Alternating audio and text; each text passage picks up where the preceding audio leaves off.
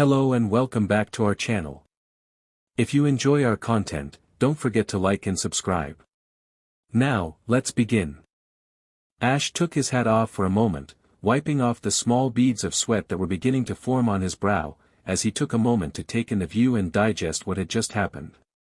After an eventful and emotional roller coaster of a morning, the day had begun to turn around when the legendary dogs, spearheaded by Suicune, who Ash had met and fought alongside in the past, had shown up in his garden. Beyond knowing that a potential gift was imminent, something which gave Ash a strong sense of excitement and dread at the same time, they had also managed to find some of his estranged Pokémon, piecing together some of his family. And now, he was watching those Pokémon interact with the others he still had with him at the moment, focusing especially on Bulbasaur, who was walking around and introducing Suicune properly to everyone, while also reminding them to have some manners, or as Bulbasaur put it, dignity, when interacting with a powerful and esteemed legendary. Suicune looked very amused, nonetheless.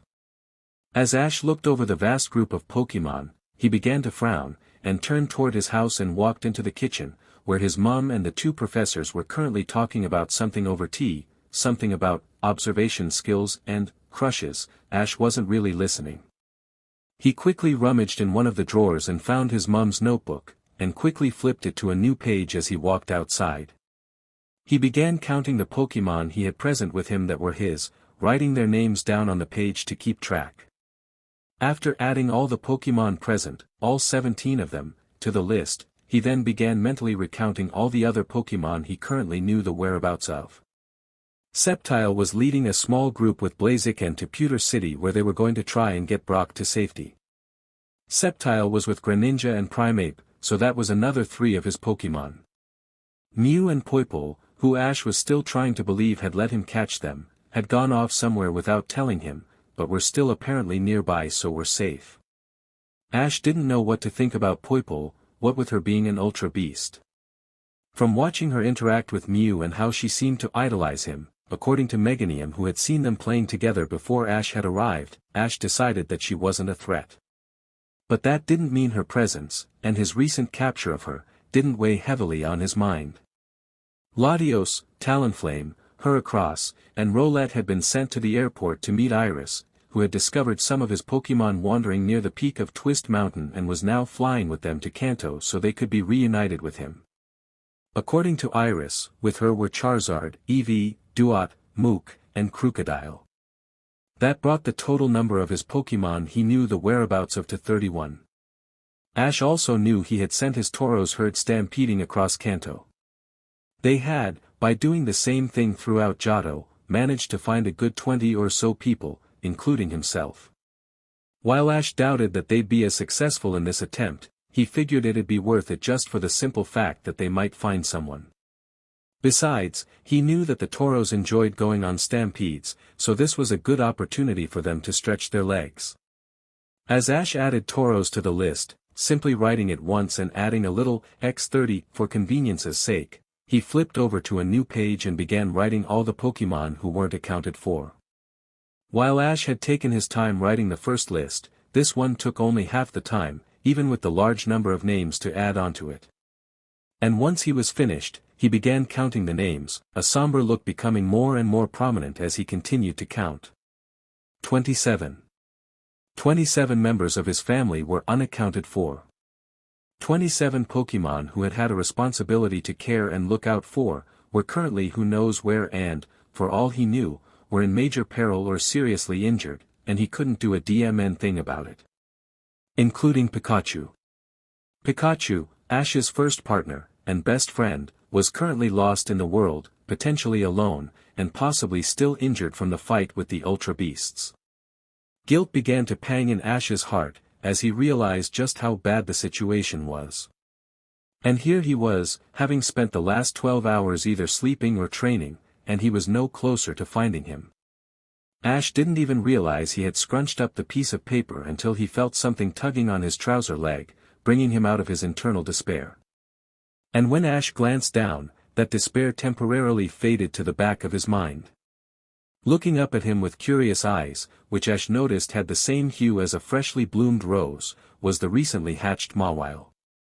She was tilting her head slightly, silently observing Ash as he began to smile at her. "Hey there, what are you doing?" Ash cooed, placing the notepad next to him as he bent down, sliding his arms under her armpits and lifting her onto his lap. With her placed onto his lap, she began to readjust herself, getting comfortable while Ash looked her over, something he neglected to do properly earlier. While he had made sure that she had hatched safely and was in good health, he hadn't really done much more. When she had hatched, they were still on the move to Pallet Town, and so he had put it off. After they had arrived, Ash had quickly made sure everyone there was alright before heading up to his room to crash out. Meaning he had inadvertently neglected to spend some proper time with Mawile. Ash frowned, frustration at himself beginning to form. Sure, there was a lot going on at the moment, all of which took up a lot of his attention. But that wasn't an excuse to neglect a recently hatched Pokémon who needed to spend time with him. Ash began to get even more frustrated with himself as his thoughts drifted to Lugia. She had only hatched yesterday herself, and while Ash had spent some more time with her, particularly after Groudon, Kyogre, and Rayquaza had left, it wasn't nearly enough. And now she was somewhere out there in the world, possibly alone. Ash shook his head, trying to dispel the negative thought. It was unlikely that she was alone, since everyone else they had found who had been teleported by Hoopa had been part of at least a small group, meaning that Lugia was almost definitely with someone, and Ash took some small level of solace in that. Looking down at Mawile again, who was now leaning into his chest, Ash could only smile sadly. "I guess I've not been doing a good job of giving you the attention you need, huh?" he asked softly. Mawile said nothing, simply leaning into his hand as he patted her head softly. "Looks like I need to make up for that then. Hopefully we can find the others while we're at it. Just say the word and we'll do our best to help." A voice cut in, causing Ash, and Mawile, to look up in mild shock. The shock for Ash though faded quickly, for standing in front of him was Bulbasaur, now alone save for the egg which he refused to leave unattended. He was looking at Ash with a small fire burning in his eyes, waiting to be unleashed should Ash command it. Ash could almost feel the heat from that gaze alone. Despite the intense look on Bulbasaur's face, Ash's face began to softly, a grateful smile which quirked slightly in the corners of his mouth forming. "Thanks, Bulbasaur, you have no idea how much I needed to hear that," Ash said, leaning forward to pat him. But as Ash reached out toward the small grass type, Mawile's second jaw sprang forward, nearly catching Bulbasaur's bulb in its vise, which was saved solely due to Bulbasaur's well-attuned reflexes. Lifting her up so she couldn't try to bite Bulbasaur again, Mawile pulled herself closer toward Ash, glaring daggers at Bulbasaur all the while. "Whoa, looks like someone needs to work on their social skills," Ash remarked with a chuckle, as he wrapped one arm around the small fairy type. While there were at least 100 things he needed to do to try and fix the predicament he was in, right now, he simply needed to be a good father figure to a, surprisingly hostile, baby Pokémon. So that's what he started to do. In the wastelands of a large asteroid, millions of miles away from Earth through the dimensional veil that existed between the Pokémon world and the Ultra Beast domain, existed a cave. From the outside, it didn't seem like much, simply a small cave opening amongst several hundred, most likely leading to nothing more than a dark interior which might shelter you from smaller rocks and meteors hitting the asteroid as it traveled through the endless reaches of space. But dare to head inside, and you'll find the entrance to a massive cavern, which went on for miles, farther than you'd think possible from such a small entrance. And within, there was a structure. Carved from the same material of the cave was an improvised building, which curved upward in a spiral. It stood tall alone in the cavern, and had long since been hollowed out by the current inhabitants. For this spiral had been claimed by the Ultra Beast resistance. Housed within the spiral was several dozen Ultra Beasts, all of whom were trying their best to try and stop the united Ultra Beast horde from declaring full-scale war on the legendary pantheon that Arceus led. And in one of the many rooms that made up the interior of the spiral base, one of the resistance leaders were speaking to two of their agents who had just returned from the Pokémon world. "You pair of useless jellyheads." Although, reprimanding was a more accurate description of the leader's current talk. We send you 3, along with a handful of well-versed warriors, to try and establish contact with the Great Defender, and possibly establish the groundworks for an alliance. We were to focus on being friendly and earning the Great Defender's goodwill, before explaining the situation to him and trying to secure his help in either dealing with the Horde, or just to generally de-escalate the situation. To prevent war. The leader, a Celesteela, ranted, pointing one of its detached stalk-like arms at the pair of Nihilego, who were both making great efforts to avoid eye contact. Instead, Celesteela continued, barely contained rage and frustration dripping off their words, you decide to go and kidnap 3 of the Great Defender's companions, and fuse with them. Something which, due to our previous interactions with humans, tends to have negative aftereffects on their physical well-being. You then lie to his face, claiming that the act was somehow necessary, before only giving him the slightest inclination of who we are and what we wanted to try and achieve. And now, because you two have been forced out of your fusions, and due to the Great Defender's champions being more astute than you initially thought, the Great Defender is now aware of your deception. Celesteela paused, trying to compose themselves before continuing, with little success, and right now, there is every possibility that the Great Defender, our one chance of stopping this entire catastrophe from unfolding, views us in the same light as the Horde, or potentially even a worse light. Have I missed anything, or have I fully accounted the full list of your failings? Celesteela, leaning in as much as possible to close the space between themselves and the Nihilego. Both Nihilego stayed as silent as the grave for a moment, leaving the background sounds of the base's activity to fill the room as awkwardness grew. After swallowing down their fear, one of the Nihilego spoke up. Well, our 3rd agent is still on the field and is still with their chosen target, currently interacting with members of the Great Defender's team as we speak. So, we still have a potential lead. Celesteela stared blankly at the Nihilego, biting their lower lip in mild contemplation before simply closing their eyes in acceptance. Well, at least your information is accurate. Tell me, which companion did your comrade forcefully take into their own form? Nihilego gulped, or at least to the most extent that a jellyfish-reminiscent ultra beast could gulp, as Celesteela's glare bore into them, and simply carried on, trying to not lose their composure in front of their commanding officer. Serena, the older female companion that the Great Defender traveled with throughout the region known in the Pokémon world as Kalos. She was designated as a good piece to secure due to her being the one to come closest to being what humans would refer to as a partner. Current situation of Serena, as well as our fellow agent, is currently unknown.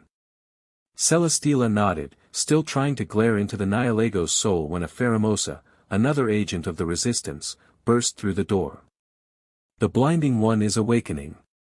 They're gaining consciousness as we speak. Celesteela quickly rounded on the newcomer, the 2 Nihilego temporarily forgotten as panic began to set in. Then what are you waiting for? Celesteela yelled, begin preparing for containment.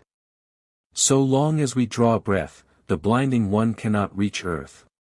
Luzaman winced as she placed another ice pack onto her head, having just replaced the last one which had melted. After being hit in the head with some form of metal box, Luzaman had been having a killer headache. It seemed to throb in response to the smallest of noises, and since her interaction with the intruding Pokémon, there had been a lot of noises. Most of them from her incompetent workers. Despite being in a literal island base, with security guards scattered across the place to ensure every part of the facility was kept secure from any possible thieves or intruders, somehow a small group of bizarre Pokémon managed to not only sneak into her base but had managed to do literally everything possible to ruin her life. They had freed their captives who would have provided information on the Ultra Beast incursion that had happened this morning. They had allowed her Ultra Beast, her first live specimen, to escape her grasp. And they had rescued the legendary Hoopa, who would have opened up endless possibilities into teleportation technology, leaving her with nothing for all her efforts, save a possible concussion. And now she had just dealt with Faba having a panic attack about their secret research being exposed to the general public and the international police for the past few hours, driving her to her wits' end. So now, she was sitting in her office, trying to calm herself so she didn't just scream into the quiet room out of pure frustration. However, As she leaned back to stare blankly at the ceiling, she noticed a familiar sound begin to come to life in her room. Her computers and monitor, which currently had been sitting idly on her desk, were beginning to start themselves out, their constant humming filling the room with constant background noise. Her curiosity piqued, she looked down at her screens, wondering how they had managed to turn themselves on. While it was possible to turn them on remotely, as would be expected from the quality technology that her foundation used, there had been nothing to trigger them into starting up. So why were they on? Before she could reach down to unplug the infernal thing, a symbol appeared on her triple monitor setup, a symbol appeared on the screens. It wasn't an extravagant symbol by any means, but it was a recognizable one, and one that made the hairs on Luzaman's arms stand up as she looked at the lone letter which made up the symbol. On her screens was a blank background, with a single red R dominating each screen. The middle screen then began to fade out, being replaced with a video feed, and bringing her face to face, virtually, with one of the world's top criminal masterminds. Giovanni. Luzaman greeted, her tone not betray the sense of unease she felt at being contacted by the dreaded team boss. Miss Luzaman, Giovanni returned with a slight curtsy, smiling politely as he leaned back in his chair. My apologies for contacting you in this way, but I'm sure you understand that I must have plausible deniability of this conversation ever happening, and this was the only way to secure that deniability. Luzaman squinted at him, removing the ice pack from her head and placing it next to her monitors. And why exactly would you need to be able to deny this conversation? I'm not on the International Police's most wanted list, so I must wonder what need you have to cover your tracks. Giovanni smiled at Luzaman, nodding slowly at her, almost condescendingly as his smile grew wider. An astute observation, Miss Luzaman. I can see why you've been able to get where you are now. However, what I'm about to say is highly confidential, and the ability to erase any information about this endeavor if you choose to not humor me is paramount to my success. So, will you hear me out?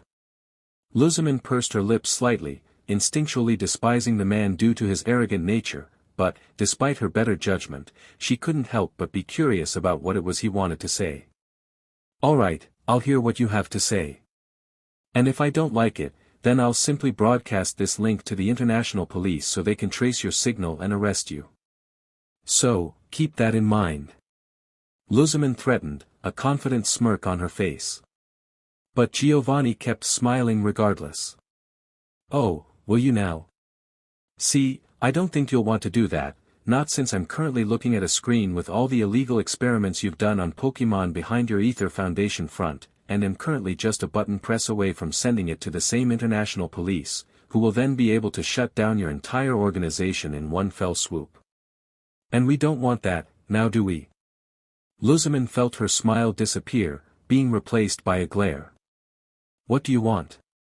Well, I understand that you're a researcher at heart, and are interested in these Ultra Beast creatures. The information you've already gathered is incredibly fascinating, and I'm interested in pledging some of my resources into furthering this research. Luzaman felt her frown turn into a confused brow furrow, as she looked at the experienced businessman who was interested in supporting her illegal experiments. I'm surprised you're interested in the Ultra Beasts, if I'm being honest. Team Rocket don't seem like the bunch to have any interest in science and research. Just money. Giovanni nodded, this time with no condescension and with total agreeance, as he looked off to the side. True, my organization mainly focuses on financial gain. It is the true power in this world after all.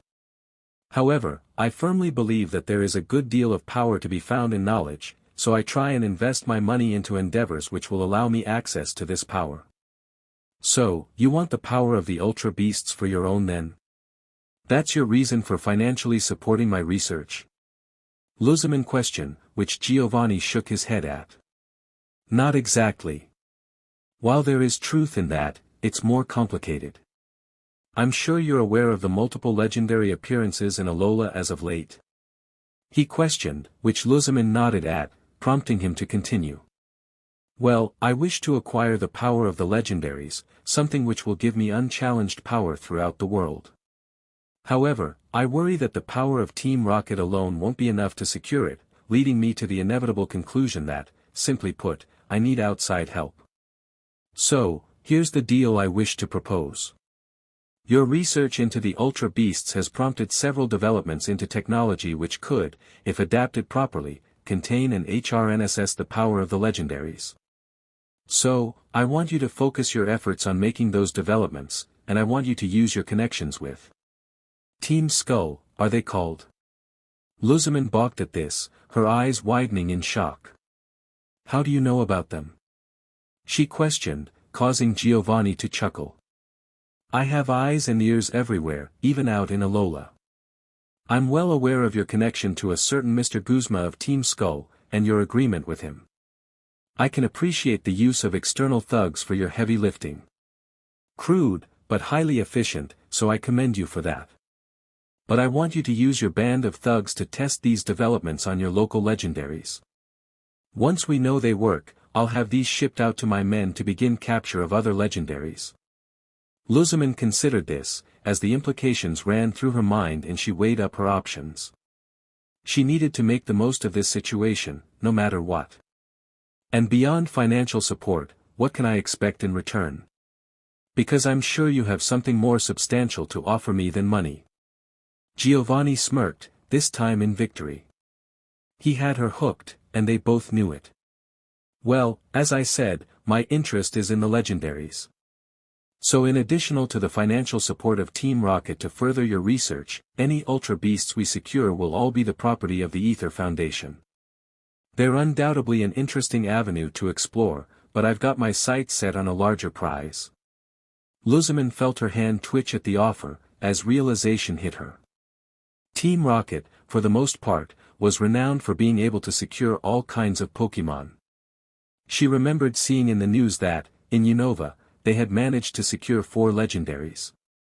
While they were undoubtedly terrible people, they were good at what they did. And she could use that to get a large number of appealing Ultra Beasts for her collection. Giovanni leant forward in his seat, his smile now akin to a Cheshire cat. So do we have a deal? Luzman didn't hesitate to agree, much to Giovanni's satisfaction. Welcome to Team Rainbow Rocket, I'm confident that we're going to achieve great things together.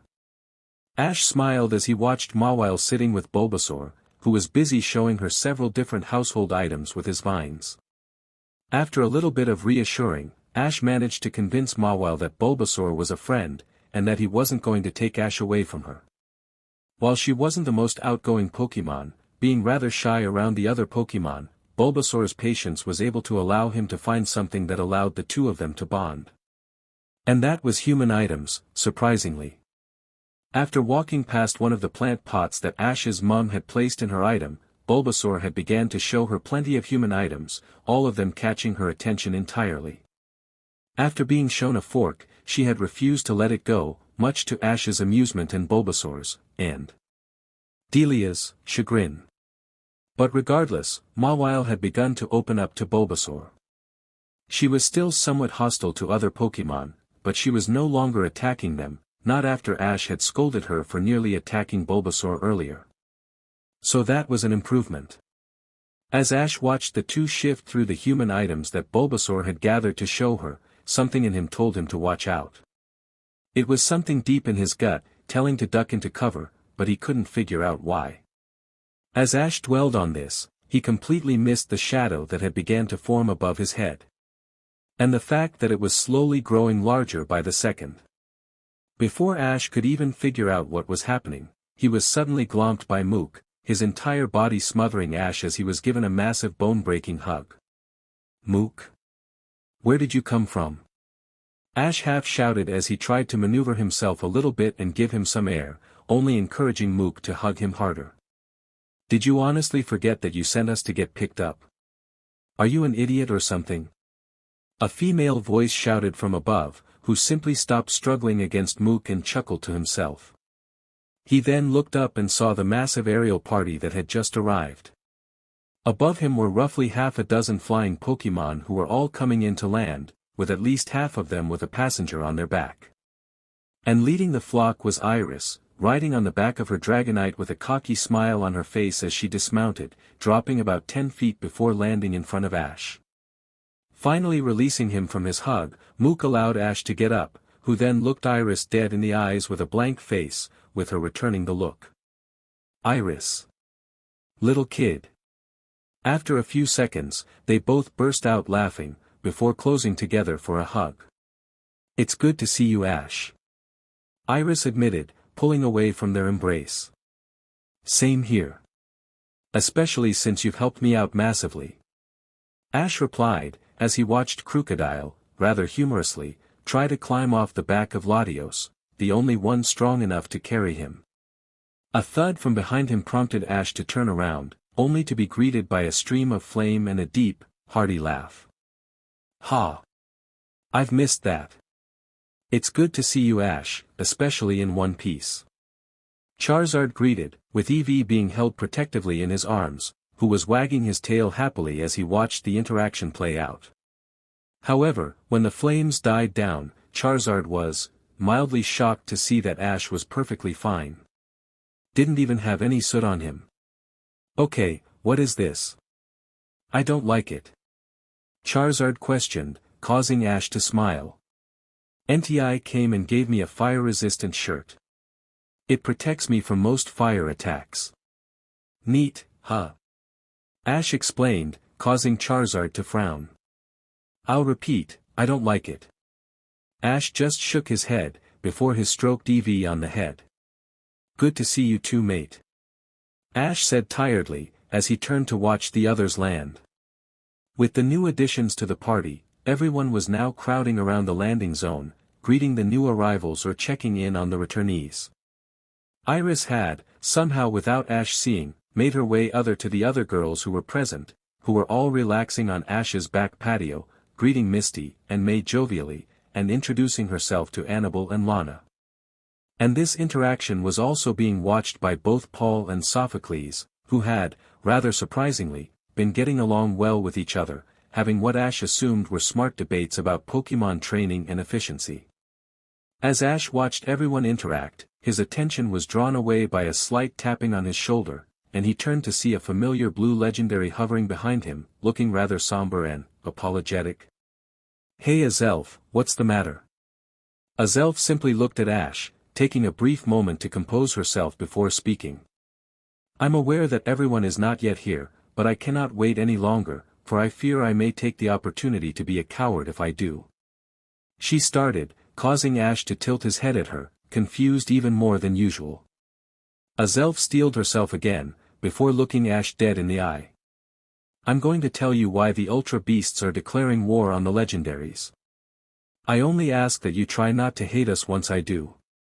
Lana sighed as she wrapped her arms around Poplio tightly, losing herself to her thoughts while the other girls all engaged in conversation. From what she had overheard, the new girl with the outrageous hair, which even had an Axu and Gibble who seemed to live in it, was called Iris, and was a dragon specialist in training who hailed from Unova.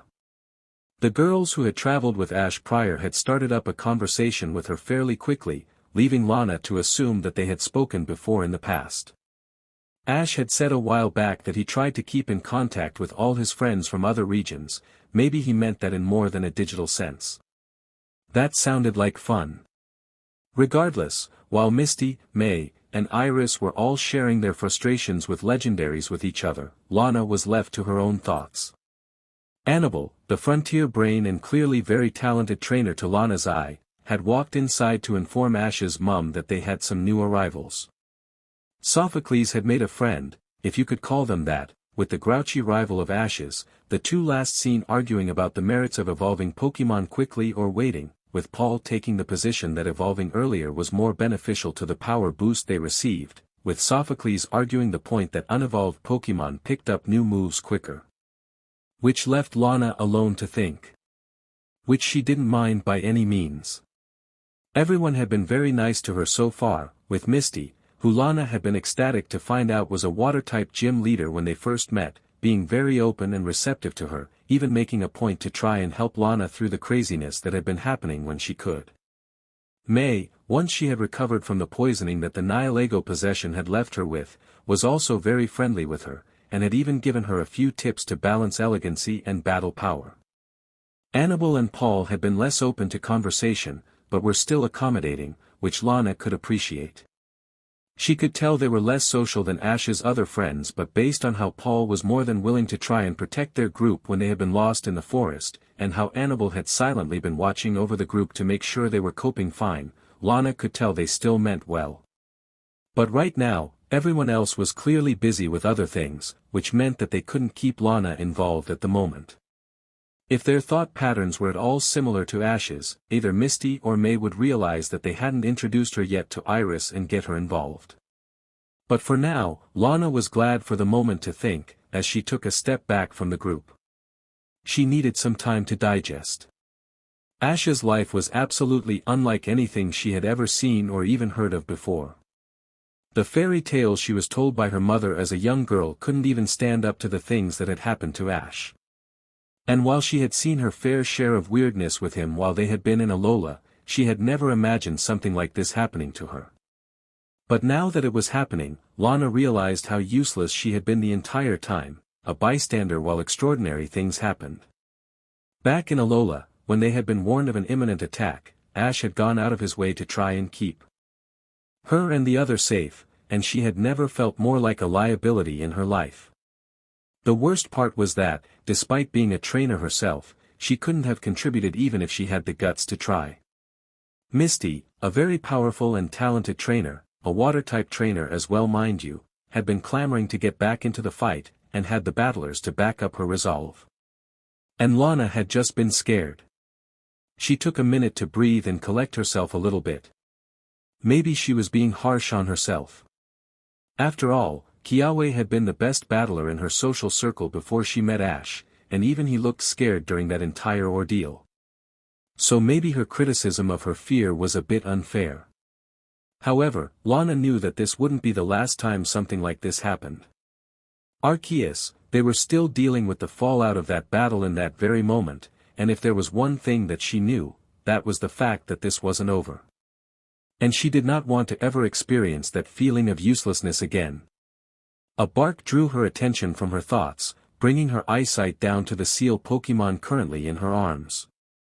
And based on the fire that was currently burning in her eyes, she was currently thinking the same thing.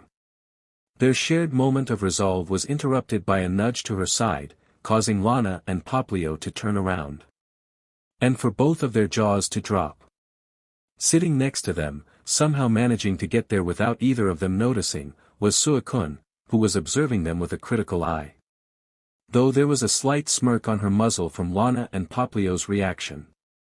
Lana tried to say something, but found her voice lost to her shock, leaving her to make a few strangled noises in front of the water legendary. Which seemed to be what broke the dam and caused the legendary beast to break out in laughter. Apologies, I don't mean laugh at you. It's just highly amusing to me how you humans react to my presence. Having 3 people faint due to my capture is a memory which will continuously warm my opinion of humans. Suicune explained, her laugh slowly dying down to a chuckle before managing to compose herself entirely, taking on a serious look again. But as to why I am here, I couldn't help but notice your moment of reflection, and was curious to see if there was anything I could do to be of assistance. A friend of Ash's is a friend of mine, especially if they understand which type is truly the best one. Suicune carried on, winking at the end, which caused Lana to nervously chuckle. Thank you, I appreciate that, but I'm not sure if you can help me.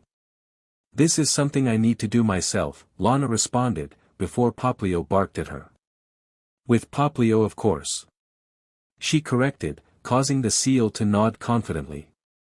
Suicune looked at the two for a moment, before looking Lana dead in the eye, appraising her momentarily before nodding. I respect your determination, especially when it comes to the longing to better yourself, be it as a person or as a trainer, Suicune started, causing both Lana and Poplio to stare at her in shock, wondering how she was able to figure out their inner turmoil so quickly, but remember this, you do not need to fight your battles alone. Ash understands this, which is why he makes a point of trying to get involved with his Pokémon. So that they never fight alone, physically or mentally. So, fuel the fires of your determination. Use it to push yourself further than you think possible, but don't do it alone. Suicune then turned her gaze onto Poplio, the small seal almost yelping from the intensity of the legendary's gaze. As for I can see the potential within. The potential with which you could be a powerful combatant and worthy ally. And with it, I see the unrelenting resolve of the ocean, to protect your trainer and partner from the dangers of the world which would do its best to harm her. Use it, and remember, that you have the capacity to be more. Poplio stared up at the legendary, her eyes sparkling with admiration. Setting her face with a determined scowl, the seal nodded, before a bright glow began to emit from her body, causing her trainer to gasp. Her body began to grow, her tail becoming even longer and thicker with muscle, and her flippers became larger and more defined. The ruffle around her neck began to grow, and 2 new ones began to form, all while her ears began to lengthen and segment. When the glow dissipated, Poplio had become an all-new Pokémon. A fact which filled her trainer with joy. Poplio. You evolved into Bryon. Lana shouted excitedly, tightly squeezing the larger seal while spinning around on the spot, all with a bemused Suicune watching the spectacle. So begins their transformation into a masterful trainer. May your journey be filled with success and happiness. Suicune muttered to herself, before she found her gaze being drawn to her new trainer, who was walking toward them with a sheepish-looking Azelf behind him. Which was an odd sight, since Suicune couldn't, in her experiences with the ancient legendary, think of an instance where the legendary looked sheepish. Come inside Suicune, Ash started, a trace of confusion in his tone. Azelf has something she needs to explain to us. Pikachu stretched his arms behind his back as he yawned, relishing in the slight tightness that the action gave his muscles. It was just past midday in Altamari, and Pikachu and his companions were finally ready to move. They had gotten up early that morning and had begun preparations to travel. They didn't know where Ash, or any of their companions were in the world, but they knew that it was possible to find each other.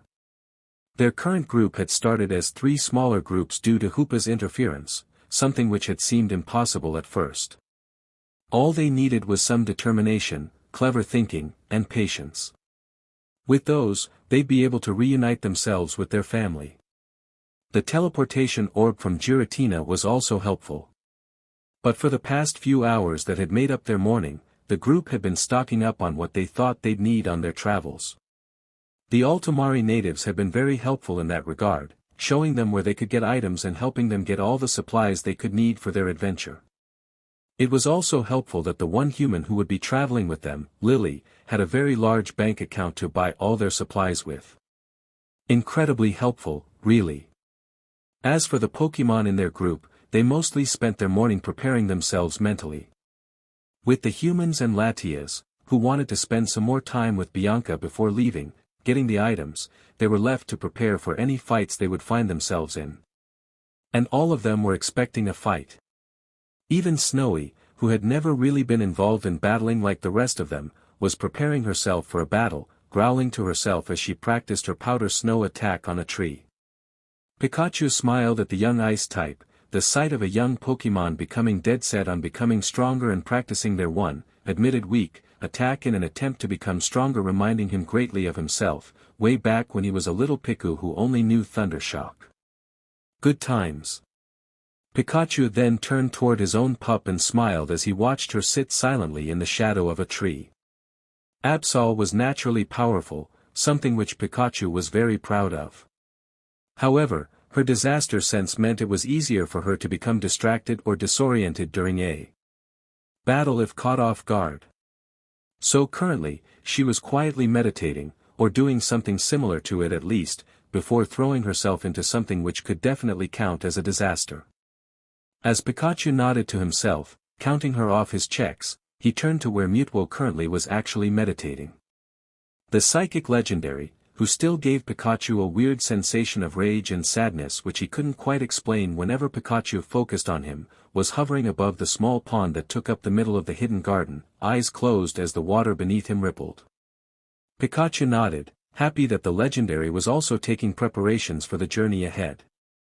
He had been worried at first that the legendary was going to be arrogant, assuming that his power alone would be enough, and that prior preparation would be unnecessary. It was reassuring to know that even a legendary was taking their situation seriously. Pikachu then quickly did a head count, seeing who was in the garden and making a minor note in the back of his mind what each was doing. Not including himself and the 3 Pokémon he had already checked, there were 8 Pokémon in the garden. Some of them, like Torkoal and Lapras, were resting, conserving energy for the potentially long journey ahead. Others, like Bizel, Lycanroc, Kingler, and Totodile, were all warming up either by stretching like Pikachu or practicing their moves like Snowy. And finally, Steenie and Espion, the ones still adjusting to the situation, were conversing, enjoying the moment of calm while it lasted. Pikachu noted that Latias still wasn't in the garden, then realized that she was probably still with Bianca and Lily, loading up their supplies. Just as he thought that, the door to Lorenzo's house swung open, catching Pikachu's attention as she stepped out into the garden. But she wasn't wearing the same outfit as she was yesterday. Gone was the dress and hat that normally wore, and in its place an outfit a lot more reminiscent of a trainer. She was wearing a short-sleeved white jumper, and a short white skirt, both of which were much more practical for the adventure going forward, Pikachu noted with pride. She was carrying a backpack, which sagged heavily on her back, presumably due to the large number of supplies currently in it. And, Pikachu noticed with a smile, her eyes had never looked more alive, dead set with determination and vigor. She was ready. As she walked out, followed by Latias, who had just finished her extended and emotional goodbye with Bianca and Lorenzo, Snowy ran over to her, nudging her in the leg, prompting Lily to pick Snowy up. Their eyes shared the same steely-eyed determination, and they looked ready for whatever was going to be thrown at them. Good. Pikachu thought to himself, as they walked over to the group.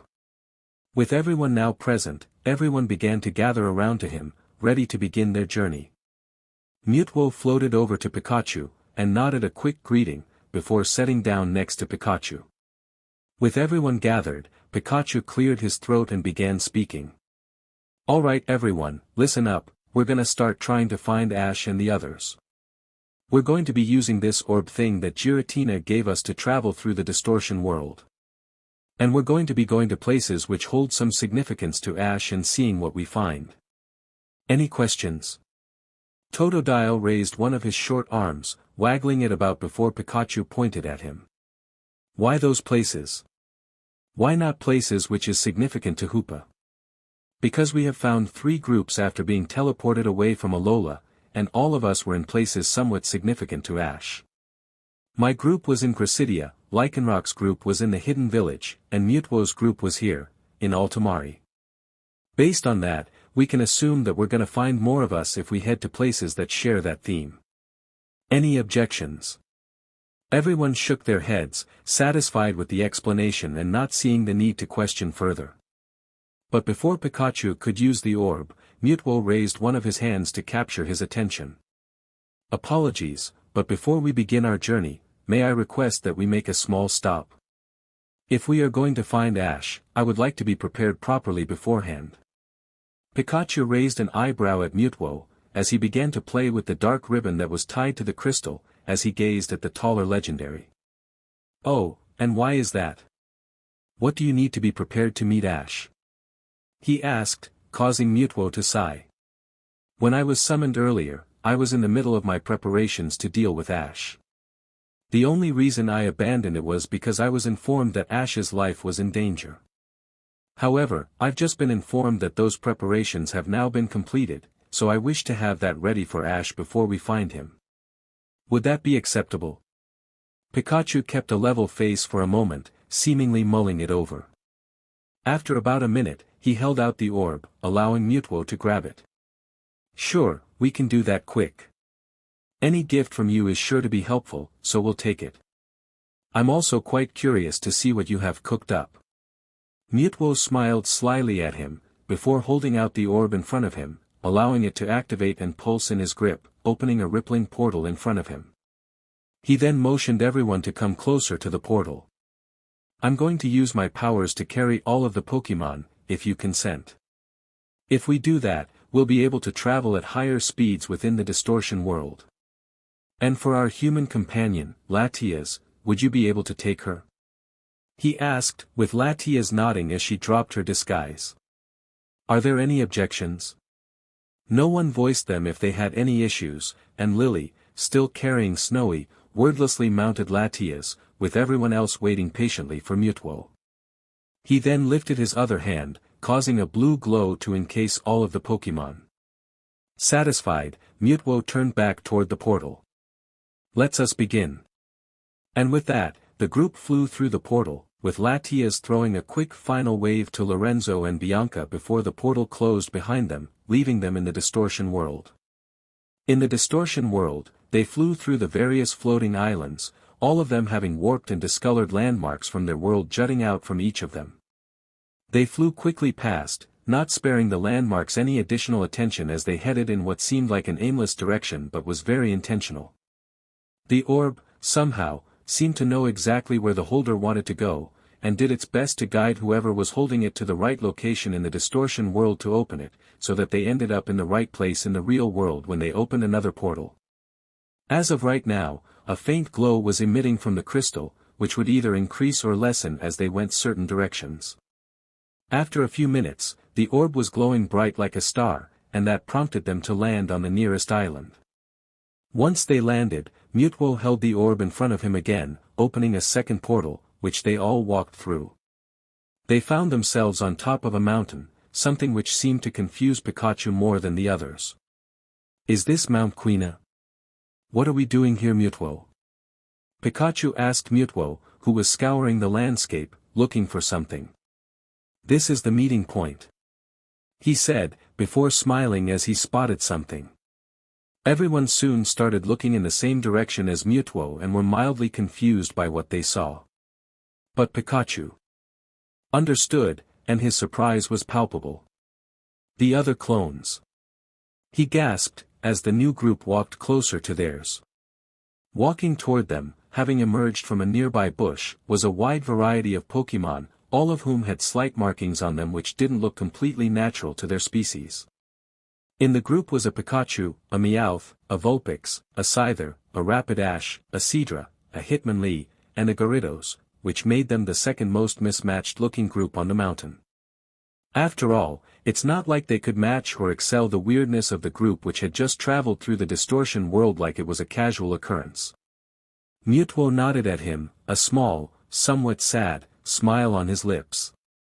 Indeed, or at least those who were interested in my offer. It occurred to me that Ash accepted us, despite our nature as clones, with no issue last time we met. So, I spoke to all of those who used to live here and offered them an opportunity. Most declined, having set up their own lives in the wild, a choice I can respect. These 8 in front of us are those who were interested, and we agreed to meet here after I psychically communicated with them this morning. Pikachu shot Mutwo a confused look, his tail twitching slightly as his mind hyper-focused on what Mutwo just said. And what was this offer? Mutwo just smiled, not looking at him as he continued watching the group, who were now only a few feet away. Seeing that Mutwo wasn't going to answer, the Pikachu in the clone group opted to answer. He offered us the chance to join Ash's team. Is that alright? He asked hesitantly, looking nervously at the other electric type looked him over appraisingly. After a few seconds, and a quick smirk at Mutwo, he smiled at the clone, holding a paw out. Welcome to the team.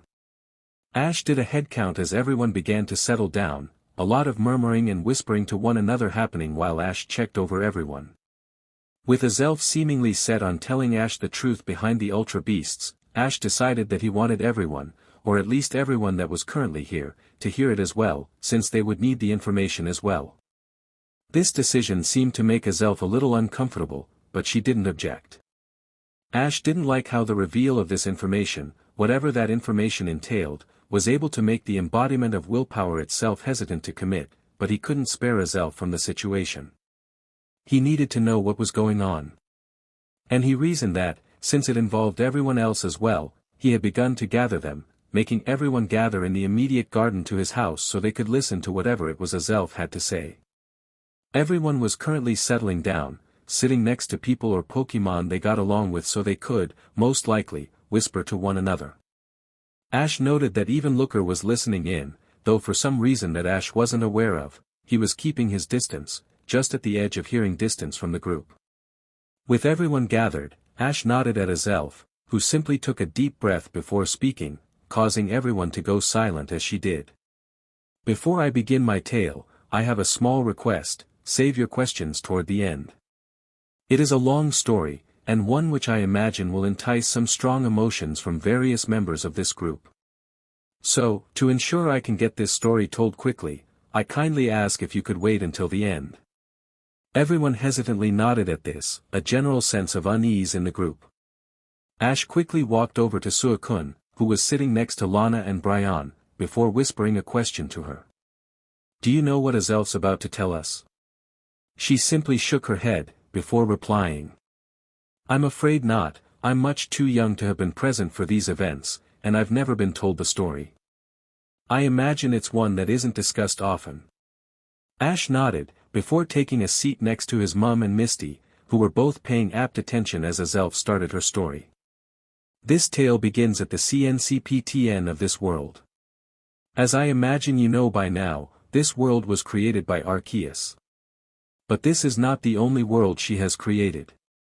In fact, this isn't even the first world she's formed. It was the second.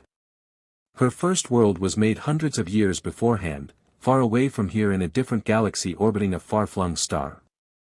This world was the home of the Ultra Beasts.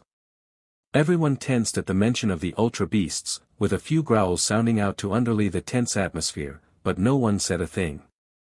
The Ultra Beasts are, from a technical standpoint, also Pokémon.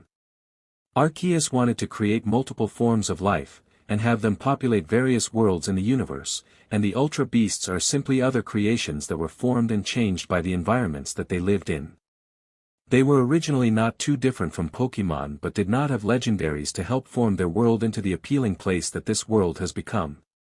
Regardless, they thrived, and were content with their lives. However, unlike this world, theirs was inherently in danger, due to the positioning of their world.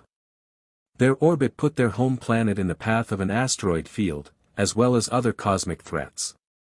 The Ultra Beasts feared that this would lead to their world's destruction, and begged Arceus to do something, and she did. Everyone shared a similar look to one another, the last statement catching their interest. Arceus actually did something. Ignoring their looks of confusion, Azelf pushed on. While this was happening, Arceus was creating the various legendaries for this world, in order to keep balance. This world was originally quite unhospitable, and she wanted to morph it into something appealing, leading to our creation. As she perfected this world, the Ultra Beasts begged her to assist them in some way. At that point in time, she had just finished creating the Alola Region, and its legendaries, including the Light Trio. Azelf then paused, closing her eyes in what seemed to be frustration, before picking up her story again. The Light Trio were very powerful, but out of the three, there was one who was clearly strongest, Necrozma. Everyone began to whisper to each other, and Ash couldn't help but notice how Azelf seemed to be silently infuriated by the mere mention of the name, even taking a minute to compose herself before continuing. As the strongest of the three, and capable of fighting in space, Arceus commanded Necrozma to travel to their world, and to destroy the asteroid field to a large extent so that it would never threaten the Ultra Beast's world again. Necrozma complied, and after traveling to the Ultra Beast's world, they completed their task, destroying scores of asteroids and saving their world from destruction. Everyone muttered in confusion, with the same question being asked: why did they hate Arceus if she helped them like they asked? But there was something that Arceus didn't realize, Azelf continued, and that was the effect of a foreign sun on Necrozma. The Light Trio all HRNSS the power of light in one way or another, making our sun a natural reserve of power for them. They take the light within themselves and manipulate it as they need, with Necrozma being no exception. However, the foreign sun seemed to have affected Necrozma, and the continued exposure while destroying the asteroid field caused it to absorb excess amounts of light. With so much energy coursing through it, it corrupted Necrozma, clouding their mind and turning them into a power-mad entity. It became obsessed with light and destroyed any who it deemed a threat to its light. And in a haze of anger, decided the Ultra Beasts fell into this category. Realization began to dawn on the group, the silence becoming somber as they all pieced together what happened next. Necrozma destroyed their world. Completely and utterly. All that was left was a scorched landscape, and a beaten species. The Ultra Beasts were forced to confront Necrozma with everything they had, and after a costly battle, succeeded in laying it low. After being heavily wounded, Necrozma fled into deep space, before entering hibernation. We haven't heard from Necrozma since. Ash raised a hand, causing Azelf to sigh. What is it, Ash? She asked tiredly, while Ash rubbed his hands together. Well, I'm just wondering, why does that make them hate Arceus? I get why they would be mad, but surely Arceus would have done something to help fix it, right? Azelf shook her head, a lone tear being shed. I wish it were so simple. And had the scenario been different, maybe it would have been. But at the time of this happening, Arceus was hit by the meteor, the act which she only survived thanks to Deimos. Azelf explained, as Ash nodded, as his thoughts drifted back to when he first found out about that event.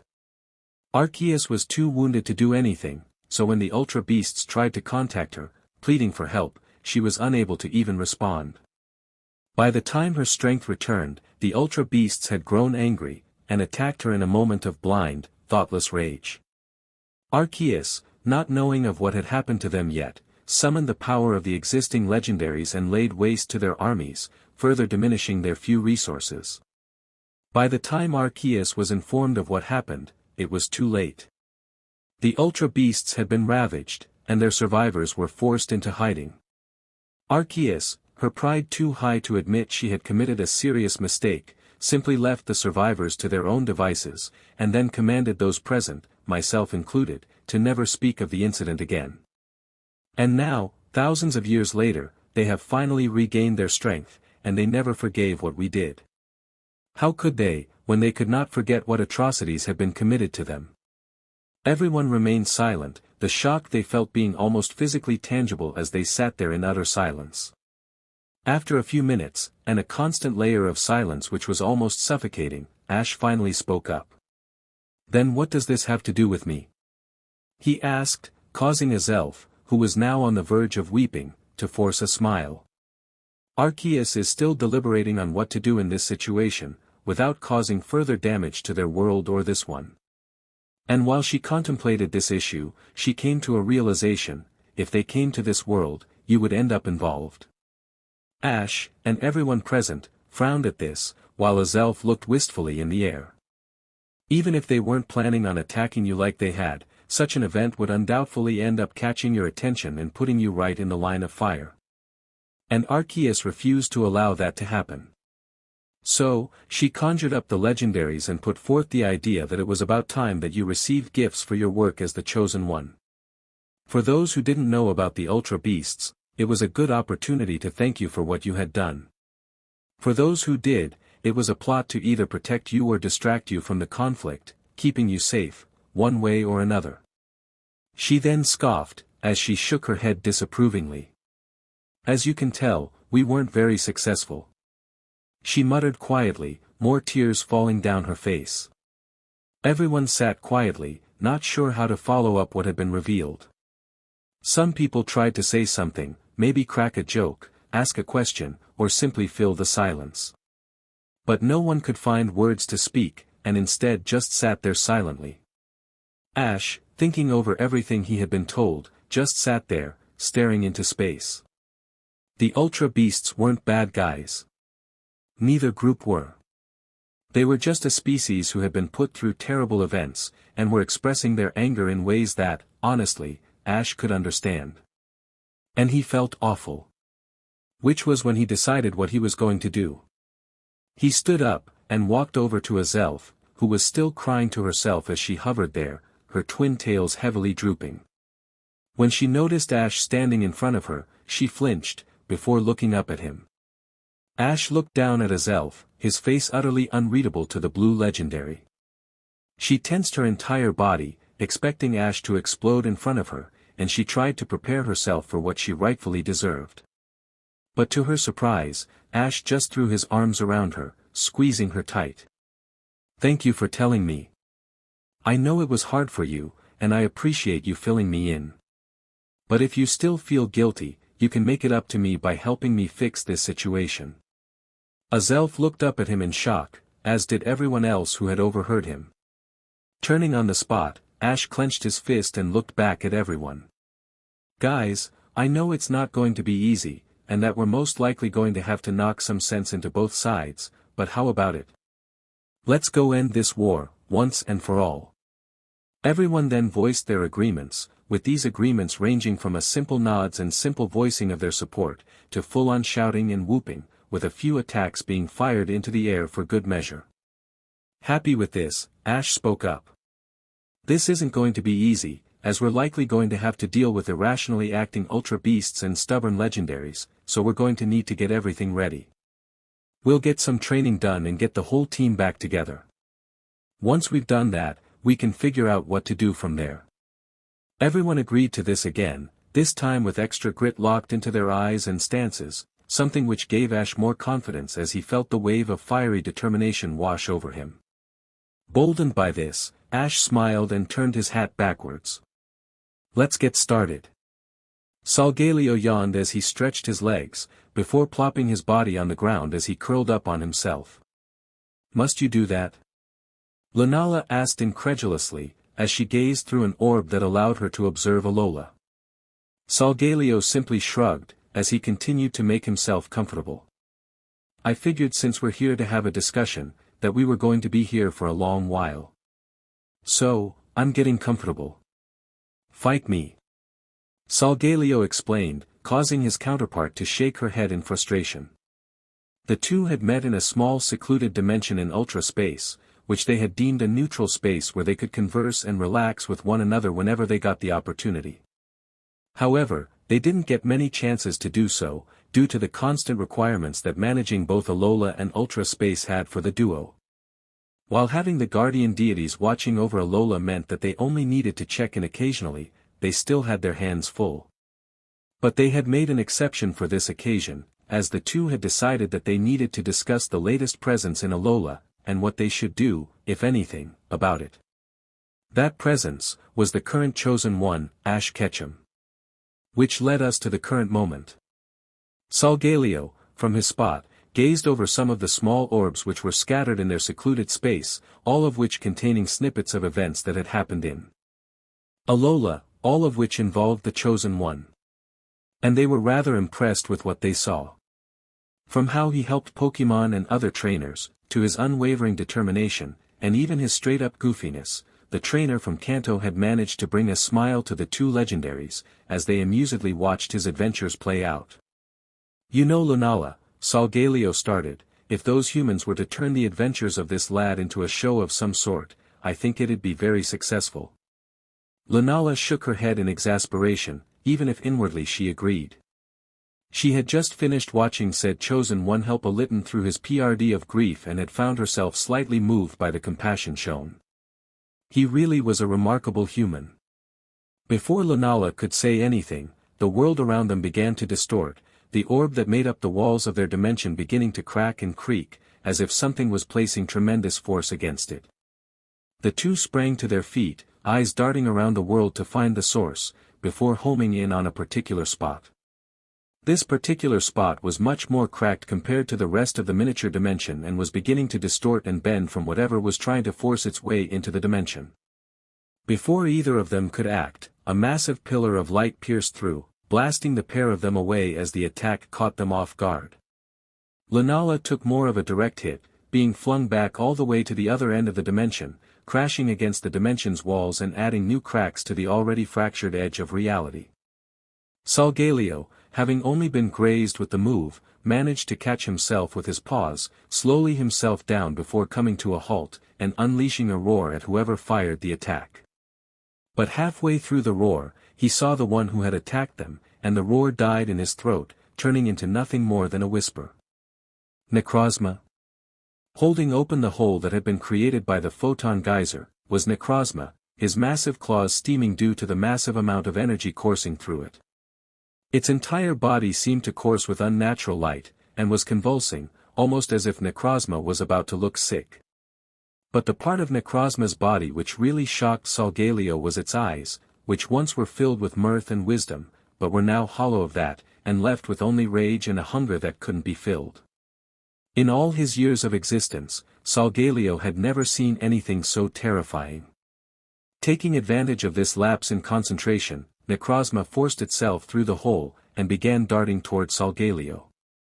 Solgaleo managed to catch himself before Necrozma closed the distance, steeling himself and charging up an attack.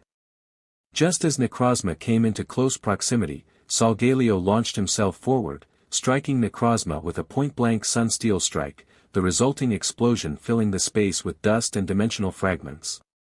Landing on his paws, Solgaleo prepared himself for another attack, this time gearing up a crunch attack to use on the psychic legendary.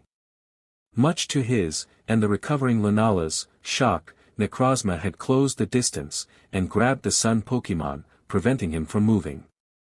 Before either of the two sane legendaries could react, Necrozma began drawing power from Solgaleo, the light energy they all harnessed being pulled from his body. After a few seconds of doing this, Necrozma's body suddenly began to dissipate, leaving only the prism that made up its core as the only solid item, before the dark energy that the rest of its body had turned into began to swirl around Solgaleo. As he roared in pain, the energy began to reform as parts of Necrozma's body. But now, these body parts were forming around Solgaleo, adding extra layers of crystalline armor to his body. After a few excruciating moments of bonding together, Necrozma's prism floated down to Solgaleo's head, which merged together once more. Lunala stared in horror, as she looked at the abomination which stood in its place. It was clearly Solgaleo, but with Necrozma wrapped around it, refusing to let go. The new creature stood there silently for a moment, before turning to gaze at Lunala. And Lunala saw its eyes, the same eyes which momentarily put fear in her counterpart's heart and was currently sending chills down her spine. The same crazed, enraged, hungry eyes that Necrozma had were now on Solgaleo's body. And they were focused on her. Knowing she was outmatched, Lunala turned, opening a portal into ultra space and fleeing. Necrozma was more than a match for either of them as it was, but after having absorbed Solgaleo, she needed help, and she knew the guardian deities would be able to assist her in defeating this fusion and freeing her counterpart. If she could get to Alola. An ear-splitting shriek sounded out, reverberating around the ultra space, causing Lunala to glance behind her. And she saw that Necrozma/Solgaleo was now in hot pursuit, and extremely worryingly, it was gaining. Lunala forced herself forward even faster, doing her best to go as fast as she could go. She needed to get to Alola before Necrozma/Solgaleo could get to her. Not just for her survival, but potentially, for all of Alola. Necrozma/Solgaleo shrieked again, and Lunala realized that she was thinking too small. If Necrozma/Solgaleo got her, the whole world was at stake. May took a small sip of the tea that had just been handed to her by Delia, savoring the warm sensation that it brought as it traveled throughout her body. She then cradled the cup in her hands as she took a moment to let the warmth wash over her. Delia, smiling at May as she slowly drank her tea, then went over to Misty and handed her a cup as well, before moving on to the next person. After a few minutes, she had managed to give out a cup of tea to each of the near dozen people all currently sitting in her garden, including the solitary, but apparently grateful for the tea, looker. Looking at the group, May couldn't help but muse on how much things had changed for her in the last few years of her life. Since getting her first Pokémon and meeting Ash. Ever since that moment, her life had ceased being normal, and nothing highlighted that like the company she was currently in. As of this moment, she was currently sitting around a garden table with a Kanto gym leader, a frontier brain, a top-ranking league participant, an up-and-coming dragon tamer, a socially awkward and excitable genius, and a potential-filled water trainer, who were all sitting across from two world-renowned Pokémon professors who were sitting on the nearby back porch of the house, with a, seemingly, agitated international police officer standing on the opposite end of the garden with one of the kindest woman May had ever met besides her own mother going to and from everyone to make sure they were all content. And they were all currently watching their mutual friend training in the nearby field with his wide array of Pokémon, which included what she rationalized as godly embodiments of the world. And somehow, this wasn't one of the weirdest moments in her life. Barely cracked her top 10. Which was bizarre enough in and of itself. But regardless, she just continued to take small sips at her tea while everyone else talked, sharing their strange experiences to those that hadn't heard it before or catching up with those they hadn't seen in a while. While normally she didn't care much for tea, preferring colder drinks, the warm sensation it gave her was a nice counterbalance to the cold flashes she was getting, a side effect of the poison from Nihilego. Which reminded her, she had spent the better portion of yesterday, or at least, it was yesterday, before she ended up being sent through time by Shalebi, which had just confused her if she was being honest, inside some alien-like Pokémon called Ultra Beasts being used as a puppet to try and manipulate one of her best friends. That broke into her top 10. May was brought out from her musings when Misty, who had been making a point of staying near her ever since their two groups had merged together to keep an eye on her, nudged her with an elbow. When May looked over to her, she gestured to the table spot in front of her, and, to May's utter elation, there was food. A massive pile of pasta, with lots of sauce, vegetables, and meat mixed together in it. It was appealing. May looked up at Delia with a massive smile plastered on her face and tears lingering in the corner of her eyes, with Delia just returning the smile with a nod before placing down another plate in front of Misty. "You all need to eat, you look like you've had a hectic day, and nothing helps with tiredness than a plate of good food," she explained, before returning to the kitchen to get more plates. But before she stepped through the door, she turned back to the assembled group. "And that reminds me, you should let your Pokémon out of their ball.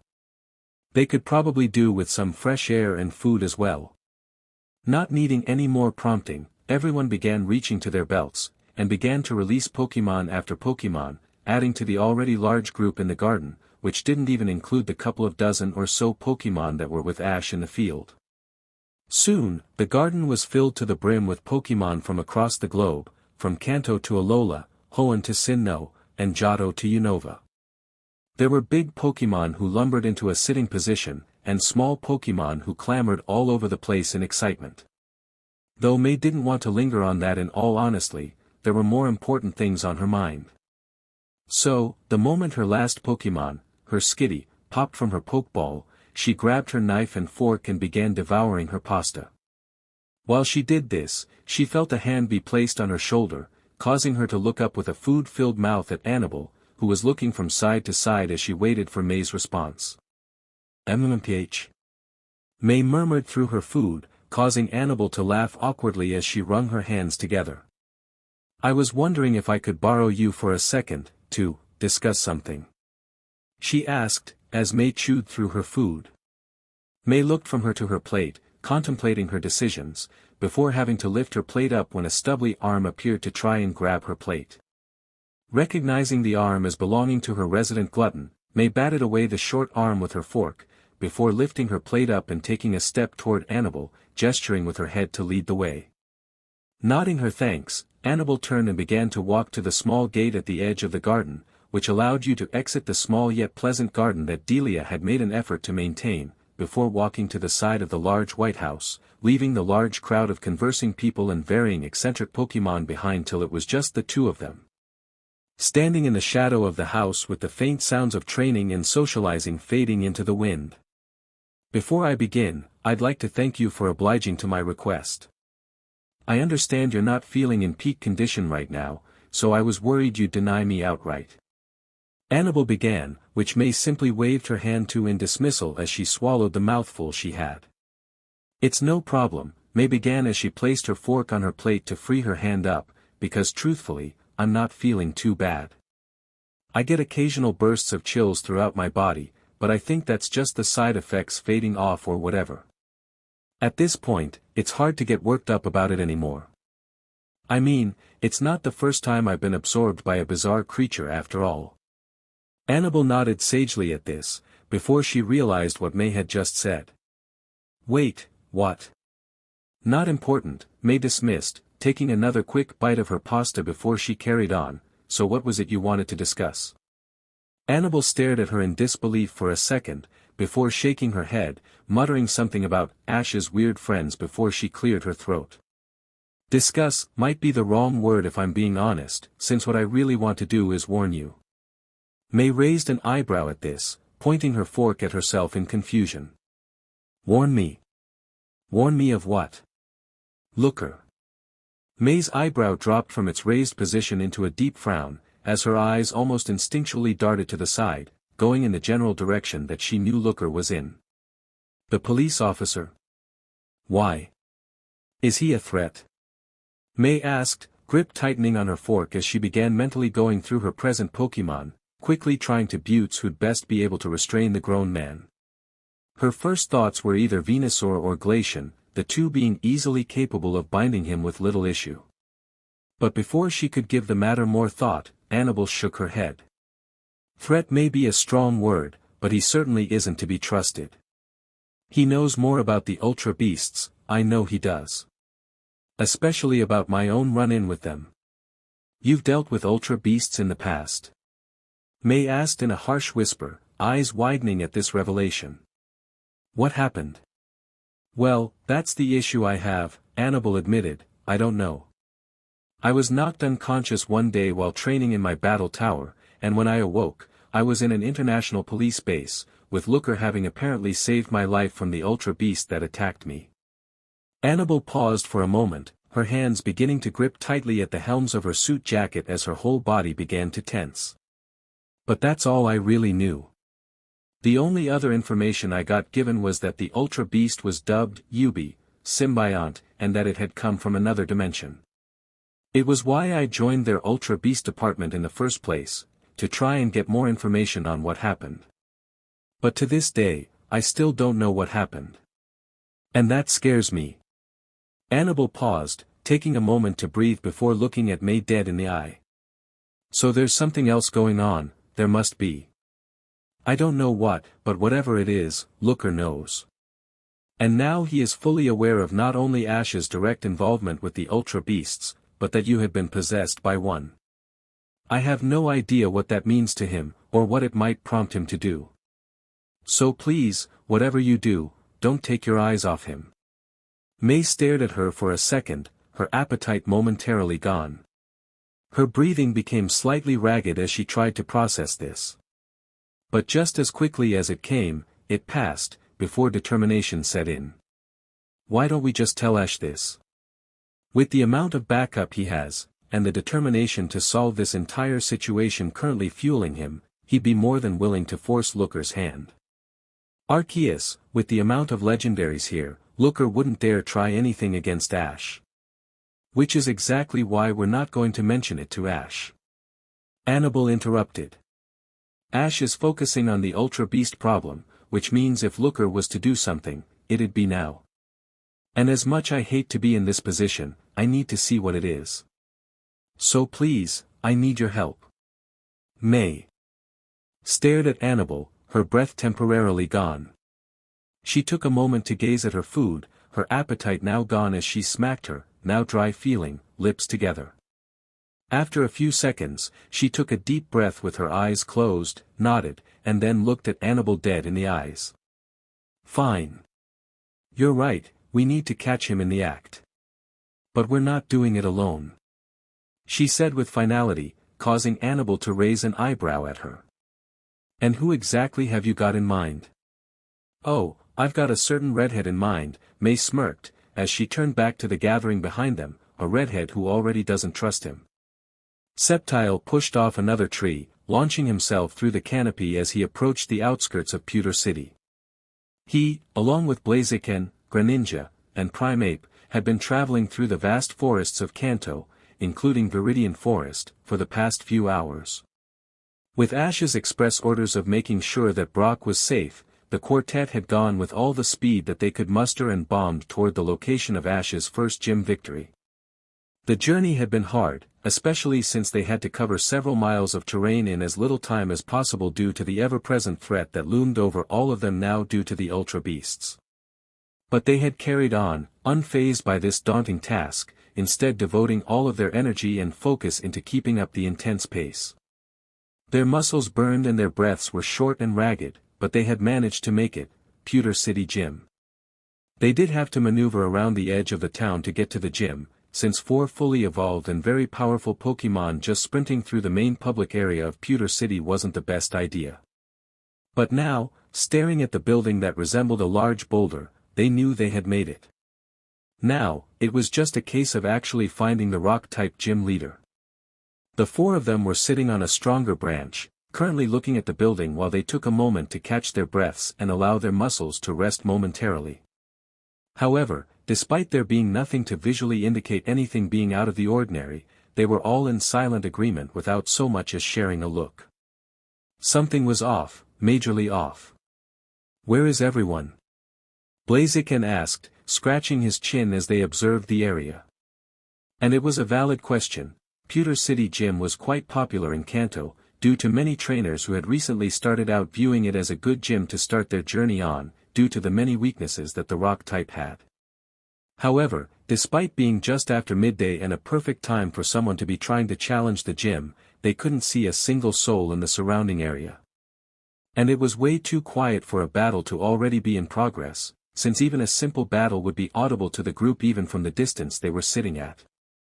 And that left the inevitable question, where was everyone? Not wanting to waste time on questions they all knew they had, the group decided to act. Primeape slapped Blaziken lightly on his chest, before pointing at the main door. He then gestured to Sceptile and Greninja, pointing at the roof. Everyone nodded, hopping off the branch and then running forward the gym. As they closed the distance, Greninja and Sceptile leapt up toward the roof, quickly clawing their way up the sheer surface and finding themselves on a flat plane as they reached the top. Sceptile then spotted an air duct with steam coming out of it, and then waved at Greninja, before signaling that they were going to use the vent. Nodding, Greninja joined Sceptile at the vent, as Sceptile used his leaf blades to slice open the cover and dive into the vent, with the pair of them quickly, but quietly, making their way down to a lower level of the ventilation system to see what the situation was. And it wasn't good. In the main arena area of the gym, stood Brock, arms crossed, and an annoyed grimace etched onto his face. And standing on the field in front of him with various Pokémon backing them up, were a half-dozen individuals in what seemed to be white outfits, almost like a practical sci-fi uniform. And they were all engaged in a shouting match. "We will not ask you again. You will come with us to Ether Paradise, no objections, and you will do so without causing any issues for us. Am I clear?" The closest white-clothed individual to Brock shouted, which barely caused Brock to so much as flinch. "Oh, I understand you perfectly. And you better understand that you can't force me to leave my gym. So I'm going to have to ask you to leave, or I'll be forced to make you leave. Do I make myself clear?" Brock responded in a deadpan voice, causing the white-clothed man to laugh. "Do you honestly believe that you can take on all of us? There's 6 of us, each with 3 Pokémon each. Even if you had a full team, you'd still be outnumbered 3-1. So how does that factor in?" Brock, in response, only smirked, unfolding his arms to reveal that he had a Pokeball already gripped in his hand. With no further prompt, he threw the ball into the air, which popped open to release the beam of white energy. It pooled in front of Brock, growing in size till it towered over everyone there, and when the energy finally dissipated, standing tall in all his glory, was Brock's Steelix. The white-clothed man stood there in shock, his mouth opening and closing in shock at the sight of the massive Pokémon.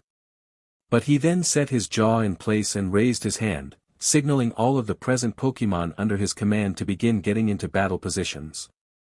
But Brock paid no mind to this, instead pressing a button in the ring around his wrist, causing energy to pool around himself and Steelix. The energy began to morph Steelix's shape, causing the already large steel type to grow even larger, and summoning a floating ring of stones around his neck. After a few seconds, and with newfound determination becoming apparent on Brock's face, Mega Steelix roared a challenge to the small herd of Pokémon in front of him, daring them to try and challenge his powered-up form. But before either side could make any further move, the front doors to the gym burst open, with Blaziken and Primeape charging in and barreling into 2 of the Pokémon, a Drapion and Slaking respectively. Taking this as their signal, Sceptile and Greninja then sliced into the bottom of the vent, dropping down into the arena below. From there, all-out chaos broke out, with the battle turning into a royal rumble. The Pokémon of the white-clothed individuals were firing attacks at random, the surprise intervention of Sceptile and his companions, and with the towering might of Mega Steelix charging into them, any semblance of composure was lost as they reacted on instinct, leaving them to be easy pickings for the more experienced Pokémon. Sceptile slashed an Altaria with a dual-leaf blade, causing the fluffy dragon to float backwards as it winced at the attack. Not wanting to give it any recovery time, Sceptile dashed forward, throwing his body into the dragon with a quick attack. The attack hit home, causing the flying Pokémon to spiral backwards, before crashing into the ground. Using the momentum from the quick attack, Sceptile spun on the ball of his right foot, spinning himself around to face the haunter that had been trying to sneak up on him, much to its shock. Taking advantage of this opening, Sceptile fired a leaf storm point blank, the attack carrying the haunter off, throwing it into a sock that was about to fire a ranged attack at Sceptile, causing the both of them to roll into a bundle. Rushing over to them with quick attack, Sceptile charged another pair of leaf blades, and slashed twice, one each for the pair of them, the attacks knocking both Pokémon unconscious before they could get their feet back under them. Keeping his leaf blades charged for another attack, Sceptile rolled over the pair, raising his blades in a defensive stance to block any potential attack from behind. But much to his disappointment, the battle was already over. Between the 5 of them, they had taken care of all of the Pokémon, with their trainers already running out the door, desperately recalling their Pokémon as they went. Not feeling the need to pursue, Sceptile and the others dropped the charged attacks they had, and began walking over to Brock, who had just recalled Steelix and was thanking him for his help. With that dealt with, Brock turned his attention to his unexpected reinforcements with a small smile. "Hey guys, I appreciate the help. I must admit, I didn't think I'd see any of you, considering that Ash is meant to be in Alola, and May in Sinnoh. So, what can I help you with?" Brock asked in a friendly manner, which Sceptile disregarded. He then looked at Primeape and nodded at him. Primeape simply acknowledged him, before grabbing Brock and slinging him over his shoulder. "Hey, wait!" Brock shouted in shock as he was slung onto the pig Pokémon's shoulder, before the 4 of them then broke into a sprint, running out of the gym and into Viridian Forest, leaving only a slightly singed and scarred battlefield in their wake. Another explosion rang out in the field, sending pieces of grass tuft and dirt flying as 2 powerful flamethrowers clashed into each other. Infernape and Charizard both landed back on the ground, before darting toward one another, Charizard gliding across the ground with Infernape sprinting full force toward him. Just before the 2 clashed, Infernape suddenly dived left, rolling out of the way by rolling into a flame wheel, narrowly avoiding Charizard's wing as it began to glow, the wing attack hitting nothing but air. Charizard then flung his wings open, catching huge swathes of air to slow him down, before folding one in on himself to cause him to spin, catching his legs on the ground and digging in to further help slow him down. But as he brought himself to a stop, Infernape rounded onto him, using the momentum of his sprint to boost his flame wheel, going into a wide arc to circle toward Charizard before letting the flames die out and proceeding to go in for a high kick. The kick connected, hitting Charizard square into the chest and causing the dragon-like fire type to wince at the strike. But in response, Charizard pulled back his fist, clenching his claws tight as he retaliated with a mega punch, catching Infernape in the jaw and causing him to spin in the air before hitting the ground. But he did not stay down from this attack, instead digging into the ground, clawing away at the dirt and escaping Charizard's follow-up attack of Dragon Breath. He quickly tunneled through the ground, circling Charizard before bursting out of the ground, returning the favor by striking Charizard with a Mach Punch, the pure force being apparent even to Infernape as shockwaves traveled up his arm and almost knocking him off balance. Though he held on, and Charizard did not, as he began to crash to the ground. As Charizard hit the ground, Infernape began to summon flames in his throat, ready to counter whatever Charizard had planned. His eye caught Charizard's claws beginning to glow and prepared to scorch him before he could close the distance. However, he hadn't taken into account Charizard's large wingspan, as the wings unfurled and almost caught Infernape in the face, just narrowly feeling it brush against his nose. But due to his leaning back to avoid the attack, he was unable to aim the flamethrower at him, as he began to realign his shot. But the angry fire type was on his feet, and he looked determined. First, he caught Infernape in the chest with a slash, before immediately following it up with a flamethrower, forcing Infernape back a few steps. With some newfound space, Charizard spun round, smashing Infernape with a charged-up dragon tail and sending him flying. As he completed his arc, he saw Infernape, now looking much more beat up, swallow down the flames in his mouth, before an aura of flame erupted around his form, and before Charizard could even get a defense up, Infernape charged into him full force with a flare blitz, the attack knocking both of them onto the ground. They remained on the ground for a few seconds, both of them taking heavy breaths as they laid there. Sparing each other a fleeting glance, they both smirked at each other before they began to pick themselves up, their flames burning all the brighter as they dragged their bodies off the ground. As they finally got their feet back under them, a voice interrupted their training session. "Good job guys, I've seen enough. Get back here for a moment, would ya?" Ash shouted from his spot in the middle of the field, where several of his Pokémon were sparring, just like Charizard and Infernape were. With the spar over, and their battle lust temporarily satisfied, the two fire types went over to Ash, who was looking incredibly pleased. "That was great you guys, it's good to see that you've not been slacking while I've been away. But we can still get better, and I know exactly what you two need to work on." Ash praised, before adopting a slightly more serious look as he began to point at Infernape. "Infernape, your speed and reactions are amazing, and your power is something we know you can push further if we need you to thanks to your blaze, so we don't need to work on that. Even against Charizard, who's not exactly an easy Pokémon to knock down, you managed to get a lot of good hits in. But I couldn't help but notice that your moves against him were limited. Due to his typing, you didn't have a single move that was super effective." Infernape nodded at this, as he mentally ran through the types of moves he knew: fire, normal, ground, and fighting. Not exactly a bad selection, but against a fire-flying type like Charizard, he was really struggling to deal any lasting damage. Having more moves at his disposal would definitely be useful. Ash, while Infernape was thinking about this, was conferring with Rotom Dex, looking through what moves Infernape could learn before his eyes lit up. "Okay, according to Rotom, you can learn a good number of moves from the TMs the Muse gave me, including Aerial Ace, Shadow Claw, and Stone Edge. Head over to my mum, and I'll be over to use the TMs for you. Once we've done that, you can spend the rest of the day practicing those moves." Infernape nodded at this, before turning to walk toward Delia, which turned into a quick jog when he saw that she had put out food. As he headed off, Ash turned to Charizard. "Charizard," Ash started, his first fire type giving him his undivided attention, "you need to work on using your other moves more. You've got a lot of power and a good variety of moves ready to go, but you tend to not use them. That might be my fault, for making you stick with a small amount of moves for each fight, but we need to break that habit.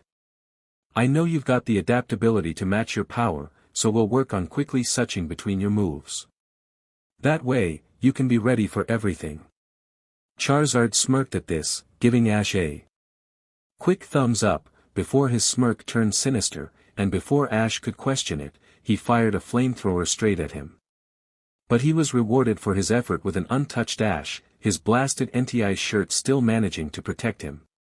Which only caused Ash to awkwardly laugh. Better luck next time." Charizard spat out the leftover flame in his mouth, before making his way over to Delia for a quick snack, leaving Ash to be approached by Suicune. "I must admit, I'm impressed.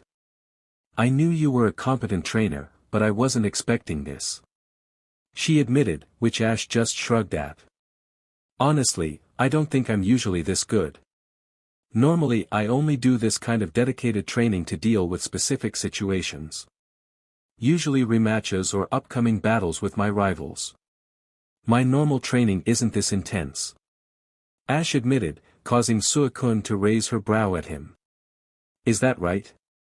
Then I'm glad I get to see what you are truly capable of, because it is a true spectacle to behold.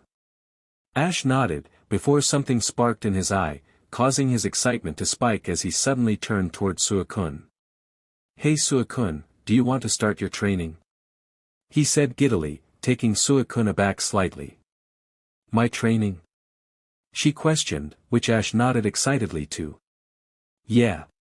You may be a legendary, but I bet you could be so much stronger with some training. So, let's see where you're at with a battle." Suicune just chuckled at the team, before she glanced over the training Pokémon. "While your optimism is infectious, I doubt there's much you could teach me. Nor do I think any of your Pokémon could truly challenge me enough to make the training worth it. Though I do appreciate the thought," Suicune said, eyeing Ash out of the corner of her eye. Because truthfully, she didn't really believe that. While she knew she was very powerful, and that a lot of Ash's Pokémon, or at least out of those he currently had, couldn't really match her, she knew she could learn a lot from Ash. It was part of the reason why she allowed him to catch her, so he could better her as a battler. But at the same time, she wanted to test Ash, and not in the physical sense. She wanted to test his mindset. She knew that Ash was a kind-hearted person, there was no doubt about that. No, instead she wanted to see how he'd react to such arrogance and confidence. She was curious to see how he'd react to a legendary casually dismissing his efforts. Would he be disheartened, thinking he wasn't worthy to train a legendary? Would he get angry, the doubting of his abilities being an insult? Or would he be shocked, not expecting a Pokémon who allowed herself to get caught immediately causing problems for him? She was immensely curious to find out. However, to her surprise, Ash just smirked, as he held out a clenched fist to her. "Is that a challenge? Because I bet that me and one of my Pokémon could beat you in a battle," he challenged. Suicune just stared at him, before a small smile tugged at her lips. "Oh, this is gonna be good. I'll take that bet," she responded, causing Ash's smirk to grow even larger, before he shouted out to the training Pokémon. "Bulbasaur. Come here a sec. I need your help." Suicune tilted her head slightly, inwardly shocked at this. "Bulbasaur?" she thought, as the small grass type ran over to Ash, before he explained the situation. She expected Bulbasaur, who she had bonded well with earlier, to be shocked at this, and not feeling up to the task. But instead, Ash's smirk seemed infectious, as Bulbasaur began to match it as he locked eyes with Suicune. The challenge was on. She soon found herself staring opposite the trainer and his Pokémon in one of their improvised arenas, the pair seeming in sync as they both lowered their body in preparation for the coming battle, waiting for Suicune to make the agreed-upon first move. Despite knowing she should have the natural advantage, being a legendary fighting against a first evolution Pokémon, she couldn't help but feel nervous, in a sense. She knew this battle wasn't going to be like anything she was used to, and she was wary of how Ash seemed to thrive under pressure. But at the same time, she was excited. She was looking forward to seeing what he was capable of, and how he'd deal with fighting her. So, with adrenaline pumping through her veins, and the northern winds flowing through her mane, she leapt forward, darting forward toward Bulbasaur. "Use Razor Leaf," Ash commanded, with Bulbasaur immediately complying, sharp projectiles now darting toward her.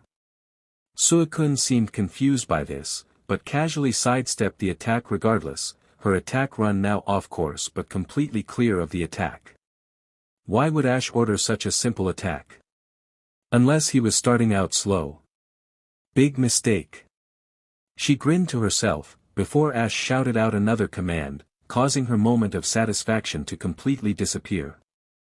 "Now use Vine WHP, aim for her legs." Just as Suicune passed Bulbasaur, and before she could slow down or correct herself, several green vines shot out from Bulbasaur's bulb, clamoring to grab her legs. Most of them failed to reach their mark, but one managed to snag her front right leg, which pulled taut as soon as it wrapped around her leg. The sudden tether pulled her leg under her, causing her body to tumble to the side, crashing into the earth with a thud which sent a shock through her entire body.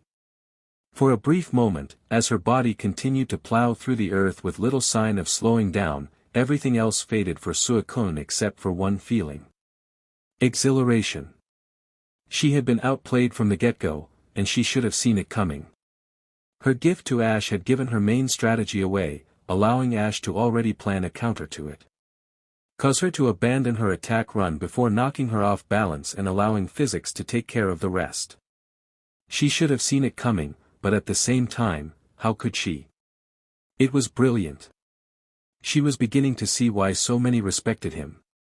Finally coming to a stop, she got back up to see a bright light surrounding Bulbasaur, before he pushed his bulb up, aiming it directly at her. Realizing that he was firing another attack, Suicune responded by firing a hydro pump, which collided with the solar beam attack in a spectacular explosion. As the explosion faded, Suicune couldn't help but momentarily marvel at how the leftover light from the solar beam refracted in the remaining drops of water from her attack. She then shook her head clear, allowing the north wind to manifest around her, firing off a gust attack which pushed Bulbasaur back. With this newfound space, she charged forward yet again, now more wary of Ash's tactics. However, Ash and Bulbasaur both grinned in unison, seemingly knowing something disastrous to Suicune that she didn't know about. Sleep powder. Ah! Suicune thought as she found herself right in front of Bulbasaur right as he released a cloud of spores in her face. That'll be it. The last thing she remembered before her world went dark was the realization that she, a mighty legendary, had been outplayed and outmatched. And she couldn't be prouder of her opponent. Guess I have much to learn. She mused, as her eyes closed with the ground inches away from her face. When she next opened them, both Ash and Bulbasaur were standing over her, concern etched onto both of their faces as they crowded round her. Suicune noted mentally that they were asking her questions, mostly about her well-being, which she absent-mindedly nodded to. She was fine after all. Besides her pride. But all that meant was that she could get better. And under Ash, she could be incredible. A thunderous sound echoed out at the base of Empty Moon, a sound which caused many of the local Pokémon to scatter, as they thought impending doom was afoot. It wasn't, but they didn't really know that. Instead, what was coming toward them was a wall of muscle and fur, determination set onto the many faces in the wall as they charged forward, undergoing a mission that they needed to complete to the best of their ability.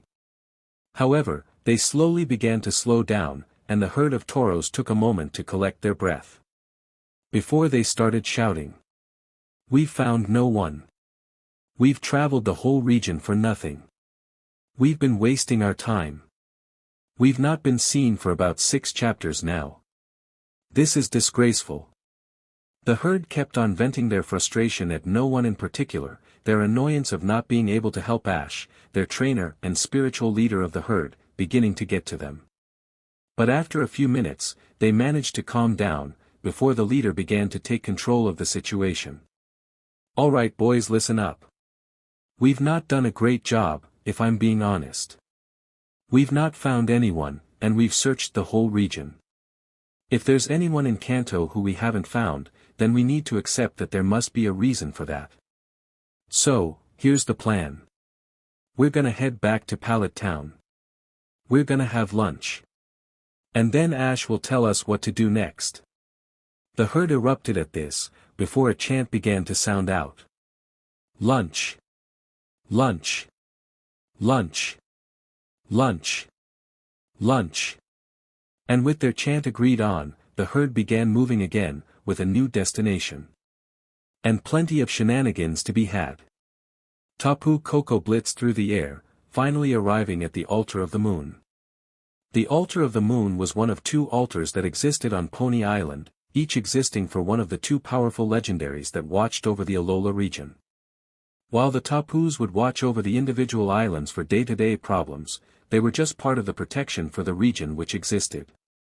For most major problems, the legendaries Lunala and Solgaleo would intervene, using their immense power to deal with any adversaries they came across. Which was why the pair of altars existed, a sign of gratitude from the humans of Alola. However, it also served as a communication point for them and the Tapus, allowing the Tapus to have some way of contacting them while they were in an ultra wormhole or separate dimension. Or, in this case, for them to contact the Tapus. Which had never happened before. So here Tapu Koko was, fear entrenched deep into his being as he scoured the area.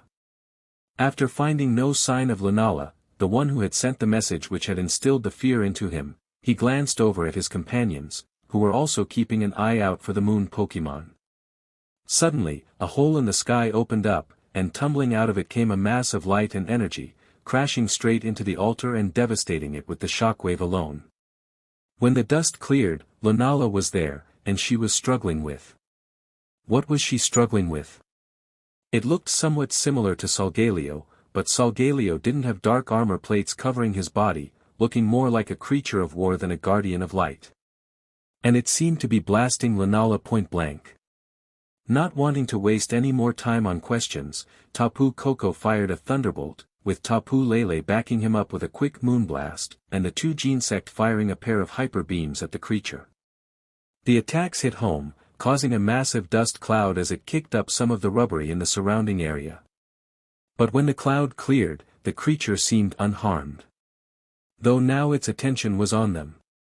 The creature glared at them, the red eyes filled with a mindless hate and hunger as it growled at the group. It then began stalking toward them, beginning to glow as it did. Not 3 steps away from Lunala it took, before the slight glow turned into a blinding light, forcing all of them to cover their eyes in an attempt to shield them. When the glow died away, the creature they were facing was no longer the same, now looking nothing like Solgaleo. And more like a monster. Floating in front of them was a towering monstrosity, looking like an angelic dragon sent to smite them. It had 2 pairs of wings, which gave off their own light as they flapped in a slow repeating pattern, keeping the creature afloat. Its body parts that weren't composed of what seemed to be pure light were covered in golden armor plates, including its head which had a draconic shape to it. It then began to charge energy in its mouth, the ball easily surpassing any of the quartet in size. And it simply kept growing. Wind and clouds began to swirl around it as it continued to grow, eventually outgrowing even the monstrosity that was charging it. Tapu Koko could only stare in horror as the massive orb seemed to crackle with energy, the small waves that bubbled on the surface looking powerful enough to level mountains. And then it fired the move. It was like a wave of light, followed by an indescribable pain. It washed over them like a tsunami, and battered them like 1,000 falling trees, each repeatedly falling onto their bodies. Everything after that was just a blur of pain to Tapu Koko, his consciousness fading in and out as he felt his body collapse. When the light finally faded, which Tapu Koko was somehow conscious for, he could just about see that his companions had not been as lucky and were completely out cold. And the creature that had done the damage was no longer there, having reverted to the form it had before, and was slowly stalking toward them. Tap Koko tried to float upwards, to defend his unconscious companions, but found his body unwilling to comply. He was helpless. But before he could panic over this discovery, a blue beam blasted the creature, sending it flying over Tapu Koko's head. It crashed through one of the many statues, before it rolled back onto its feet and unleashed a blood-curdling roar. But with that, it opened up a portal and darted through it, leaving Tapu Koko, and the just as barely conscious Lunala, to lie there in agony. And all Tapu Koko could think was about how much they needed help. "We need Ash." That went well. Tapu Lele ammed as she slowly chewed on an oran berry, her entire body aching and bruised from the recent scuffle. A loud snort from Tapu Koko was her only response, as their group sat silently, contemplating the recent battle they had just gotten through. If you could call it a battle, that is, because it felt more like a battering. The crater that they were sitting in, which was once the altar of the moon, was a good representation of that. The altar had been built centuries ago via the collaborative might of Alolan humans and Pokémon, all grateful for the role that both Solgaleo and Lunala played in keeping their region safe, was nothing more than dust and rubble. The serene lakes and small fields of green which had once surrounded the temple were no more, replaced only with dirty water and charred mud. It was a true representation of the devastation that creature had brought to bear. Speaking of that creature, Tapu Lele thought, her gaze shifting to her right. Lunala, who had been the original target of the creature, was still healing her wounds, her injuries much more severe than the rest of them, with her wings being bent out of shape and deep teeth and claw marks being prevalent all over her body, allowing small beads of light to bleed out of her. But something that Tapu Lele couldn't help but notice about her, as she sat there in complete silence, was that it wasn't her physical wounds which bothered her most. Based on her vacant stare, she was hurting emotionally as well. Like someone had stabbed her in the heart figuratively, before attempting to do so literally. Tapu Koko, his patience already eroded to next to nothing, simply floated up to her, briefly snapping her out of her stupor as he glared angrily at her. What, in the name of what is good on our lively region, was that? Lunala looked at him blankly, her face being very stoic despite how labored her breaths were. After a few tense seconds of saying nothing, she dipped her head down and whispered out one word. Necrozma. Tapu Koko blinked at this, and Tapu Lele felt a chill go down her spine. They hadn't heard that name in an age. Necrozma? Tapu Koko asked, his voice barely above a whisper, a fact which Tapu Lele could tell wasn't voluntary. But he fled the ultra beasts millennia ago, disappearing into deep space. His corrupted form perished without the power of a nearby star. That's what we were told. By Arceus no less. Lunala shook her head, still staring blankly at nothing. We both know Arceus' knowledge on that entire situation was lacking. It's the reason why the Ultra Beasts hate us. Arceus acted on wrong information and didn't respond accordingly. I'd be surprised if Arceus didn't think the same as us. Necrozma had fled into space, never to be seen again. Lunala paused again, looking at the general area where she had opened the portal to arrive here, before beginning to tremble, tears appearing at the edge of her eyes. But he's back, and he's got Solgaleo. Tapu Koko and Tapu Lele shared a sparing glance at each other at this, before turning back to Lunala. My apologies, did you say Solgaleo? What does Solgaleo have to do with this? I thought that was Necrozma. Lunala shook her head, as she folded her wings around herself. It was Necrozma, or at least partially. Necrozma appeared in our own private dimension, seemingly after us. Solgaleo jumped in to combat him, but then he was. Lunala paused for a moment, her trembling increasing tenfold, then Necrozma absorbed him. What? Tapu Koko shouted, causing the two Genesect to jump in surprise. Wait an Arceus DMN minute. How the living Yveltal does a legendary absorb another legendary? I have no idea, but it was unlike anything I've ever seen. Necrozma seemed to draw power he didn't have before, sending me flying. But Solgaleo was able to hold him back, at least momentarily. He then seemed to break apart, reassembling his body parts around Solgaleo, becoming that thing you saw chasing me. Lunala paused for a moment, taking the time to observe the small droplets of sparkling light that were leaking out of her wounds. Even now, as she absorbed sunlight and the tears in her skin began to cover over, she couldn't help but feel powerless. She had hit Necrozma with her most powerful move, and it barely did a thing. And that was before it transformed into that bigger monstrosity. I think that, when Necrozma merged with Solgaleo, Necrozma added Solgaleo's light to his own, which was why it was so powerful. And why it went after me as well. I think it craves light. Tapu Koko brought a claw to his chin, floating there as he pondered. The two Genesect shared a look, before one of them spoke up. Energy signature of hostile Pokémon matches that which radiates off of subject, Lunala. Subject, altered Necrozma has what seems to be a highly refined energy signature and is highly dangerous. Further transformation proves this. Lunala looked at the Genesect for a moment, before turning to Tapu Lele. Sorry, who are these two? They're Genesect. It's a long story, but basically they're trying to help us out. Lunala balked at this, looking at the Genesect with a bewildered gaze. Genesect? Since when did Genesect have cannons on their backs? Again, long story. The only thing you need to understand right now is that they're trying to help us find the chosen one. Lunala squinted her eyes at Tapu Lele, while Tapu Koko palmed his forehead in a frustrated manner. What do you mean, find the chosen one? How have you lost the chosen one? Well, he was attacked by Ultra Beasts and...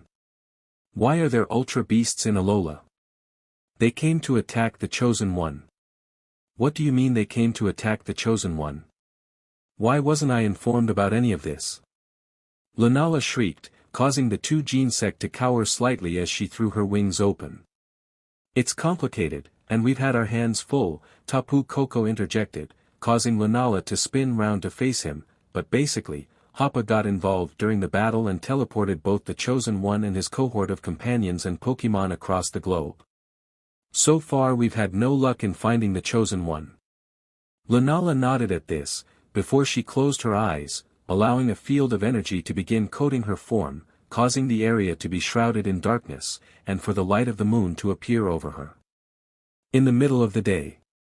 After allowing the light to bathe over her for a moment, it began to dissipate, disappearing entirely when she opened her eyes.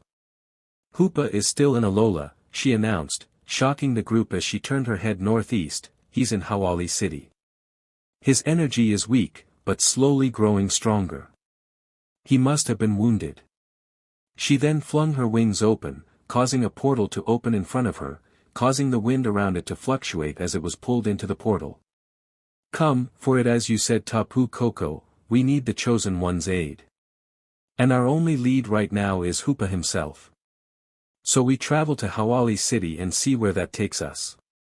She then gestured toward the portal, which the quartet went through without question. They had wasted enough time, it was time to get back to work. With her companions now in the portal, Lunala dove through the opening, causing it slam shut behind her as she traveled through ultra space. She had to save Solgaleo from Necrozma's clutches. She had to. Torracat couldn't help but smile as he laid peacefully on Lugia's back, listening to the others converse and debate with one another while he rested, finally letting his muscles untense from his stressful day. While they waited for Dawn and Hoopa to be given the clean bill of health from the Nurse Joys and the fan club, the others had been sharing their stories with each other, using the photos that the fan club had of each event to back them up. Torracat, having only been with Ash for a few weeks, didn't have as much to add, so simply kept to himself, contently listening to them. And secretly, he was almost happy that he didn't really have anything to add, for Lugia's sake. When they started talking about the photos, he could tell that Lugia felt a little left out, not having any stories with Ash to share herself. While he knew that it was unreasonable, what with her being under a day old and all, he still didn't like her being sad.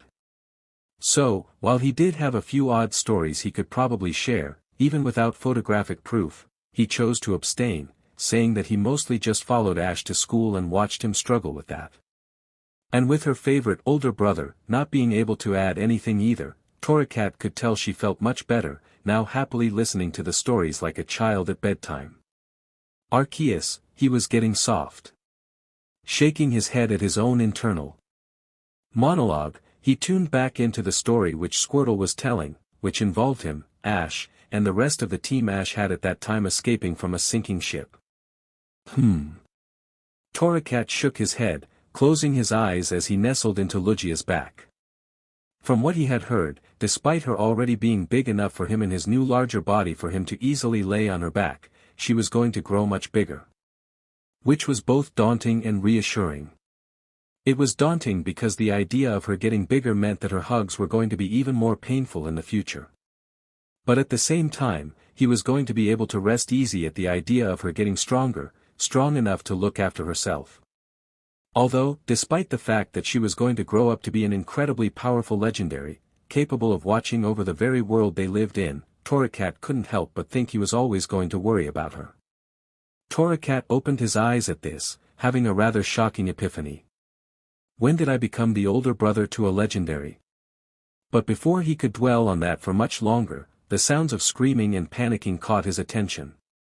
And he wasn't the only one, as every other Pokémon in their group, as well as Max and Kiawe, who had been waiting by the counter for any news on Dawn and Hooper, causing them to dart toward the door.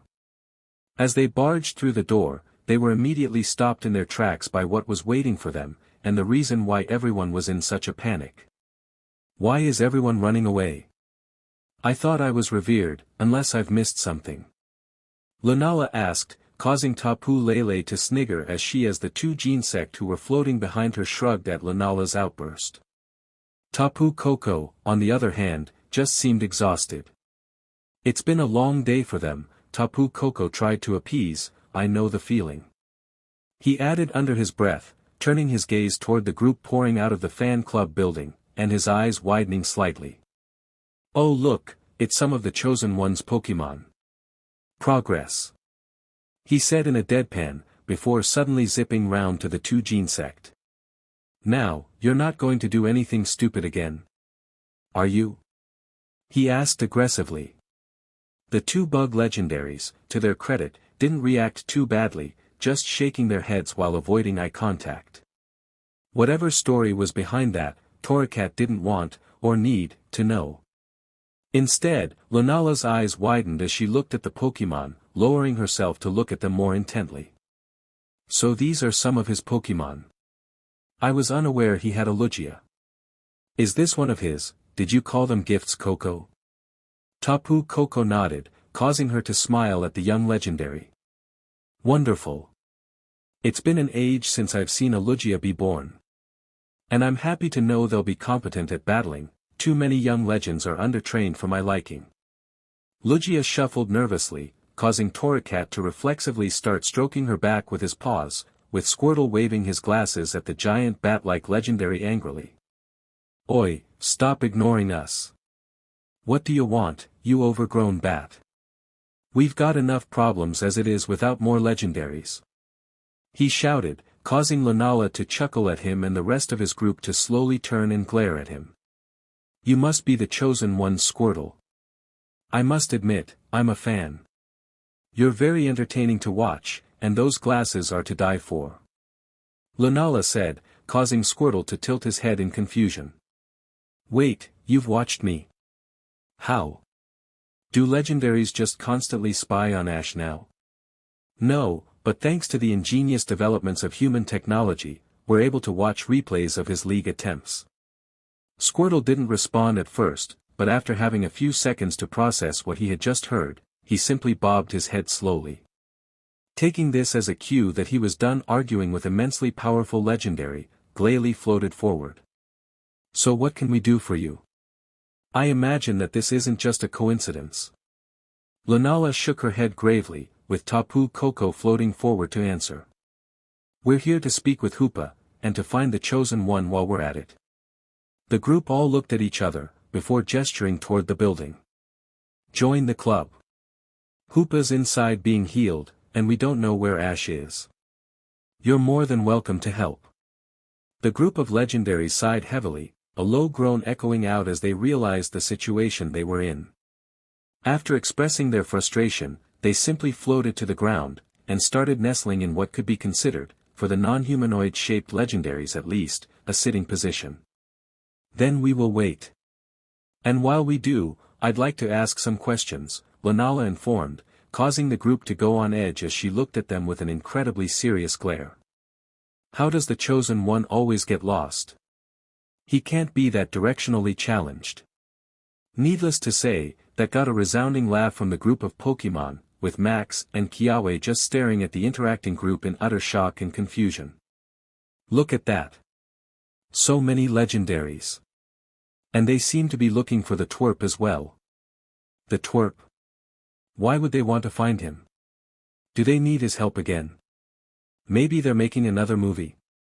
The Team Rocket trio all collectively put down their binoculars and began scratching their heads, before ducking behind the top of the hill that they were camped out on to avoid being seen. Having been blasted off the day before, the trio had spent the better part of the day trying to escape the clutches of Beware. But now they were out and about, ready to try and get revenge on the twerp's Pikachu, who had been responsible for their last blast-off. But now they had returned to find that the twerp was nowhere to be seen, and that Hawali City was in ruins. So apparently, they had been left out of the fun, which was frustrating. But as they had walked through the streets of Hawali City, they had spotted a few familiar faces, of people who shouldn't have been in Alola, along with one of the twerp's new friends and some of his Pokémon.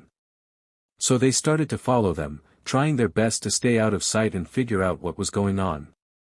And to aid in that effort, they had fallen back a little bit, and were now watching the building they had taken refuge in. And that was when the other legendaries showed up.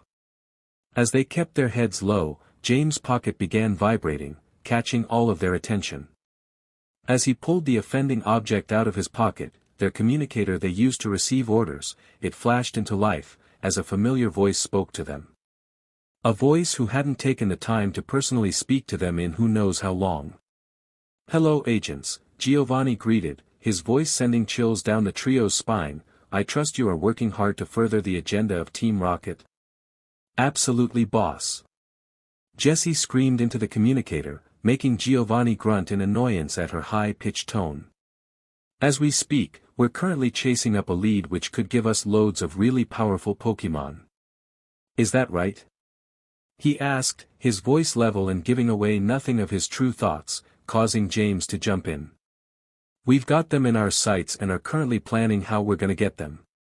Then we'll give them to you, and you'll be really proud of us." "That's right." Meowth backed, "Ain't no one who'd be dumb enough to challenge you once we give these mons to you." "You mean the two guardian Pokémon of Alola, the two Genesect from Unova, and that larger legendary who I'm going to assume is another Alolan legend that are currently outside the Ash Ketchum fan club in Hawali City?" he asked, causing the trio to stop talking as they looked at the device in shock. "You didn't honestly believe that I wouldn't hear about that? It's on the news." The trio shared a few embarrassed looks, taking a moment to peek over the hilltop. And sure enough, there were at least 3, maybe 4, camera crews running around at varying distances trying to get shots of the assortment of legendaries. "But regardless, you are at least acting accordingly to the agenda of Team Rocket. But I'm here to distribute new orders, and I expect you to follow them to the letter, lest you want to face the punishments that ignoring my direct command will get you."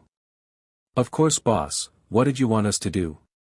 James asked, with the other two nodding in agreement, not realizing that Giovanni couldn't see them. "I want you 3 to go to Patown, on Ulaula Island." Larvitar took a deep breath as he gathered energy in his throat, allowing it to build up in strength and power, causing his spine to glow with dark energy as he took aim. With his target in sight, he unleashed the Dark Pulse, blasting the mound of dirt and causing bits of mud and grass tough to go flying. Nodding to himself, Larvitar turned to the post behind him, opening his mouth wide and allowing the leftover energy from the Dark Pulse to gather in his mouth. As it pooled in his mouth, he began focusing it onto his teeth, causing the protruding pieces of reinforced bone to turn black from the energy, before snapping it shut on the post, crushing the post completely from the sheer force, sending small wood splinters flying in every direction. Spitting out the few bits of wood that had stayed in his mouth, Larvitar turned to find another target to practice on, just like Ash had instructed, only to find an EV sitting there, smiling at him. "Hi."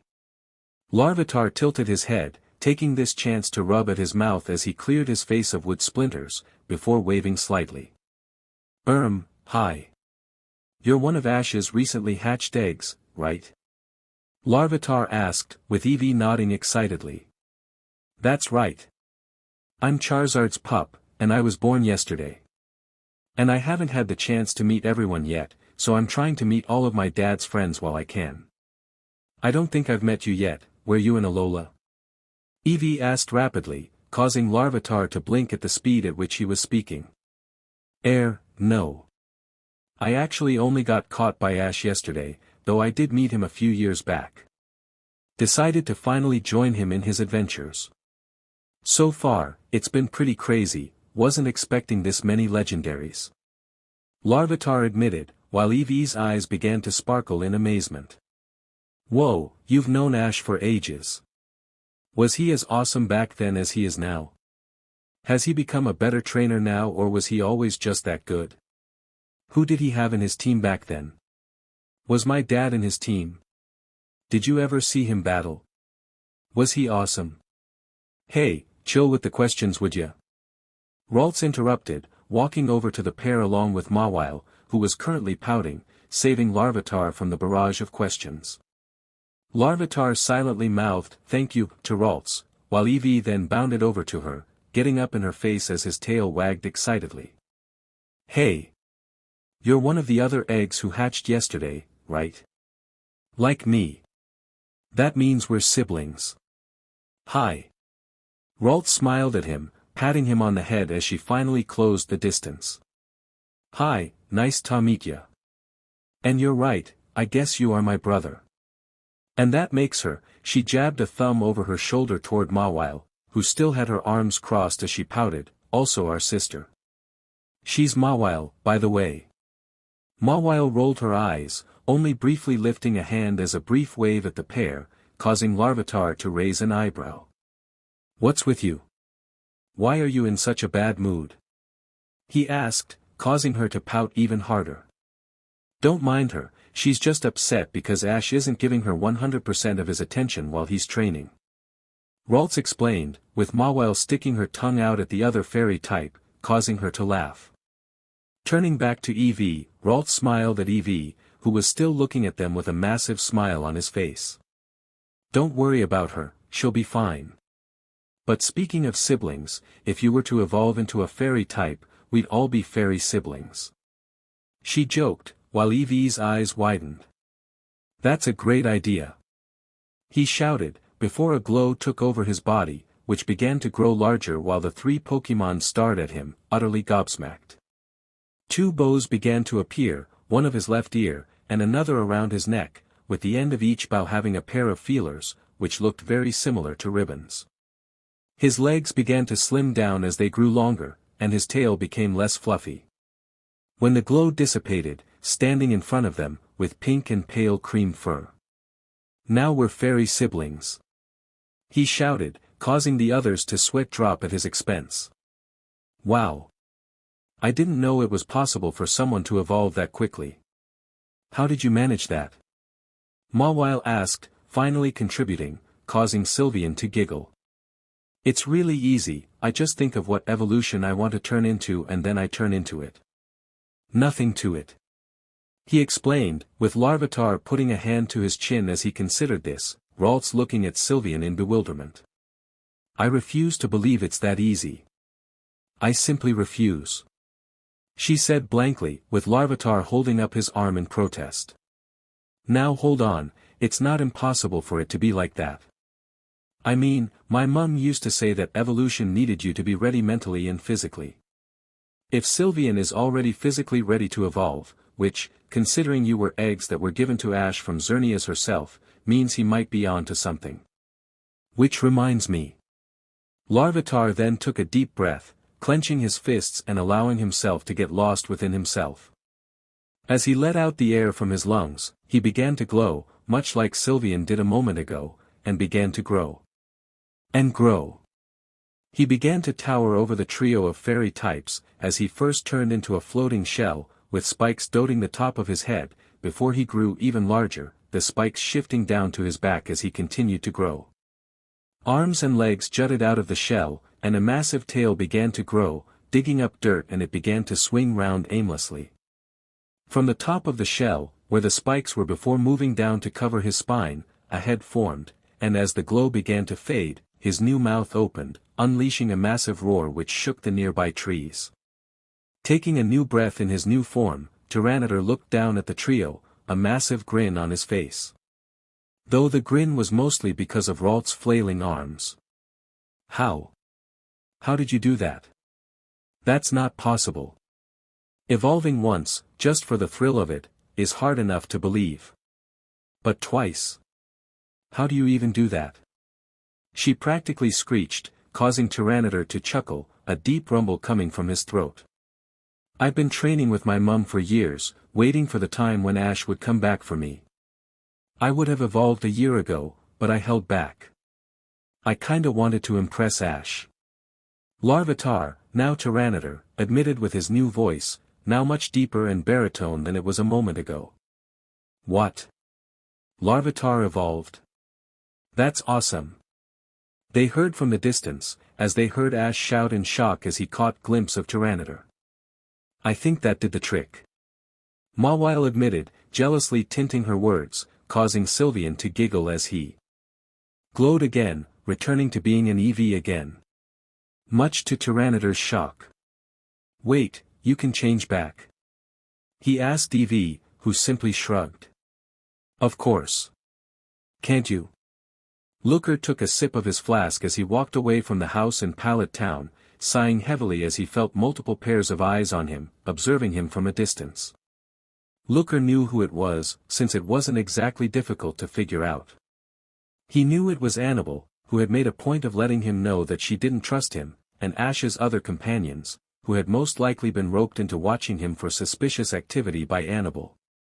At least Ash wasn't involved in this, but considering that he was dealing with his wide variety of Pokémon, making sure they were being trained up and were ready for the next clash with Ultra Beasts, and that he was having interactions with multiple legendary Pokémon, some of whom had allowed him to catch them, well, he was causing Looker to have a headache. And watching one of his Pokémon in the distance, an ordinary-looking Larvitar, somehow evolve twice, turning into a scarily strong-looking Tyranitar, Looker decided he needed some time to himself. Sighing, he relished the feeling of eyes finally not being on him, having put enough distance between himself and the house. As much as he suspected they were keeping an eye on him, he knew they wouldn't follow him this far away from the house, it'd be too obvious. So this was his one chance to have some time to himself. Dealing with this Ultra Beast incident had stressed Looker out to no end. A simple investigation into an appearance had been blown into him watching the supposed Chosen One get caught up with some kind of legendary/Ultra Beast war. Whatever that was about. And Looker didn't know how to deal with it. He wanted to help, do his part to assist, like he had in the past. He knew that Ash was capable of doing it, since he had done remarkably in Unova.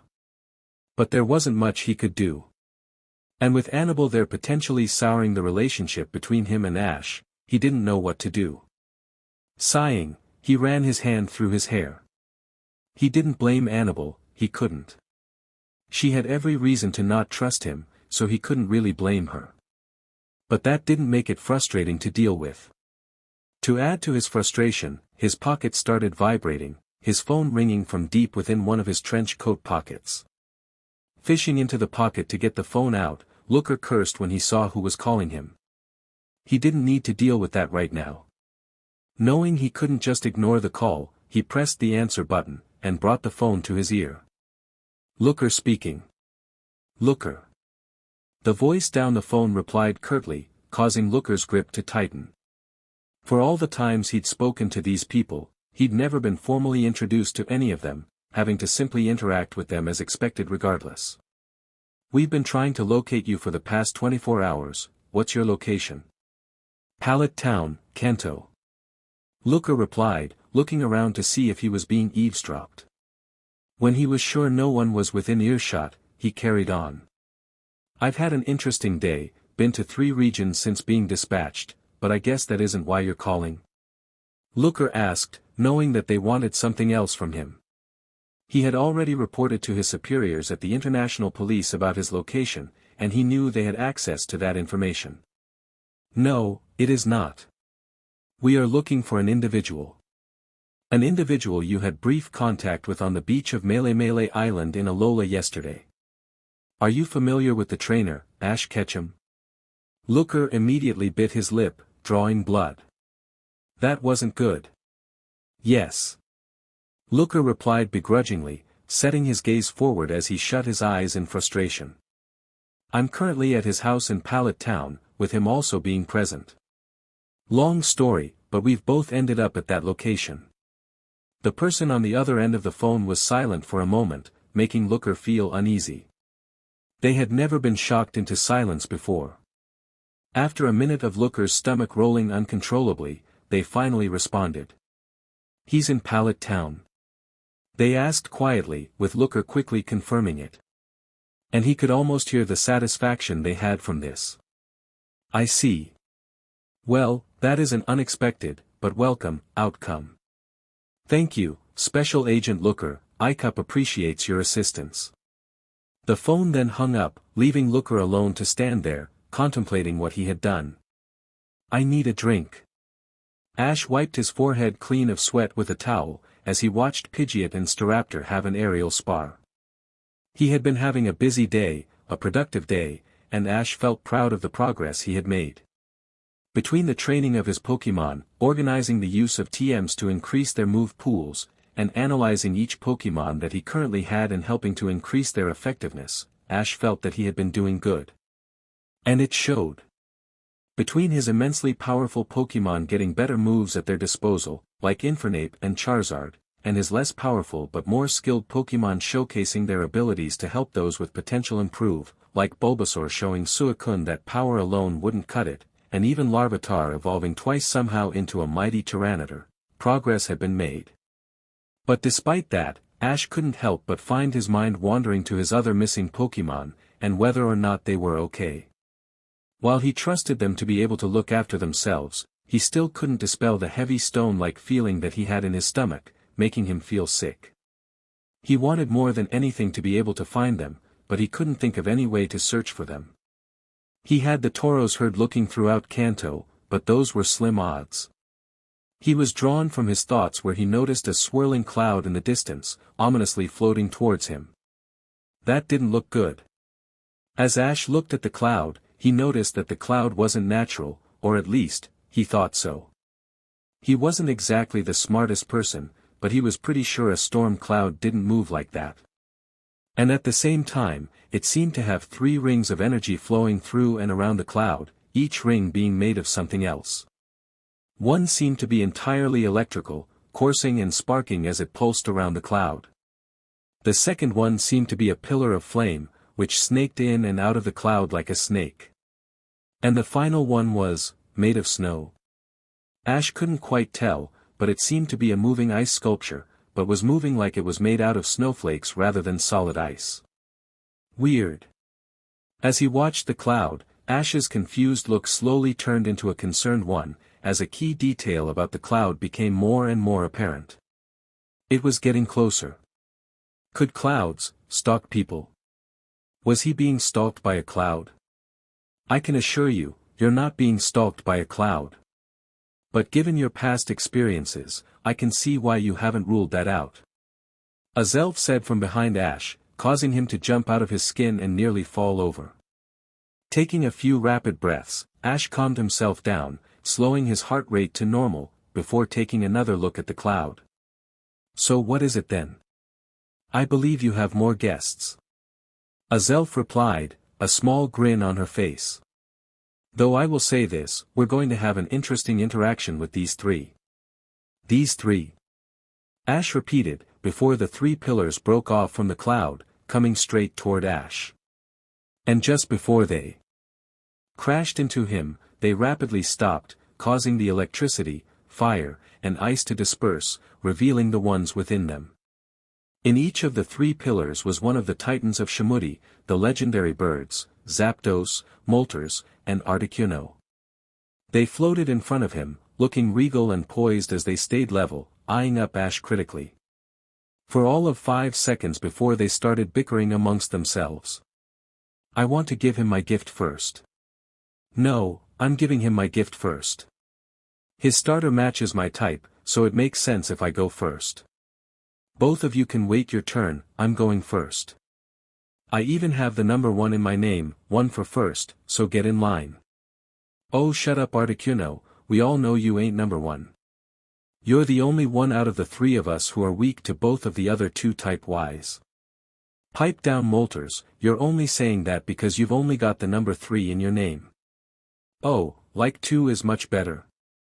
Better than 3. Ash looked at them with a bewildered stare as a Zelf facepalmed, both disappointed yet unsurprised by this turn of events. This is why Lugia is so antisocial, he has to deal with this constantly. I wouldn't want to talk to anyone if I had to babysit these 3 all the time. Ash just blinked as the 3 bird-like legendaries bickered, as he tried his best to comprehend that these 3 legendaries, who were currently arguing like a small group of children arguing over their favorite toy, had once nearly killed him and destroyed the entire planet without meaning to. Safe to say, it was a difficult fact to digest. As their argument seemed to escalate in seriousness, a light blue glow began to form around their body, freezing their movements and their argument, as Azelf sighed heavily. "Listen up, idiots," she started, rubbing her temple with one hand as her other held the trio in place. "This is how we're going to do this so you don't start another apocalypse. You're all going to give Ash his gift at the same time. That way, no one is going to start any trouble and you can all get on with it. Okay?" She then lessened her hold on them slightly, giving them the ability to move their necks, and they immediately began to bob their heads in agreement, before she released her hold on them. Which turned out to be a slight mistake, since they weren't able to catch themselves quickly enough and dropped to the ground. After a brief moment to recollect themselves, the trio began using their beaks to fish into some small level bags which had been slung under their wing, each fishing out one item each.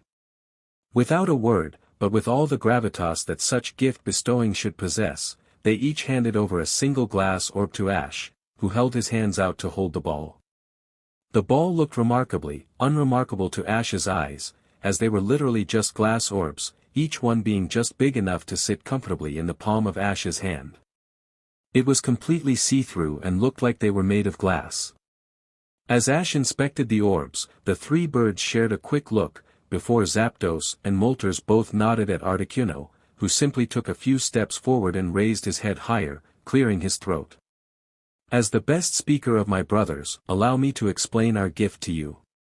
As you have undoubtedly already figured out, we took inspiration from the three treasures from the prophecy, the ones which reside in the temples on our islands," Articuno explained. Ash simply nodded as a single bead of sweat went down his head. He hadn't realized that, but he wasn't about to tell them that. Azelf, who had read Ash's mind and instantly knew he had no idea, simply giggled. "Each orb contains a fraction of our power, but the power within is hidden. Only a chosen one can draw forth the power from within, and once it is there, it can be used." Ash looks at the orbs, and places two of them in his pocket, leaving just one in his hand. As Ash stared intently at the orb, a small flicker appeared in the orb, before it turned into a full-on flame. "Whoa," Ash breathed, "that's pretty cool. So let me guess, these are like power-ups.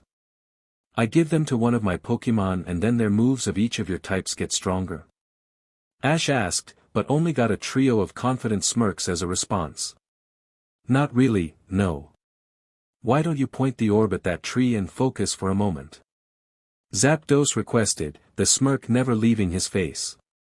Shrugging his shoulders, Ash raised his arm and held it out, the orb now pointing directly at a nearby tree.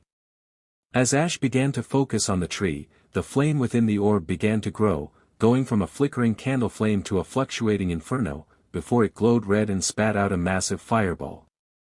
The fireball arced out, crashing into the tree with a massive crack, breaking down into a wave of fire which engulfed not only that tree, but at least a dozen more, coating them with flames and causing them to catch alight. Small fragments of burning bark were sent flying, causing the fire to spread even further. Suicune, who had been watching the spectacle unfold, leaped into action, bounding over to the burning trees, putting them out with controlled water attacks while Ash stared at the orb in shock, before he dropped it. What was that? Why did that happen? It's a defensive weapon, each orb capable of harnessing the types of one of us. One for each type, electric, ice, and fire. We thought it'd be a good idea for you to be able to fight back if your Pokémon are unable to, so this should give you that edge you need. Moltres explained, while Ash began sweating, looking at the pocket where another two of those orbs were currently residing. With our gift bestowed, we take our leave. Try not to cause too much damage. Zapdos said, before the three bowed, giving a quick goodbye before taking flight, taking to the sky and taking the dark cloud they had been traveling with and beginning to journey back to the Orange Archipelago. All while Ash was shouting at them. Why would I want weapons? I'm a trainer, not a fighter. Giving these to me is a terrible idea.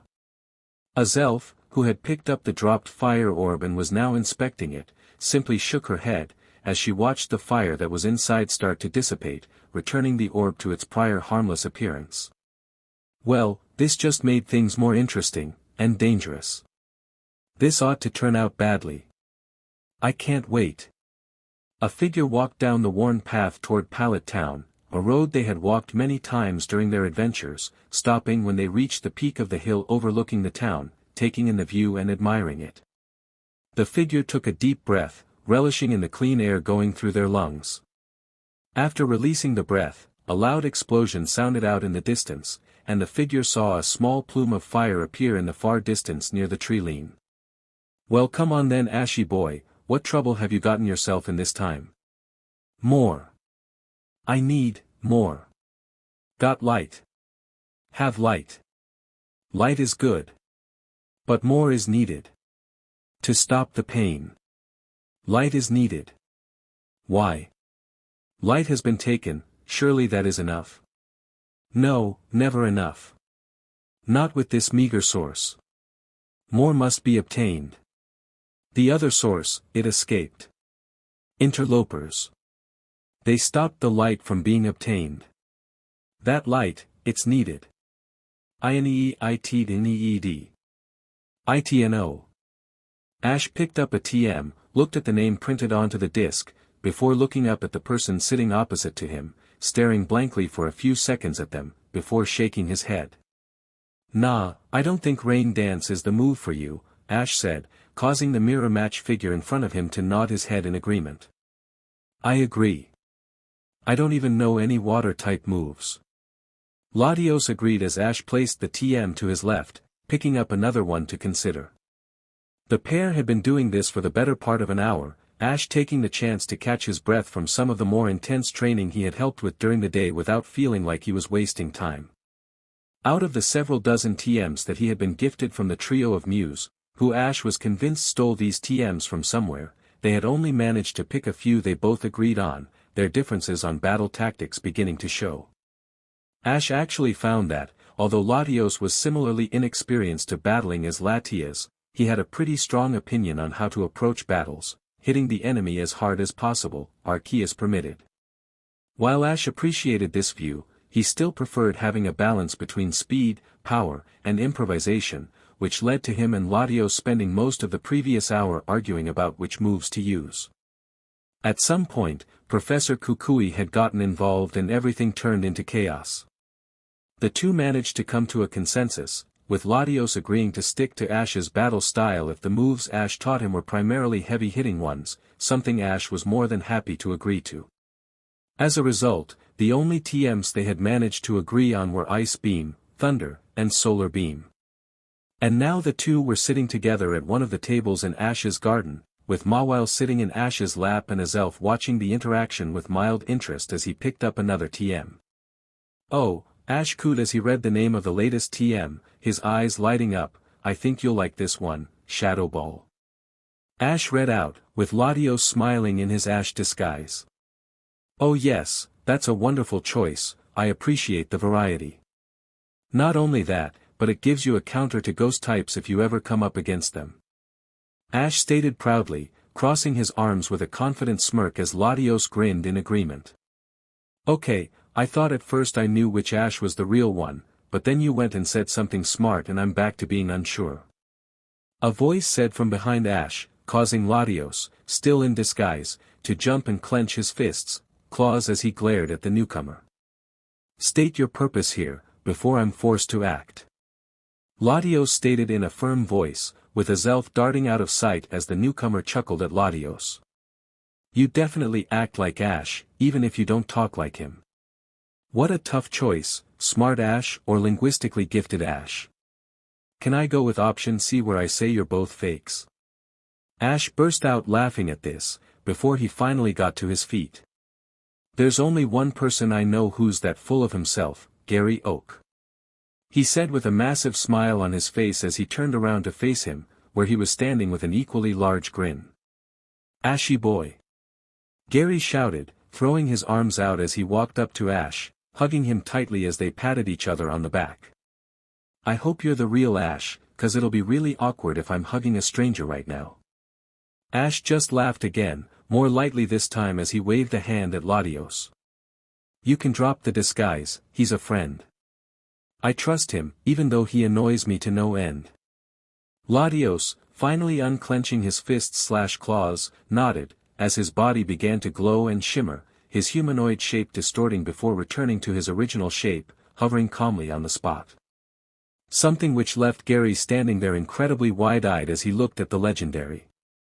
Okay, I know you've told me about how you've met legendaries and everything, but I must admit, it's an entirely different experience when you see one in person. Ash just gave a sympathetic smile, patting Gary on the back lightly to knock him out of his stupor. You ought to come with me on a regional journey sometime, then you'll get used to it really quickly. Literally ask anyone I've traveled with, I'm really unlucky that way. Unlucky isn't the word I'd use, but then again, I don't nearly die on a regular basis. The two boys then shared a small chuckle, before Gary rubbed a hand through his hair. Getting back on track though, Granddad told me everything about what's been happening, and I was on my way back to Pallet anyway. So I've decided, rather graciously, to offer you my help with this issue. Gary said with a flourish, causing Ash to sweat drop slightly. Great, Ash said with as much enthusiasm as he could scrap up, causing Mawile, who was sitting on the table where Ash placed her when he stood up, to giggle. And my first contribution? A battle. Great! Ash shouted, with genuine enthusiasm, before sharing a look with Latios. So what kind of battle did you want to do? Let's keep it simple, we'll do it league style, 6 Pokémon, substitutions allowed, person who loses their entire team loses. You game? Ash just smiled at him, turning his hat backwards as he nodded. Give me 5 minutes to pick a team, and then you're going down. Everyone had gathered around the ring that had been marked out, where Gary was already standing in one of the 2 trainer boxes, who was appraising the gathered audience with a keen eye. Or rather, who was in the audience. Looks like Charizard is sitting this one out, Gary noted to himself mentally as Charizard sat by Misty and Iris, holding an EV in his arms and roaring in what he assumed was a supportive manner. One less thing to worry about, though there's a good chance I'll have to deal with a legendary in this battle, so that's gonna be fun. He watched as Ash, who had been doing something with the TMs he had in his hand earlier and running around picking a team for the battle, finally entered the battlefield, with Gary keeping what he hoped was a strong poker face. Because he was worried in all honesty, since he had been keeping up with Ash's recent performance. Ever since he had rekindled his friendship with Ash and retired from professional league battling, he had decided to keep close tabs on what Ash did, and having watched his last league in Kalos, he knew Ash wasn't a pushover. Not that he ever was, a fact he'd only admit to himself, since Ash was a talented though unorthodox battler. And he had been getting better over the years, and he was always amassing what seemed to be odd but strangely powerful Pokémon for his team. Which meant he was actually an extremely hard person to go up against. Though he'd die before he ever said that out loud. As Ash took his place opposite him, Gary began ticking off opponents. Charizard, along with a few other heavy hitters he was wary of, were sitting on the sidelines, making ruling them out a safe bet. But a lot of them weren't there, and that could mean Ash had chosen them for his team. However, Gary knew that a lot of Ash's Pokémon were stranded across the globe, which meant they might not be in Ash's team at all. And there was also the fact that Ash had clearly caught some new Pokémon, if the Mawile he had earlier and the Ralts who was sitting on Meganium's back were any indication. In the end, Gary just sighed to himself and gave up trying to predict Ash. That was an easy way to lose, since the boy was unpredictable as all hell, and Gary needed to focus on the here and now rather than what could and might be. He had a battle on his hand. Ready when you are, Gary. Ash shouted, which Gary nodded to. Showtime. Magmortar, I choose you. Snorlax, I choose you. Ash shouted as he threw the ball into the air, the hard-hitting normal type bursting out of the ball in a flash of light, his body hitting the ground with a heavy thud. And Ash reveled in the dismayed look on Gary's face. Which was exactly what he was looking. Ash knew he couldn't take this battle lightly. Gary may have retired from battling, but he was an extremely talented trainer, and his Pokémon were strong. So he needed to play it smart and do something which would throw Gary off his game. This made picking one of the Pokémon who gave him such a hard time all the way back in Johto for this battle was a good idea, and Ash could see that Gary remembered that fact keenly, as he was now frowning heavily, likely formulating a plan to deal with Snorlax. Nonetheless, Professor Oak, who had agreed to act as the referee, shouted to catch their attention. "Let the battle begin. Fire blast, let's go." Magmortar raised both of its hands, where fire began to pool before firing out, twin 5-pronged blasts being shoot out at high speed, leaving trails of fire as it traveled toward Snorlax. "Snorlax, get a protect up." Snorlax, who was surprisingly awake at the moment, nodded and raised a hand, where a green shield appeared in front of, which the dual fire blasts crashed into, dying out and spluttering in the face of the defensive move. Eyes squinted extremely hard in determination, Snorlax lowered his arm and tensed up, waiting eagerly for another command. "You know, it's odd. I know Snorlax can be a good battler when he's motivated," Bulbasaur started, "but normally it takes a while for him to get his motor running. I wonder what's got Snorlax so involved this time." "He's angry," Crocodile replied plainly, causing Bulbasaur and the other nearby listeners to look at him in confusion. "What do you mean?" "Snorlax may be a lazy git sometimes, but he's just as angry about what's been happening recently as the rest of us. He wants to help our friends, our family, but he can't. So he's feeling frustrated, which is why he's probably so awake. Probably hard to sleep when you have that on your mind." The others said nothing, the weight of his words impacting them hard, so instead of commenting further, they turned their attention back to the fight, where Snorlax was about to begin his counter-attack. "Use Hyper Beam," Ash commanded. Snorlax raised his head up, standing up as straight as he could before opening his eyes, beams of Hyper Beam firing out toward Magmortar. "Dodge out of the way and strike him with Fire Punch." Gary countered, with Magmortar reacting just in time, the beams sailing past at rocket speeds, only to crash into some trees with a large explosion. Magmortar then launched forward, leftover flames from its last attack being rechanneled into its next attack. Snorlax sat there, and Ash just gritted his teeth as he waited for the attack to land. He couldn't order Snorlax to do anything yet, he still needed to recover from the Hyper Beam. So he needed to wait, and hope that Snorlax could take it. As expected, the attack landed solidly, causing Snorlax to wince and double over, causing Gary to smile. Damage. Though the smile didn't last long, as one of Snorlax's arms shot out, grabbing Magmortar's with a tight grip, causing both Magmortar and Gary's eyes to widen. "Quick, get him with a Mega Punch," Ash said quickly, trying to capitalize on Snorlax's recovery. Snorlax responded just as quickly as he recovered, pulling his fist back and smashing Magmortar in the face with such force that the shockwave caused some of Snorlax's fat to ripple. His feet lifted off the ground, before he span round in the air multiple times, crashing into the earth a fair distance away from Snorlax, who was standing firm in front of Ash. Gary gritted his teeth as Magmortar grunted in pain, as he tried to think about a way to deal with Snorlax. Memories of this happening back in the Silver Conference began to flash in Gary's mind, with his Arcanine and Nidoqueen both falling prey to his raw power. The temptation to SWCH out Magmortar briefly flashed in his mind, his hand hovering over the Pokeball he wanted to SWCH with. But he stayed his hand, as an idea came to him, just as Magmortar managed to get back on his feet. "Magmortar, let's SWCH it up. Let loose with a lava plume."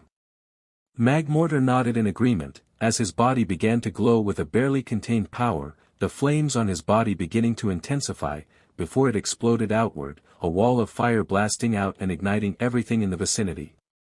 Snorlax barely managed to raise his arms to protect his face, before the wave smashed into him, managing to bowl him over in the process. His fur singed and darkened, and a coat of cinders covered him and left him looking disheveled as a result. As Ash rubbed his eyes, trying to clear the cinders from them, Snorlax began to slowly stumble to his feet. Gary grinned to himself as he saw an opportunity present itself. Now, before he gets up, finish him with Fire Punch. Magmortar, thriving in the ash-filled air, launched forward, now confident that Snorlax would be unable to counter. "Snorlax, watch out." Snorlax stumbled slightly, eyes darting around trying to find Magmortar, but he couldn't see through the thick layer of ash that was in the air. As he turned to the right, Magmortar appeared on his left, throwing a powerful right hook into his side and causing Snorlax to roar in pain. "Keep it up, don't let him breathe." Magmortar then proceeded to throw punch after punch at Snorlax, alternating between hooks, jabs, and crosses as he pummeled Snorlax's body, each punch causing Snorlax's already singed fur to burn even more. Ash watched in frustration as Magmortar continued to launch his assault, but then, as the ash began to lessen and his sight improved, Ash spotted something. A pattern. 2 left jabs, a right cross, followed with a left cross, and finished with a powerful right overhand, before he began the CYCL again. Once, then twice, Ash saw this pattern play out, and he saw his chance. He waited for a moment, before shouting at the top of his lungs. Sidestep to the right.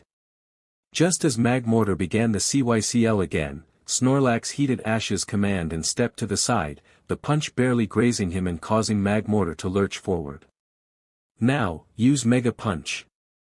Not waiting for Magmortar to recover, Snorlax threw his fist upward, the powered-up punch solidly connecting with Magmortar's jaw, causing him to topple over, his eyes glazed over and his consciousness no longer with him. Magmortar is unable to battle. Snorlax is the winner. "Whoa," Lana breathed, her eyes wide as she watched Gary call back his Pokémon. "I've seen Ash battle before, plenty of times. But I've never seen anyone battle like that on Alola. Only when Ash battled Paul, and that time was also really different to when he normally battles." Iris chuckled to herself, crossing her arms as she leant back on her chair. "Yeah, sounds about right. I don't know much about Alola, but Ash said in his letters that battles are quite different there. But don't worry, battles in other regions aren't usually this tense. Ash and Gary just have history, same with Paul. They want to prove themselves to one another, and as a result, push themselves harder. Which leads to battles like this." Misty and May, who had been listening in, simply nodded, though May had a concerned look on her face. "My only concern is this is only the first battle. How serious are they going to get?" Ash couldn't help but grin to himself as Gary recalled Magmortar, a tiny amount of pride seeping in. While Gary may have retired as a professional league battler, he was never going to be an easy opponent. And Gary also seemed to have a natural understanding of how he approached battle situations, a result of having grown up together. That meant that Ash had to be careful with every move he made.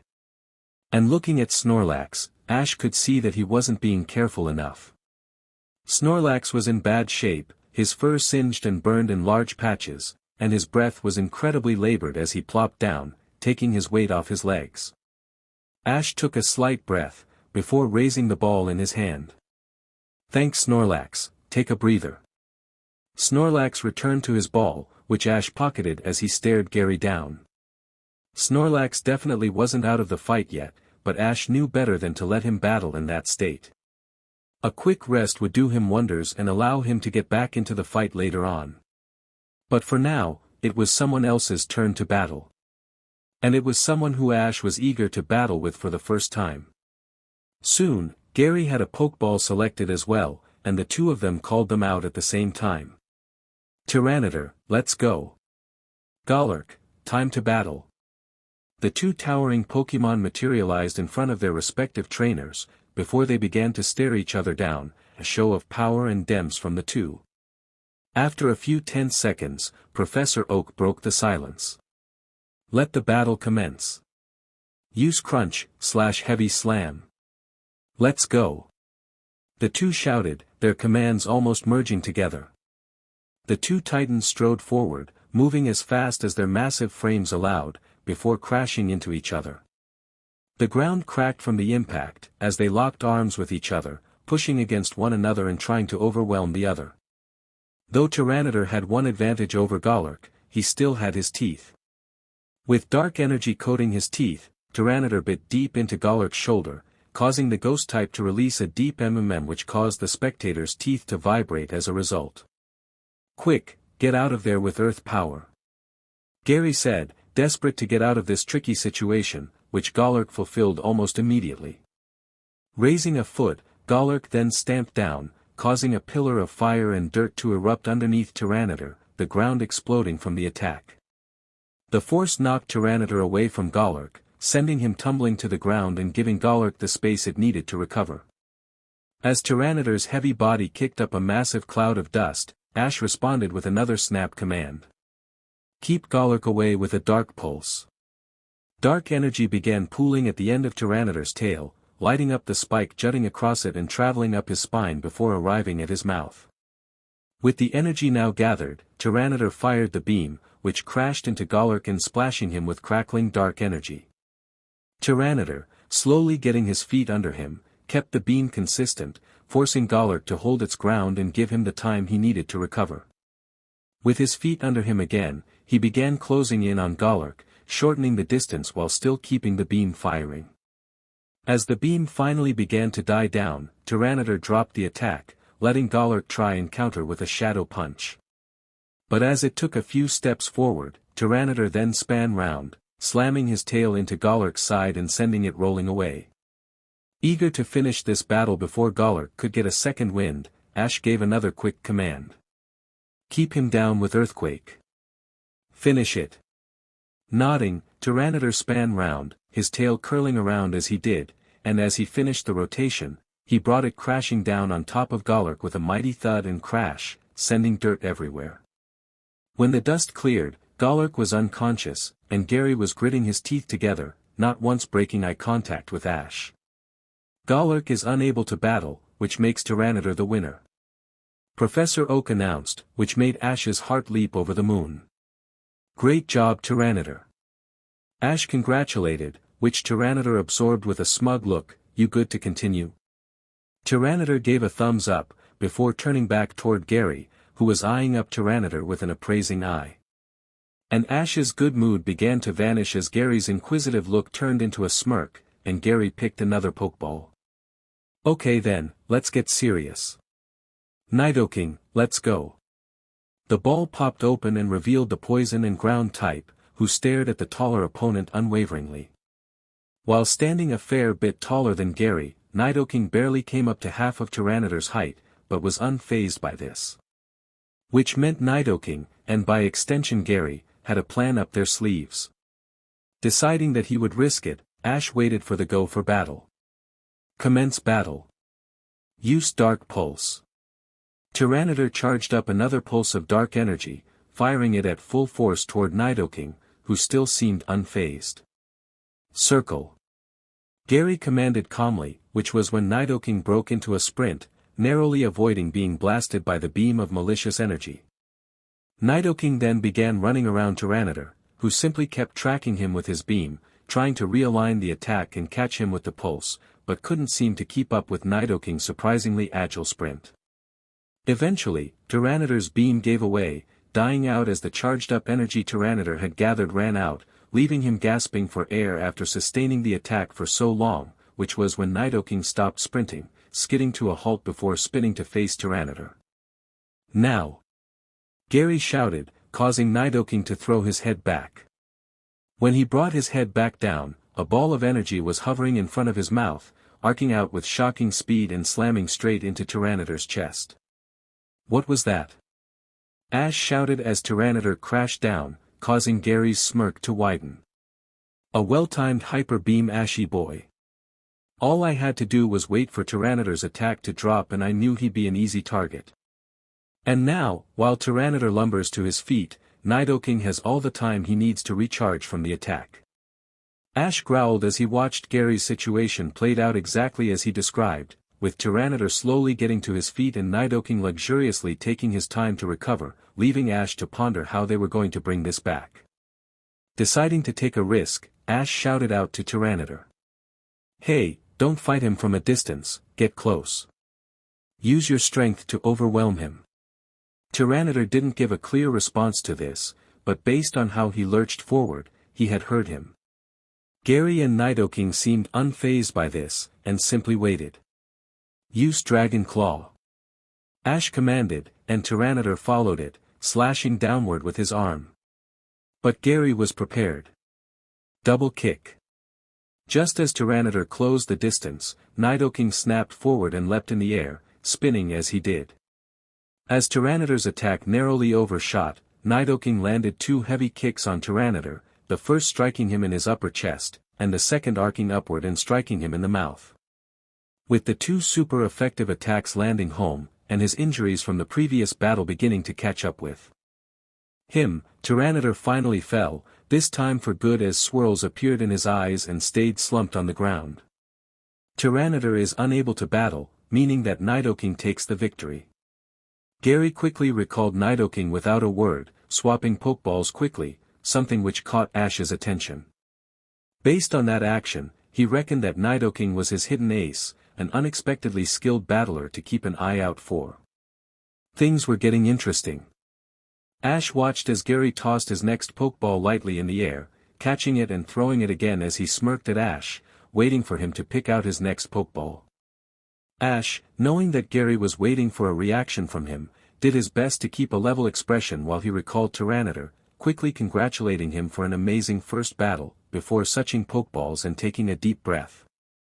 This was a big gamble, one he wasn't so sure about in all honesty, and that left him palming the ball, layers of sweat building up on the plasticky surface of the ball. When this Pokemon had came up to Ash expressing an interest in joining this battle, Ash was more than happy to oblige, but he worried about how this Pokemon would match up against Gary.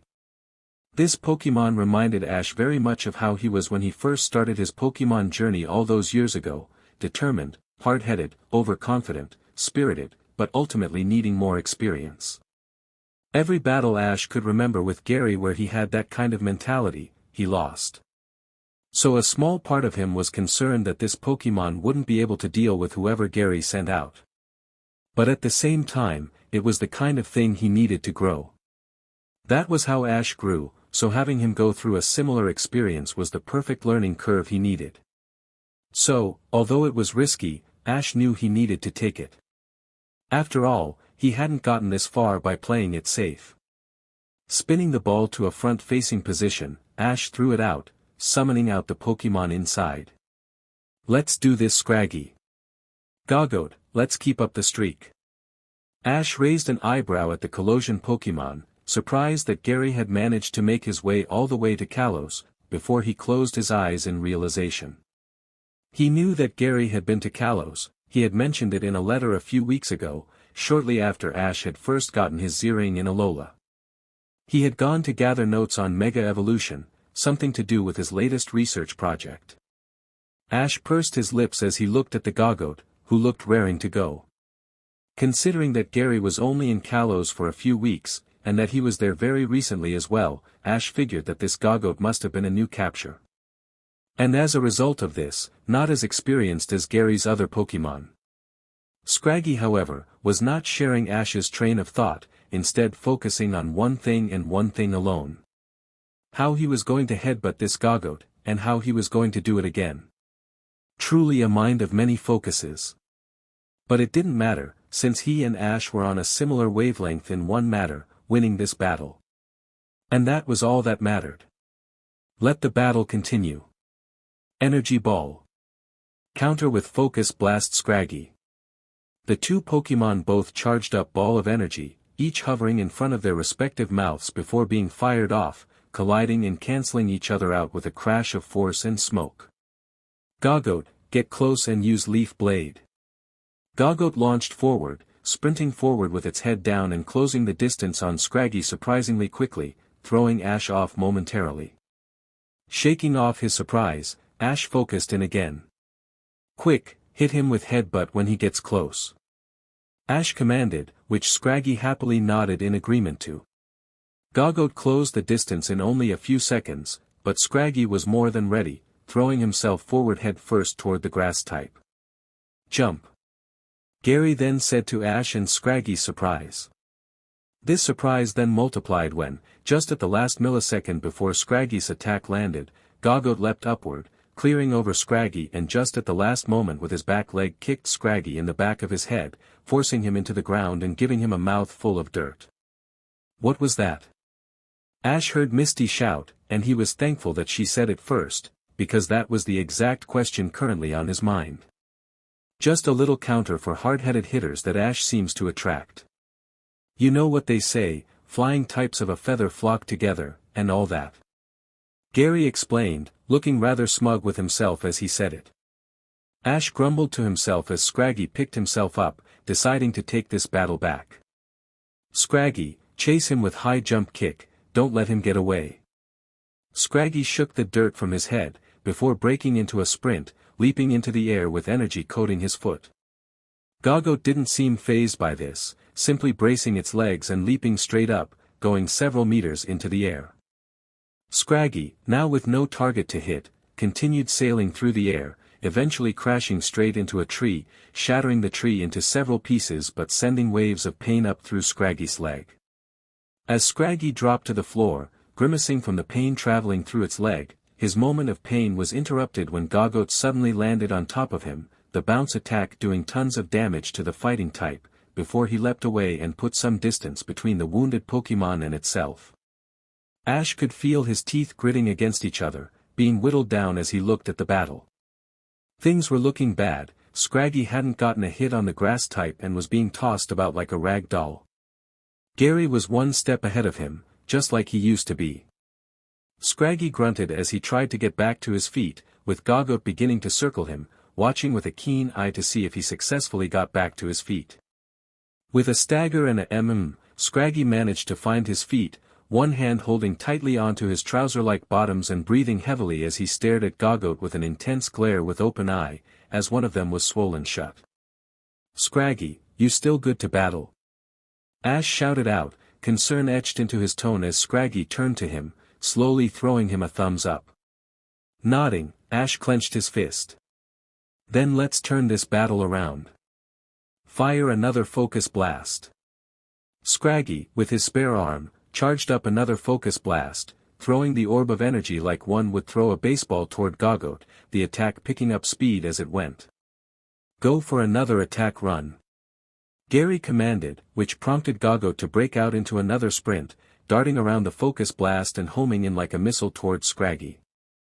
"Now, use headbutt. Hit him head-on before he can react." Scraggy launched himself into the air, head pulled back and becoming coated in bright energy, seemingly on target to hit Gogoat head-on, but just before it could land, Gogoat fired an energy ball point-blank into Scraggy's face, forcing him backwards before lowering his head, priming for a finishing charge. "Scraggy!"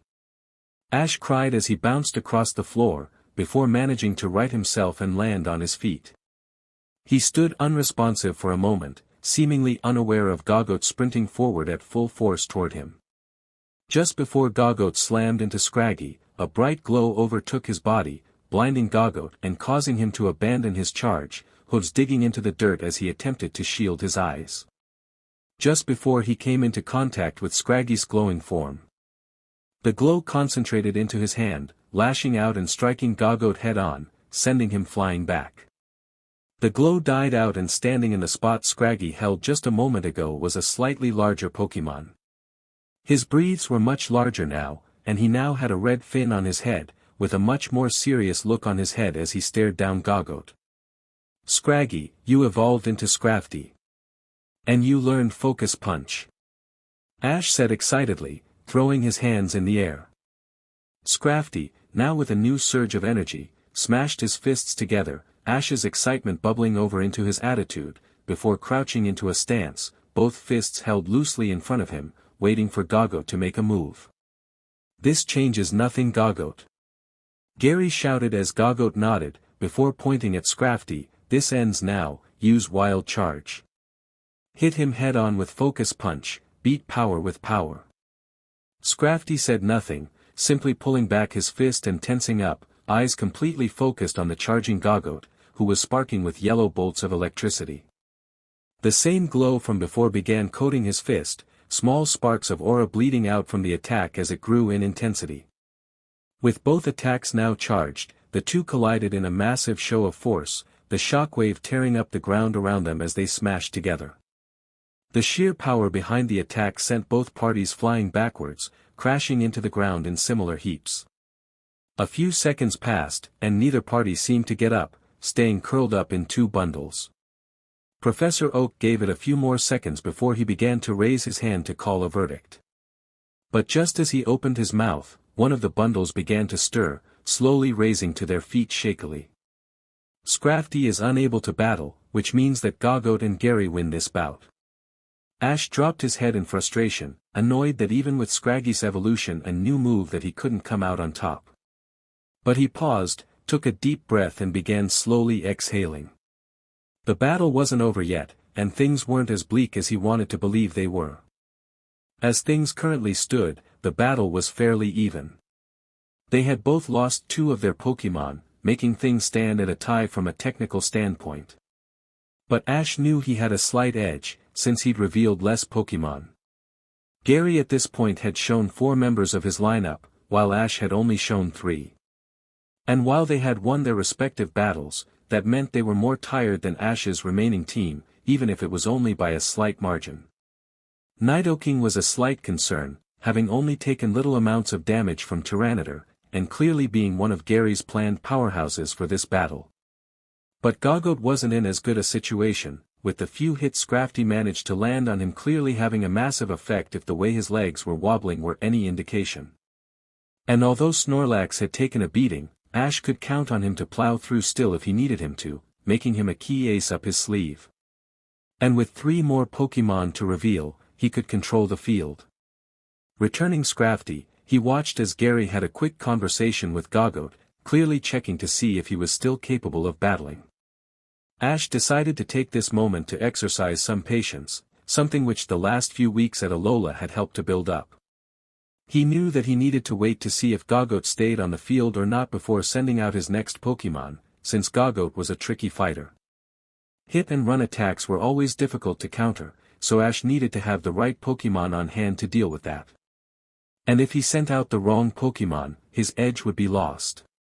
After a few minutes, Gogoat hopped back onto the field, taking his position in front of Gary. He was staying in the battle. With this knowledge, Ash found his hand already picking out his next ally, the perfect choice to defeat Gogoat and his hit-and-run tactics. Kalava, I choose you. Annabelle sat silently as she watched Ash and Gary's battle play out, watching every decision made by the two very critically and assessing them carefully. And she was surprised to say that Ash seemed to be, for lack of a better word, off. He still clearly had a critical mind at play, analyzing battles as well and as uniquely as he usually always did, at least, to her knowledge, but he also seemed to be foregoing his usual strategies. He was resorting to bad habits. Whereas Annabelle would have imagined that he'd find some interesting workaround for Gogoat's speed and agility, Ash seemed to resort to using overwhelming force. She wasn't sure if it was because of the Pokémon he was using, one who specialized in using power or wasn't skilled enough to keep up with Ash's ingenuity, or whether it had something to do with Ash himself. Either way, it wasn't the greatest show, and the longer the battle went on, the more apparent it became. At first, Annabelle thought Ash was fighting well, playing to his Pokémon strengths and finding and creating counters to whatever Gary conjured up for the battle. But as the battle went on, Ash began slipping into less efficient and more straightforward tactics, falling prey to Gary's methods. And for the life of her, she couldn't figure out why. It's because they've been rivals for years. Misty said out of the blue, causing Annabelle to jump slightly. How did you know? She whispered, hand on her heart as she waited for it to slow down again after rapidly speeding up from the jump, to which Misty just shrugged. You may be a frontier brain, but I'm a battler as well.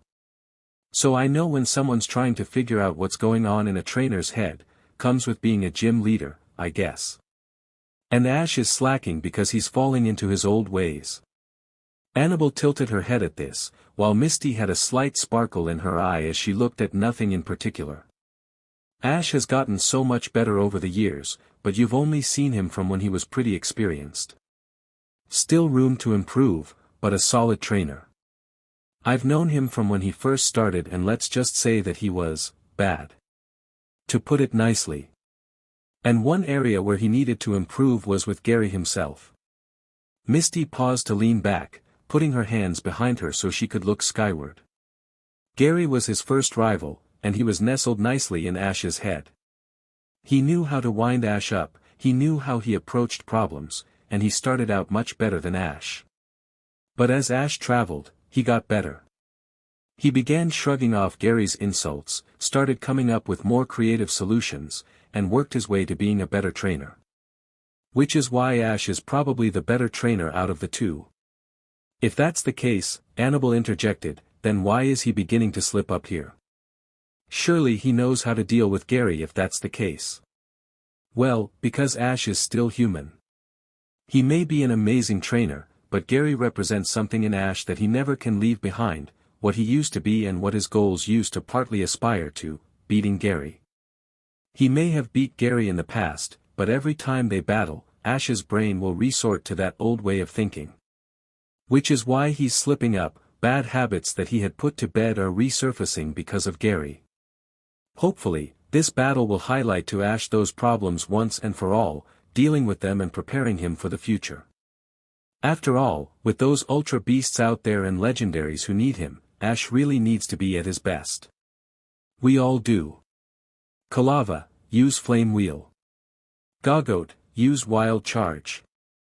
The two speedy Pokémon darted toward each other, both charging each other at a breakneck pace, before suddenly veering and trying to sidestep each other, only to end up overshooting each other entirely.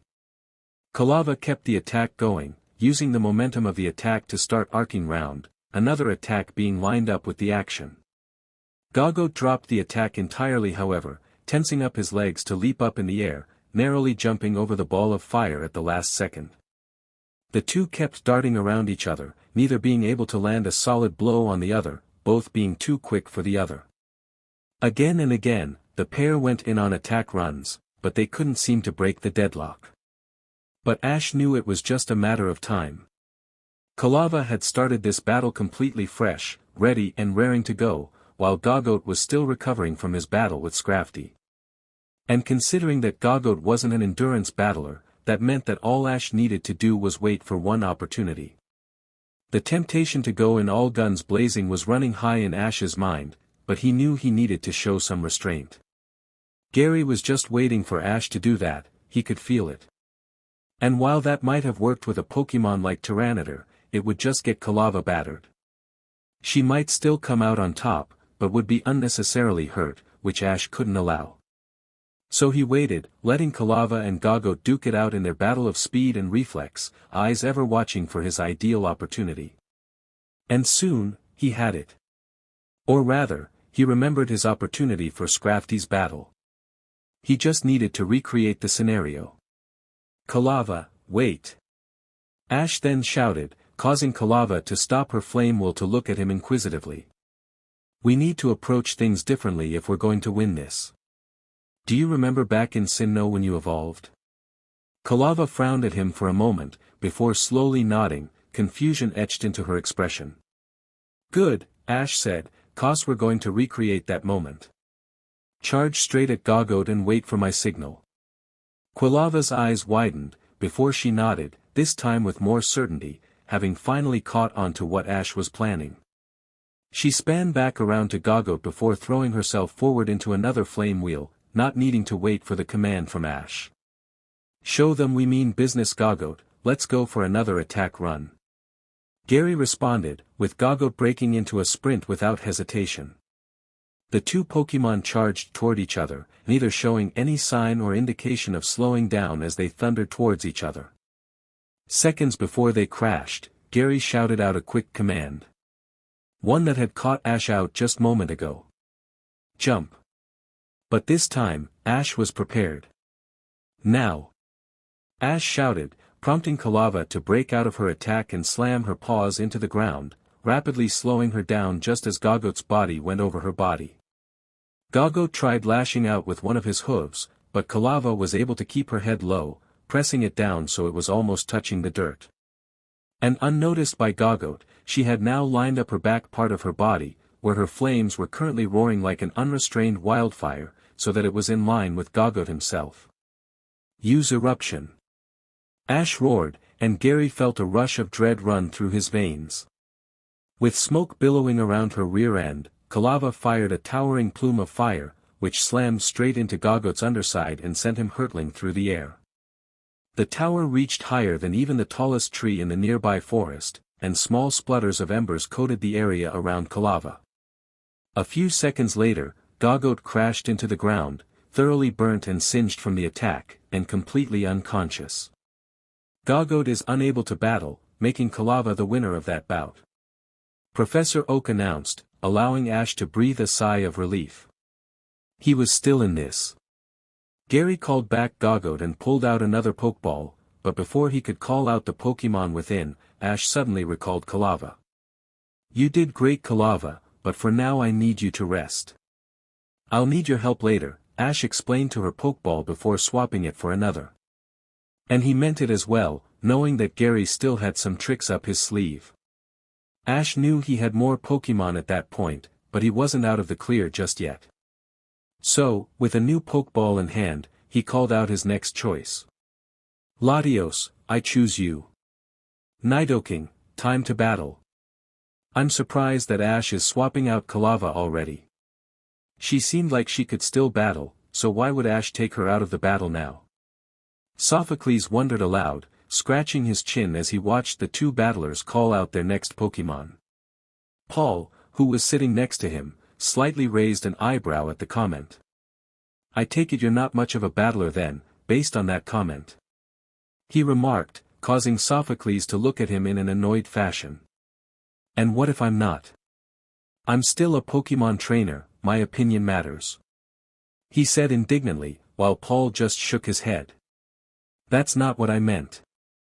You are indeed a trainer, no doubt about that, but a battler has to think differently in order to win, especially when against a foe who is clearly skilled." Ash knows that he has a slight lead at the moment in regard to remaining Pokemon, but he also had that advantage when Tyranitar knocked out Golurk, and look what happened afterward, 2 knockouts. Paul paused for a moment to redirect his attention to the 2 Pokemon currently on the field, before carrying on with his explanation. 2 of Ash's remaining 4 Pokemon have already been on the field, and Snorlax in particular took a lot of damage in his battle. Compare that to Gary, who despite having 1 less Pokemon than Ash, has all of them ready to go at full throttle.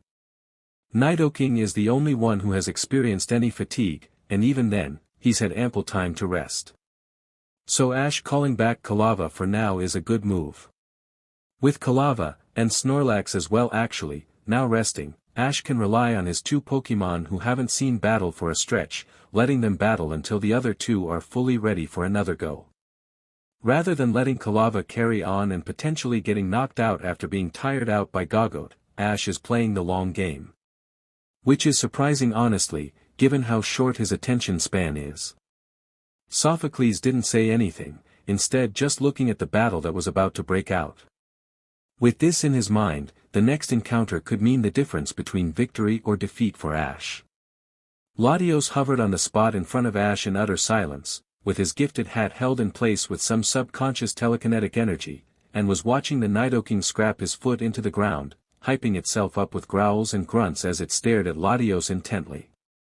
But Latios wasn't really paying attention to that, rather, he was scraping his claws together anxiously. He had heard from his sister about her battle debut, and how she had gotten overconfident and gotten caught in a trap by an extremely powerful Pokemon. She had given Latios plenty of advice about how to avoid it, and Ash himself had been giving him tips and basic training throughout that morning. But none of that was really helping with his nerves. While Latios knew he could handle himself in battle, with the prior clash with the Ultra Beasts being proof of that. But fighting against another Pokemon is instinctual, in his genes, the same as any Pokemon. But this wasn't just a random battle that required him to be quick and strong, this was a trainer battle. Those 2 qualities, while good to have, weren't enough. Strategy was a key part of it, and improvisation was something Ash and his Pokemon seemed to have as a key skill. And that was the source of Latios' anxiety, as he knew, from his sister's repeated comments in the past, that he was somewhat of a rigid individual. He liked sticking to the norm and what he was familiar with, and not straying from that. Which was something that would work against him here. A deep part of him was hoping that Ash would take control in that department, but he couldn't help but worry. So while they waited for the signal to start battling, he found himself resorting to old habits, including scratching his claws against one another. "Let the battle begin." The human professor then shouted, and Latios felt his muscles tighten. It had begun. "Latios, let's start this off strongly, with a dragon pulse," Ash said, with Latios internally sighing in relief. Ash seemed to be honoring their agreement about his move usage, hitting the opponent hard and fast. A fact that meant that Latios might actually be able to do well. Feeling the draconic energy surge within his chest, he concentrated the energy into his mouth, and then fired the beam straight at Nidoking. "Let's go Nidoking, circle," Gary commanded, with Nidoking darting to the side, with Latios' attack narrowly missing, before he began to chase Nidoking around with the attack. Ash frowned at this, recognizing what was happening. Latios was being baited to the same trap. "Latios, break off the attack," he shouted, but he wasn't fast enough, as before he could get Latios out of there, Nidoking span on the spot and fired out another outrageously powerful hyper beam. Latios, eyes wide and mouth agape, suddenly flew forward, shattering the sound barrier as he shot off like a jet, leaving the hyper beam to miss by a large margin. Latios circled the entire battlefield rapidly, before stopping in front of Ash, slightly out of breath but in better condition than he would have been if the attack had hit. And Ash was simply standing there, slightly shocked by what happened. "I didn't know you could hit those kinda speeds so quickly," he muttered to himself, before shaking himself out of his stupor and returning his focus to the battle. "Let's use that speed to our advantage, hit Nidoking with Dragon Claw before he recovers," Ash commanded, something Latios was more than happy to oblige to. With another crack to signify the shattering of the sound barrier, Latios surged forward, slamming into Nidoking with the force of a freight train, completely flooring the tough Pokémon and even overshooting the battlefield as he did. Gary, in awe of the legendary's prowess, found himself stuck for what to do. He hadn't expected the dragon to have such speed, and based on Ash's reaction, neither had he. Which meant that he could use it against him. "Nidoking, wait for my signal," he commanded quietly, his eyes never leaving Latios as he flew back to Ash. "Okay Latios, let's try using your speed as an extreme speed, and keep up the attack," Ash commanded, which Latios nodded eagerly to, flying forward again in another burst of speed. "Now! Grab him!" Gary shouted, prompting Nidoking to throw his arms up and catch Latios by the shoulders. The impact of the legendary crashing into him caused Nidoking to be pushed backwards, twin trenches being dug up by his feet trying to find purchase in the mud. "Flip and slam!" Gary shouted, which Nidoking smirked at. He began placing his weight to his right foot while leaning back, pulling Latios over his shoulder and then slamming him with full force into the ground, a crater forming from the powerful impact, forcing the air from Latios' eyes. "Latios, get out of there. Use solar beam." Latios, still winded from the strike, didn't show any indication he heard Ash at all, but after a few seconds, a faint green outline began to coat his body, a good sign and one that heavily relieved Ash. But Gary wasn't about to stand by and do nothing. "Quick, finish the battle with a double kick." Nidoking complied to this command, jumping upward and striking Latios in the head with dual strikes from his powerful legs, forcing Latios' head further and deeper into the ground. After the strikes, he halted his attack, leaning in to see if Latios was indeed unconscious. "Is he unconscious?" Professor Oak shouted out, with both Gary and Nidoking shrugging to show they weren't sure. But Ash had a steadfast look on his face, completely unfazed by this. "Now!" he yelled out, shocking both Gary and Nidoking as a light began to emit from the hole. Before Nidoking could get out of the blast radius, a bright green beam blasted out of the crater and smashed into Nidoking's chin, sending a shockwave of green energy pulsing outward. When the light fainted, Latios had floated out of the crater, looking weary but ready for more. And Nidoking was out for the count. Nidoking is unable to battle, making Latios the victor. Gary didn't react at first, rubbing his hand in his hair somewhat as he returned Nidoking to his Pokeball, something that relieved Ash immensely. Nidoking had been a major concern, especially with how quickly it had knocked out Tyranitar, but now Ash felt like he had a solid lead in the battle. That is, he did, until he glanced over at Gary and saw his blank stare had turned into a smirk. He had something up his sleeve. Pulling out what seemed, to Ash's eye at least, to be an extremely weathered Pokeball, Gary called out his next Pokemon, and Ash began to understand why Gary felt so confident all of a sudden, and he felt an icy dread in his veins. Go Blastoise! With a pop of the Pokeball, Gary's first ever Pokemon graced the battlefield, cannons armed, and fists clenched as it hit the ground. With a roar it slammed its fists together, before lowering its head, waiting eagerly for the battle to begin. And to make matters worse, Ash couldn't help but notice that, around Blastoise's wrist, was a band with a rock in it. A band which Ash suspected contained a certain kind of stone. Eyeing up the jewelry, Ashy boy? Gary asked tauntingly, as he threw up his wrist, revealing that he was wearing a band much like the one Ash himself had received a few days ago, from the Muse. Courtesy of Kalos and Professor Sycamore. Us professor types help each other, and he wanted me to help him with his research on Mega Evolution. And in return, me and Blastoise now have a massive card to play. Let's see how you deal with this. He then flung his hand in the air, flicking his hand through his hair before sticking it forward, fist clenched as energy gathered around it. Beams of it then shot out and hit Blastoise's band, the stone embedded into it now glowing and humming before light began to pour out of it, completely coating Blastoise's body and covering his transformation into his mega form. When the light faded, Blastoise now stood in a much larger form. The two cannons that were an iconic part of his image were now on his wrists, and in their original place was a new third cannon, this one much larger and wider than before, looking like it belonged more on a military tank than a living creature.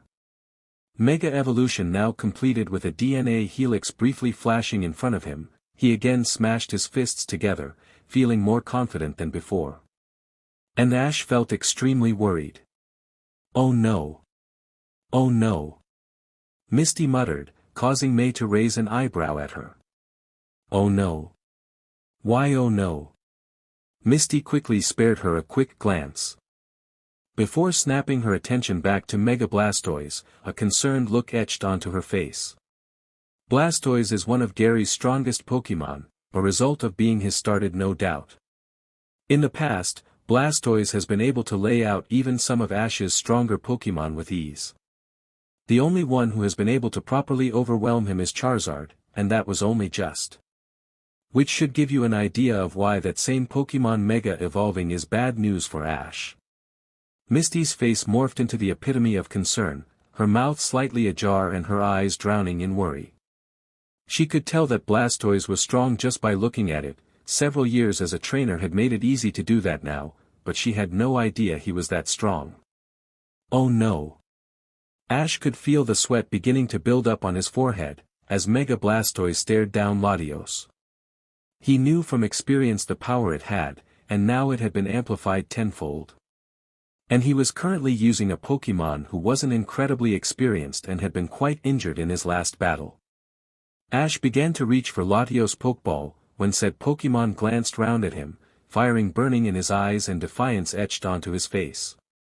Ash recognized that look a mile off, as it was one that he, and nearly every Pokémon he had ever had in his family, had at some point in their lives. He wanted to keep battling. And nothing anyone could say would change his mind. And Ash knew better than to try. So with a quick nod to acknowledge the look, Ash reached up to his hat, spinning it around so that it was facing backwards. A few seconds later, Latios did the same, spinning the hat around and tensing up his muscles. He was ready. Let the battle commence. Latios, use Thunder. Blastoise, use Hydro Pump. The two Pokémon charged up their attacks, with Blastoise taking aim with his cannons and lining up his blasts. Latios, on the other hand, began to generate electrical energy around himself, pooling up the power before unleashing it with a thundering crack. Just before the attack landed, Blastoise unleashed his Hydro Pumps, which blasted through the thunder attack and slammed into Latios, sending him tumbling through the air. Thanks to the power of thunder, the attack's effects were somewhat nullified, and Latios was able to catch himself before he hit the ground. But the attack still had enough power to leave its own mark on Latios, leaving him breathing in the air as he hovered in place. Ash found himself gritting his teeth as he looked at the monstrous Blastoise. Thunder normally wasn't a move that could be easily brushed off, and from Latios, an inexperienced but very strong minor legendary, it should have been an ace against the water type. But instead, it had negated entirely. Ash knew that Mega Evolutions were incredibly powerful, but now he was up against a Pokémon who had been stupidly strong prior to the power-up. And he had nothing to counter it with. As Ash began thinking through counters in his head, a faint warm feeling began flushing through his chest, particularly across his heart. At first, Ash paid it no mind, not really noticing it. But as he began running out of strategies in his mind, the warm sensation became very prominent, before a blue beam burst out from his chest, darting straight toward Latios, who just had enough time to look shocked before the light overcame him. Latios' body began to distort and grow, his wings changing position and two massive circular coverings appearing on his arms, making his body much more streamlined. Horns began to grow on the side of his head, and he grew significantly larger. Once the light faded, Latios' coloration had changed from blue to purple, and he was now admiring himself and the changes. To finish off the transformation, the same symbol that flashed in front of Blastoise flashed in front of Latios, signifying his transformation into his Mega form. Something which caught Ash off guard. You can Mega Evolve? How? I don't even have a Mega Stone for you. He shouted in confusion, before he took a look at his chest. The red triangle mark that had been branded into his chest when Yveltal had resurrected Latios and Lucario was now glowing, visible even through his shirt. Ash frowned at this, before looking up at Latios, who was now looking at the mark himself. Ash began to smile, as he caught a glance at Gary's surprised face. He now had a counter. Okay Latios, I wasn't expecting this but let's make the most of it. Try another thunder. Latios, still looking surprised from the sudden change in his body, decided to just roll with it. He turned back around to face Blastoise and began charging up another thunder. Gary, now refocusing on the battle, threw his hand forward. Quick, fire another hydro pump. Blastoise quickly complied, firing a triple pulse of high-pressured water pulses toward Latios, who unleashed a much more powerful blast of electricity toward him. The two attacks collided against one another, pushing against one another in a battle for Dems, which ended after a few seconds with a massive explosion. Quick, use Dragon Claw. Ash commanded as the smoke began to coat the battlefield, with Latios flying forward with immense speed, now even more impressive due to his more streamlined body. He darted through the smoke and lashed out with a quick slash and was rewarded for his effort with a grunt of pain from the turtle Pokémon. Grab him. To Latios' surprise, Blastoise suddenly clamped onto the arm that had struck him, now holding on with an iron grip. Latios tried pulling away, even managing to somewhat drag Blastoise away, but he wasn't able to wrestle his arm away before Gary gave his next command. Use Bite. Blastoise then yanked Latios toward him, proceeding to go straight for the neck and clamping down with his teeth. Latios yelped in pain, pulling against Blastoise's hold desperate as he was thrown around in the jaws of the turtle. After a few seconds of struggling, Blastoise released his hold of Latios, only to then hit him point-blank with Hydro Pump, using the two wrist-mounted cannons to get two clean hits on his underbelly. This pushed Latios to the edge, causing him to drop to the floor, unconscious and unable to continue. With swirls in his eyes, Latios' body began to return to normal, and the triangle on Ash's chest ceased glowing. Latios is unable to battle, meaning that Blastoise is the victor. Ash's face, and mood, dropped as the glow subsided, as he began to realize that his possible comeback against Gary's trump card had already been used up. He had managed to land a good hit, but against a Pokémon like Blastoise, Ash needed more than that. Trying his best to ignore Gary's smug look, Ash pulled out his next Pokémon. Kalava, let's go. Kalava popped out of her Pokeball, eyes set forward as she stared at the towering Blastoise. Knowing that she didn't need any words of encouragement, being experienced enough to get through the battle, Ash instead waited anxiously for the signal to start to sound. Let the battle commence. Kalava, use Flame Will, don't let him hit you. With a bark of acknowledgement, Kalava broke into her recognized will of fire and darted off in a blitz. Let's end this quickly Blastoise, use Hydro Pump. Blastoise then began firing off multiple Hydro Pumps, taking advantage of the cannons on his wrists to fire in multiple locations, trying desperately to preempt Quilava's movements. But the small fire type was too fast for the lumbering giant, running circles around the water type. However, due to the multiple beams of powerful water, Quilava soon found herself merely circling, and not landing any attacks. Fortunately, Ash had already thought of something. Use Aerial Ace. Home in on Blastoise.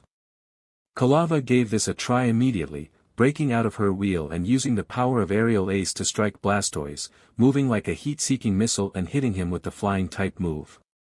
Using her paws to push off his shell, she used the momentum of the attack to roll into another flame wheel, zooming off before Blastoise could hit back. That's it. Keep it up, Quilava. Ash commended, pumping his fist as Quilava began to circle Blastoise again. Quilava repeated this a few more times, and each time the escape became narrower and narrower. With every hit the damage done was becoming more apparent, as was the frustration on Blastoise's face, and Ash could feel just the faintest glimmer of hope. But after the 6th consecutive hit, Quilava finally got clipped, as Blastoise backhanded her into the air, sending her crashing into a tree. The impact caused her to yelp before she passed out, completely unconscious. Quilava is unable to battle, making Blastoise the winner yet again. Ash grumbled to himself as he returned Quilava. He quickly thanked her for a job well done before he pondered his options. He and Gary now had 2 Pokémon left, and both of them had a single one which hadn't been seen yet in the battle.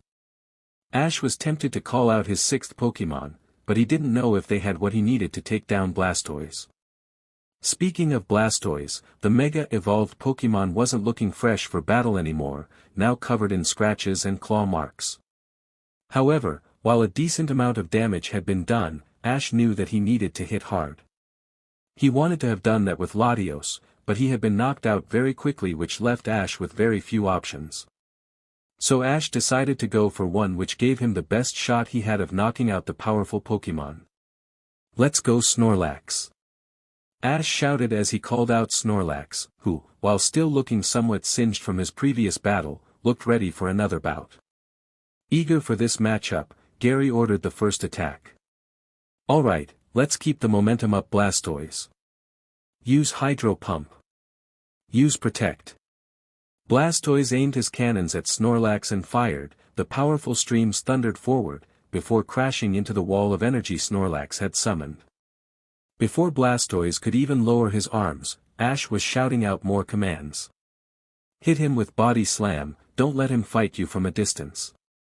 Snorlax began lumbering forward, crashing into the turtle with his full body weight and sending him flying backwards, though he managed to stay upright. Snorlax, not content to stop there, threw himself forward again. Blastoise, now ready, caught Snorlax by the arms and began pushing back against his charging form, the 2 behemoths fighting for Demps. Break the deadlock, Snorlax, show him what you're made of.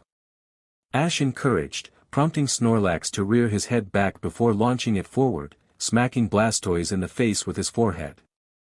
Reeling back from the strike, Blastoise lost his balance, and Snorlax was able to slam into Blastoise with his belly, knocking him back. Quick, hit him hard with a Hyper Beam.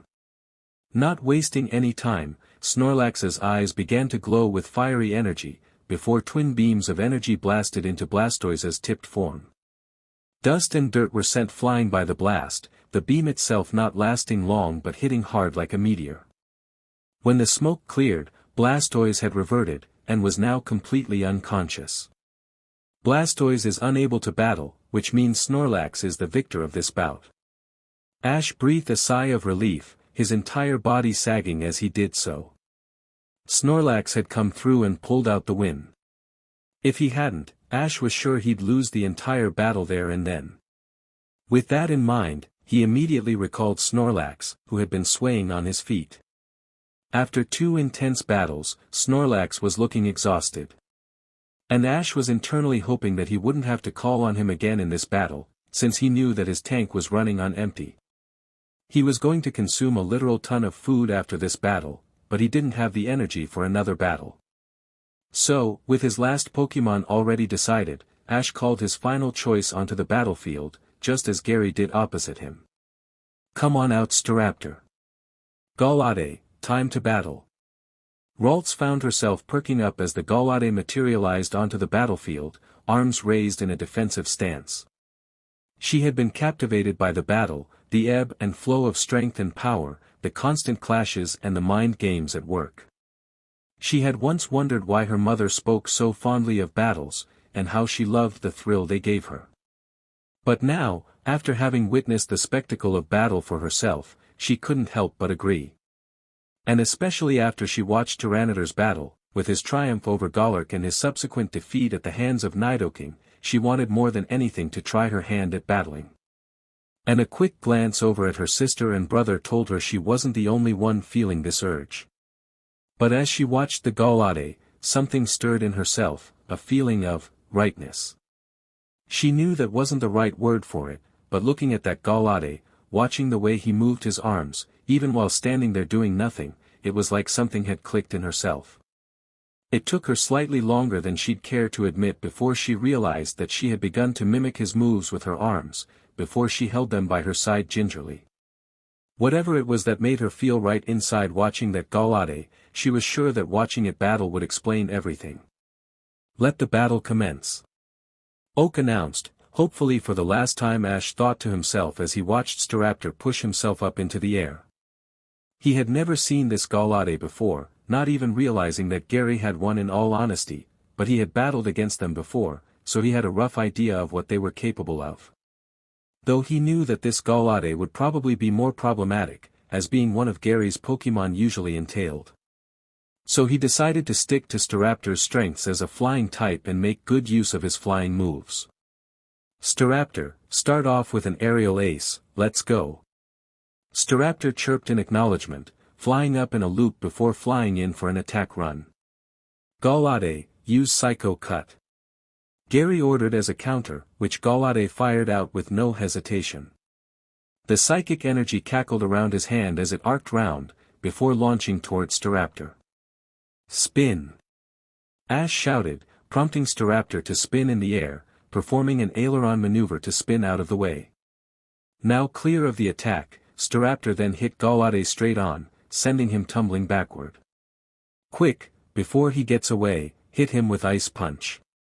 Gary commanded, with Gallade proceeding to turn his tumble into a roll, before pushing himself forward and striking Staraptor in the wing, causing part of it to freeze over. Staraptor, now slightly incapable of flight, crashed into the ground, before pushing himself up with his other wing. He then proceeded to flex his wing, breaking some of the ice but finding it still somewhat stiff. For the time being, he was grounded. Good, now that he's grounded, use a Leaf Blade and Psycho Cut combo. Go for the melee. Gary commanded, smirking as Gallade flung his arms outward, with both arms being coated in the respected energy of each attack, before he lowered himself into a stance, his left arm coated in the green glow of Leaf Blade being placed further than his right, coated in the psychic energy of Psycho Cut, which was held close to the chest. If they want a close quarters fight, we'll give them one. Use close combat. Ash countered, with Staraptor dropping into his own stance, with his wings held in front of him like fists, ready for Gallade as he launched forward. The two then began to dance around each other, trading blows and ducking and weaving around one another. Each strike that landed shook the recipient to their core, but they plowed on, determined not to let the other come out on top. Staraptor had a slight disadvantage, with one of his wings not being as responsive as it normally was. But after a solid minute of trading blows, Staraptor landed one that hit harder than any that landed before, sending Gallade tumbling back. Seeing an opportunity to go for the win, Ash shouted out a quick command. Alright, let's finish this battle here and now. Let's go for a brave bird. Staraptor pushed himself into the air with no hesitation, again arcing around into an attack run, this time coated in the blinding light of Brave Bird. Stop him in his tracks with an aura sphere. Gary shouted, recognizing the powerful attack for what it was. Galade, now slightly slower than he was before, charged up a sphere of life energy in his palm, before flinging it skyward, the attack homing in on the charging beam of energy that was Staraptor. The attack hit him head-on, causing a massive explosion to send smoke across the air, covering Staraptor and making him all but invisible. A few tense seconds went by with everyone waiting to see if Staraptor made it, or if his unconscious body would fall out of the smoke cloud. His body did eventually come out of the cloud, but he was very much conscious. And very much still coated in the energy of Brave Bird. With no time to dodge out of his way, Galade was hit head-on, smashed into the ground by the powerful flying-type attack and knocked unconscious almost immediately. Staraptor himself did not come out of the attack graciously, the recoil from his attack and the wounded wing causing him to tumble into the ground, bouncing across the ground before sliding to a halt. He was still conscious, but very much unenthusiastic about getting up any time soon. Galade is unable to battle, meaning that Staraptor is the winner. With no more Pokémon left to battle with, Gary is unable to continue, making Ash the winner. Oak announced, causing a large amount of cheering from the crowd as they congratulated him. Which, thankfully for Staraptor, meant that he didn't need to get up any time soon. That was amazing.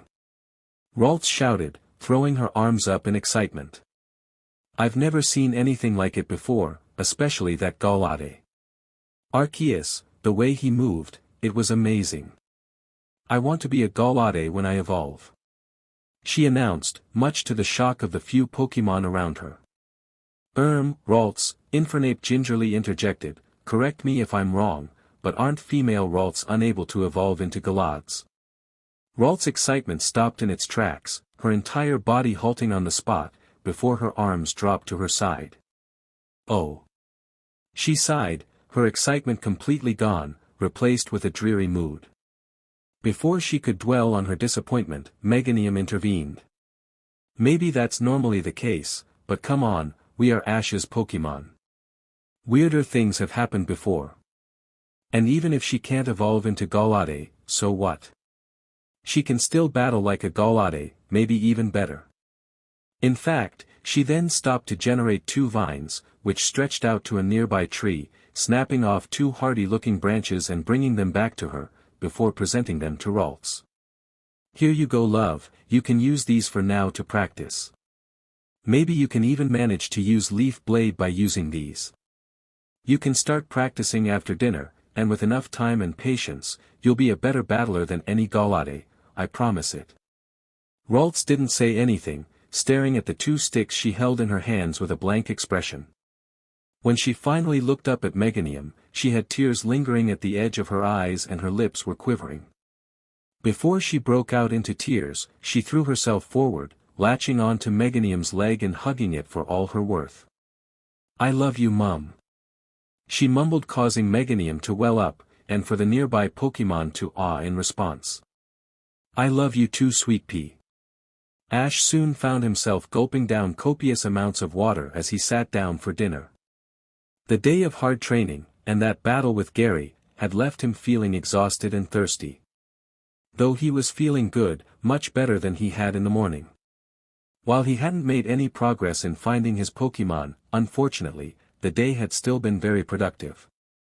Iris had returned the Pokémon she'd found, Misty had returned with a bunch of friends and Pokémon, and he had done plenty of beneficial training. Not too bad for a day's worth. And the recent battle had been a good sign that he was preparing properly, with his Pokémon all performing admirably. With that performance, he could rest assured that he was doing well for himself. But he found himself still worrying.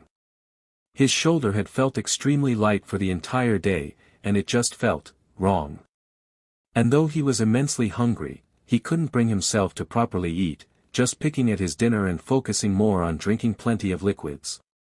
As his thoughts began to drift, his gaze turned to the field where he was battling, where he spotted something rather peculiar. A rippling effect seemed to be playing out in the air, distorting and pulling at the wisps of smoke that still lingered. Curiosity piqued, Ash stood up, which had the knock-on effect of catching everyone else's attention as well. He began walking over to the field, with a few of his Pokémon lingering behind, gingerly approaching the distortion awaiting the signal for combat. But it never came, as instead of an attack, a portal opened up, and as soon as it did, a red blur darted out, blowing away dust with the sheer speed it had. As it began to slow down, Latios found himself beside himself as he saw who it was. Latias! He shouted, zooming over to her as Lily and Snowy dismounted from her back. As Ash stared at the reunion, partly glad to see her and very confused as to how she had appeared, a familiar voice who Ash was dying to hear came from the portal. Ash! Ash spun around just in time to see a yellow shape flying out of the portal, before falling toward Ash with his eyes outstretched. Pikachu! Ash screamed, relief dripping from his tone as he caught his starter Pokémon, before hugging him tightly. I'm so glad to see you! He whispered, as Pikachu nuzzled into his cheek, while more of Ash's Pokémon began to emerge from the portal, landing gently behind him as they cuddled. Likewise, Pikachu replied, before pulling back from him, so, what have I missed? A lot, to put it lightly, Suicune interjected, as she strolled to Ash's side, much to the Electric Mouse's surprise. Okay, you've got some explaining to do. Pikachu said, causing Ash to chuckle, before he stopped abruptly as he noticed some new arrivals land behind him, including another Pikachu. I think you do as well. Ash responded, as he glanced at the Pokémon assembled.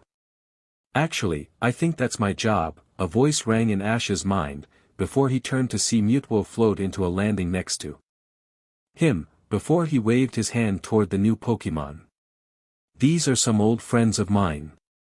We've had an interesting history, and it's one that also involves you, though in ways you probably don't realize.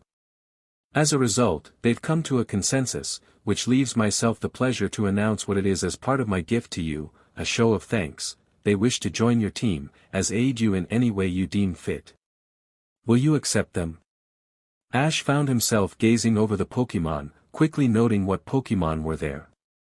There were some surprising ones there, including a Pikachu, Meowth, Vulpix, Scyther, Rapidash, Seadra, Hitmonlee, and even a towering Gyarados.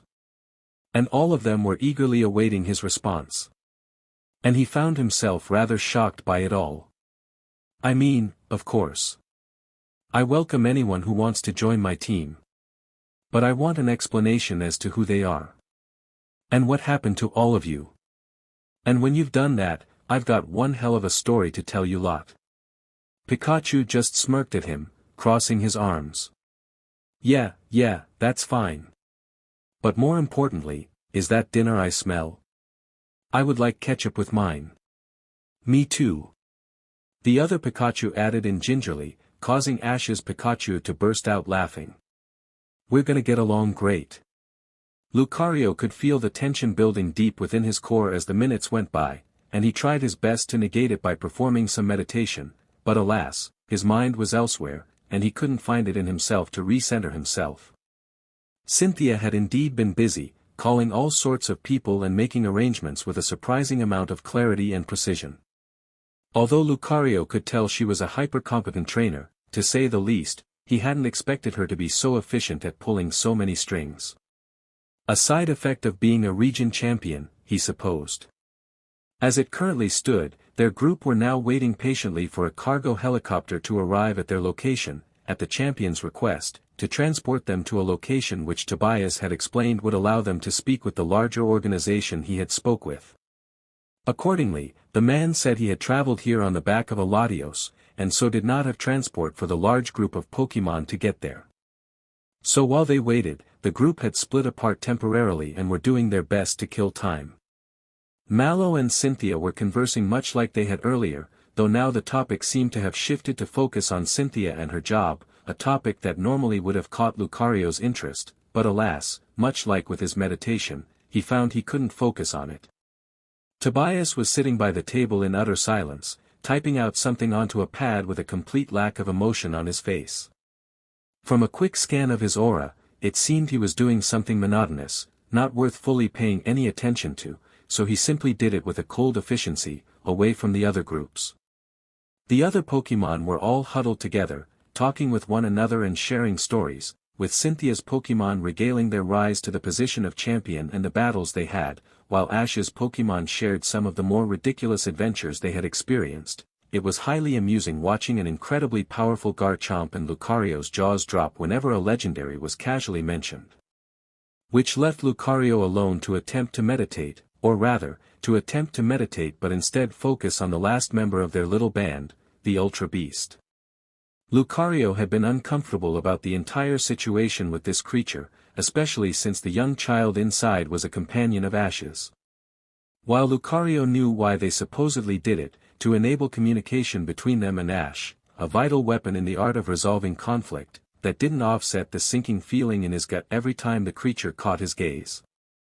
And the more Lucario thought about it, the more it began to feel off. While the premise of why they supposedly needed the bodies made some level of sense, there was more details that just felt suspicious. Like the fact that all three of them took bodies, even though they only needed one at best to communicate efficiently.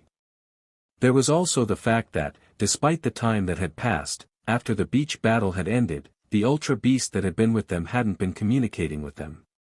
It hadn't spoken a single word. So now there was a creature with one of Ash's companions completely at their mercy for next to no reason. And Lucario did not like that.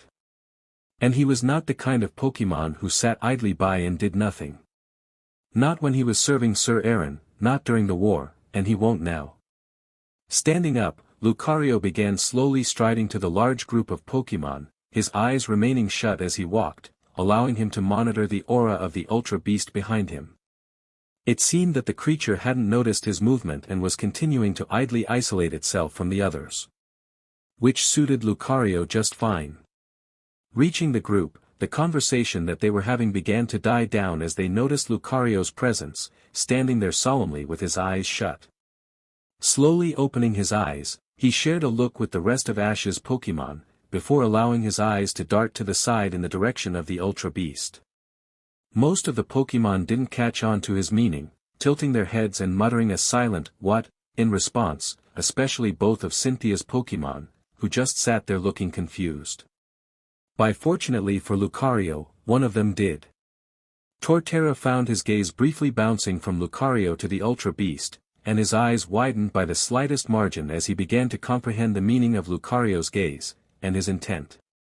Nodding slightly, Torterra slowly pushed himself off the ground and nudged Donphan with his massive shell.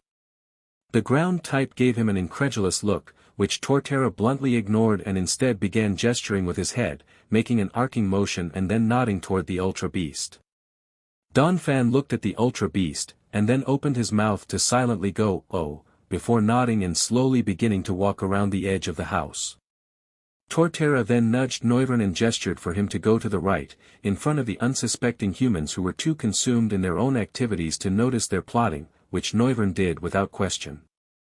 He then repeated a similar gesture for Servine, though this time to the left of the Ultra Beast, which she did with a slightly raised eyebrow. With those three moving into position, Torterra turned back to Lucario, who gave an appreciative smirk before putting on a grim and determined face, turning toward the Ultra Beast and slowly stalking toward him, Torterra following close by. By the time that Lucario found himself in front of the Ultra Beast, it had begun to become more aware of what was happening, its bulbous head slowly shifting from side to side as it gazed at the perimeter that had been made around it. "What ails you, champion of the great defender? Has an issue arose?"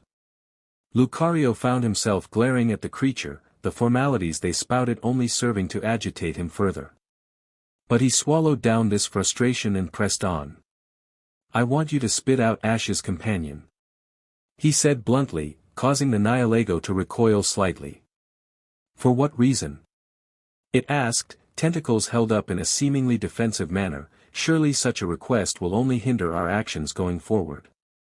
How else will we work together if we cannot understand each other?" A growl escaped Lucario's throat, surprising everyone, including Lucario himself, and he began to flash his teeth threateningly. "Do not test me, beast. You speak of unity, yet you isolate yourself. You've failed to so much as mutter a single word of counsel or introspection since we've been separated from the others, and yet you want to preach about working together. I may be out of my natural time zone, but I am not a fool. Nor am I forgiving of fools. Lucario paused to briefly take a breath, before pointing a finger accusingly at the Ultra Beast. As far as I'm concerned, you are not benefiting anyone with your chokehold on Ash's companion. And since there is no positive benefit present, I see only the negatives, a captive held by ones who clearly hold back some element of the truth, who then try to disarm any such arguments with honeyed words and supposedly noble intentions. This made the beast drop its arms for a moment, as a look of confusion appeared on the face of Serena, deep within the creature. What makes you believe we are withholding information from you? On what grounds, and for what purpose?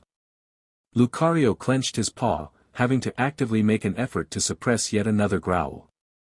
Well, there's the fact that you're capable of opening portals to travel across the globe but have failed to even suggest that as an option. Everyone recoiled at this, and Serena's eyes widened in shock, betraying the Ultra Beast's true emotions. You were capable of teleporting to Alola with no outside help, just like the rest of the Ultra Beasts who attacked us. But instead of volunteering this ability to try and find Ash, you instead chose to stand on the side and watch events unfold. Those aren't the actions of someone who wished to help, but rather of an infiltrator who seeks to gather information. A few noises of anger began to arise, coming from the various Pokémon around them, and Lucario noted in his head that all three of the humans were now listening intently, with Cynthia's hand hovering over another Pokeball while her present Pokémon began to tense up for a fight. The Ultra Beast began getting twitchy, its tentacles writhing slightly underneath its floating form, and it began to float backward slightly. Hold on now, great champion, I think you're jumping to conclusions here. Surely if such options were available, then I'd undoubtedly share them with you. Claiming I'm deliberately letting the bizarre situation we found ourselves in play out in an attempt to get an understanding of the followers of the Great Defender is surely a jest. Lucario squinted at this, simply summoning a metal claw from his paws. I don't recall asking your opinion. I strongly recall it being a command, not a request. The beast was beginning to panic, its motions rapid and uncoordinated as its gaze darted from Pokémon to Pokémon, becoming more and more frantic as the Pokémon surrounding it began to prepare moves. No, no, no. This cannot happen. I cannot let this happen. I have orders. I cannot risk this war due to the paranoia of a servant. The Nihilego then struck out, its tentacles striking each of the Pokémon surrounding it, pinning them against the wall. The humans darted out of the way, narrowly avoiding the rampant tentacles, though Cynthia's Pokémon were also caught in the strike. Lucario slammed against the wall with a heavy crack, the wall almost giving out from the force.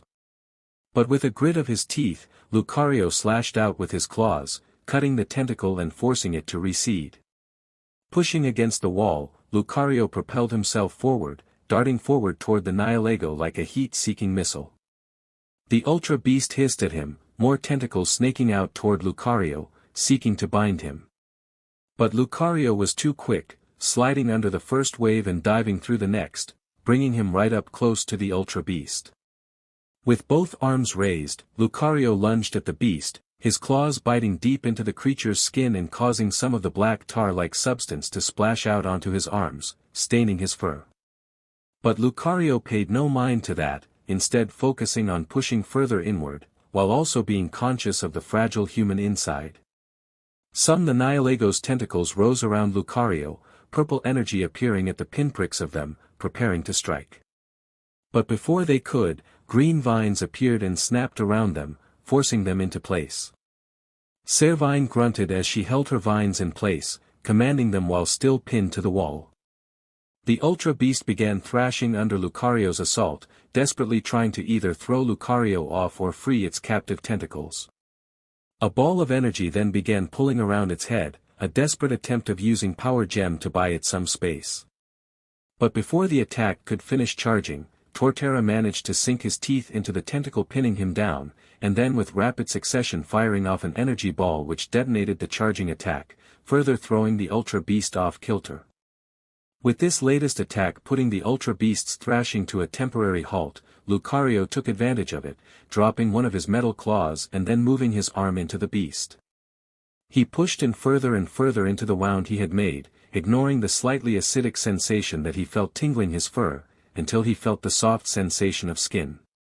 He had reached her.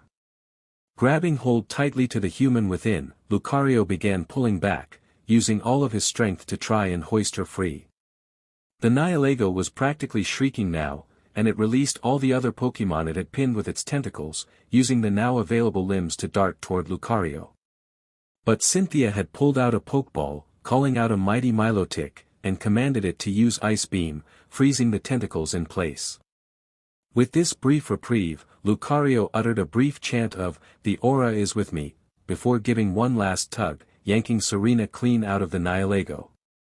The Ultra Beast began convulsing as Lucario and Serena crashed to the ground, before it opened a small portal and dove into it, dragging its wounded body to safety just in time to avoid the recently freed Pokémon from grabbing and restraining it, all of whom crashed into each other as they piled onto the spot where the Nihilego had once been. Breathing heavily, Lucario looked down at the unconscious teenager lying next to him, before letting his head drop back. He was finally able to find his center. For all of 6 seconds, as he was then poked out of his brief meditation, and he opened his eyes to see the serpentine grass type standing over him. Do you ever take the easy approach? Or is part of being like 1,000 years old that you have to be extra with every decision you make? Lucario just chuckled, as he felt the tension that had been building in his chest begin to bleed away. No, I'm pretty sure that's a Tmeet thing. Sir Aaron used to ask something similar. Pikachu grumbled to himself as he was tightly pressed within the arms of Mook, who had taken it upon himself to hug every new arrival with vigor. Ever since he and the rest of his group had arrived, the field behind Ash's childhood home had essentially become a giant reunion party. Between all the humans and Pokémon who were old friends, surprised but happy to see each other in however long it had been since they last saw each other, and all the others who had never met each other, it was a hub of socialization and loud interactions. Pikachu had been in the midst of seeing who was still here. When he was scooped up by Mook, who was practically near tears. So many people to hug. He murmured, squeezing even tighter. Despite the discomfort, Pikachu couldn't help but chuckle, patting Mook's arm with his paw. It's good to see you too, you lug, now can you put me down? I've got others to catch up with, and I'm sure some others would appreciate a hug. This did the trick, with Mook sniveling as he placed Pikachu down, before stalking off in search of someone else to hug. Despite disappearing into the large crowd, Pikachu could clearly hear the protests of his next victim barely a second later. Shaking his head, Pikachu walked through the crowd, making a point of paying attention to the new Pokémon which had come with Mutwo who he could see. They were currently doing their best to acquaint themselves with the rest of Ash's Pokémon, but even without being able to hear their conversations that well, Pikachu could tell they had the same level of social skills as the one who had once led them. Speaking of Mutwo, Pikachu turned to look at where Ash and Mutwo had gone to the side so that they could talk. Mutwo had wanted to personally explain the reason as to why they were here, and why they aspired to join his team. And while they did that, he had allowed the others to converse and socialize, allowing Pikachu to really get to know what some of his new teammates were like. The Rapidash was extremely energetic, feeling compelled to do some physical activity. Pikachu had seen him challenge at least 3 of Ash's Pokémon, including Latias surprisingly, to a race. While they had all declined, stating they wanting to simply talk for the moment, he was seemingly placated by the mention of the Tauros herd, who would love nothing more than to have a race. The Gyarados was surprisingly timid, acting anxious even around some of the smaller Pokémon. It had taken some coaxing and kind words from Meganium to get her to open up, and she seemed to be enjoying listening to the ramblings of Duat and Rotom-Dex, as they argued about the TV show Alolan Detective Loki, which Pikachu didn't even know Duat liked. Though truthfully, he wasn't that surprised. The Hitmonlee and the Scyther seemed to be getting along with the others well enough, with each of them having found some other Pokémon of a similar type and conversing about that, which made Pikachu smile somewhat. The Seadra was talking to Kingler and Bizel, with the pair of them gesturing toward Oak's ranch. If Pikachu were to take a guess, he'd say they were talking about a body of water for them to go into, with the closest one being in the ranch. The Meowth was currently being one of the few not trying to interact with Ash's Pokémon, instead finding himself nestled in the lap of Delia, who looked incredibly pleased by this. He was currently snoozing away while Delia spoke with some of Ash's friends, absent-mindedly stroking his fur. That left just the Pikachu and Vulpix, who were currently hanging around the idle Goodra, keeping quiet as Goodra conversed with Crocodile and Pidgeot. Deciding that he should do his part in the socializing, he began walking over to them, before a massive figure stepped in front of him. Pikachu. It's so good to see you. A voice boomed from above him, causing Pikachu to strain his neck back to look up. In front of him was a towering Tyranitar, who looked practically bursting with giddy energy as he looked at Pikachu. For a moment, Pikachu was perplexed, who was this? But after a few seconds, realization began to bleed through. Larvitar? Pikachu asked, causing the Tyranitar's giddy mood to explode as he reached down and plucked Pikachu up, and then crushing him with an eager hug. If Pikachu had thought that Mook's grip was tight, then this was borderline compression. It's so good to see you, I was worried when I didn't see you with Ash. How've you been? Not bad, Pikachu replied, trying to push against Tyranitar's chest, though apparently not as well as you. I don't remember you towering over me, this much. Tyranitar burst out into a laugh, wiping a tear away as he did. Yeah, I've been training hard. Had to earn my spot in the team, didn't I? He replied, though Pikachu simply placed a paw on his chest. You never had to, not for Ash. Tyranitar seemed stumped by this, before he smiled and gently placed Pikachu back on the ground. Thanks, I needed that. Though I'll let you go now, I imagine you have a lot of people you want to speak to. We'll talk again later. Pikachu nodded to this, before stepping around the towering Pokémon and finding his way to the two Pokémon he wanted to see.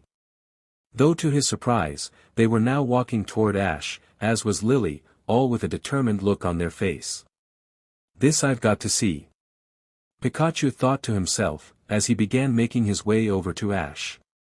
By the time he got there, he was able to catch the end of their requests, and he was surprised to hear they had the same request. You all want to evolve?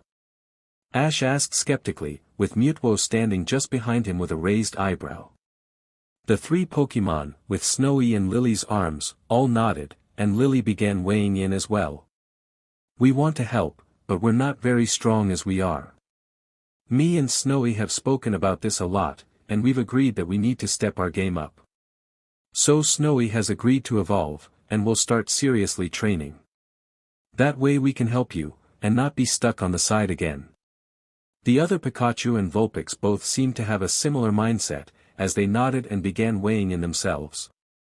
We just want to do our part. We want to be strong, and the best way to do that is to evolve. So that's what we'll do. Pikachu climbed up Ash's leg, getting himself to his usual spot on his shoulder. Arceus he missed that spot, as Ash responded. That's great, and I really appreciate the sentiment. But really, you don't have to evolve for my sake. If you want to get stronger, then I'll support it, but evolving isn't the only way to get stronger, and I just want to make sure you're okay with making this choice before you do it. But despite Ash's words, they seemed unfazed, with fire still blazing in their eyes. We want to evolve. The three Pokémon responded in a monotone manner, with Lily nodding with the slightest hint of a pout. Faced with such steadfast determination, Ash just scratched the back of his neck and chuckled nervously. Fair enough, let me just get my stones. A few minutes later, Ash had gathered the stones he needed, and was currently holding them. With one of them being a Thunder Stone, Pikachu had abandoned his spot on Ash's shoulder, now standing a fair distance away. In Ash's hands were a Thunder Stone, a Fire Stone, and an Ice Stone respectively, and each of the three Pokémon were lined up in front of him. Placing them on the ground, Ash took a step back. Okay, here's the stones. If you really want to evolve, then the choice is yours. Just remember that I won't care either way. They nodded at Ash's words, but then they stepped forward in unison, each touching their specific stones and becoming engulfed in a bright light. Shielding his eyes with a paw, Pikachu watched as their bodies began to shape and contort, changing into completely new forms. Both of the Vulpixes grew in size, their small puppy-like bodies growing in size and length, becoming leaner and taller in the process. Their tails began to grow as well, changing shape and multiplying due to the evolution. This is when the differences between the Kanto and Alolan versions of their evolutions began to appear, as their tails began taking different shapes. The Kanto Ninetales tails became sleeker, and easy to differentiate from one another, and the mane around its neck grew in a contained manner.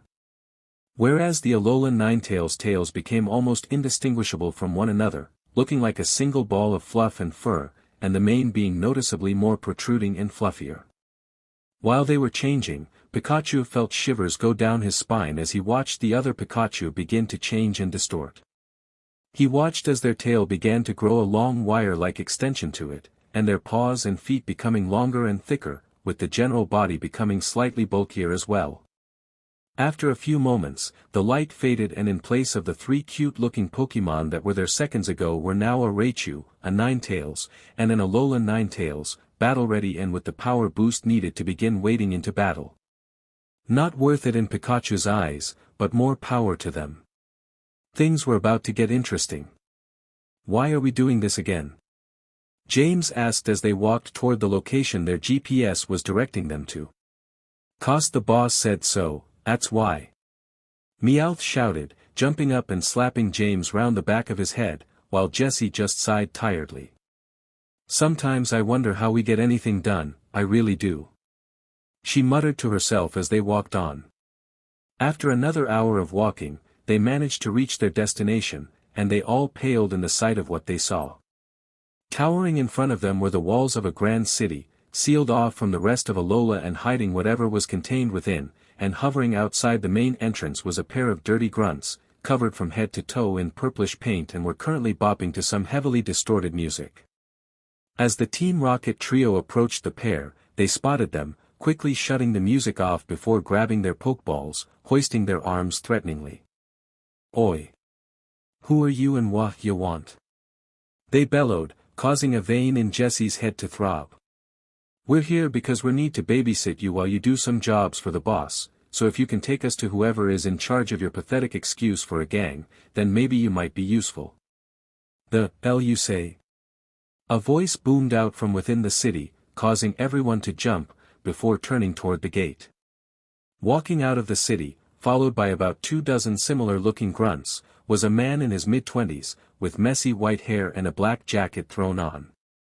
They had a massive chain around their neck with a giant S emblem on it, and they were wearing an overly large pair of sunglasses on their forehead. The way he walked was exaggerated, containing a certain bop to it that exuded confidence, as he strode up to the trio, who were trying their best to not appear afraid. With little success. Swallowing down her intimidation, Jessie straightened herself out and pointed at him. "So, you're the one in charge?" "Well, we're from Team Rocket and we're here to—" "I know who ya are," he interrupted, "and I want you to understand one thing, ya boy Guzma don't like being told what to do. Now the only reason me and Ma Bois are doing anything for ya is 'cause the boss lady who pays us said we need to test these high-tech thingamajigs, so we're gonna do that, 'cause Team Skull is the best team out there." Guzma then paused, taking another step forward and making Jessie take one back, putting her directly in front of the cowering James and Meowth. "But let me get one thing clear, Missy, the boss lady may have said you need to be here, but you ain't in charge. Mess with my team, and you'll find out exactly how Team Skull rolls, aight?" Jessie nodded quickly, causing Guzma to smirk evilly. "Glad we could make that clear." With that, he turned to the goons behind him, who were carrying massive crates, each about the size of a person, and based on how it took 4 or more of Team Skull to actually move them, a lot heavier as well. "Alright boys, we're moving out. The first location we need to go to are them ruins we've scouted out for the boss lady before, so move it you miserable gits, unless you want a foot up your backside." The Team Skull's grunts shouted their acknowledgements, mostly consisting of boasting and whooping, before they began to march out, slowly heading out toward the ruins of abundance. Smiling in contentment, Guzma turned back to the quivering Team Rocket trio. After you, he gestured, hand stretched outward. With no other option, the trio hesitantly began walking, now deeply regretting their eager agreement to the mission from the boss. Diantha sighed as she walked into her trailer, wanting to do nothing more than strip out of her costume. She had been working for the past few weeks on her newest movie, an action fantasy movie about one of the legendary myths that had shaped a region. However, the movie had been going through a lot of difficulties, going through so many rewrites and reshoots that Diantha wasn't even sure which legendaries the movie was about anymore. Not to mention that working on the set was extremely taxing. Not only were there disagreements between the cast and crew, with the director seemingly wanting to argue with every actor and actress on the cast, but they were just asking too much of her. She may be a dedicated actress and region champion, but she felt that an entire week of hard training with her Pokémon took less out of her than one day on this set. Kicking her shoes off, Diantha sighed in relief. Her role had required her to wear what she considered to be the most ridiculous outfit she had ever seen, both visually and practically. It made her look like a wannabe diva and made her think she was genuinely cutting off the blood supply in her hips. And that's without mentioning the zip that was practically biting through her skin on her back. Taking it off, she swapped out her clothing for her more relaxed clothing, her baggy pair of designer shorts and her loose vest. The relief that she felt as she changed into her comfier clothing was a sensation she couldn't describe with words. Feeling immensely better already, she allowed herself to flop onto the couch, the intention to take a nap on the forefront of her mind. But before she could allow herself to doze off, a light knock on her trailer door started. Which just made her groan into the couch cushion. "You should multitask," they said. "You can be an actress and a champion," they said. "You can handle it with ease," they said. She mumbled to herself as she pushed herself off her couch, her body feeling as if it was being dragged down by lead. Whose great idea was that? Probably mine, knowing my luck. Once she got to her door, she swung it open to see two people in suits at her door, one with their hand held up to knock against the door again, and the other holding what appeared to be an incredibly thick folder. Pinching her nose, she cursed under her breath before speaking to the two suited individuals.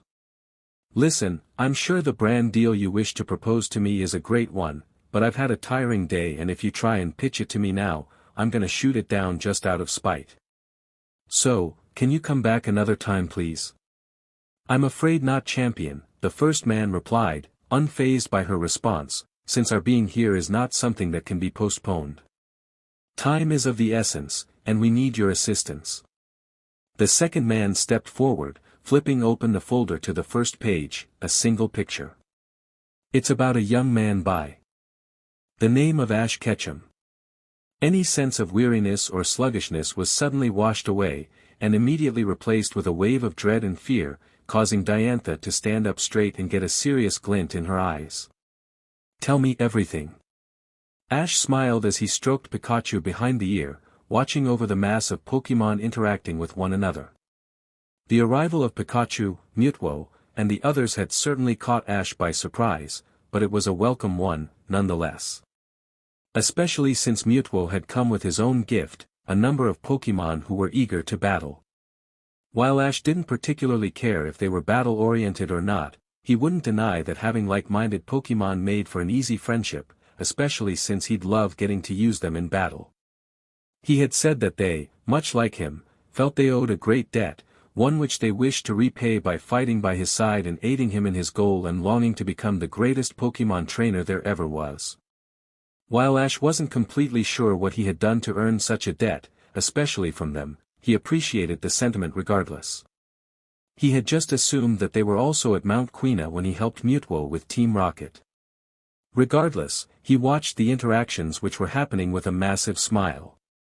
Watching the new Pokémon make new friendships with his older Pokémon, his Pokémon with years-old friendships reuniting with each other, and even just a few more natural conversations happening brought a simple kind of joy to Ash's heart.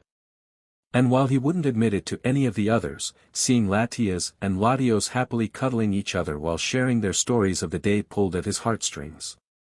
That was just adorable. Turning his gaze to the side, he saw his friends all huddled together, all happily talking amongst each other. Lily, Lana, and Sophocles were sitting together, all looking a bit tired and worn by the recent craziness but with big smiles on their faces regardless. Gary and Paul were currently in the midst of a friendly argument, with Gary getting incredibly worked up over the topic, with the situation being exasperated by Paul's nonchalant responses. And the rest of his friends, all noticeably being ones who had traveled with him across regions, were all giggling and laughing amongst themselves, with Ash having a sneaking suspicion that they were laughing about him based on how they kept glancing over at him and occasionally pointing. Probably taking the mick out of his snoring or something. Ash sighed again, looking up to the sky. It was now getting into the later stages of the evening, not quite late enough for dinner but late enough for the sun to begin slowly setting, casting hues of orange and red across the sky. Ash smiled as he felt Pikachu nuzzle into his lap. Things were working out. Not only had a bunch of his Pokémon managed to find their way back to him, but Pikachu had given him a crystal which was a gift from Giratina, one which allowed him to teleport across the globe. That meant that they could travel great distances incredibly quickly, which would make finding everyone else so much easier. Which relieved Ash in ways he couldn't explain. So, as he sat by himself, slightly away from everyone else, he found a bit of peace in himself, something he hadn't felt for the last few days. Things were working out. Hey you guys. Ash was interrupted from his moment of serenity by the sound of a voice from above, causing him to jerk his head upward. And to his surprise, it was Gigalith. And he wasn't alone. Floating above him, with the slightest hint of an energy layer around them, was Gigalith, Noctowl, Butterfree, and Corphish, who were slowly descending from the sky. Pushing himself up to his feet, Ash was just able to digest this enough to question how they were flying. Or at least how two of them were flying. Noctowl and Butterfree flying made sense. Before he could ponder for too long, or even get the chance to ask them themselves, a fifth presence made itself known from behind him. So, you're the one who helped with the gene sect? A feminine voice asked from behind him, causing Ash to frown. He recognized the situation they spoke about, but he didn't recognize the voice. I guess. Ash said, not turning around yet. Sorry, this may be rude, but do I know you? Not personally, they replied, but I always remember a kind soul. And yours is certainly one of the more memorable ones. No longer able to stop himself, Ash spun on the spot, and was shocked instantly when he saw another Mutuo. Since when were there two Mutuos? Apparently, he wasn't the only one surprised by this, as many of his Pokémon had rushed over to the new arrivals, with Mutuo himself floating up, his mouth agape at the sight of someone similar to him. Though the new Mutuo paid him no mind, gazing over a few of the present individuals intently. Ash quickly tried to follow the line of sight, and while he wasn't 100% sure, he could have sworn that the new Mutuo had lingered on Misty, Pikachu, Charizard, and Bulbasaur, before finally settling on Ash. Strange, she muttered. Ash assumed she was a she, since Mutuo said they didn't really have genders but instead expressed themselves as their preferred gender through their voice, as she stared directly at Ash. I have never seen the effects of a mind wipe done to a similar level to my own from an outsider's perspective. Most unsettling. Mind wipe? Pikachu asked, tail twitching and the smallest hints of sparks around his cheeks. What mind wipe? Here, she said with a wave of her hand, let that which was buried be unearthed. And with a bright flash, memories came rushing back, leaving the small group who were affected breathless and on the verge of tears, overwhelmed by the rush of emotions which had been buried and obscured from years of being wiped from their minds. And none felt this more strongly than Ash himself. I died. Because of Mew and Mutuo. Ash stood breathless for a moment, unsure how to react. His throat was dry, devoid of any molecule of moisture, making the few short breaths he was taking feel coarse and uncomfortable. His hands on the other hand were soaked, clammy with sweat and slick to the touch. Something Ash was uncomfortably aware of. He also couldn't see clearly, his sight now becoming hazy and blurred as he stared blankly ahead. He could just about see the gray outline of the other Mutuo, the one who triggered the memory's resurgence in his mind, as they move in front of him. He couldn't quite tell what they were doing, but their arms were definitely moving, he was sure of that much. He was also mildly aware of some voices, though he couldn't hear them very clearly. A few people were talking all at once, drowning each other out, but all being washed away by the haze Ash found himself under, making them all sound like they were submerged and muffled. The voices in question were the female Mutwo, Gigalith, and Delia, the last of whom had rushed over as soon as she heard what had been said. "Ash, sweetie. Are you okay? Say something, please. What did you mean when you said that?" Delia practically cried out, tears beginning to form and fall as she placed her hands on her son's shoulders. "Ash, buddy," Gigalith said while nudging him slightly with one of his large legs, "come on man, snap out of it. Talk to us, so we can help."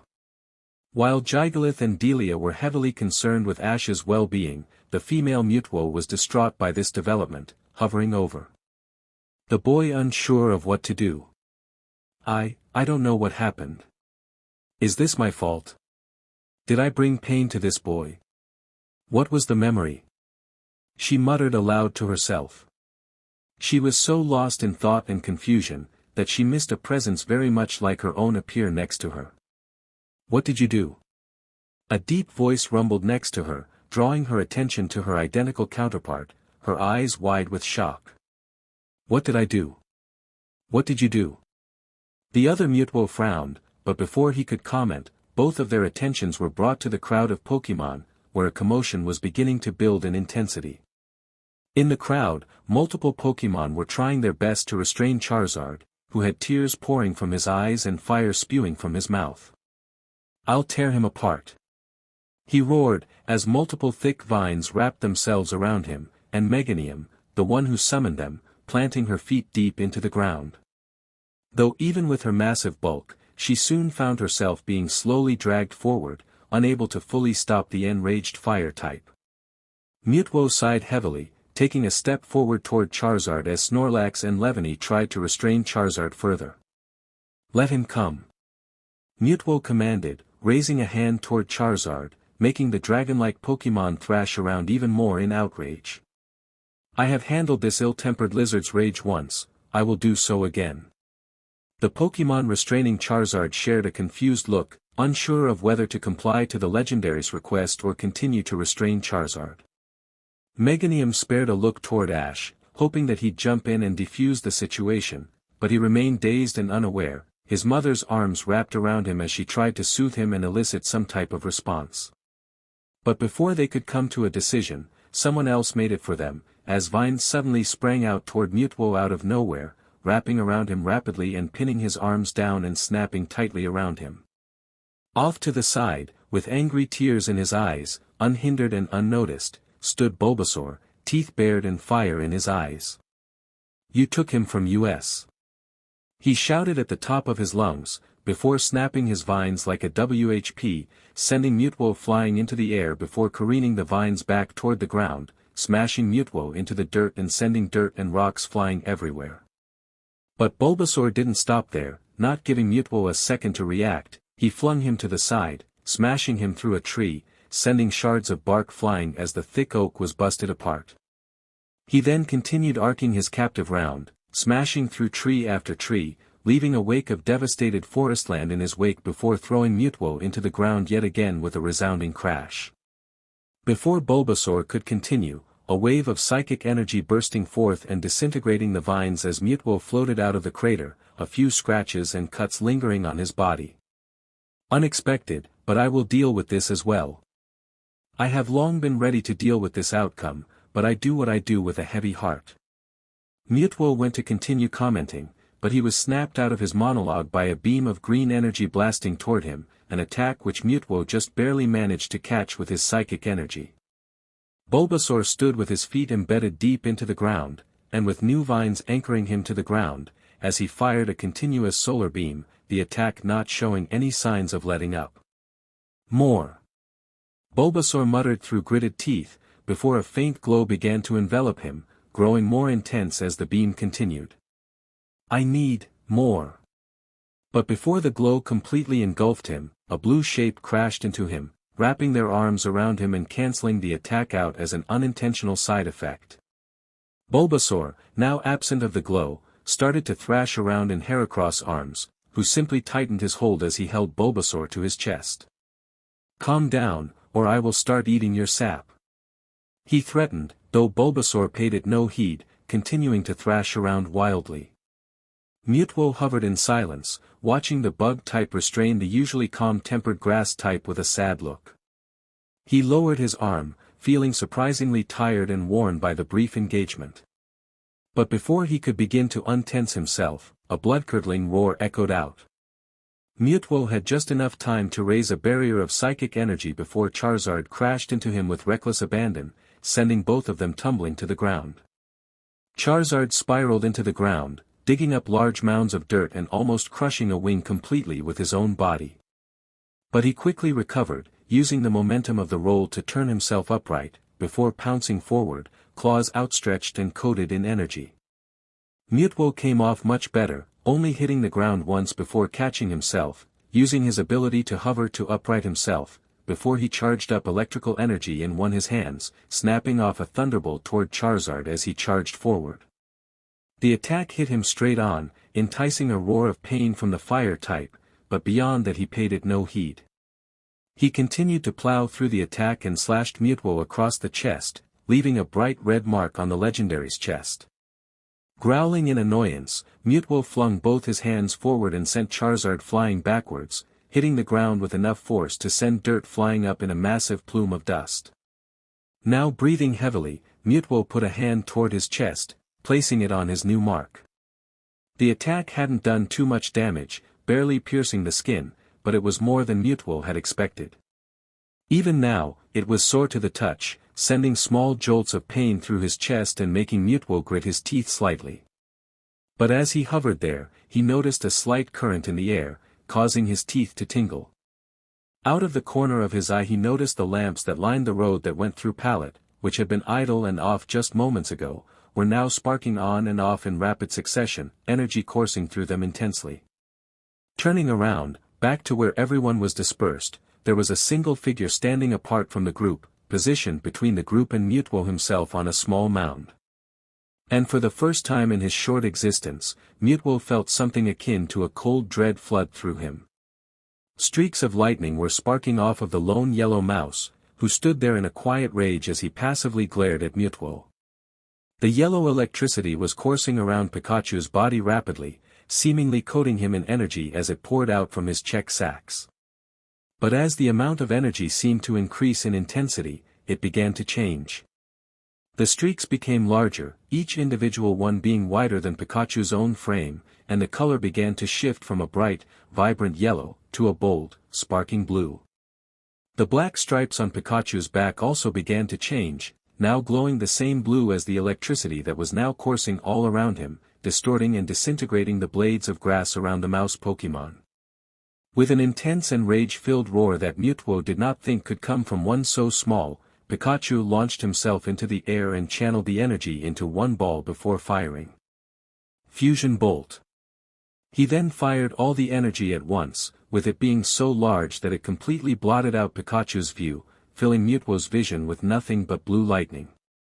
In a panic, Mutwo raised up the strongest barrier he could, but he couldn't do it in time, only managing a partial barrier which absorbed the worst of the blow before shattering completely, leaving Mutwo to be struck down by the unrelenting attack. Mutwo and the attack then crashed into the ground, with the attack exploding with enough force to send a pure wave of force flying out, sending the smaller and unprepared Pokémon in the vicinity sprawling from the strike. Once the dust settled, Pikachu walked slowly to the massive crater his attack caused, staring down with a slightly crazed look. And at the bottom was Mutwo, now looking incredibly charred, with black marks dotted across his body. He was on his knees, trying his best to push himself back up, but his arms simply wavered and shook under the weight of his own body. Before either could do anything more, a voice cut through the tense silence, catching both of their attentions fully. "That's enough."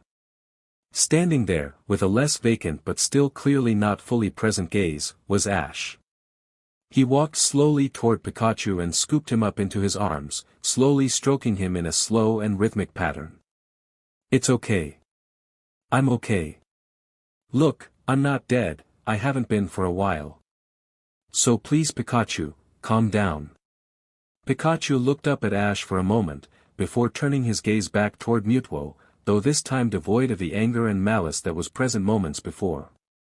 He looked at Mutwo appraisingly, before turning his gaze away, leaning into Ash's hand as he stroked his fur, nuzzling into him. Ash smiled slightly at this, before he turned and focused on Mutwo. Even with just a brief look, Ash could tell that Mutwo was unsure of what Ash was going to say, or how he would respond to being kept in the dark like he had been. Mutwo seemed to be waiting for Ash's response with barely contained dread. For the first time since Ash had known him, he seemed almost afraid of what was about to be said. I know why you did what you did, Ash started with a passive tone, causing Mutwo to recoil slightly, but I don't know how to feel about it. I've had near-death experiences since then, some of which might actually count as full-on death. But this is different, because I couldn't remember it. Because you made me unable to remember.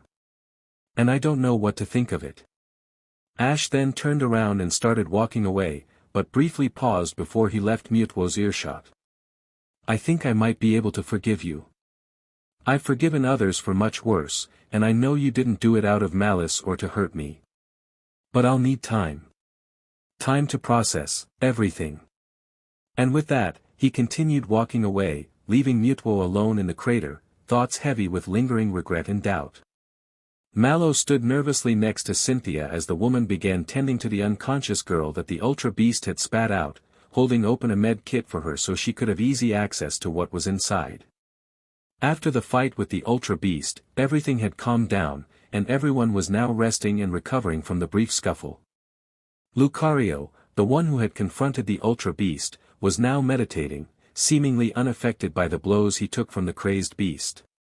The other Pokémon were mostly sitting around Lucario, catching their breath and resting before anything else could unfold. Tobias, who Mallow couldn't help but notice had done nothing in that situation, had simply excused himself before leaving the house, pulling a tablet from his cloak as he left. And that left Cynthia and Mallow to tend to the girl who had been within the Ultra Beast. As Cynthia checked the girl over for physical wounds, Mallow began checking over the girl's appearance. She looked a bit older than Mallow, closer to Ash's age than hers, probably actually in her teens. She had short honey hair which just about reached her chin, and even though it was currently soaked with the leftover gunk from the Ultra Beast's insides, Mallow could tell that it had been cut rather messily, as if she had done it herself. As Mallow observed her, she caught glimpse of a few pokeballs on her belt, and her thoughts went back to Ash. While she didn't really know this girl that well, she did know that she had traveled with Ash, and based on what she had seen with Ash's other past friends like Misty and Paul, it was very likely that she was a pretty good battler. Or at least, much better than she was. Mallow felt her body sag as this intrusive thought made itself known, as her thoughts began drifting toward her and Steenie. Steenie was her best friend and a great companion, but the two of them made for a poor battling team. While she wasn't terrible at battling, she knew she paled in comparison to the likes of Ash, Kiawe, or Professor Kukui. And for some reason, that made her feel really insignificant. Are you alright? Cynthia asked, causing Mallow to jump slightly as she was jarred from her thoughts. Yeah, I'm fine. Mallow replied half-heartedly, causing Cynthia to turn around fully to face her. Please don't lie to me, I know when someone's feeling down. So what's wrong? Is this all a bit too much for you? She asked gently, her tone almost soothing to Mallow, but she couldn't help but feel worse because of this. It's just, Mallow started, pausing briefly to find the words before continuing, I can't help but feel kinda useless. I can deal with everything that's going on, if anything, I'm intrigued to see what happens next. But when I think about it, I can't help but feel like I'm just getting in the way. Ash is such a good battler, and he goes out of his way to make sure that we're alright. But I can't contribute anything, and everyone else seems like they can, especially Ash's other friends.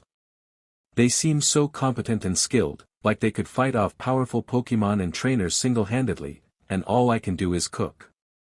Cynthia remained silent throughout Mallow's rant, letting the words wash over her. Though as Mallow began to finish her ramblings, she brought a hand to her chin, racking her mind over how best to approach this. "What's stopping you from being a strong trainer?" She finally settled on, causing Mallow to snap her head round to Cynthia. "What do you mean? Why can you not be a strong trainer as well? The way you talk about it makes it sound like you've resigned yourself to not being able to get strong, and so you lament over others' strength. Do you honestly think Ash started out that strong?" Mallow shook her head at this but didn't look convinced either. "I know he didn't start out that strong, no one does. But I can't be strong like he can. He trains all the time with his Pokémon to make them strong, and I spend all my time trying to be a chef. And don't get me wrong, I do want to be a chef more than anything. But I can't help but also want to be strong like Ash." Cynthia smiled at this, with an almost cocky smirk, before commenting further. "Why not be both?" Mallow looked at Cynthia, slightly taken aback by this and noticeably confused. "What do you mean? Is there any reason why you can't be a chef who's also a strong battler? Just because you have a dream you want to achieve doesn't mean you have to abandon every other venture available. You can dabble in multiple things." "I can't," Mallow replied, seeming almost annoyed by this. "I can't do both. I have to devote all my time to becoming a chef. If I don't, how can I be the best? How can I do well at either if I don't focus on one?" "Because you're choosing not to." Cynthia cut in, unfazed by Mallow's outburst. "You can do well at whatever you want to, even if it's multiple things, so long as you work hard at both. I understand that it may seem daunting, and it certainly won't be easy, but it is possible." "Prove it," Mallow said suddenly. "Prove that it's possible." Cynthia just smiled and placed one of her hands gently on Mallow's shoulder. "The reason why I know it's possible is because I speak from experience. Because I'm not just the champion of Sinnoh, I'm one of the head archaeologists researching the legendaries of this region." Mallow's eyes widened at this, and Cynthia carried on. "My grandmother was the one who sparked my interest in archaeology and mythology, and made me want to study the legendaries. She herself spent most of her life studying them, and that inspired me to continue researching the matter. But I also wanted to be a trainer, with a burning passion. When I became a trainer, me and my starter Gibble swore that we travel the world, finding out more about its ancient history while also getting as strong as we could. I learned much about the world, but also about battling. And now, here I stand in front of you now, on the forefront of the excavation effort to research the ruins of this here temple dedicated to the creation trio, and as the strongest trainer in the region. So when I say it's possible, with hard work and determination, it is possible. And if you need help, you can always ask." And with that, Cynthia turned back toward the girl on the floor, finishing up her check over, leaving Mallow alone with her thoughts, and the realization that maybe, just maybe, she could be more than she thought. En smiled slightly to himself as he stoked the campfire with a tree branch, allowing the small fire to slowly build up. "You know, I could have that campfire, and this entire forest, ignited in less than a second. You only have to ask." Reshiram commented as he and Zorua watched En dutifully, causing En to chuckle as he continued to stoke the fire idly. The trio had been making their way out of Unova to try and find Ash when they had gotten sidetracked by a dispute happening between some wild Pokémon. En had taken it upon himself to resolve the issue and had spent the next few hours trying to keep the peace. Even though the entire thing ended up being resolved rather quickly once Reshiram expressed his frustration, and inadvertently announced his presence to the two groups of Pokémon, and practically scared them into agreeing to a peaceful outcome. So, with that settled, the trio had decided to call it a night, setting up a campfire and preparing a meal to share. It was hardly the tale of gods and champions, but something about helping out in small ways always helped En feel reassured with his lot in life. Though Reshiram often felt different. But that was fine. Reshiram rarely agreed with En and was quite honest about it. Typical for the embodiment of truth. As they sat around the fire, watching as N kept the last few dying embers alive by moving around what little firewood hadn't yet been burnt entirely, they began to relax. Zorua began to curl in on himself, the majority of his body slowly being covered by his fluffy tail. Reshiram began closing his eyes, the flame in his tail slowly dying down to a small ember, leaving N as the only one fully conscious.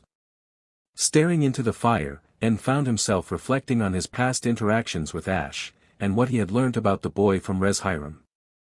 While he had found him fascinating in the time they traveled together and interacted, simply because of how well connected he was to his Pokémon, it turned out that this was simply the beginning. Thanks to Reshiram's connection to the Legendary Council, regularly being updated by Arceus herself, Reshiram knew not only what Ash had done in the past but the big events that he was involved in as they happened. And as the embodiment of truth, he found it hard to keep this information hidden whenever N so much as casually asked. So now N knew about how selfless he was, and how much of an impact the boy has had in the world. And he couldn't help but admire him even more, making him keener than ever to find him and thank him.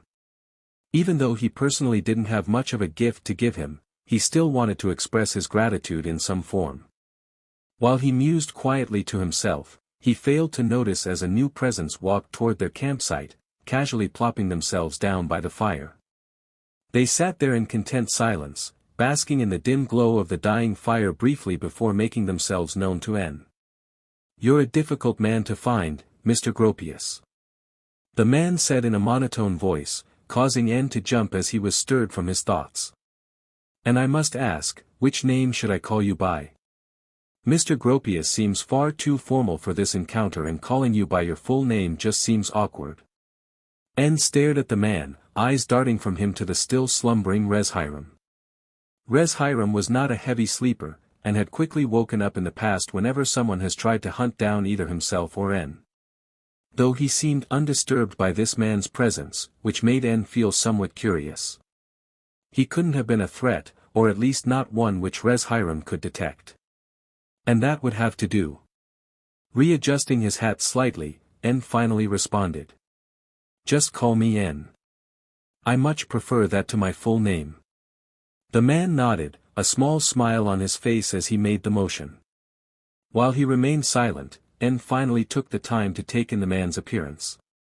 He certainly wasn't from Team Plasma, that was for sure. Instead of the armor-stylized robes that they wore, this man donned the attire of a traveler, with clothes that looked worn and battered by hours of walking through forests, cities, and various weather changes. The man was wearing a cream poncho, with a necklace with pokeballs for beads strung around his neck. He had white trousers which had grass and mud stains galore and multiple rips near the ankle part of the trousers. His hair was wild, with only a scrunchie tying it into a ponytail giving it any sense of control. A man who N certainly recognized. "I take it you are Alder. You certainly match the descriptions I've heard of you," N said, causing the man to laugh deeply, not opening his mouth but instead laughing entirely from his chest. "That would be correct, and I'm glad you already knew that. I hate introductions, never been any good at them. I tend to give off a bad impression," Alder said while pushing his palms onto his crossed knees, as he looked up at N. "And that means I can cut straight to the point. I require your assistance in finding a boy. A boy I've heard you know rather well, Ash Ketchum." N immediately tensed up, and this finally stirred Reshiram from his slumber, the flame in his turbo beginning to whirl into life like a jet turbine. "Why do you want to speak to Ash?" N asked, all friendliness now dropped from his tone, though Alder didn't react to this new harsh tone. "You misunderstand," he started, "I don't want to speak with him. I simply want to know that he has the necessary protection at hand."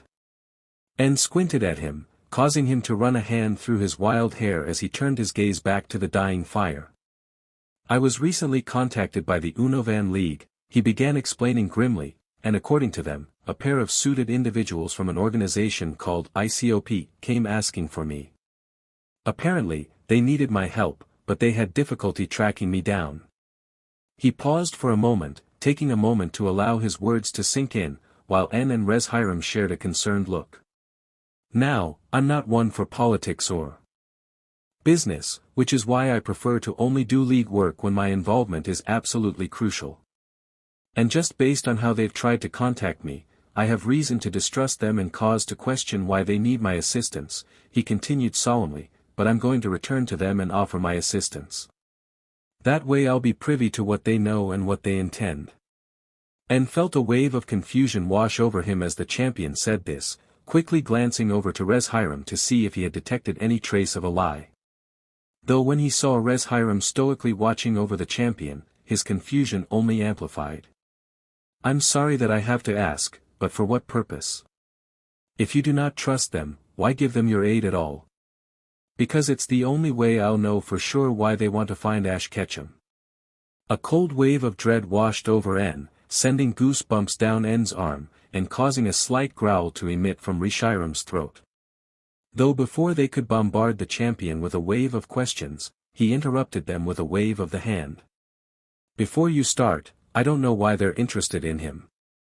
I also don't know why they're looking for him. Which is why I want to align myself with them, so I can try and pry some information out of them.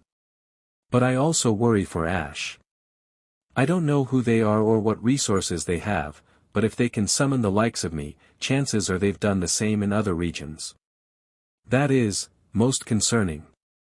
The champion then turned to N, an incredibly serious look in his eyes as he stared into N's own eyes. I know you and Ash are friends. I know that the legendaries are also fond of him.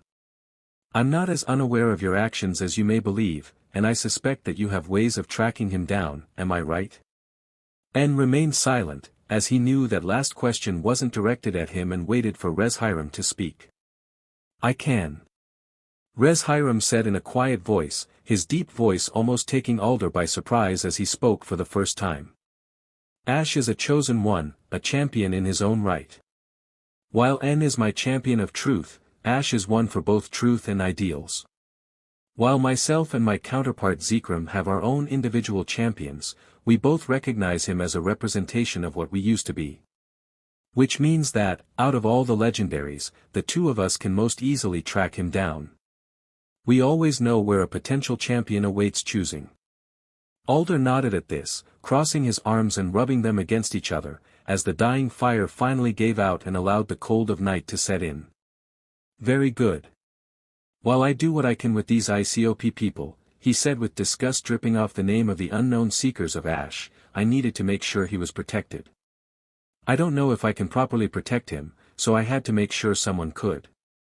And thankfully, there is. With that, he pushed against his knees and stood up, slowly turning and walking toward the tree line around their campsite. In the morning, I will be with these agents and appraising their motivations. If you do not hear from me, then assume that their intentions are malicious and that they are not to be trusted. If you do hear from me, I will let you know what I have found out. Do not bother trying to contact me, I have ways of contacting you. Good luck, and hopefully when our paths next cross, this issue will have been resolved. And with that last comment, he disappeared into the tree line, leaving N, Reshiram, and Zorua to sit there in silence, contemplating the champion's words. After a few minutes, N spoke up. Let's get some rest. In the morning we leave to find Ash, with all the haste we can muster. We must find him before this ICOP do. A woman in a dirty trench coat began devouring a tin of spaghetti, shoveling it down her throat without giving herself any space to breathe, getting sauce all over her face. After finishing the tin in record time, she wiped her face with the sleeve of her trench coat before she went to the nearby window of the abandoned shed she had made her temporary home, paranoia causing her to routinely check to ensure she was well and truly alone. And like always, she was. No one had found her yet. Good. Satisfied, she returned to her spot, digging through a small bag and appraising the items inside. There wasn't much, a few more tins of food, a communicator with a shattered screen, and half a bar of soap. Even if she was prudent with how she used these items, they would last more than a few days. Gritting her teeth in annoyance, she discarded the bag and tried to wrap her trench coat around her body tighter than it already was, a desperate attempt to ward off the constant cold. How she had fallen so far, she still wasn't sure. She knew how it happened, and even knew the names of the people and Pokémon who had been so instrumental to her downfall. But she didn't know how they had managed to do this to her. All she did know was that, one day, she would have her revenge. The only question was how she was going to manage it. As she sat there seething, she almost missed the faint gust of wind that blew through the shed. Almost. In less than a second, she was back on her feet, fists raised defensively and teeth bared aggressively, as she stared at the door where she now knew someone was standing. She waited with bated breath as the door began slowly opening, as she drew her fist back and prepared to strike. Her hand was stayed however when the door opened more, revealing nothing but a lone Dragonite standing there, a bag slung around its shoulder. The dragon Pokémon stared at her blankly as it pulled a small disc from its bag, placing it gently on the ground before taking a step back. The disc began humming to life, a faint blue glow emanating from the disc before it unfolded and began projecting an image facing toward the woman. And to her surprise, it was of a man. A man with an evil smirk as he appraised the woman. "I must admit, you are a very difficult woman to find. Though that is somewhat reassuring. I was worried that, what with you losing everything you had, you'd have been captured, or maybe even killed. The fact that you've evaded capture for so long proves you're just as resourceful as ever." The woman glared at this man, taking in his sharp suit and clean-cut face and hair. Clearly this was a well-off individual, and not the kind that became that way through honest means. After all, men who made an honest living wouldn't be looking for someone like her. "What do you want?" she said gruffly, lowering her fists and giving the man her harshest glare. Though rather worryingly, he seemed unaffected by it. "I have need of your services, and of your skills. You've proven yourself to be incredibly competent in the past, and your leadership skills are surprisingly admirable. They're only second to your skills in your chosen trade, a trade I have great interest in." This caught her attention, but she made a point of not outwardly reacting to it. Rule 1 of dealing with a client: never let them know you're interested in making a deal. Makes them push harder to secure your services. So instead she remained silent, letting the man continue unimpeded. "Currently, I am undergoing an expansion of my enterprise, and am creating subsidiaries to manage smaller tasks which help my overall goal. Now, with that in mind, I took an interest in a group you've had dealings with before. However, I've had difficulties finding the one that used to control it. They seem to have disappeared off the face of the earth. Which is both impressive and concerning." He rubbed his chin while he said the last line, leaving the woman to simply raise an eyebrow at his comment before he continued. "With that being said, I found myself in an odd predicament. I still want to make use of this group, and I have the resources to help rebuild it. But with the old leader gone, I found myself needing a competent individual to lead this group, and to carry out my commands. Which then led me to you." The woman ran her tongue through her mouth, contemplating this, before finally speaking. "What is it you actually need me to do?" The man began smiling a toothy grin, placing his hands together as he did. "I need you to lead the resurrected Team Galactic. I already have their prior equipment, research, and even commanders lined up, a feat which took a lot of resources, I'll have you know, but I lack leadership for them. I do not trust their current commanders to not betray me, so I need someone who holds other loyalties, one who can keep them in line. I only hold loyalty to Coin." The woman remarked, which the man nodded to. "I am well aware. And Coin is something I have plenty of. So long as you remain loyal to me, and do my bidding, I'll make sure you'll have more coin than you could ever want. Don't make promises you can't keep." She replied coyly, as a small smile, the first smile that had graced her face in years, began making itself known.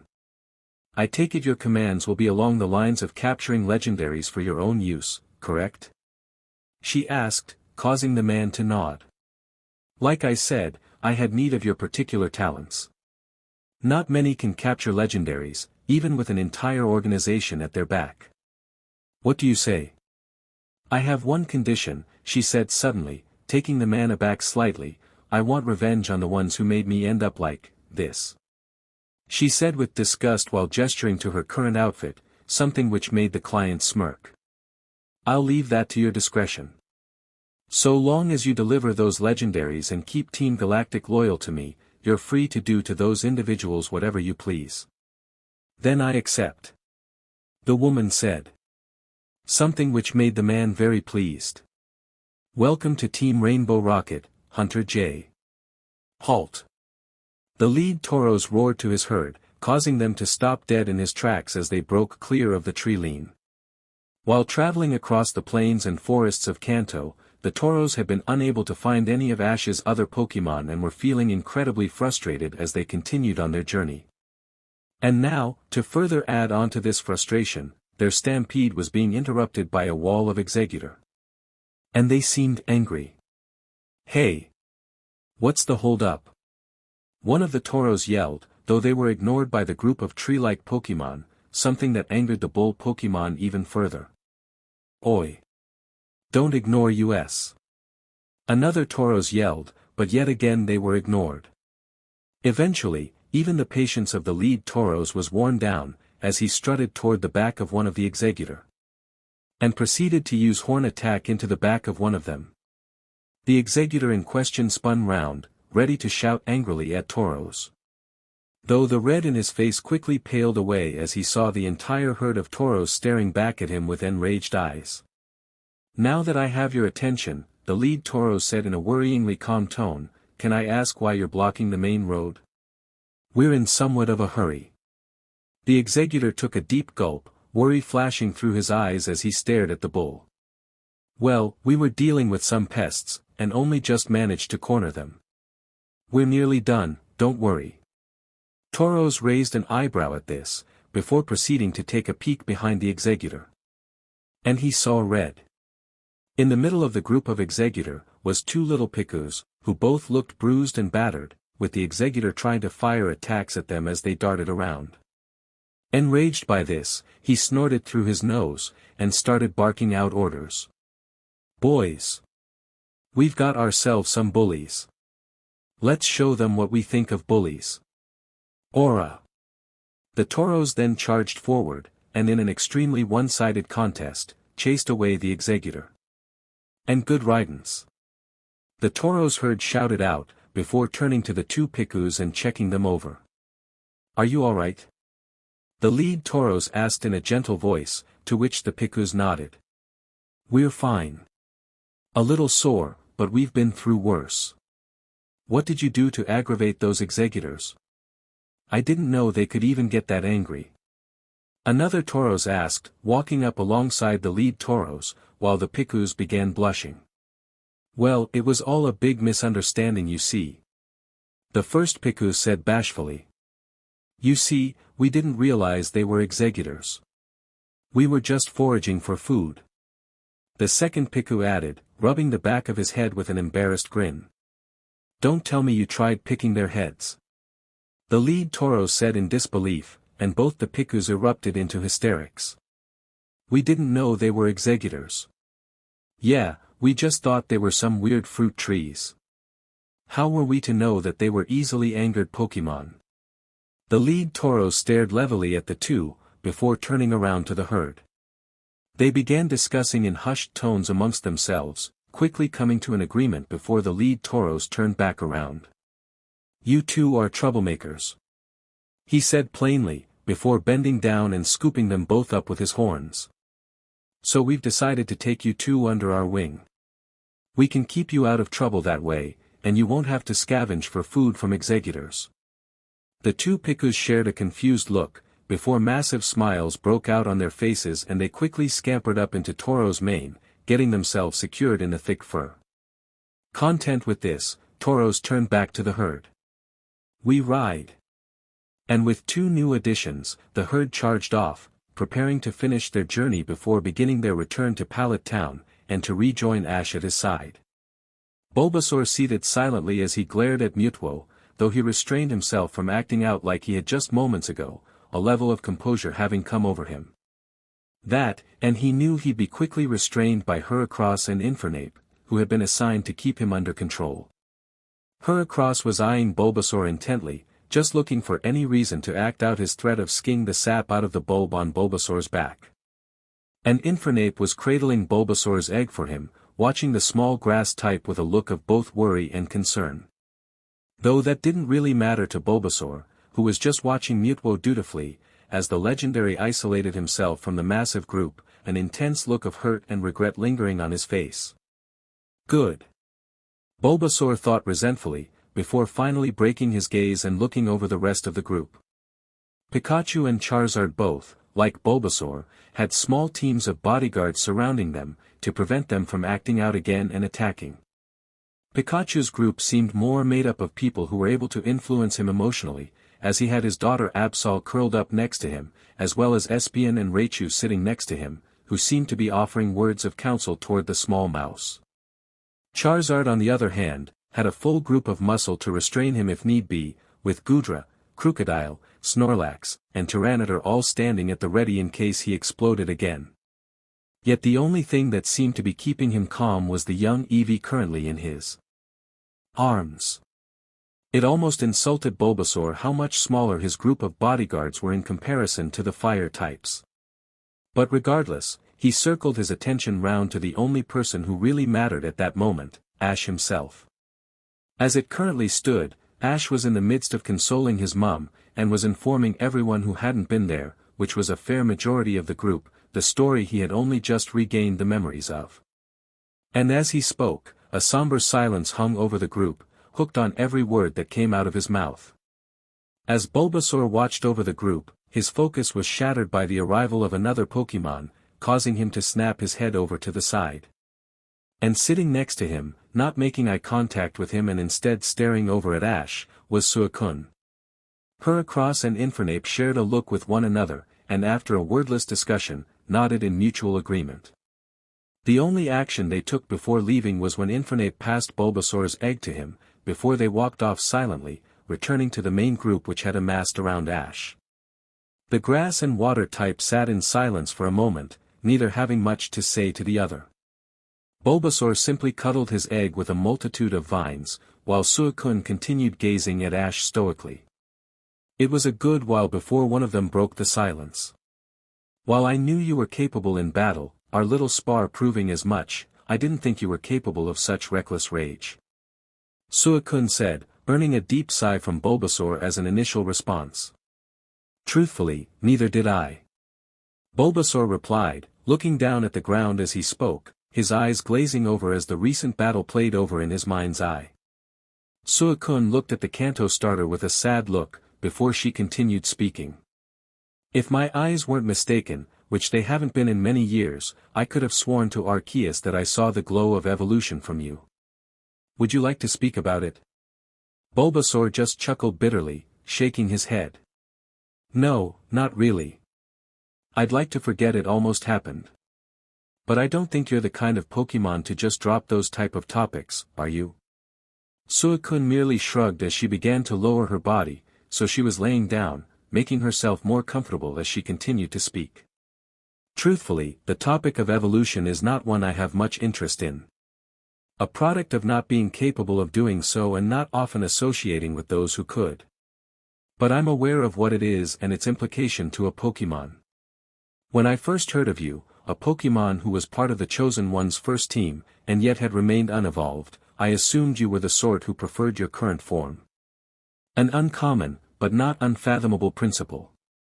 And after meeting you, I was surprised to find it had worked for you. Unevolved, yet capable of keeping a legendary like myself on my toes in battle. There are some legendaries who have fared worse than you." Suicune paused for a moment, mouth hanging open as she struggled to find the right words, before pressing on. "So when I saw you nearly evolve out of anger, I couldn't fathom what was going through your mind. And to answer your question, no. I'm not going to drop this topic. For your own well-being if nothing else." Bulbasaur didn't respond. Or at least, not in any way that Suicune could detect, as Bulbasaur stood stoically, gazing off into the distance. For a moment, Suicune began wondering if he had heard her, but before she could ask, Bulbasaur finally replied. I've been afraid of evolving into Venusaur for so long now. I'm not really sure why, or at least not in a way that I can describe with words. It might be partly because I know that you change when you evolve, and I had seen enough Venusaurs to have an idea of what they tended to be like. And I didn't want to be like that. I didn't want to change from how I am now. It might be for a similar reason as Pikachu. I need to prove to others, and myself, that I have worth in this form. That I am strong with evolving. Bulbasaur paused, shimmying on the spot as he dwelled on the topic a little more. But whatever the reason, it all seemed so distant when I was fighting Mewtwo. I know for a fact that I could evolve into a Venusaur at any moment. I have the experience, I know I do. I've been holding off my evolution in Ivysaur for years now, so I doubt going all the way would be hard. And in that moment, when I was lost in my rage, and shock, and grief, I almost lost it. Lost myself. Bulbasaur's entire body sagged, his legs giving out as his body plopped onto the floor, with Suicune looking even more concerned than before. But her eyes landed on his egg, still cradled in his vines, and an idea sparked in her mind. Nothing like a bit of responsibility to help one cope. She thought to herself, before she quickly rubbed her paw over the surface of the egg, causing it to begin glowing brightly. Bulbasaur quickly perked up, his attention now entirely on his egg, and any previous thoughts were cast aside in favor of the new focus. The egg began contorting, elongating and becoming longer, and much, much thinner. The top of the egg began expanding outward, flapping and flailing in the wind, changing into a material that was much lighter and malleable than the eggshell it previously was, looking almost like a sash. And when the glow began to fade, the bronze coloration that the egg was covered in prior began to become diamant in the Pokémon's coloration. When the glow finally dissipated entirely, there, hovering there with an amazed look in its solitary eye, was a Honedge. Who then looked at Bulbasaur curiously before speaking its first words. "F.A., father." Bulbasaur found his breath being hitched by the word, tears brimming in his eyes. "Wow. I think I finally agree with Charizard on something." Suicune just smiled sweetly, mentally congratulating and patting herself on the back for a job well done. Imbor frowned as he stared at the cards in his hands, sweat building up on his brow as he thought out his next move. Looking up from his cards, he stared at the towering legendary sitting across from him, the embodiment of the moon itself, before he finally decided on his next move. "Do you have any twos?" "Go Magikarp," Lunala said in a monotone voice, causing Imbor to shout in frustration before he threw his cards down. "Arceus DMN it," he yelled, causing the other present Pokémon to burst out laughing as they watched the display of anger. The large group of mismatched Pokémon were still waiting outside the fan club turned Poke Center, waiting patiently for both Dawn and Hoopa to be released from care. They had been waiting for a good while now, and had, rather predictably, gotten bored. And at this point, Max was beginning to regret suggesting that they play some card games. Squirtle chuckled to himself, wiping a lone tear from his eye before he looked at his cards. But as he mused on what he might do next, a flood of memories suddenly washed over him, hitting him like a ton of bricks. Squirtle suddenly found himself struggling to breathe, and he was struggling to focus, his vision blurring as the memories remained at the forefront of his mind. And soon, there was more tears falling down his face, but these ones weren't the same as the joyful ones he had just moments prior. These ones were born from grief. Squirtle sat there quietly, his cards falling from his hands as his grip loosened. As he sat there, completely lost in his own thoughts, Hawlucha began nudging him on the shoulder. "Hey man, are you all right?" he asked, as Squirtle's breathing became more and more labored. I don't know." Squirtle started, mumbling slightly as he shook his head, unable to clear it of the vivid memories that were now flashing in his mind. "We need to find Ash. I need to make sure he's okay." The others shared a concerned look, confusion being evident as they all shrugged at each other, but before any of them could ask him to elaborate, they were interrupted by a crack of rumbling thunder. The sound echoed out throughout the city, causing the already damaged to shake and shudder from the pure force of the sound, sending dust and rubble falling as a result. The various people who were working on recovery and medical aid all began to panic and flee, fear of another attack being at the forefront of their minds. The group of Pokémon, save for Squirtle, all began to stare at the sky, eyes peeled for any sign of trouble or conflict to appear. Lunala in particular was especially on edge, eyes darting back and forth, as she began charging up her energy within so that it pulsed within her widespread wings, primed to attack at a moment's notice. Another crack of thunder sounded out, this one even more intense, and even causing the group to stumble, and the very earth beneath them to shudder and groan, on the verge of cracking and splitting from the intense pressure. Glalie was the first to spot it, and quickly shouted it out for the rest of the group as well. "Portal, 6 o'clock high. Get ready." The group span round, now all charging their own attacks as they stared into the sky. But they faltered as they looked at the portal, and Ash's Pokémon all reached the same consensus with even a quick glance. "Is it just me, or does that portal look different from the last ones?" Swellow asked, getting a number of murmured agreements. Though Lunala now had a look of horror painted on her face. "No, no, no, no, no." She muttered to herself, her gathered energy briefly faltering as she stared at the cracks that tore through the sky. This portal wasn't one that looked controlled, like it was opened by someone who had a clear intent and the proper means to sustain such a bridge between dimensions. Instead, it was closer in relation to a tear, a rip in the fabric of reality, leaving a jagged hole in the skies above Alola. And around the holes were dark lines, which seemed to be skiing the color from the vicinity around them and were spreading out like cracks in a glass window, shattered by some unseen force. A force which was now trying to ply its way through the crack, with dark claws pawing at the edges of the unstable portal. Tapu Koko, Tapu Lele, and the two Genesect all tensed at the sight of those claws, having just been victim to the power those claws wielding not too long ago, though the rest of the Pokémon just stared in confused horror. "What, in the name of Arceus and all she's created, is that?" Seismitoad half shouted, with Lunala giving him a haunted response. "Necrozma." With the name of the creature uttered, the portal suddenly was torn wide open, with the Prism Pokémon forcing its way through, seemingly bolstered by the mention of its name. The body of Solgaleo still formed the bulk of the creature, with Necrozma's actual body parts covering it to create something akin to armor for the legendary. Though unlike the last time Lunala saw the creature, she noticed that around the pieces of dark armor on Solgaleo's body was small dark lines, which seemed to be spreading slowly across his body. With his new form now all the way through the portal, Duskmane Necrozma roared, the sound wave taking physical form and slamming into everything around it, with a few buildings which had been just barely stayed standing finally giving out, and crumbling into nothing more than a pile of dust and rubble. It was at this moment when Squirtle finally snapped out of it, propping himself up and taking one look at the creature in the sky before he reached into his shell and began barking orders. "Okay, I have no idea what's going on with this thing or Ash. But here's the plan, we're gonna knock this loudmouth out, we're gonna grab Hoopa, and then we'll find Ash. So, let's get on it." Everyone then shouted an affirmative, even the reluctant legendaries, before they recharged the attacks they had let dissipate, before shouting a massive battle cry in response. And with this prompt, Necrozma charged forward, claws primed, and its gaze fixed on Lunala. "How long is his gonna take? I'm starving here. Will you shut up? We're all starving."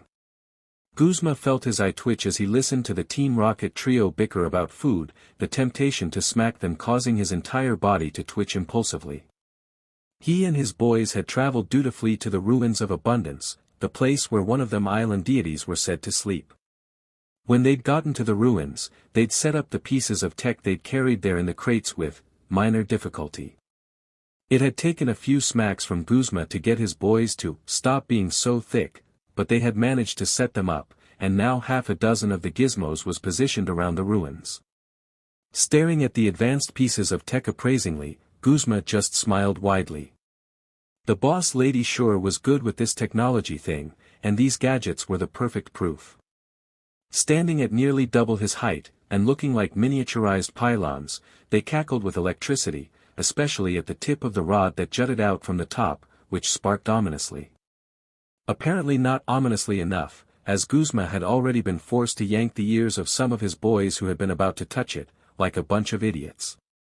Guzma didn't know why he put up with them sometimes.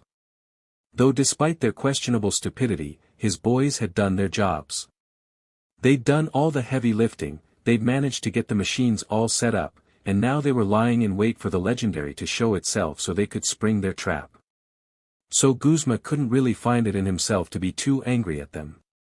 He could, however, find it in himself to be angry at the trio of idiots who were representing Team Rocket.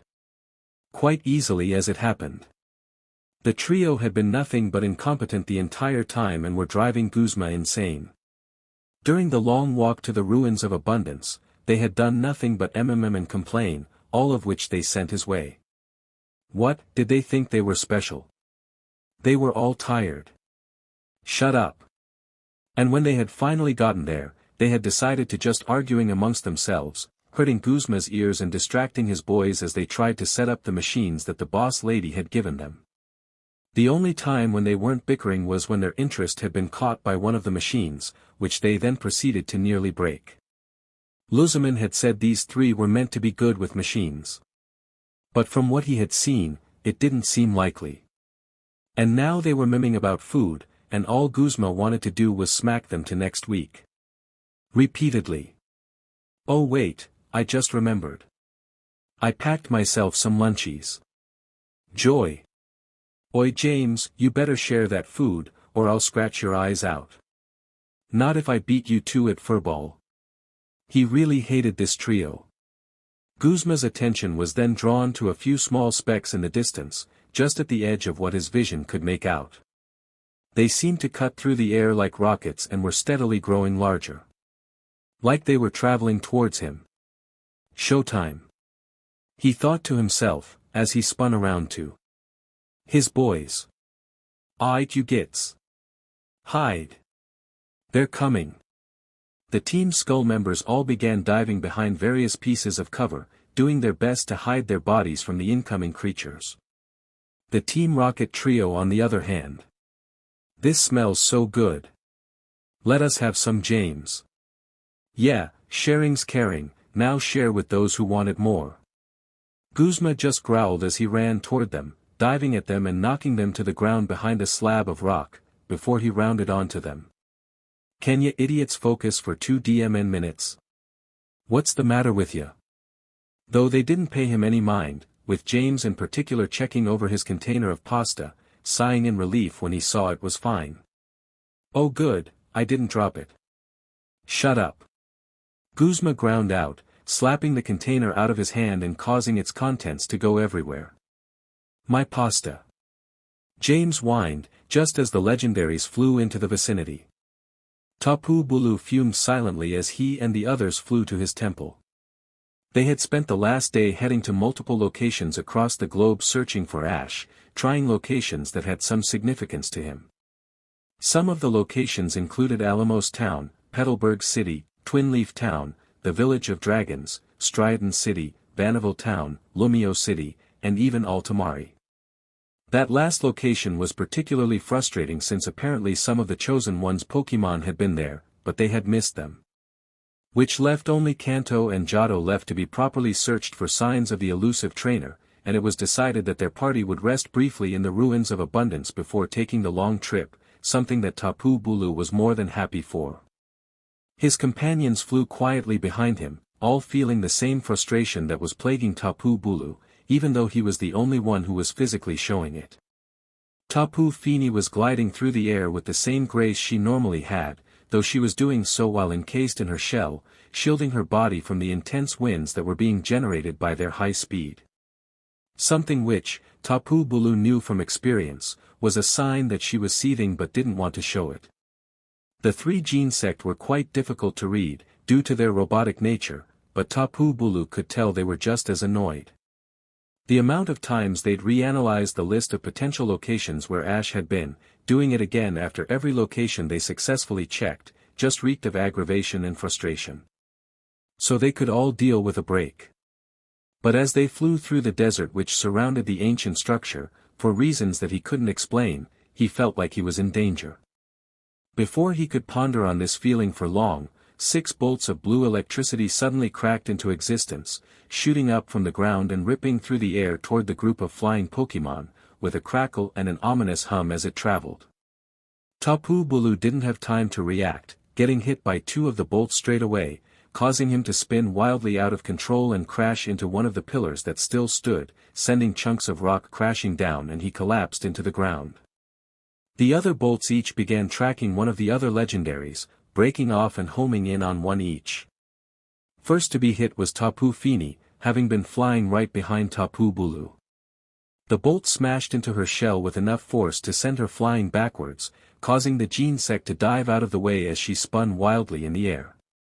Having dove out of the way of Tapu Fini's body, the Genesect were unable to react in time to the bolts that had hit both of the Tapus, with the remaining 3 bolts hitting one of the 3 Genesects with pinpoint accuracy.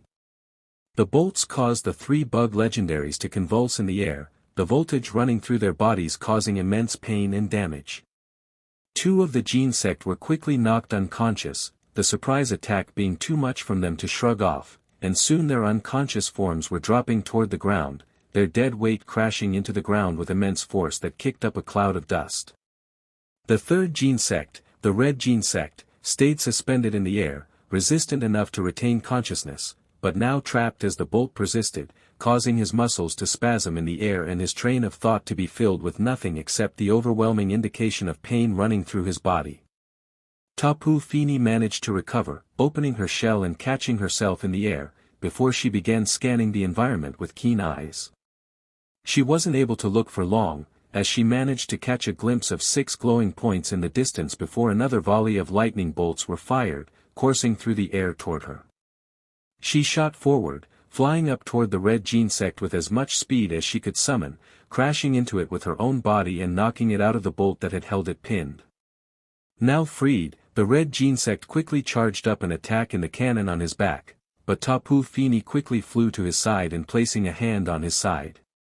"We must leave, now," she said in a panicked manner, before they both dived out of the way of the bolts which had arched round to hit them. "But my brothers. I cannot leave them," the Genesect said in frustration, eyes darting to the points where the bolts had come from, only to see that there was now another 6 points of energy, each looking nearly ready to fire again. "If you stay, you'll just be captured as well. For now, we need to run." Genesect quickly shot a conflicted look at the Tapu, before glancing at the other Genesect, who remained unconscious on the floor, small crackles of leftover electricity still coursing around their bodies. With tightly clenched eyes, he nodded, before the 2 shot off backwards, placing as much distance as they could between them and the ruins of abundance. But as they flew away, Tapu Fini shot a quick glance back at the ruins, where the bolts had finally fizzled out in the air, and she could faintly see the outlines of several humanoid figures appearing from the ruins, walking towards the unconscious legendaries. Ash stared at his Pokémon as they all conversed, the recent reveal clearly still on their minds, and a twinge of sadness made itself known in his heart. The recent morale boost that Ash had felt was now gone. His victory over Gary, one of his oldest rivals, the addition of new team members provided by Mutwo, and the return of some more of his waylaid Pokémon had sent Ash's mood over the moon, as he finally felt like things were looking up. All for that mood to come crashing back down with the resurfaced memory.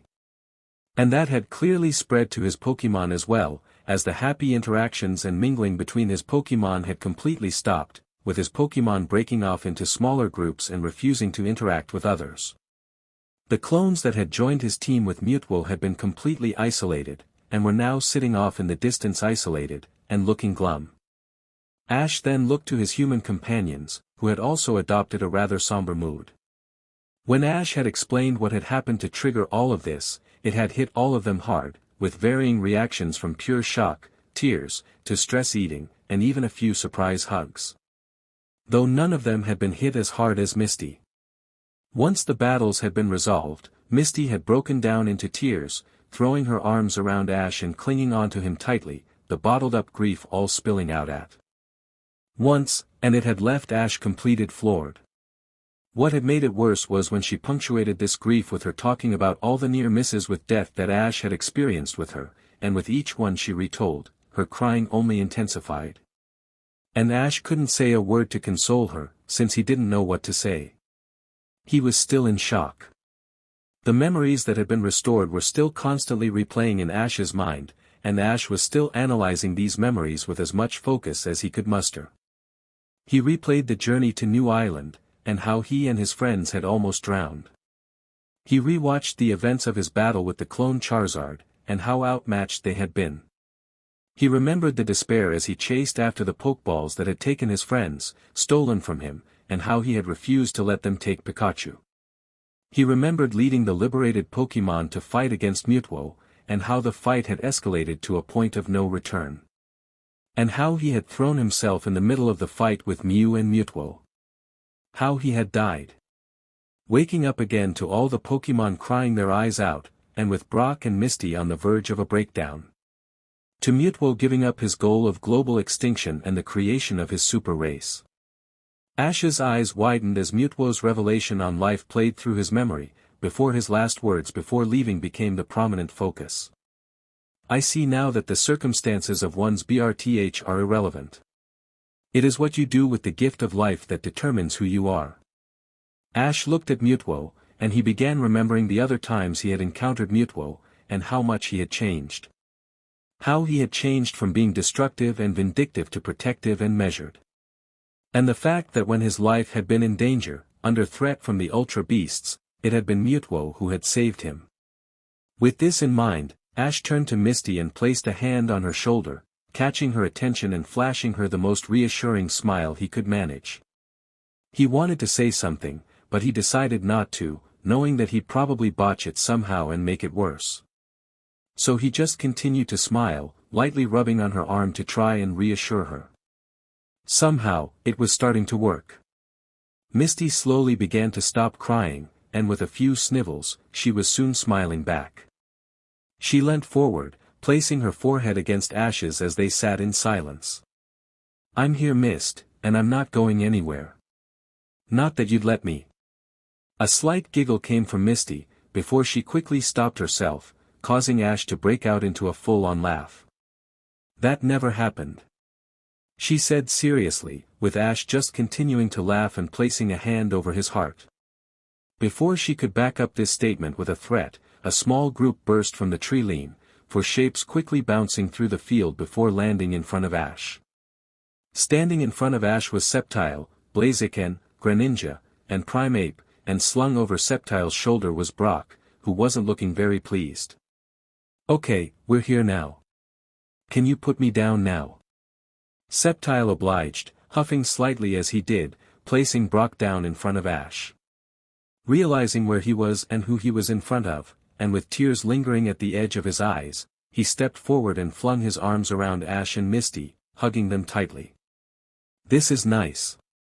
Ash muttered to himself as he began making a mental list of people he'd have to speak to. Chances where he needed to console them. And he was going to do exactly that.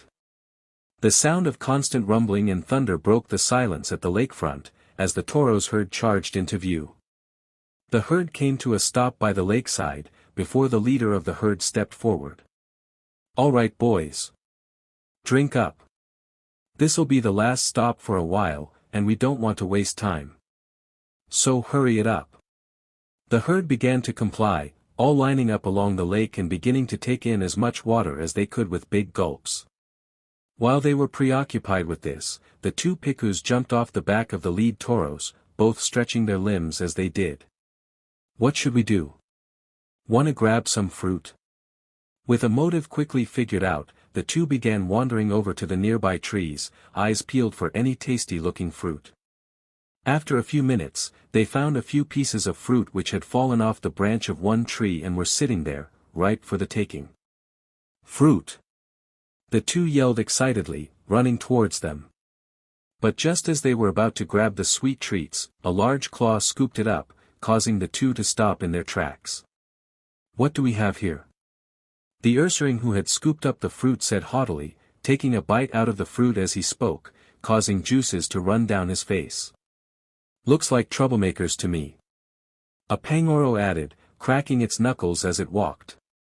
Maybe we should teach them a lesson. A Skuntank said, a massive grin breaking out on their face as they stepped from the tree line. Hey, these fruits aren't yours. One of the Piku brothers shouted, with the other one puffing up their chest as well. Yeah, you can't claim all of these, you should share. The trio stared at the two electric mice Pokémon for a moment before breaking out in a mighty laugh, the sound like a bellowing animal and causing the two small Pokémon to flinch. And who's gonna make us share, you? The Ursaring asked, leaning down and smiling in a way which put his fangs on full display. We will. A voice added, so back away. Or what? The Ursaring asked as he straightened up, before turning to address the new voice. And to immediately regret asking that question. Standing in front of him, forming a solid wall of muscle and fur, was the entire Tauros herd, all of whom were glaring at the three wild Pokémon with a furious glare, all of them snorting loudly. Hey now, let's be cool about this. The Ursaring said while throwing his claws up, slowly backing away from the horde along with his cronies. We were just playing, we didn't mean no trouble. They can have the fruit, it's theirs. No problem. The herd didn't do anything, save keeping their glares tightly focused on the three Pokémon, with only the lead Tauros bothering to give a response. Leave. Sure, no problem boss. The Ursaring said in a slightly high-pitched voice, before he and the other two Pokémon broke out into a sprint, darting into the tree life as if their lives depended on it. Something which greatly pleased the lead Tauros. Punks. He muttered to himself as the two Pikus began snacking on one of the fallen pieces of fruit. With no lack of haste or any show of hesitation, Necrozma rocketed forward, seemingly pelting forward on all fours despite there being no physical ground beneath him, though the slightest hint of circular energy construct seemed to appear for a second whenever a paw went down. No one paid this any mind, having instead chosen to focus on the charging legendary, with Squirtle leaping up onto a nearby wall and shouting out orders to the rest of the assembled roster of Pokémon. Hit him with everything you've got. He yelled, straining his vocal cords as he did, before focusing and charging up several orbs of water around him, preparing to fire. Following his example, everyone charged up their attacks, various colors and flashes of energy beginning to crackle around each Pokémon. Several types of moves and attacks ranging from simplistic yet effective, to extreme and fantastic began to form, and in near unison, they fired. An Ember was fired by Torracat, an Aeroblast by Lugia, a Draco Meteor from Garchomp, an Origin Pulse from both Squirtle and Seismitoad, a Fire Pledge from Emboar, an Ice Beam from Glalie, an Inferno Overdrive from Kiawe's Turtonator, a Psybeam from Max's Ralts, two Techno Blasts from the Genesect, a Discharge from Tapu Koko, a Dazzling Gleam from Tapu Lele, and finally a Moongeist Beam from Lunala were all fired, lighting up the sky as they streaked toward the charging legendary. They clashed into it straight on, triggering an explosion which rattled their teeth and distorted the very buildings around it as the materials they were made from were warped by the sheer force and energies behind the attacks. But with a loud roar, Duskmane Necrozma charged through, looking severely scratched and burnt from the attacks, but nonetheless unfazed. But before it could charge any further, Swellow suddenly appeared in front of it, having used a quick attack to follow up the multiple attacks and close the distance to Necrozma. And on his back, with a charged-up flying press ready, was Hawlucha. With the distance now closed, he leapt up into the air, now glowing in white energy, and then dived down, managing to hit a part of Solgalio's body which didn't have Necrozma's armor covering it, causing it to roar out in pain. Capitalizing on this, Swellow swapped his attacks, changing from using Quick Attack to using Aerial Ace, using the already built-up speed to give his attack that slight increase in power. But Necrozma recovered quickly, swiping its head to the side and batting away Swellow, sending him careening to the ground. Hawlucha, seeing his fellow flying-type dive bombing to the ground, changed his course to try and catch him, barely managing to get under him to slow his descent. With the flying types temporarily out of the fight, Necrozma charged on, hitting the ground full force with a powered-up Sunsteel Strike. The explosion sent everyone flying in different directions, and with each fighter landing at different distances from the fight. Lunala crashed into the Ash Ketchum fan club building, causing the front of the building to cave in as its body embedded itself into it, wings strewed out. Necrozma, like a stalking predator, began walking toward the bat-like legendary. But before it could do anything, it was charged into by Lugia, body-coated in dragon-type energy as it used Dragon Rush with reckless abandon. This succeeded in knocking Necrozma back a few feet and diverting its attention away from Lunala for the moment. But that also drew forth its rage, as it roared a hate-filled roar as it lunged for the young legendary, swiping at it with a metal claw. The beast's massive paw hit Lugia in the neck, and it then proceeded to drag her down and pin her by the neck, causing her to yelp in pain. Torracat then leapt in, fire spilling from its mouth as its fangs bit into Necrozma's armor, using his body weight to drag Necrozma away from Lugia. Angered by this, Necrozma began shaking its head wildly, flinging around Torracat's body like a rag doll, eventually launching him into a nearby building, a crater being formed by the pure force. But Torracat managed to land on his feet in the crater, now parallel with the wall instead of the ground. He winced from hitting the wall with such force, the shockwave sending pain up his legs, but he used the pain as a catalyst to charge up a revenge, orange fire forming around his body. Pushing off against the wall, Torracat flew forward, hitting the ground and leaving cracks in the concrete from the force alone, before he crashed into Necrozma like a raging bull, managing to knock it off its feet temporarily. But it was only for a briefest of moments, as it rolled with the momentum, before hitting Torracat with a backhanded night slash, striking him straight in his chin and sending him flying off, landing on the ground with a heavy thud. He then charged forward and reared up to try and crush Torracat with its front paws. But as it went to bring its claws crashing down, seemingly in an attempt to hit him with a direct earthquake, he was saved by the sudden appearance of Embor, who hooked his massive arms under Necrozma's body, and proceeded to lift him up into the air and throw him back. His body crashed through a wall and rolled away, giving Embor the time to charge up a flamethrower. Taking a cue from this, Torracat managed to push himself up and began emulating Embor's action, flames building up in his mouth. And with their combined strength, they fired dual flamethrowers at the rogue legendary, basking him in flame.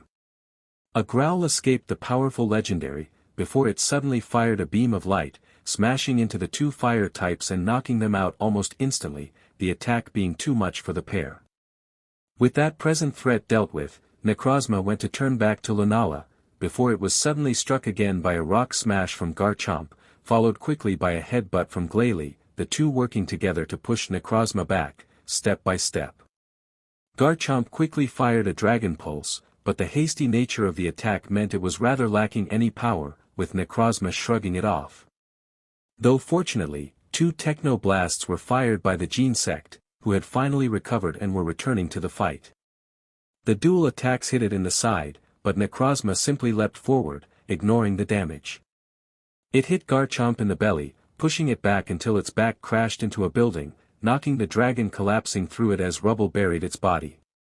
With that dealt with, Necrozma then launched its body in a sideways step, using the bulk of its body to bowl over Glalie, and then spun round to fire another photon geyser, the beam STRKNG across in a line which cut through almost everything it came across, and dealing heavy damage to the pair of ancient legendaries. Seismitoad then came from behind, with Squirtle held in his massive hands. While running toward the legendary, who was facing away from him, he then threw Squirtle like a curling stone, his shell skidding across the floor as Squirtle charged up another Origin Pulse. He then slid through Necrozma's legs, and right as he went under Necrozma's head, fired at full force, sending him flying up, and his back paws trying desperately to stay on the ground. Capitalizing on this, Seismitoad wrapped both his massive arms around Necrozma's body, squeezing tightly as he wrestled with the Prism Pokémon, who howled and roared angrily in the Vibration Pokémon's arms. But Seismitoad gritted his teeth and held on, continuing to tighten its grip and possibly cause it to pass out from the hold. But Necrozma continued to roar, and suddenly came up with a counter. The discs of energy which it had been using to run through the air suddenly formed, as he suddenly pushed against them and began running, upwards. Using the discs as footholds, it began sprinting straight up, with Seismitoad hanging on for dear life as they traveled further and further away from the ground. With no warning or prompting, Necrozma suddenly stopped running, instead choosing to let gravity take hold. But with Seismitoad clinging to its back still, they both tilted, with Seismitoad now being underneath Necrozma's bulk as they fell to the ground. And with the force of a meteorite, they slammed into the ground, Necrozma's bulk DMN near crushing the water and ground type. And as an added side effect, the shockwave sent Squirtle flying, crashing through a nearby wall and knocking him out in the process. As Necrozma rolled off of the unconscious Seismitoad, he was suddenly struck by seemingly endless bolts of lightning, cast down from above from a battered, but conscious, Tapu Koko. To further add to this bombardment, Tapu Lele started firing round after round of Psybeams while constantly circling it, leaving Necrozma pinned by excessive amounts of firepower. Necrozma growled as it was hit by blasts and bolts from all angles, unable to move due to the relentless attacks. But it refused to relent, instead deciding to change its approach. With a determined roar, it pawed at the ground below it, tearing open the fabric of reality as it created a portal, dimensional cracks appearing below as it tore through. Using this new portal, it leapt through and escaped the bombardment being fired at it, before suddenly appearing again above Tapu Koko. Giving the land spirit Pokémon no time to react, Necrozma piled into it, claws biting deep into its shells and dragging it down to earth with thundering force. With one threat dealt with, Necrozma then fired another photon geyser, managing to clip the elusive fairy type and sending it spiraling to the ground with a massive crash and pillar of dirt and dust. As the dust began to settle again, Necrozma stood tall, surrounded by several unconscious bodies of Pokémon who had tried and failed to battle with the powerful legendary. Turning to face Lunala once again, it began to slowly stalk towards the battered legendary, who was still embedded into the wall of the fan club, taking heavy breaths as dust and rubble still fell from the building around it. Before Necrozma could act once again, it found its path blocked yet again. But this time it was by the two humans.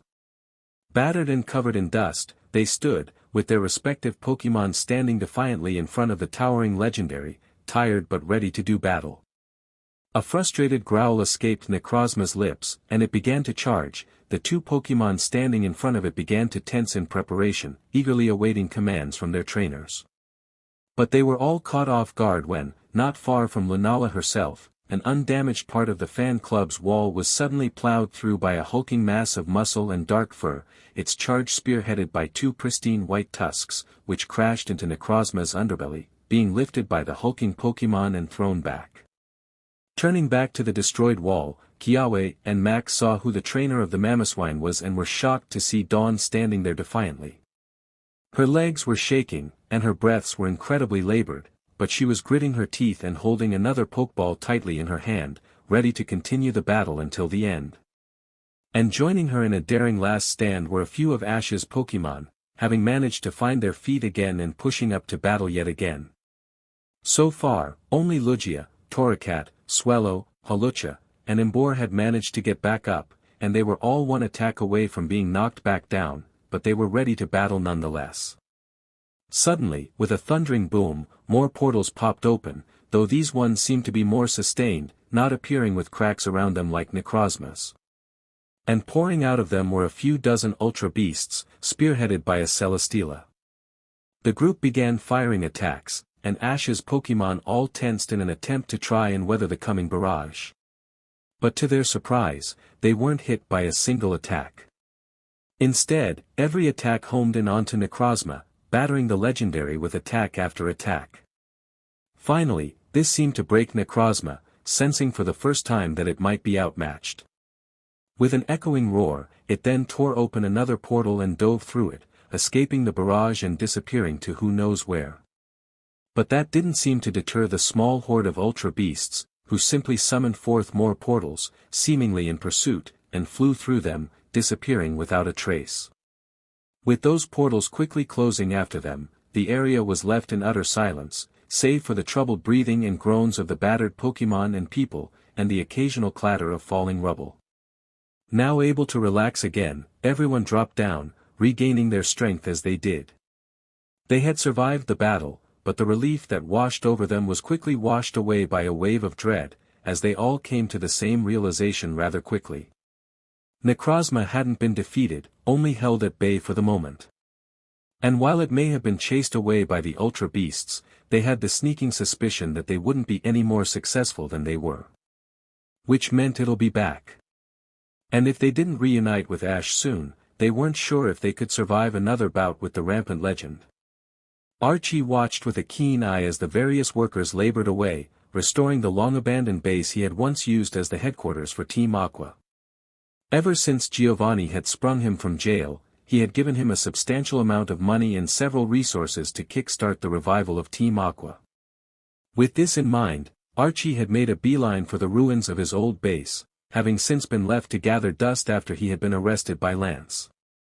And now, nearly 24 hours later, he had managed to put Giovanni's men to work restoring his base, and progress was good. Giovanni certainly had many connections, allowing Archie to get everything he needed. Computers, heavy machinery, dedicated craft, and plenty of Pokémon were easy to get their hands on, allowing Team Aqua to, slowly, begin rising back to power. Though these goons that Archie had been lent were, in his opinion, nothing compared to his old crew. These lot were a bunch of simple city slickers, who knew nothing of the sea and its temptations. They couldn't banter worth a DMN and were pretty spineless, cowering at the slightest increase of his voice.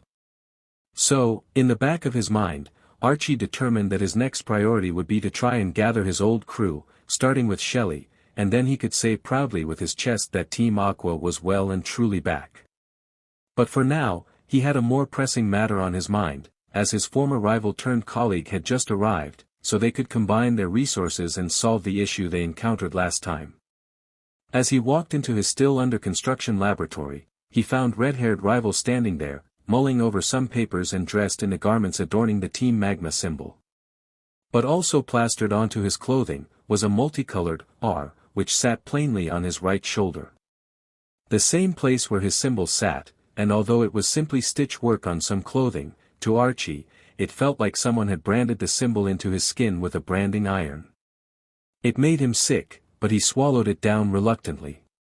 Everything had its price, and sometimes it left a bad taste in the mouth.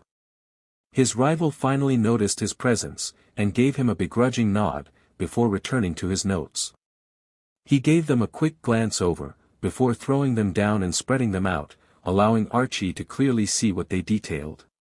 On the bits of paper, with several pages of notes and annotations to go with it, was an illustration for a pair of machines, which could be worn like a backpack. The machines were remarkably similar, bearing similar designs, and even their purpose was the same in concept. And in these illustrations, in each machine, was an orb located in the center of the device, one blue and one red. These would be the answer to the issues they had last time and be the key to controlling Groudon and Kyogre. These would be the key to the rise of Teams Magma and Aqua. With that in mind, the two leaders began going over the notes, discussing and debating the design of the machines that will award them their goals and ambitions. They had a quota to fill after all, and Giovanni did not seem like the kind of man who forgave those who didn't deliver. Luzman smiled as she read the text she had just received. Guzma was as reliable as ever, a fact that she would never admit out loud if her life depended on it.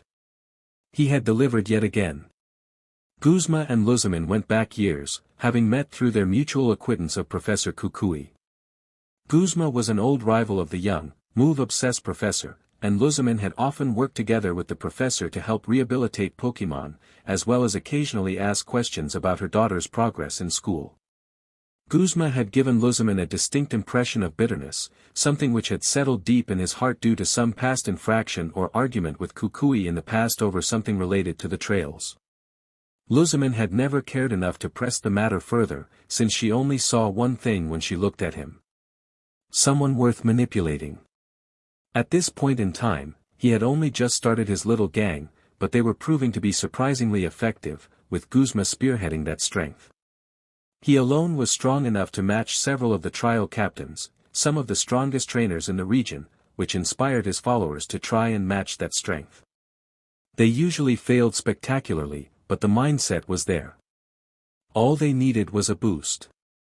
So began their business relationship, with Luzman discreetly supporting Guzma and his gang in exchange for them completing jobs that she didn't want to risk the Ether Foundation's reputation on. Jobs like securing certain illegal equipment, or capturing rare Pokémon, and even the intimidation of certain rivals. All this and more fell to Team Skull to handle, and they did it admirably. With that in mind, Luzman had no doubt that Guzma could handle whatever task she gave, and he had proven her right yet again, and now, she had several legendaries to call her own. One of which was a guardian deity of Alola. The mere thought made Luzman giddy, as she turned to look out from her office to oversee the construction which was now being undertaken by her workforce, the development and assembly of multiple appropriate harnesses for her new prizes. For were being built around a central console, one for each of the guardian deities of Alola, with each individual HRNSS being constructed onto a platform. Each platform was then connected to a larger machine.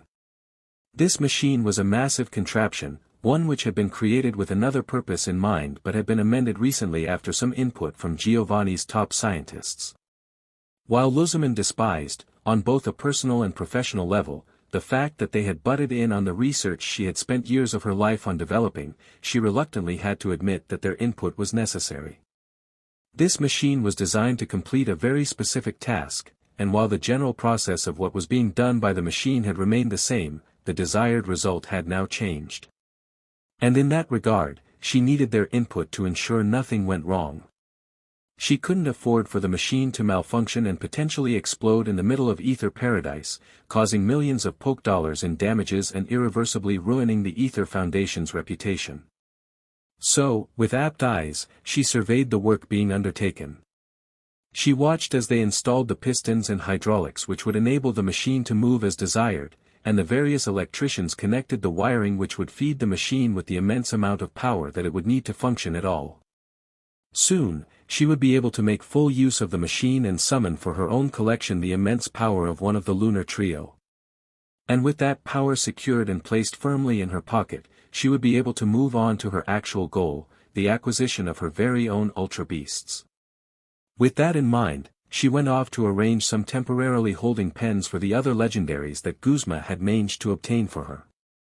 Giovanni would probably be more interested in these legendaries than she was, and it was a good way to ensure he kept his word. With that last afterthought, she went to work. She had much to do, and she had to do everything she could to ensure this entire undertaking didn't backfire. Lucario stepped forward tentatively as they stepped off the helicopter, now setting foot on a secretive island which served as a hidden base for the ICOP agency. Not long after the retreat of the traitorous Ultra Beast, the helicopter that Tobias had called it finally arrived, and now they were able to finally hear out this organization's pitch and see what stake in Ash's life they actually had. The helicopter ride had been long, taking several hours, and the majority of the Pokémon present took the chance to rest, finally taking the time to fully recover from the combined attrition of the beach battle and the scuffle with the Ultra Beast. The thought of the beach battle instantly caused Lucario to tense up, the immense battle still weighing heavy on his mind. On a mental level, it felt like it occurred such a long time ago, the events of the day beginning to drag out as more and more head-turning events played out, further drawing out one of the longest days in Lucario's life. Which was an impressive feat. But on a physical level, Lucario could definitely tell that the fight had only happened that morning, as every muscle was still tight and sore, having been pushed to their limits as Lucario fought off several powerful Ultra Beasts single-handedly. Even with the several hours of rest, he still felt the strain from the battle, and a part of Lucario knew that if it weren't for his intensive aura training with Sir Aaron, he wouldn't still be standing at the moment. Looking over at his companions, Lucario found himself with a newfound respect for his new companions. He knew that, what with them being Pokémon trained by Ash, they were skilled and powerful, but this was the first time that fact really began to sink in. As they walked into the massive facility, Lucario decided to ignore the tightness in his muscles and instead focus on channeling his aura so that he could call upon it at a moment's notice. They may not have presented themselves as an immediate threat like the Ultra Beasts had, but that didn't mean he trusted them. Anyone who worked in such secrecy was not to be trusted, as they were the kind of people who were the antithesis of the kingdom that Lucario had pledged himself to, and he swore he would not let their scheming affect his new charge. As they were skirted through the facility, Lucario noted, rather thankfully, that the rest of his companions were also keeping their guard up, clearly on a similar wavelength to him. If ICOP were to try anything, they would be prepared to fight back. But as they walked into the facility, they were all gobsmacked by the gathered audience.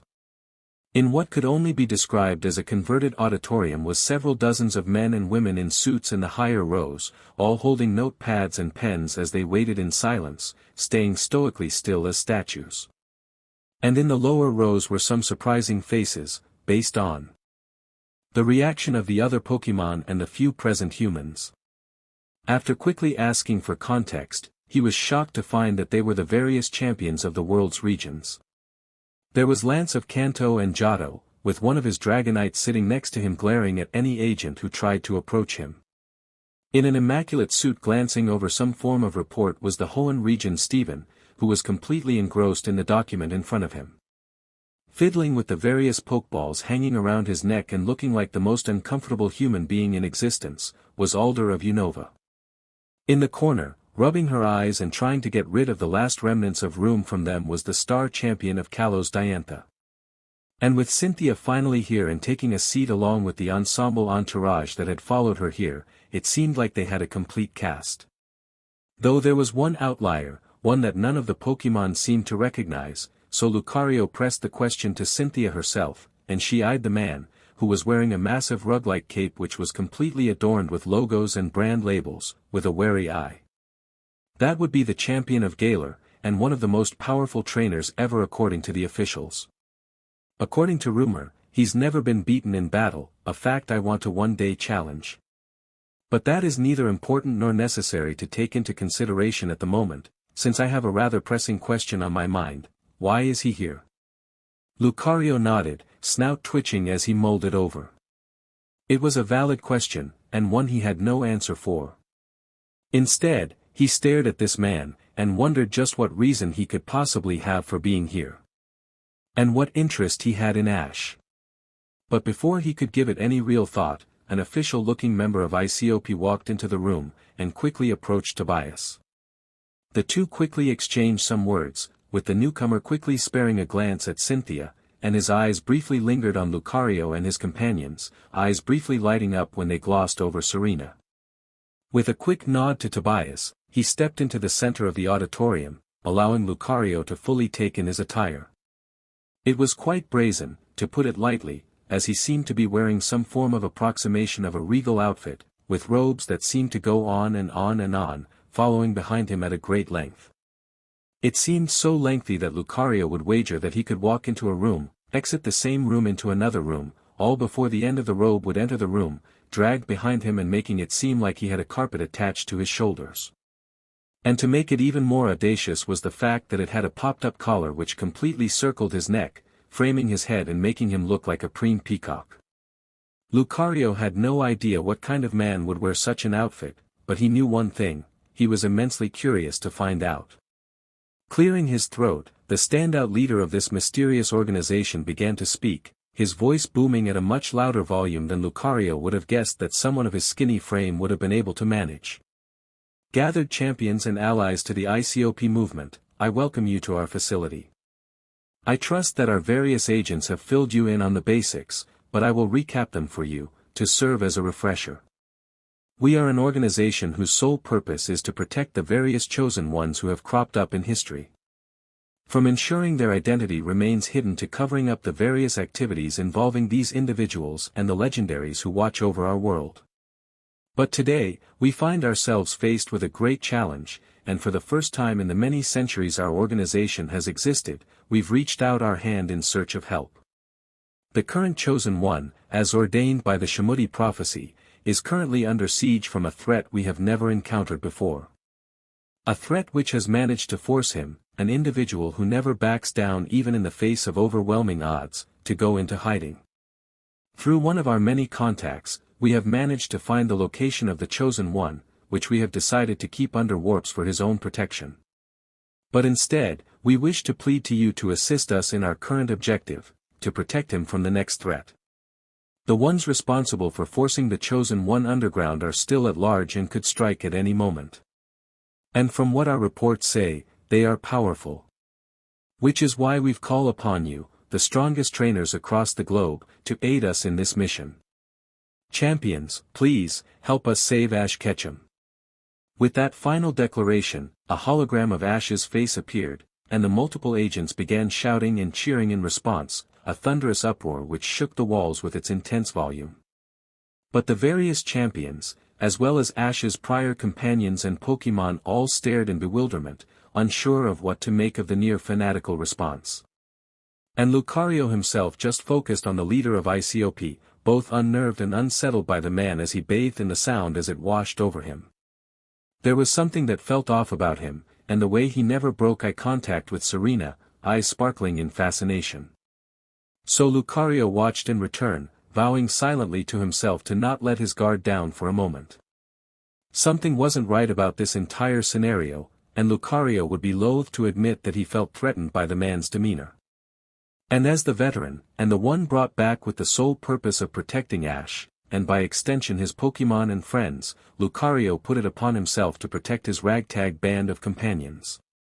In the name of Rhoda, and my honor as a disciple of Sir Aaron and a user of Aura, I do swear this, not a single hair of my companions shall be harmed while under my watch. If my life is forfeit, it is forfeit.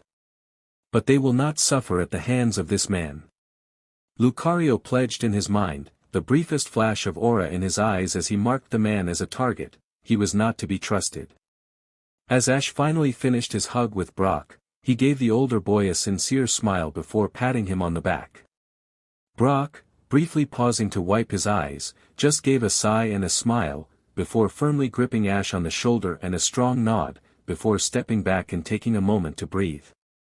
With Brock's arm no longer tightly gripping his shoulder, Ash took this moment to step back and grab Misty's forearm, stopping her from snaking away as Brock relinquished his gift.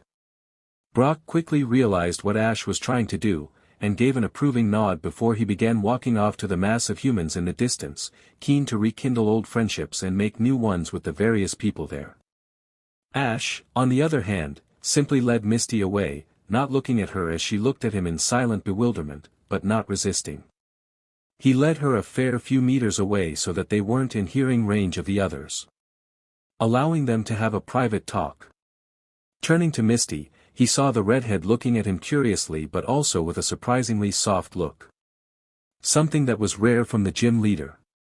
Ash could say he knew her quite well, having spent nearly 2 years traveling across Kanto, the Orange Archipelago, and Johto with her. And while many might write her off as being simply an easily temperamental person with a tendency to lash out with a mallet, which in fairness was true, but she was way more than that. She was also kind. And loyal. And most relevant to now, caring. Ash knew she deeply cared about him as a friend, and it was only more prominent now. He hadn't been able to figure out how to use this power yet, nor had he had the time or patience to sit down and try, but Mespirit's gift was still active, and Ash could feel her concern and sadness over the recent revelation wash over him in ways. He didn't know how it worked, if it was always active, but he knew one thing, he could feel strong emotions. Emotions that were so immense that they felt like waves, almost knocking Ash off balance just by being near them, which really highlighted Misty's strong emotions at this moment in time. Ash didn't know how to label them. He had never experienced emotions in this manner before. It wasn't like how it felt in his own body, not in the slightest. He couldn't match a single emotion that was radiating from Misty to his own, but he could tell they weren't positive emotions. Which was why he wanted to address them privately with Misty before they got worse. Of course, while that was a good idea in Ash's mind, that didn't mean he knew how to start a conversation on such a topic. I know why you've brought me here, Ash. Misty suddenly interrupted, warping her arms around her chest as she spoke. But I'm fine. You don't need to waste your time on me right now. Ash stood there for a moment, while Misty turned away, placing her back facing Ash, not sure what to say before he mumbled a response. I don't think it's a waste of time. Misty didn't say anything, but her head drooped slightly, before she took a deep breath. So, are you okay, Misty? Ash felt his heart tighten as Misty remained silent, as he remained unsure of what to say. He wanted to help, but he didn't know how. He wasn't sure if he was supposed to say something to coax her into saying something, if he was meant to let her talk on her own accord, he just wasn't sure. Fortunately, Misty made that decision for him. It just was a shock. You know, we've been through a lot of crazy events together, through Kanto, the Orange Islands, and Johto. We've seen so many things and met so many people in Pokémon. And we've nearly died. A lot. But despite that, I never really thought about how close we were to dying. Not even when I was in the middle of saving your life from drowning, or from being crushed, or whatever happened to be going on at the time. Ash could feel his stomach drop, because although he still couldn't see her face, the way that her shoulders were starting to shake and the way her tone was becoming higher pitch as she spoke was a clear enough indication of how she was feeling. But then I find out that you actually died, a long time ago.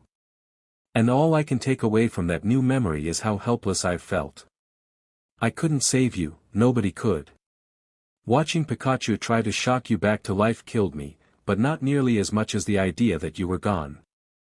Misty then dropped to her knees, hands shooting up to her face as she broke down into tears, almost curling up into herself. Ash shot forward, wrapping his arms around her as she started to cry. How do you deal with a feeling like that? Ash just sat there, with nothing to say or add. He just sat in silence, realizing for the first time just how much it was affecting his friends. And how hard it was going to be to help them recover. But he would try regardless, because what kind of friend would he be if he gave up? Fires raged throughout the ruins of the recent battle, the few scattered response teams available trying their best to contain it, slowly but surely halting its spread. The mass amount of scattered rocks and rubble made the job somewhat harder, but they were doing well regardless. Squirtle wanted to push himself up and try to help, but his muscles ached too much to even attempt the gesture. It was a painful stab to his pride, but Squirtle had to relent and let his body rest, even if it was only for a moment.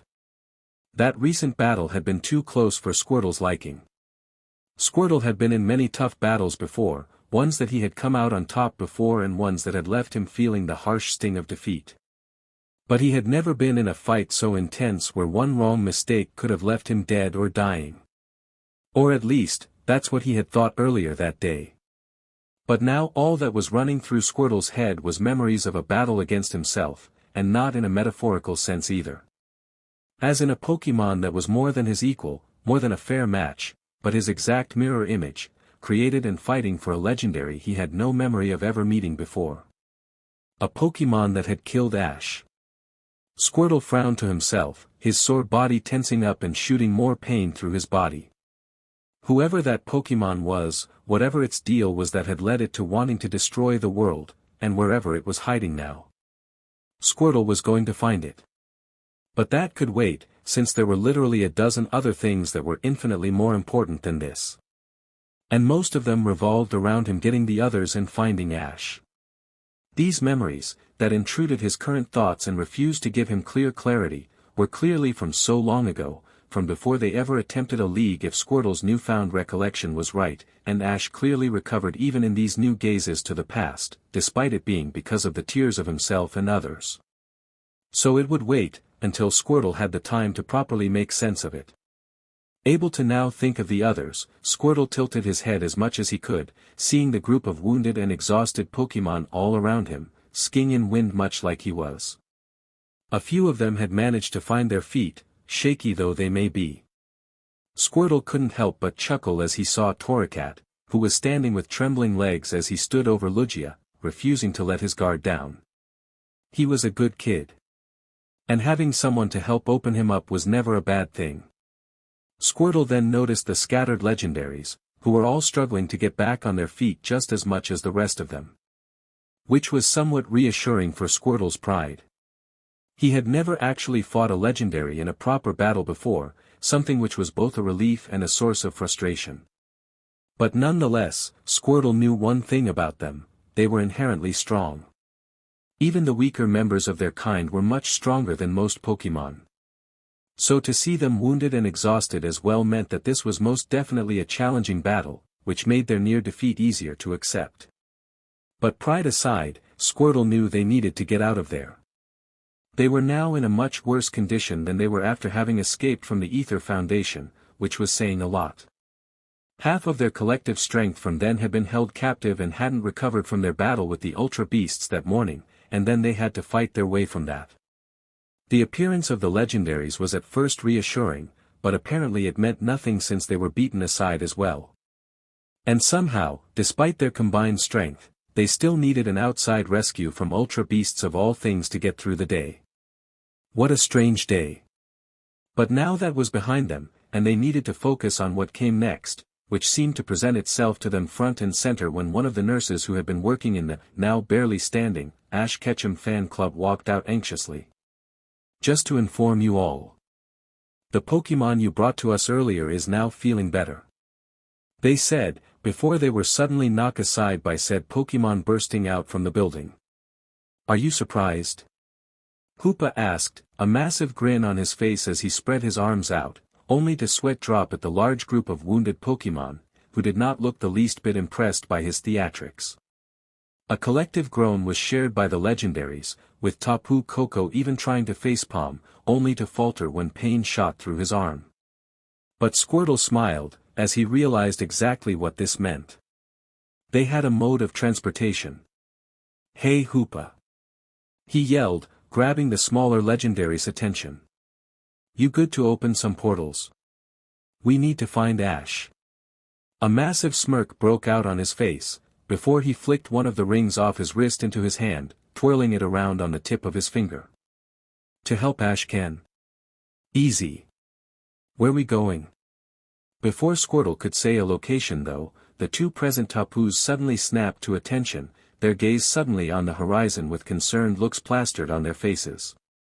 As everyone else began to notice this, two small shapes slowly began to appear, growing larger as the seconds passed by. After a moment, they finally arrived, and Squirtle was surprised to see what appeared to be two more legendaries, both looking injured and frightened, as they darted to Tapu Koko. Captured. They've been captured. Humans have taken captives. Tapu Fini yelled, her voice high-pitched and panicky. Tapu Koko looked at her skeptically, before gazing over to the Red Gene sect, who looked somewhat more composed than the Tapu. Explain. We were traveling to the abode where your fellow Tapu, Bulu I believe their name was, has made residence. But as we approached, we were ambushed. Bulu and two of my own were captured, and we barely escaped ourselves. Who they were or what they wanted is unknown to us, but whoever they were not fools. They were too well prepared for us. Tapu Koko frowned, as Lunala seemed to droop at this, silently muttering, all is lost, to herself. But the others just shared a look, one only interrupted as they turned to look back at Hoopa then at each other. It can't be a coincidence, can it? Hawlucha said slowly, as the others nodded in reluctant agreement. We don't get the luxury of coincidences. It's them. Only question is, why? Imbor added, before Squirtle waved his arms at the group. Okay, time for a plan. We know who the likely perpetrators are, which means we know where they're gonna take those legendaries. If we know that, we know where to go to rescue them. But to do a rescue, we need more firepower. Which means we still need to find Ash. Squirtle paused for a moment, turning to see if the legendaries were listening to him and waiting to see if they'd interrupt him. After seeing their gazes locked onto him, and seeing none of them try to say anything, he pressed on. With Hoopa back in action, we can finally get out of Alola. I don't know exactly where Ash is, but I reckon he's not in Alola. So I say we use Hoopa's portals to try and find him. Ash may be directionally challenged, but he's got enough sense to try and find somewhere recognizable. And that means somewhere we probably know of. We'll need to pool together our knowledge on this one, 'cause there's a lot of regions out there, so we need to narrow it down. Try Kanto or Johto first. Gene Sect suddenly interrupted, catching their attention. We were also searching, and we managed to check many locations, with only those two regions left. Start there. Squirtle nodded, before turning back to the group. Right then, we'll start in Kanto. Specifically, Pallet Town. Even if Ash isn't there, I'll bet my shell that someone will be. He said. Does the shell come off? Glalie asked from the back but was ignored as everyone voiced their agreement. Everyone except the humans, that was, which highlighted something rather important to Squirtle. Can someone fill in the humans please? We kinda need them to come with us. Ash allowed himself to smile as he watched Misty interact with the others, all talking and asking questions about the memories that had been returned and the history between them and Mutwo. Both before their memories were wiped and afterward. Ash decided to just sit back and allow them to have that discussion, because he wanted a moment to himself to process it. Emotions had flown pretty high back then, with everyone reacting pretty badly to it. Which was somewhat of an understatement when you look at how his Pokémon reacted. Ash spared a moment to glance over at Pikachu, who was isolated with Espeon and Absol near the Treeline, far away from Mutwo. But as they discussed these long-past events, Ash just sat there feeling, unsure for lack of a better word. He knew that he should be feeling something because of what had happened, but what? Betrayed? Maybe, as he had considered Mutwo a friend after what happened at Mount Quina. But technically that happened after these events, when Mutwo had realized the error of his ways and became a better Pokémon. Angry? That would make sense, since Mutwo had killed him. But it was clear that Mutwo had been misguided by anger and had realized that what he was trying to do was wrong. Bitter? Not really, since this wasn't even the only time he'd died. Shocked? Maybe. Turning to face his Pokémon, who had amassed not too far away, never letting themselves be too far away from Ash, they were mostly discussing things amongst themselves, taking stock from the recent reveal and periodically turning a cautious eye to watch Mutwo, but not making any moves to attack or accuse. Ash smiled to himself as he looked over the large group, which was filled with so many Pokémon from so many places. So many backgrounds, histories, and personalities, all a part of his family. They meant so much to him, and he would do anything for them. Perhaps that was why it was so easy to desensitize his own death. Because it happened to him and not one of them. As Ash pondered this, leaning back on his hands to allow himself to stretch out, as his gaze swapped over to a group that had been long neglected since that reveal, especially since they had purposefully isolated themselves away from everyone to avoid being the next victims of accusations. The group of clone Pokémon that Mutwo had brought with them. Far away from his house, the 8 clones were shuffling anxiously, nervous to see how things would turn out. Running through the group to do a quick head count, they were all there. The Raichu, Ninetales, Meowth, Scyther, Rapidash, Seadra, Hitmonlee, and Gyarados. All accounted for, and all shaking. They had come to join Ash, to fight alongside him, and to show their gratitude for everything he's done. Their arrival was meant to be joyous, and yet here they were, trembling and fearful. This wasn't how he wanted things to turn out. Okay. That's something to move to the top of his to-fix list. But before Ash could do anything, a slight tremble rocked the ground. But it was faint, so much so that Ash almost missed it. But then, a few seconds afterward, another one. He paused, trying to process the sensation. But as he waited, it only got stronger, until he was certain he wasn't the only one feeling it. Everyone was now staring off toward the forest, where the sound of the steady thump was getting louder and louder. And the closer it got, the clearer it was that whatever the source was, it was big. Big, and most likely powerful. Though Ash couldn't help but notice Azelf's reaction to the sound, as they almost seemed to smile in mild amusement. It can't be. They muttered, one of their tails palming the side of their face. Suddenly, before Ash could question Azelf about it, the Treeline almost seemed to part, entire trees ripped out of the ground as a large golem tore through, unbothered by the deep-rooted trees in its path. Regigigas? Ash asked, catching the attention of most of the humans. You know what that is?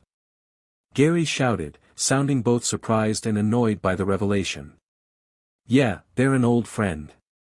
Though I'm surprised to see them if I'm honest. I thought they were in a deep slumber. Haven't seen them since I was last in Sinnoh. Ash said, earning a nod from Azelf. Yeah, you'd be right on that front. But Arceus made a point of waking Regigigas up when we arranged the meeting to discuss your reward. I was unaware they had prepared anything though. Ash nodded at this and proceeded to wave at Regigigas. Hey! How are you doing? He yelled, causing the colossal Pokémon to turn toward Ash, its multiple eyes flashing as it stared down Ash. Chosen one identified, Ash Ketchum. Greetings. Unexpected meeting. Unaware of current location and activity. It boomed, its voice sounding almost mechanical as it spoke. But it soon turned away, turning toward his house. Mission parameters, unchanged. Proceeding as planned. It then began to slowly step toward Ash's house, leaving the boy to stare with furrowed brows as he pondered what he was doing.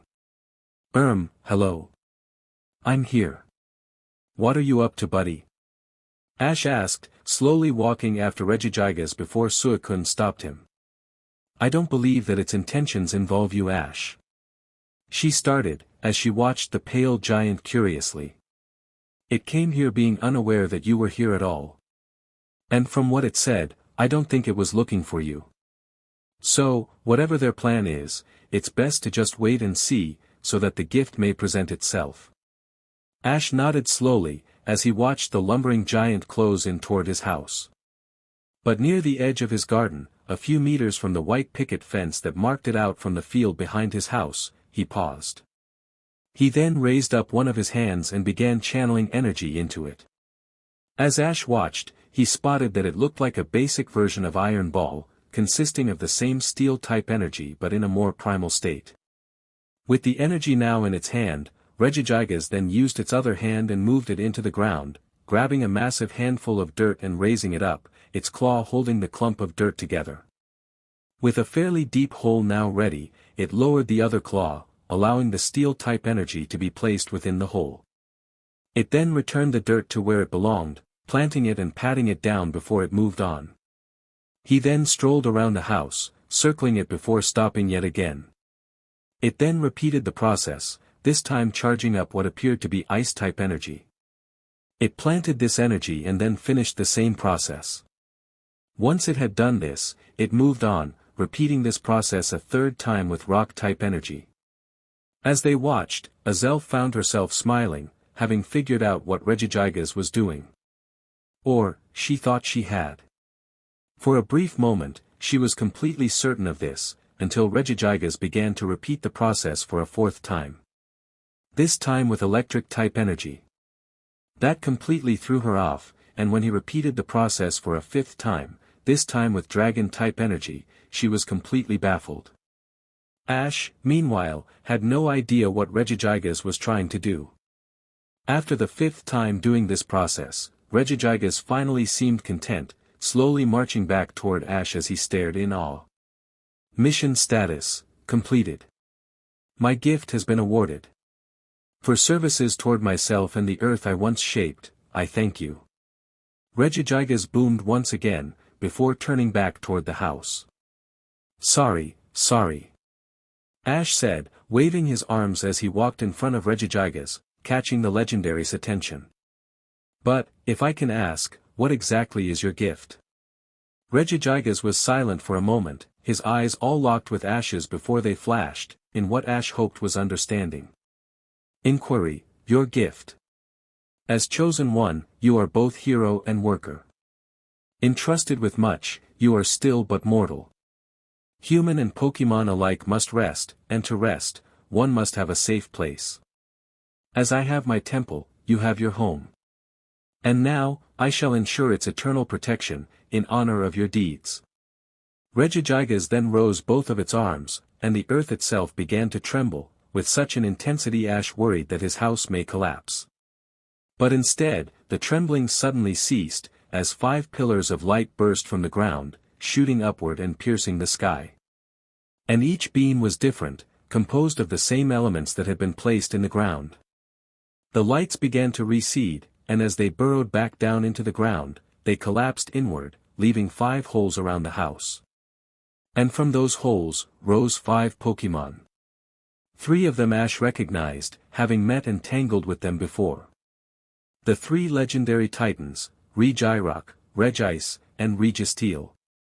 But among them were 2 who Ash had never seen before, 2 more legendary titans.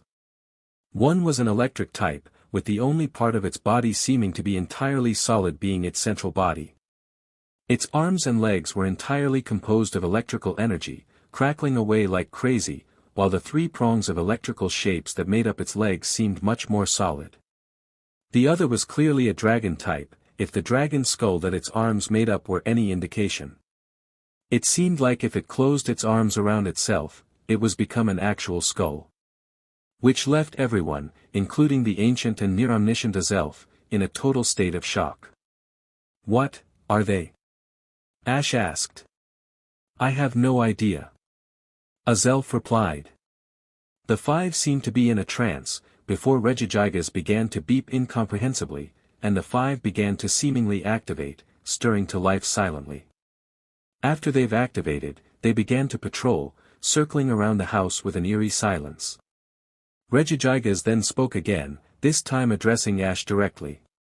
"Here stand 5 guardians of my own design. And here they will remain, where they will stand guard over this dwelling you call your home.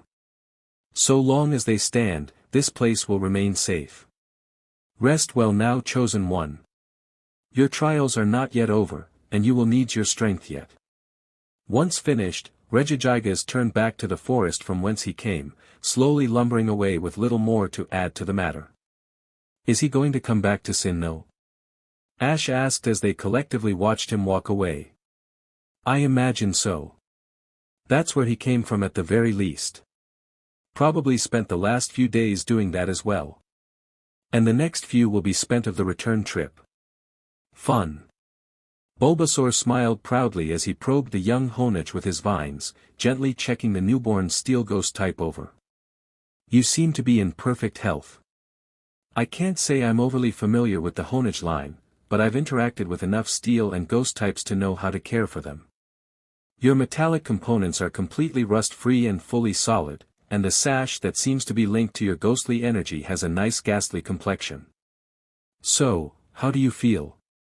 Bulbasaur stared at the blade-like Pokémon, looking for some response from them as he retracted his vines. But that was exactly what Bulbasaur didn't get, as the one-eyed Pokémon seemingly stared into his soul. Unblinking, unemotive, and seemingly unfeeling. For a moment, Bulbasaur was wondering whether Honedges were even capable of communicating, or whether they were simply silent souls who inhabited the world passively. But before he could ponder what the truth really was, or what that last thought even really meant, before Honedge suddenly shot forward. "Boo!" Bulbasaur jumped back, vines jutting from his bulb as an automatic response, as the young child began cackling with laughter. "Oh, my most sincere apologies, I simply could not help myself. You were speaking in such serious tones that the idea just popped into my head. But yes, father, I am well. Currently contemplating my new existence and what knowledge has come to me so naturally, something which I feel may be the influence of foreign powers that I am unfamiliar with, since I am somehow aware of who you are, and who our collective trainer is, Ash Ketchum." Honedge stopped for a moment, the sash on their head seemingly stroking the main blade portion of its body, as Bulbasaur frowned, simultaneously caught off guard by the flowing speech and concerned by the implications of it. "Wait, so you just know all of this? How? This may be my first time raising a hatchling, but I'm like, 99% sure that you're not supposed to be born with this inherent knowledge. And considering I've seen a few be hatched in the last few days, I'm fairly sure I'm right on that." Honedge nodded, waving its sash in what Bulbasaur could only assume was agreement. "And you would be correct on that front, father. By the way, thank you for not speaking down to me. I'm aware it must be bizarre to speak to a literal infant this way, so I appreciate the gesture, but I don't believe I am meant to be an ordinary hatchling. Nor, I suppose, are my siblings." "Siblings? Of course. My 5 siblings of whom were gifted by the embodiment of life itself, Xerneas. We 6 who were gifted to the Chosen One, Ash Ketchum, as recognition of his deeds. You do recall, yes. I may not know much of life before, my own existence, but I can assume your life is one filled with many hazards that remain at the forefront of your mind, yes?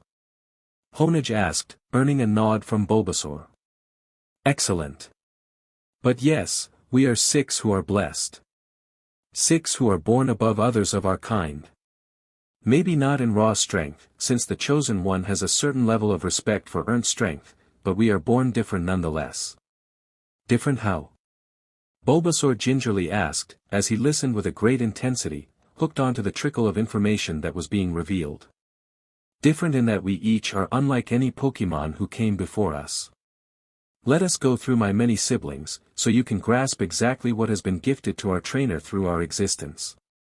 Honage started, pausing only to clear its throat, which Bulbasaur was pretty sure it didn't have, before carrying on. First, my sister Absol. A natural disaster magnet through the virtues of her species, you'd think that this fact alone would warrant her inclusion. But consider who she's attached to, and what events transpired not too long before. The Chosen One's first and most iconic champion, risen in power to match that of a legendaries. Most Pokémon, even ones as brilliant as he, are not meant to wield that power lightly. But then a mortal attachment, one more grounded than that of the legend that is Ash Ketchum, a child. A tether to the mortal world that helps rein in the powerful more than any deterrent. Next, my sister Lugia, a literal child of legend. Naturally powerful, yes, but that's besides the point. Ash is but a human, chosen though he may be, and part of being chosen is that they are part of something bigger. And are linked to forces much bigger than themselves. Such as Lugia, tamer of the beast of the sea. The very legend which brought about Ash's title. Possessing a Lugia, a child though they may be, is a natural symbol of Ash as a chosen one. Thirdly, my brother Eevee. EVs are an intriguing Pokémon capable of evolving in ways no other Pokémon can claim to. Which is interesting to think about when you discuss the evolutions that happen around and because of Ash. Evolution does not often come easily, even under stress. Though time and time again, Ash has pushed Pokémon, both his own and others, to go beyond their limits without any adherence to the acknowledged rules.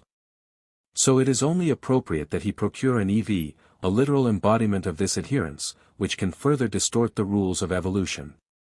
Next, my sister Mawile.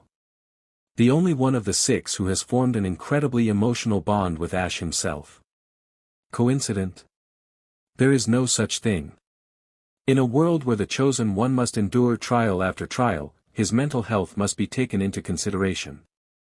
And what better cure for a stressed mind than the unconditional love of another? And for one with such a burning love for Pokémon such as Ash, young Pokémon was the only suitable choice. And finally, the last of my siblings, my sister Ralts. Her fate is currently hidden, shrouded by the mist that is the future, so I don't know yet what role she'll play. But I do know that the great Xerneas, with the immutable foresight that a being of life would possess, has created a plan for her to challenge some great truth, which will aid the Chosen One in some way.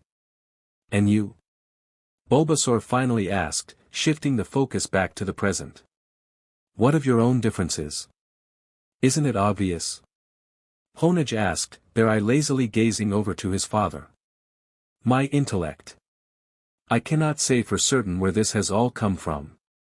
Perhaps I've been blessed with this knowledge by Xerneas to assist Ash understand his role better. Or maybe, as a ghost type, I am a reincarnation of a knowledgeable soul, one whose role has not yet ended. I do not know. But the past, present, and future all seem to be intrinsically tied, and I'm curious to see how this all pans out. Bulbasaur said nothing to this, finally shocked into silence and left to simply stare forward dumbly, before the tension was suitably broken by a follow-up question by the ghost type. Now then, father, I must ask. Who here is most susceptible to pranks? Ralts swung her sticks around, trying to mimic the motions she saw the Gallade perform in the recent battle between Ash and Gary. She swung one round, in line with her shoulders, before moving with the other. But as she extended her arm out, she found her center of gravity dragging her whole body forward, bringing her crashing down onto the ground. As dust was kicked up, Ralts cursed to herself, pushing herself up before she readjusted her grip. That was the 8th time that had happened since she began her training, and it was beginning to frustrate her. The twin branches were meant to be the first step for her learning the many different blade moves that existed, but that seemed like a distant dream at best with how she was performing. How was she meant to execute Leaf Blade if she couldn't even swing a sword? She kicked a small rock away, on the verge of screaming to the heavens when she was denied the chance. "Your footwork is atrocious," the voice said, causing Ralts to drop her sticks as she spun round to meet them. And there, standing behind her, was Infernape. "What do you want?" she asked bitterly, bending down to pick up her sticks as he chuckled. "I wanted to come check up on you. You disappeared after the whole showdown with Mutwell happened, and I kinda guessed that you were getting started on your training. I see things are going well." Ralts growled at him, crossing her arms with a pout. "I don't need your pity, so leave me alone. You're definitely like your mother." Infernape muttered to himself, before clearing his throat. "And I'm not here to offer pity, but a helping hand. If you'll take it." Ralts gave him a skeptical look, cautious curiosity hooking her interest. "How exactly are you going to help me learn about swordsmanship? I've not seen you fight much, but even I can tell you aren't much of a sword Pokémon. More the punch-them-in-face Pokémon. And why would you help me? First of all, you're right. I prefer using my fists over a sword, much simpler if you ask me. But some things cross over, and it's those things that I can help you with. It may not be much, but I imagine you'll take it over nothing. As for why, well, I felt a bit bad after my comment earlier. Your mum was right, we're not exactly normal Pokémon, so why would we let something small like blocked-off evolution stop us? And you're definitely one of us, so do what you want to do. Don't let anyone stop you. Now then, let's get started." Infernape then walked over to Ralts, using his tail to slightly change her stance. "Now, the main thing you need to be thinking of when swinging those things around is your center of gravity. Once you get the hand of these you'll need to pick up the pace, and that means throwing your body around more. So whenever you move, you need to think ahead so that you don't knock yourself off balance. When your body one way, always be ready to catch yourself. Observe." Infernape then leapt forward, pushing himself into a long leap, and he twisted himself in the air so that his legs were ready to catch him, allowing him to land with ease and without toppling over.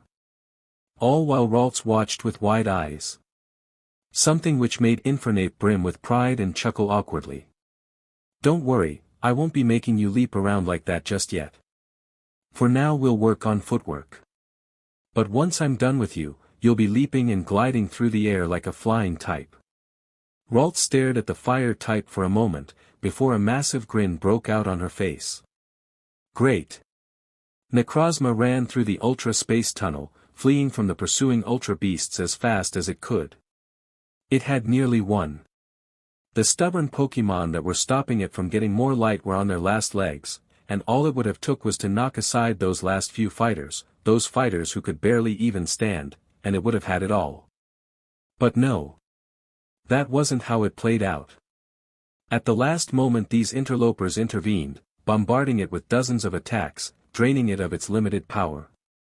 A drawn-out battle against these new fighters would have meant defeat, so Necrozma fled. It needed light, more light to fuel its strength. Lunala was no longer an option, so another source must be found.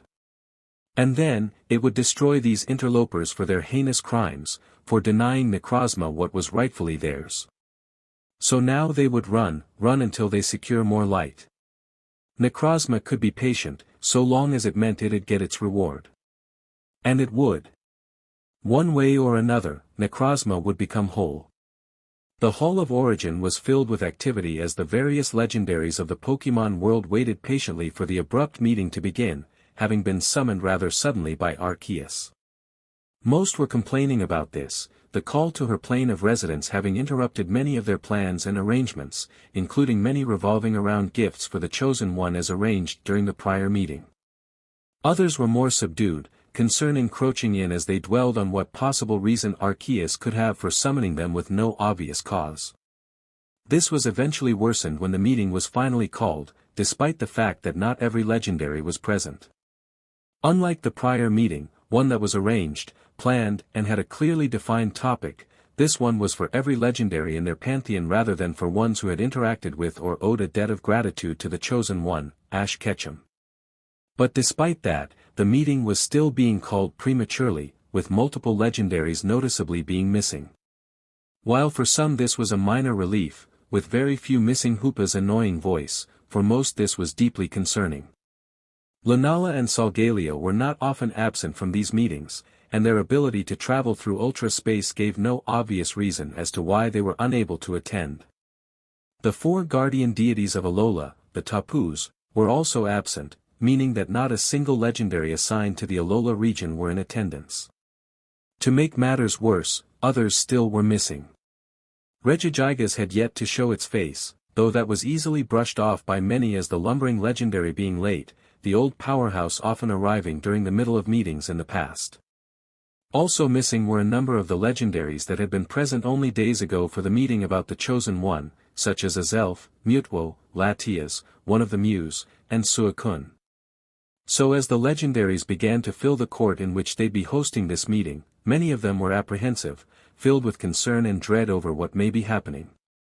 A feeling that was only solidified as Arceus entered the court, an aura of guilt following her.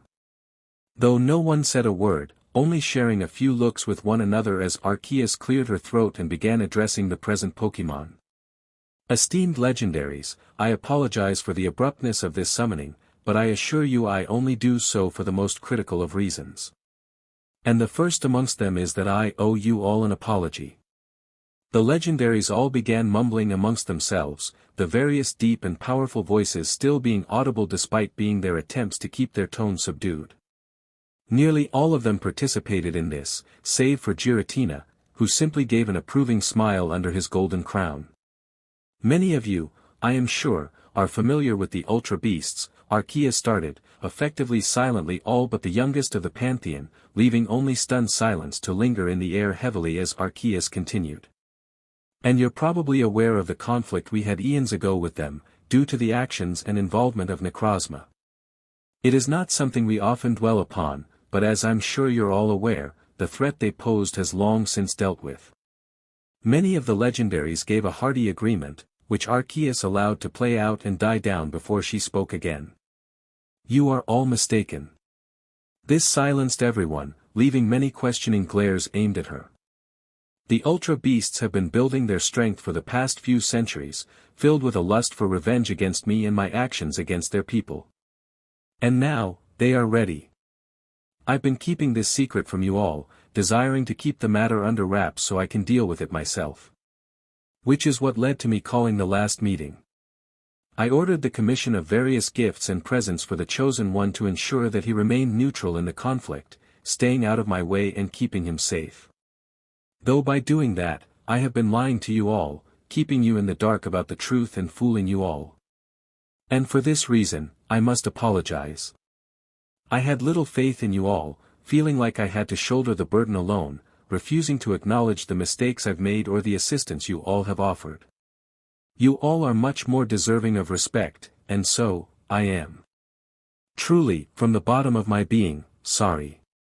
The response to this was incredibly mixed, with some entering a sobering silence as they allowed this reveal to wash over them, slowly processing this new information, while others began yelling at the top of their lungs, curses and insults thrown abundantly at the creator of the Pokémon world. And with a poised stance and a level face, Arceus let it all wash over her. Eventually the vocal legendaries tired themselves out, having exhausted their arsenal of verbal attacks and not having the will to follow them with any physical ones, allowing Arceus to finally speak up again. I understand your anger toward me, and I wholeheartedly understand if you have reservations about serving or helping me going forward. However, I beseech you to hear me out, since we have a genuine issue on our hands. The chosen one is missing. This shocked everyone present, particularly those who had interacted with Ash personally, and many worried looks were shared as Arceus continued. Despite having now dispatched both the recently revived Genesect and Hoopa, who I should add is the one responsible for why the Chosen One is missing, to try and find him, no trace of his existence has been found.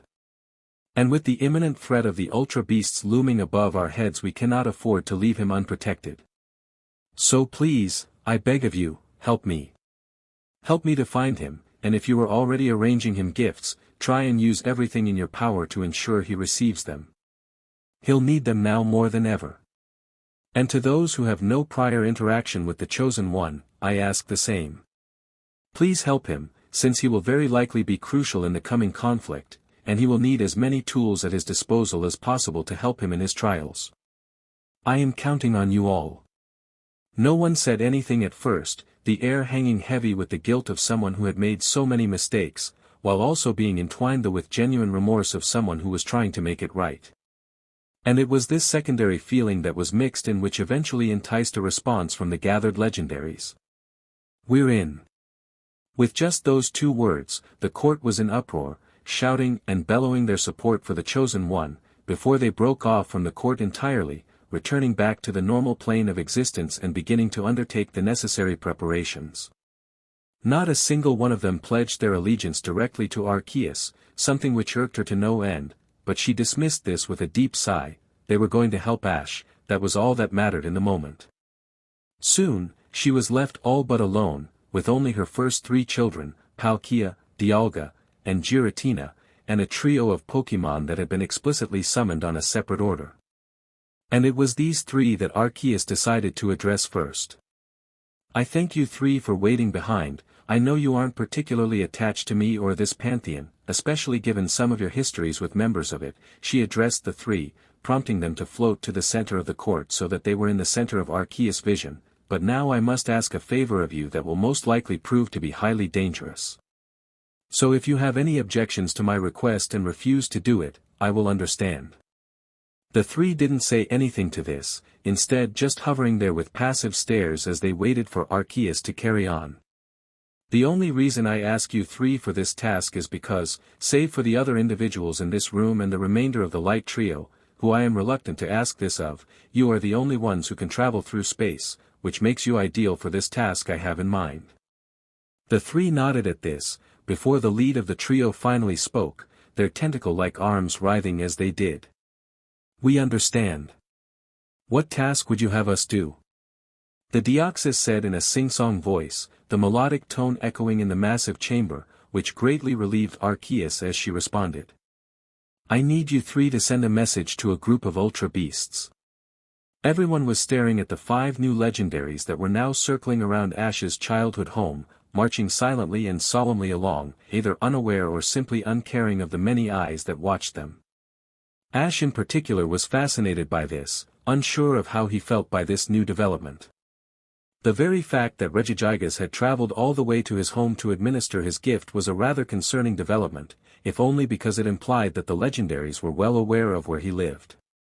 Which he kinda already knew from Mew's admission before she allowed him to catch her, but the implication sounded much less imposing when coming from a small pink cat-like Pokémon than a towering continent-towing superpowered Pokémon. But he was also amazed that Regigigas had apparently arranged a gift that had zero need for his involvement. The admission that Regigigas had not expected to see Ash was a curveball, since it meant Regigigas would have done this with or without Ash's presence being required. There was also the fact that there were now 5 legendary titans patrolling his house. The fact that there were titans outside his house at all was a mental development, but there was the additional wrinkle of there being 5 of them. In his years of traveling across the many regions of the world, meeting, and saving, the legendaries of the regions, he had encountered the titans a few times now in different regions. But throughout all of those encounters, he had only ever seen 3, Regirock, Registeel, and Regice. He'd not seen these other 2 before, and their existence was something that just left him completely captivated. Apparently he wasn't the only one, as Gary walked up to him with a slack jaw, his eyes glued to the new legendaries. Ash, all I'm going to say is this, whatever you do to end up in these situations, you need to start inviting me. Trust me, Gary, I have no idea how I end up involved with all of this. If I had any clue, believe me when I say I would 100% invite you.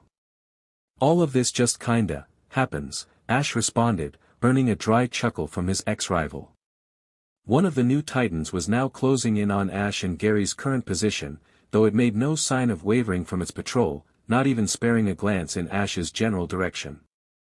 The Titan in particular was the one that seemed to be an electric type, with multiple tendril-like arms which had the physical appearance of bolts of lightning, which were bound together by its side as it marched on slowly. While it made its way past Ash, he decided to try something, curiosity and a need to start clarifying the situation driving him to start interacting with the legendary. "Hey, excuse me?" Ash asked, causing the Titan to halt suddenly, slowly pivoting in order to face the young trainer. It remained silent for a moment, the multiple dotted eyes that formed an X on its face staring blankly at Ash before it spoke, the voice distorted by an underlying layer of static. Ash Ketchum, identified. "Greetings, Chosen One. Regialiki at your service." Ash looked at the electric type for a moment, before he shook off his shock and pressed on. "Hi. Sorry to bother you, but I've got a few questions if you don't mind me asking. I am designed to protect and serve the Chosen One within the grounds of his home. I can answer any inquiry you might have about our capabilities, functions, and goals in regard to this matter." Ash nodded at this, before he cleared his throat. "Great. So first off, what exactly is it you're meant to be doing? I get that you're kinda like bodyguards for my house, but beyond that, what's your main goal?" Regialiki didn't respond at first, before its eyes started flashing and it spoke yet again. "Myself and my fellow Titans have been created for the sole task of ensuring you have a safe haven. Much like our creator, the great and powerful Regigigas, we recognize that even one as powerful as you needs a place to rest and recuperate. Our creator has its temple, and you have this structure known to you as a house. We also have been charged with protecting those you care about, especially within the grounds of your safe haven. Individuals such as your mother have been identified as a very influential person toward the Chosen One, and as such will be protected by the full might of the Titans. Any companions of the Chosen One share the same moniker, and so long as it remains within our power, we will protect them." Ash smiled at this, a sense of relief washing over him as he shot a quick glance at his mother, who was staring at the Titans marching around her home with wide eyes.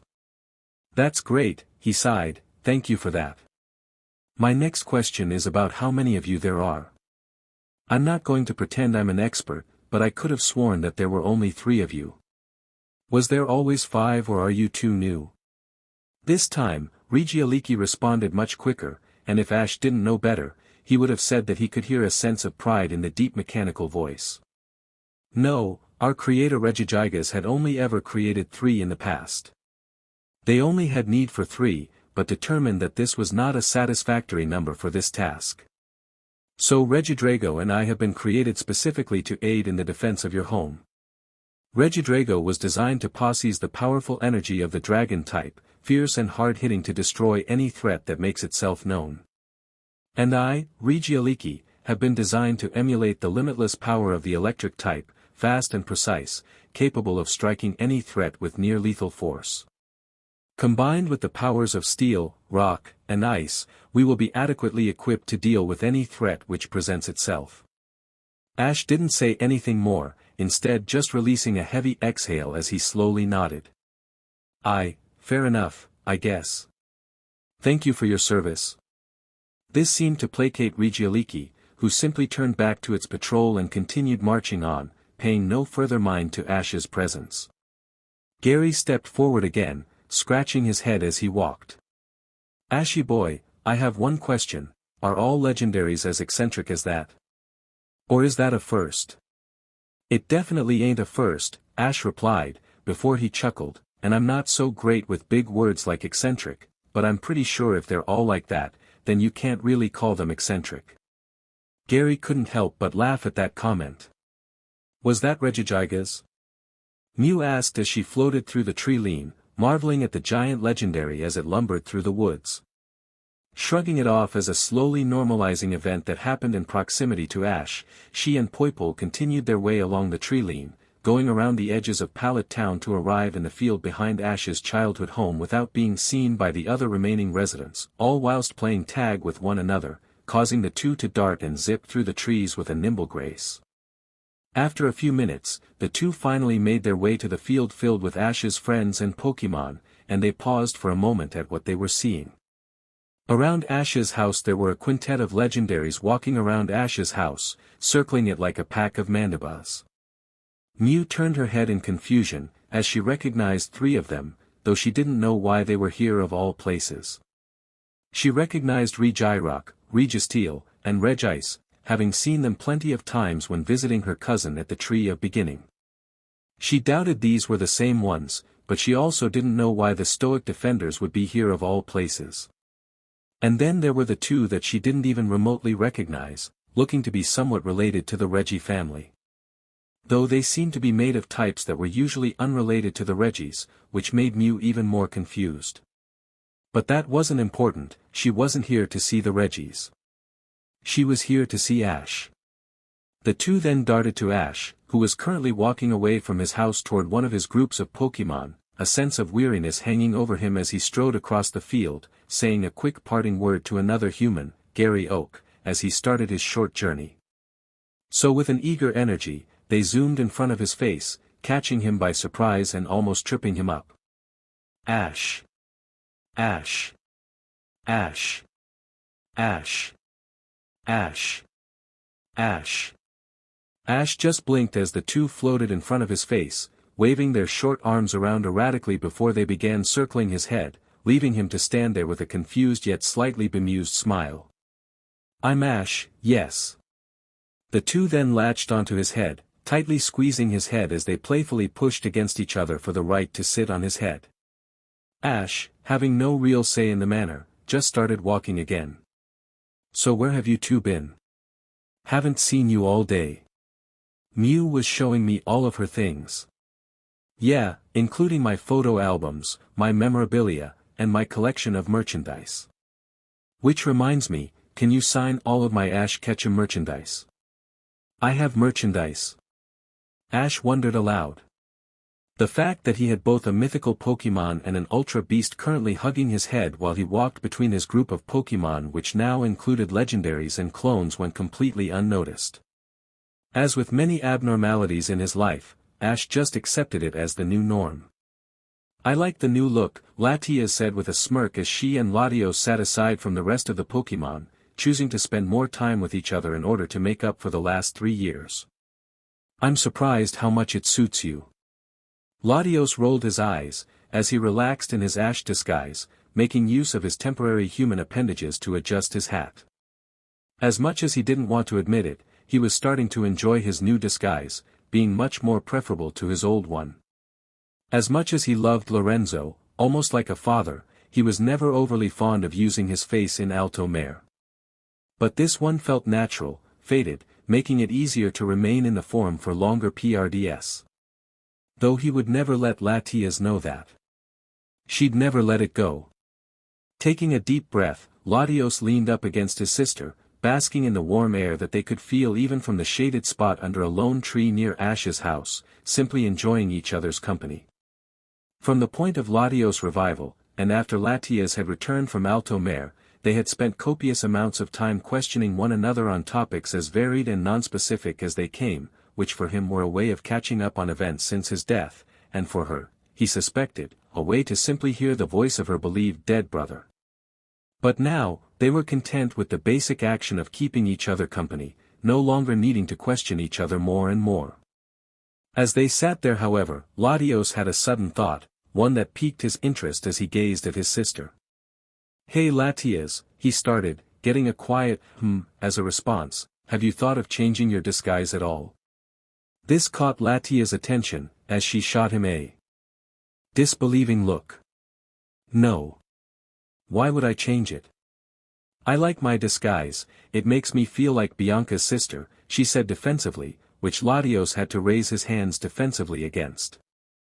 That's not what I meant. I mean, why don't you mix you up? You and I both know these disguises aren't especially difficult to maintain or change between. The hardest part is creating the look in the first place. Once you've done that, you basically can swap between them whenever you want. Latias pursed her lips at this, raising a claw to her mouth as she considered this. That's not a bad idea, she started, tapping her chin as she thought it over, before chuckling slightly, but who exactly would I use as a disguise? Latios just shrugged. I dunno, I didn't really have anyone in mind. I'm just surprised you hadn't already done that. Maybe one of Ash's friends? Latias giggled at this, as she gazed over at the group of heroes with an overdramatic theatrical act to go with it. But who would I choose? She half shouted, getting her brother to laugh at her performance. There's so many to choose from. She then stopped dead in her tracks, her eyes twinkling with the basis of an idea. By the time Latios had noticed this, his laughter had died away and Latias was focusing intently, her form slowly shimmering and changing. As she began taking a more humanoid shape, Latias slowly began to reveal her intention. Instead of the green shirt and white skirt she wore when disguising herself as Bianca and replaced them instead with new clothes. A white short-sleeved shirt, with a blue sleeveless jacket worn on top. To replace the plain white skirt, Latias seemed to have replaced it with a pair of jean shorts, which went down to just above her knees. And even her hair, which priorly had been very short and light brunette in coloration, was now long and black, falling down her back freely as her form finished changing. Sighing contently as the light faded away, she stretched out her arms, allowing Latios to see the fingerless gloves she was wearing. After letting herself get comfortable in her new disguise, she shot a cheeky smile at Latios as she threw her hands out, putting her new form on display. How about this for a disguise? Ash looks pretty good as a girl, she said, though Latios didn't react. At least, not immediately. It took a short while as he processed it, but he eventually managed to get a reaction out. A laugh which caught everyone's attention. Oh my Arceus, that's incredible. You have to show everyone this. Now.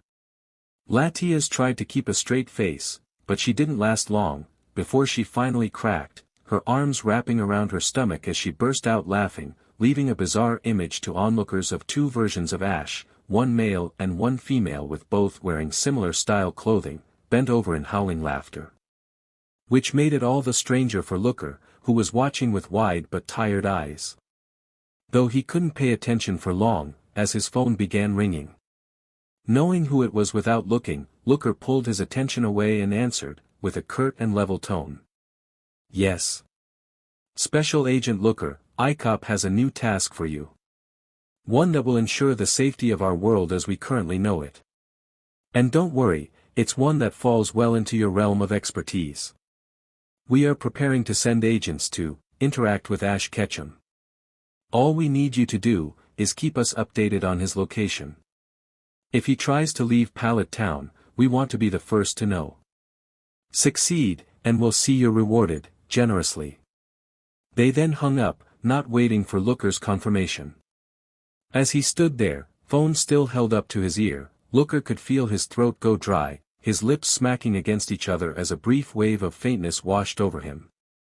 He reflexively went for his flask, but before he could swig from it, he paused.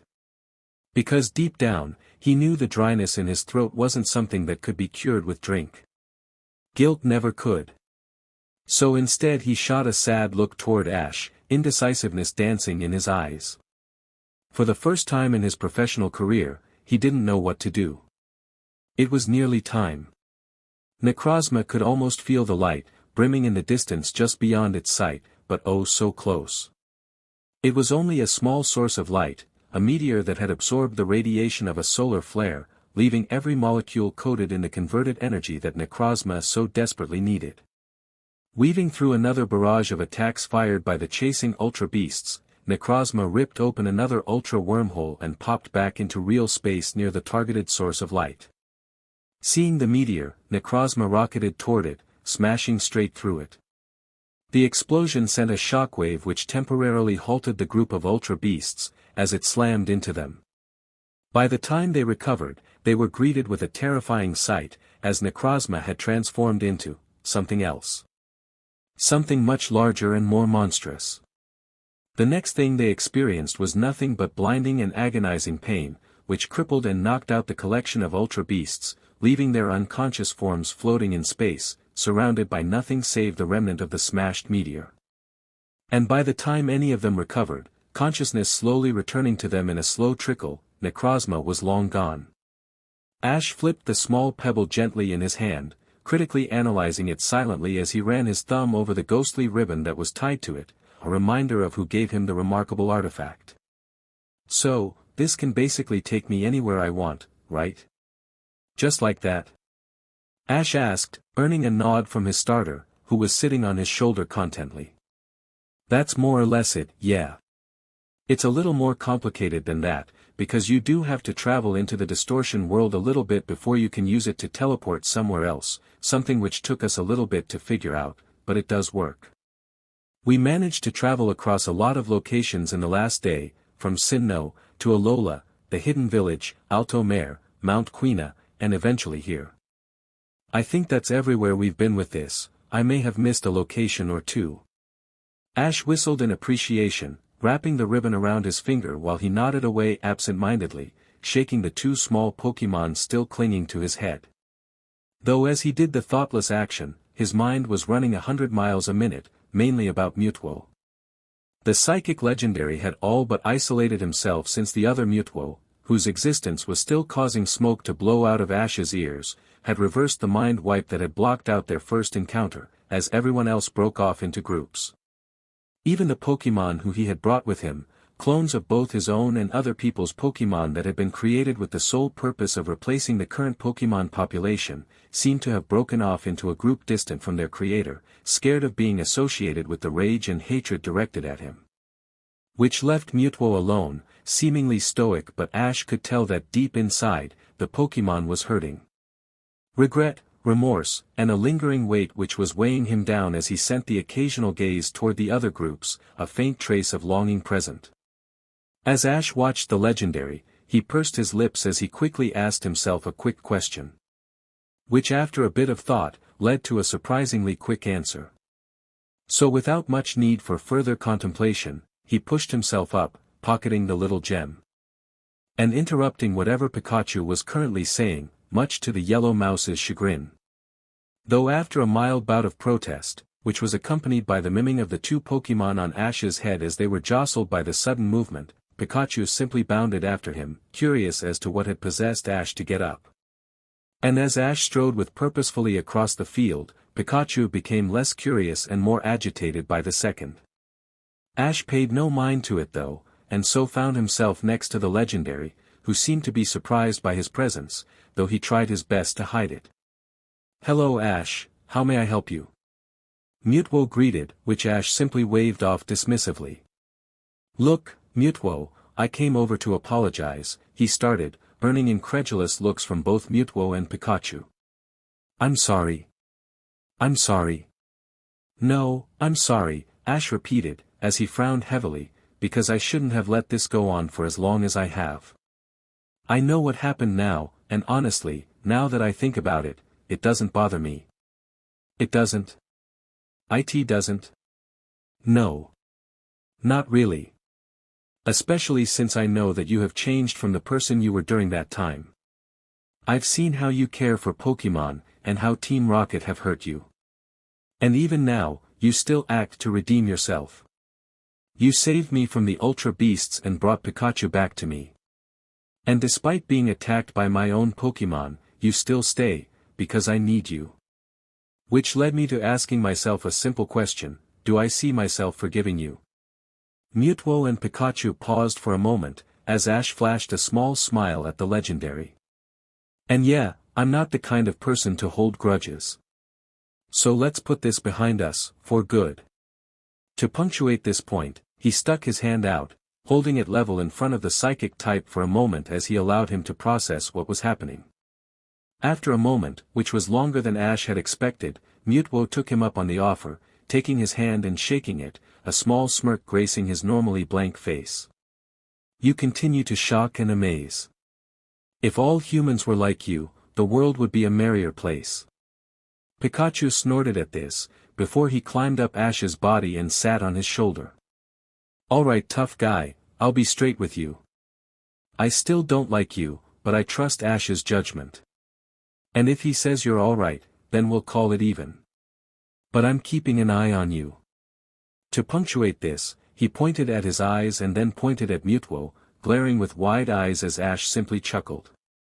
Though Mutwo couldn't help but chuckle as well, which he tried his best to stifle.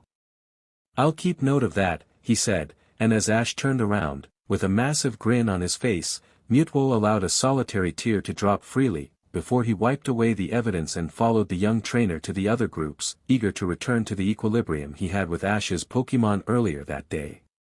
Mutwo sighed quietly to himself, as he tried to focus on his meditation yet again, only to find that his mind was aswim with endless thoughts of doubt and guilt, all of which prevented him from achieving the equilibrium needed to balance his aura. Opening his eyes again, he gazed over the large horde that made up Ash's extended family, turning this once quiet field into an endless abyss of noise and activity. Pokémon and people from across the globe were all gathered in this one garden. Several groups had formed, each being varied in Pokémon type and region of origin, each with their own goals. Some were training with one another, improving, and honing their strength in preparation for the coming conflict that they could feel coming deep in their cores, lingering at the edge of the jovial atmosphere like a hazy fog. Others were interacting, satisfying their need for social activity after the strenuous few days they had been put through, enjoying the brief reprieve as best they could. And others still were, playing games that Mutwo could only guess as to what they were or how they were played. Rolling his neck, Mutwo unfolded his legs and allowed them to fall back to the earth, ceasing his efforts to levitate his body as he turned toward a figure who had also chosen to stay at a distance from this mass of activity, an individual who was the source of much of Mutwo's inner turmoil, another version of himself. To Mutwo's utter shock, there was another like him, a clone of the ancestor of all Pokémon Mew. A fact which should have been impossible. When he first awoke in the facility of New Island all those years ago, he had been under the impression that he was the first succession clone they had bred, a fact that the scientists who created him had been very proud of. And, by his own hand, he should have been the last, as he had wiped that facility from the face of the earth, leaving nothing but rubble and flame as remnants of his birthplace. He should have been the last. Apparently not. Which opened up a number of questions to which he had no answers. Who created this alternate Mutwo? With what means? Was Team Rocket and Giovanni behind this? If so, how did they get around his mind wipe? If not, who would try and repeat the process that created him? How? For what means? There were so many questions swirling in his mind, and he couldn't find an answer to a single one, which was causing his mind to throb in frustration. His brain was powerful enough to rival a supercomputer, akin to an alakazam, yet he couldn't seem to even dent the mystery, let alone crack it. A wound to his pride that was even more painful in his current guilty state. A guilt that had been forcibly brought to the surface by this other Mutwo, who had undone his mental mind wipe that he had used on Ash, an attempt to ease the boy's pain and to obscure his own heinous actions, an act he deeply regretted even despite the situation he found himself in. Everything that had happened since had been instance after instance of knocking him down, both in terms of his pride and ego, and despite the tight gnawing he felt in stomach, he felt he deserved it. Ash didn't need to endure what he had, both before and after the mind wipe, and Mutwo was responsible for all of it. So the painful punishment he was enduring was justified in his mind. That didn't make it any less painful. Mutwo sighed again, cracking his knuckles and causing them to pop satisfyingly. Things weren't as dire as they felt in his mind, as Ash had already gone out of his way to forgive him, a fact he was immensely grateful for. Even Pikachu, someone who was pretty open about his newfound disdain for him, was being civil, so even though the guilt was still very much present, he knew he needed to do something to start making amends. And he was also locked in thought about this other Mutwo, taking up much of his mental capacity as he pondered about their existence. Should he inquire with the other Mutwo about their origins? Inadvisable, since he knew very little about the personality and viewpoint of this other Mutwo, and trying to find out more might elicit a negative reaction from them, potentially starting a brawl. The last thing he wanted to do at the moment was to start another fight after having had one not too long ago with some of Ash's Pokémon. Taking a deep breath, Mutwo shook his head to himself. He had nothing, and the indecisiveness was exhausting him. His eyes suddenly snapped open, as he felt two presences startlingly close to him suddenly pop up on his psychic radar. Whether they had snuck up on him or he had had a momentary lapse in his awareness was a matter for later, as he charged up a shadow ball before spinning round to face these potential adversaries. He quickly allowed the attack to dissipate once he saw the two with his own eyes, silently cursing himself as he realized who they were. The Ian duo, Latios and Latias, both of whom were hovering nearby, slight sparks of energy lingering around them as they both shifted from their humanoid disguises, a psychic trick that Mutwo found rather impressive. He didn't know whether or not it was a psychic feat or one unique to their species, but nonetheless he couldn't deny its worth. But that wasn't important, he reminded himself as he shook the thought clear, directing his full attention to the pair as they looked at him with eyes filled with a mixture of apprehension, doubt, and hopefulness. A combination that could only leave Mutwo wondering as to what it was they were after. He hadn't interacted with Latias much after he had first made contact with the court of Arceus, and Latios had long been dead by that point in time, so he did not know either of them particularly well. Regardless, he was sure that they were here for a purpose, one that involved him specifically. His scientific curiosity had him hooked, a fact he made great efforts to conceal that as he looked at them impassively. Latios. Latias, he greeted, his tone measured as he tried to gauge their reactions for any hint of their intentions. Alas, he couldn't find any, so he continued with his greeting. How may I help the two of you? The pair shared a look with each other, with Latias slowly nodding while Latios seemingly composed himself before speaking. Well, sorry, we were wondering if we could ask something of you. A favor if you will. If you're willing of course, we wouldn't want to bother you, Latios said, slowly starting to ramble as he thumbed his claws together. Mutwo, doing his best to suppress a smile, crossed his arms. Oh. And what favor would that be? Well, we were wondering if you'd be willing to train us to hone our psychic powers. Mutwo would never admit it aloud, but he hadn't been expecting that. It threw him for a loop, and he was ashamed to admit that he couldn't hide it as his mouth hung slightly agape in shock. Which unfortunately for his pride, they noticed. Is that all right? You can say no, if you don't feel up to it, we just thought we'd ask since you were quite strong with your psychic powers and wanted to learn a thing or two, Latios mumbled, knocking Mutwo out of his stupor and allowing him to compose himself. Nonsense, I was just, surprised is all. Though I must inquire, why are you coming to me with this request? While I am certainly very well versed with psychic abilities, I am not exactly known to be a teacher. Or patient. Meanwhile Ash is more than willing, as both your trainer and friend, to help you with any and all aspects of training that you may longing. So why have you turned to me? Latias then started waving her claws around, as she spoke for the first time. Well, it's not that we don't want to train with Ash, far from it. It's just, with everything going on, Ash has his hands full, Latias started, causing Mutwo to raise a brow as he listened intently. There's so much going on at the moment for Ash, with a lot of Pokémon having joined his team, a lot of gifts being given to him, and the entire Ultra Beast problem going on, he's got his hands full. And we know he wants to train us, but he just doesn't have the time. We were talking amongst ourselves, and we decided that, to do our bit to help, we would pursue our own training. Mutwo couldn't help but smile as he connected the dots. Which led you to me, an incredibly powerful psychic type with experience with honing it to make it stronger. I see, Mutwo started, folding his arms behind his back as he looked at the two, who was staring at him expectantly. After a few seconds of basking in their silent awe, he nodded. Very well, I suppose I can help you in this matter. I must warn you though, I am not patient, and my methods are, to put it mildly, intense, and grueling.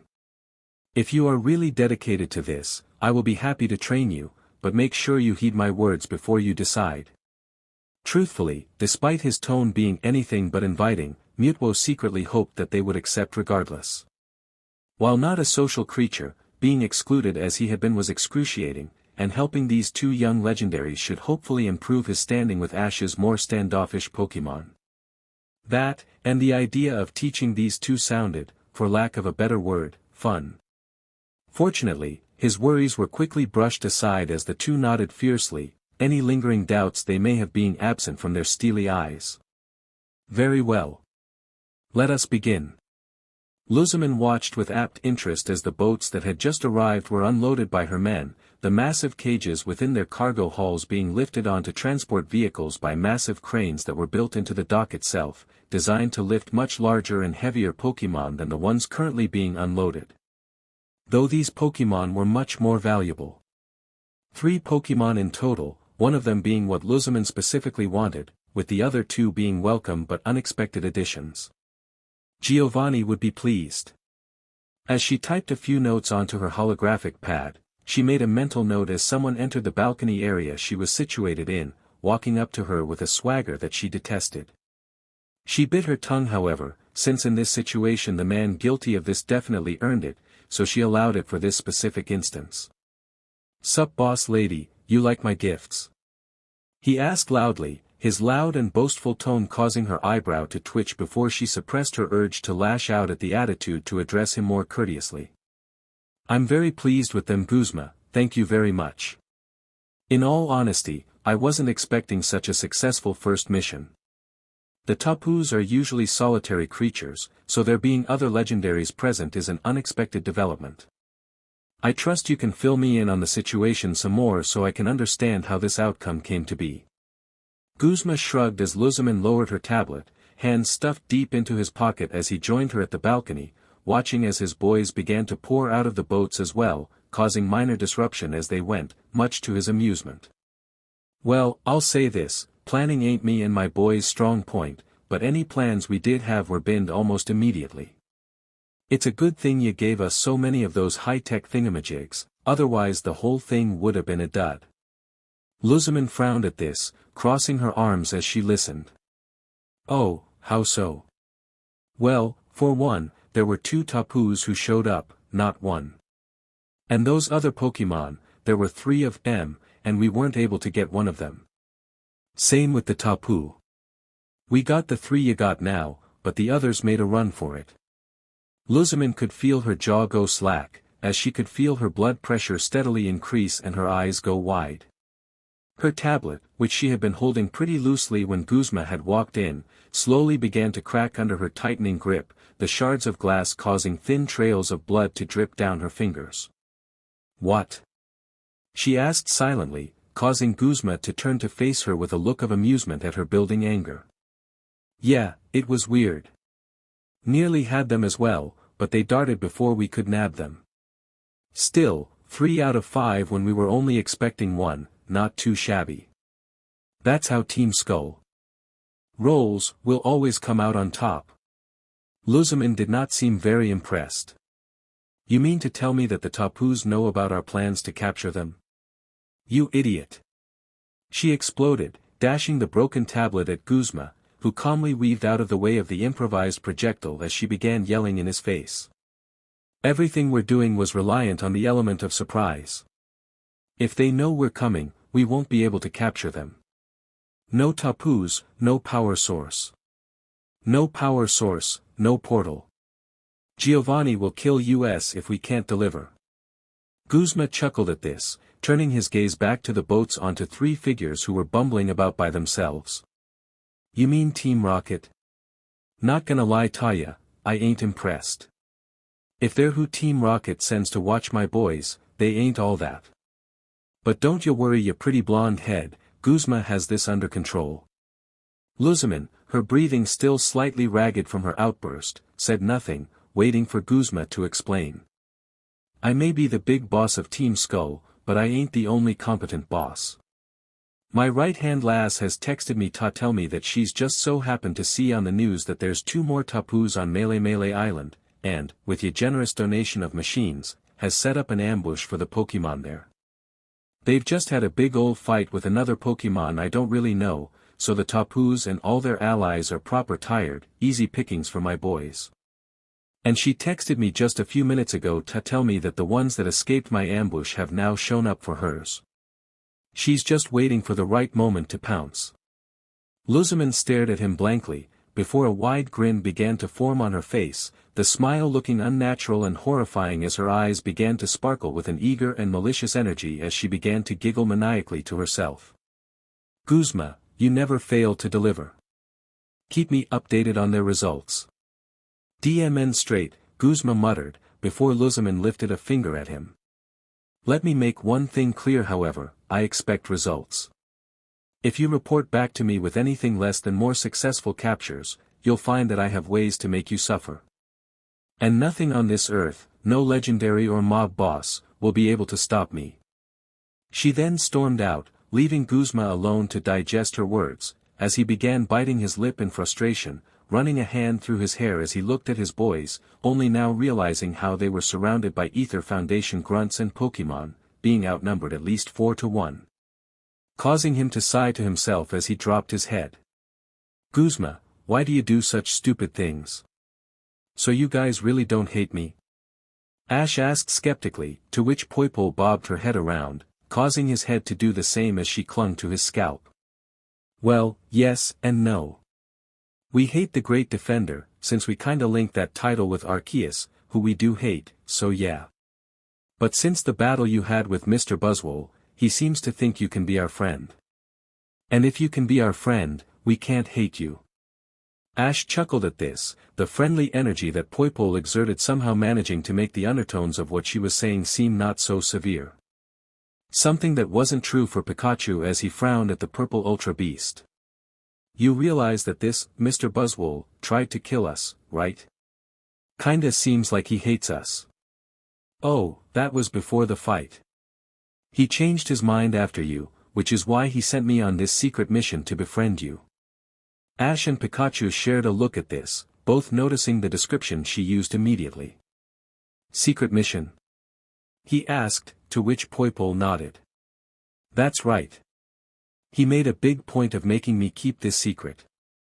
Only me and him know about this, so we can't tell any of the other Ultra Beasts. Shoo. Pikachu face-bombed at this, as Ash simply frowned. So he wants to know if we can be friends, why? I dunno, he didn't really explain it to me. All I remember is him saying that we're not the bad guys and that we can be friends. Not sure why we be the bad guys, unless it was a game. Are we playing a game?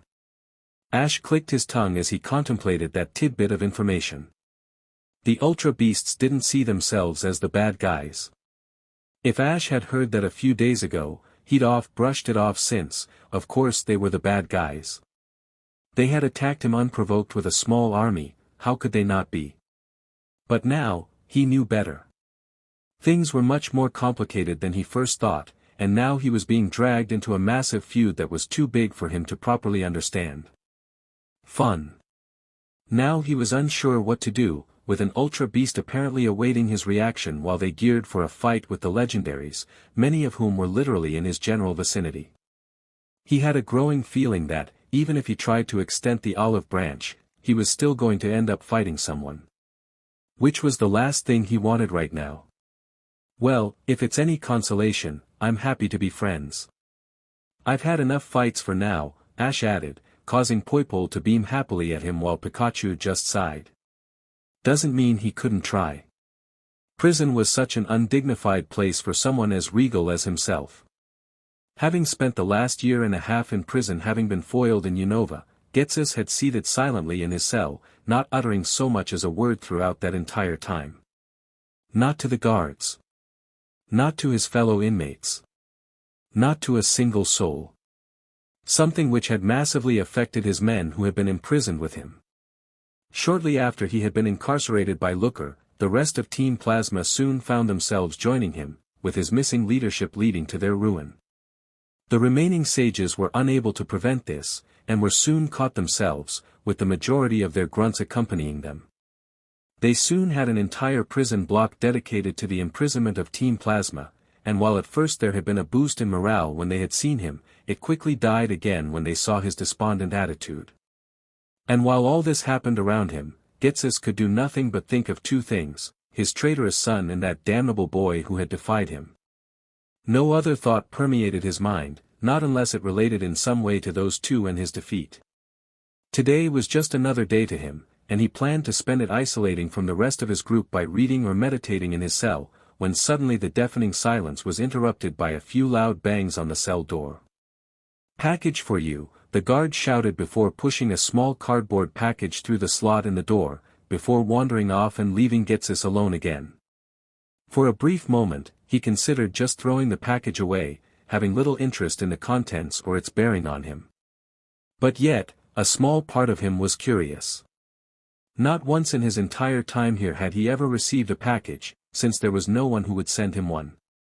And wouldn't have sent him anything, and Team Plasma was all incarcerated along with him. So who had sent him this?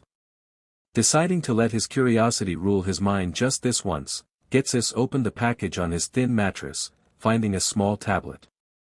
Flipping it over, he couldn't help but marvel at the lack of any branding on the back, just a basic tablet with nothing to trace it back to a company or individual. Curious. After a moment of observing the tablet, the screen began flickering to life, seemingly triggered by his touch. Flipping the screen to see what would show up, he was surprised to see a face he was vaguely familiar with. Giovanni. Ghetsis. The Team Rocket boss replied, smirking as he observed the sage. "I must say, it's strange to see you out of those robes. And that's something I never thought I'd say, honesty, since those things looks downright ridiculous and out of place." Ghetsis grunted, letting the barb pass over his head. He held little love for the man, but he was willing to hear him out. Giovanni did not seem like the sort of man to act sporadically or without reason, and this fact simply had him intrigued. Seeing that he wasn't going to get a more illicit response, Giovanni dropped the humorous tone and brought his hands together. "Straight to business then. Fine by me. I have a proposition for you, Ghetsis, one that I feel you won't be able to refuse," he started, leaning back into his chair as he spoke. "I've been researching your organization and the work you've accomplished. And I must say, I'm rather impressed. Managing to shackle a legendary like Res Hiram to your will is a marvelous feat of technology, one that I feel you should make use of again." Ghetsis narrowed his eyes at this, as Giovanni began gesturing with his hand. "Granted, we did obtain some of the data for the machine ourselves, allowing our scientists to reverse engineer the process and apply it to other research accomplished by others with similar goals. I feel that there is a different application of this machine that could be used, by the right mind of course. Tell me, do you recall your personal research on a Pokémon known as Kyurem?" Despite his best efforts, Ghetsis could feel his body tensing up, causing Giovanni to smirk. "I'm glad you remember. Because I've taken a great interest in it. The suspected shell of the single Pokémon that Res Hiram and Zekrom used to be when combined, a Pokémon that has since taken its own form and now exists within our world. A curious specimen. And one I feel merits further exploration. Now, I'm a busy man, too busy to let such a whimsical idea take up too much of my time. The results such research could garner potentially make it a worthwhile investment, especially since your research includes a theory that Kyurem could be fused with either Res Hiram or Zekrom to create a form reminiscent of their original form. Which brought me to a startling realization: I don't need to waste my time. Not when I have you." Ghetsis crossed his arms, baring his teeth slightly at the man as he began smirking. "Here's my offer: I'm willing to bust you and your entire team out of prison and return them to their former glory. In return, Team Plasma will answer to myself and focus its efforts on securing this unknown legendary. When the time comes, you'll be ready to unleash your might and restore Team Plasma. And to really entice you, since I know this is what you're most interested in, you will be allowed first crack at Ash Ketchum, the boy who stood beside your surrogate son in defiance. Do we have a deal?" Ghetsis pursed his lips, for a moment, before he finally showed a brief crack in his stoic look. A small grin. "I accept." Giovanni nodded, pressing a button just off-screen before gesturing toward Getz's cell door. "Very well, welcome to Team Rainbow Rocket. In 60 seconds, an explosion will blow a hole in the main mess hall for you to escape through. 20 seconds after that, the electronics will cut out, opening the door to your cell, and your subordinates. You will then have 5 minutes to organize them and SCRT them to the vehicles that have been arranged to take them to your old base of operations. The rest I leave in your discretion." As soon as Giovanni finished, an explosion rocked the building, causing Getzis to drop the tablet and leap to his feet, before Giovanni chuckled. "I look forward to hearing from you again in the future," he remarked, before the screen cut off, leaving Getzis alone to watch with wide eyes as the doors suddenly popped open, the electronic lock no longer keeping it shut. Stepping out of his cell, he could see that, true to Giovanni's word, there was now a gaping hole in the mess hall, and his numerous grunts were now roaming free, confused and hysterical as they shouted amongst themselves. Looking down at them from the floor above, Getzis could see that they were aimless, leaderless, and hopeless. They needed him. Stepping to the edge of the platform, raising his hand in the air, waiting patiently as they all finally noticed him and began to silence, he felt his chest swell up with pride that he had long thought lost. "My followers, hear me. I have returned. I bring freedom. I bring perfection. I am Getzis, ruler of Team Plasma, herald to a new world, and you will heed me." He beckoned, causing the mass of grunts below to cheer and scream in jubilation at his return. His revenge was at hand. Nothing would get in his way. And once he had dealt with those two brats, Giovanni was next. Ash flipped his Pokédex shut as he sighed deeply, slapping the device against his hand as he mused about the issue at hand. Amongst many issues that he had at the present moment, the one that Ash was trying to resolve currently was the new Pokémon companions who had joined his group because of Mutuo. The 8 Pokémon, who at first had seemed to be perfect new additions to his, rapidly, growing family now seemed to be a source of contention due to the recent revelation with Mutuo. As the truth behind their creation was revealed, everyone had begun to distance themselves from the clones, forcing them to be an isolated group away from everyone else. While Ash had repaired his relationship with Mutuo, somewhat, he still needed to do something to help these Pokémon fit in again. They didn't deserve the scorn that they were currently getting, being victims of the situation just as much as the rest of them had been. He just needed to remind the others of that. Shooting a glance over at Rotom Dex, he let out a small sigh. He had been poring over the scans of these Pokémon on his old Pokédex, making note of any interesting details that it pointed out, and he felt glad that he had decided against asking the possessed device against helping. It was well-meaning but it had a tendency to be overbearing, and the last thing he wanted right now was for the ghost type to rush over and be insensitive about their biological makeup as clones. Ash nodded to himself, as he decided on what he was going to do. He had decided on this a short while ago, and he was now just working up the courage to do it. Slapping his legs, he pushed himself up and started digging through his bag, grabbing what he needed and making his way over to the groups, a smile slowly growing on his face. "Hey guys, what's up?"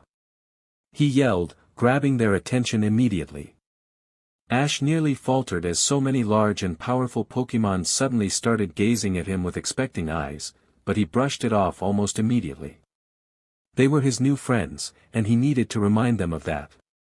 "I know things have been pretty manic recently, and I'm sorry for not coming to speak to you earlier, I've been pretty busy. But, I'm here now, so let's get started." The Pokémon shared a look with one another as they pondered what Ash was going on about. The recently evolved Raichu said hesitantly, "Start what?" But Ash just smiled at the evolved electric mouse as he revealed the items he had gotten from his bag. "Training of course.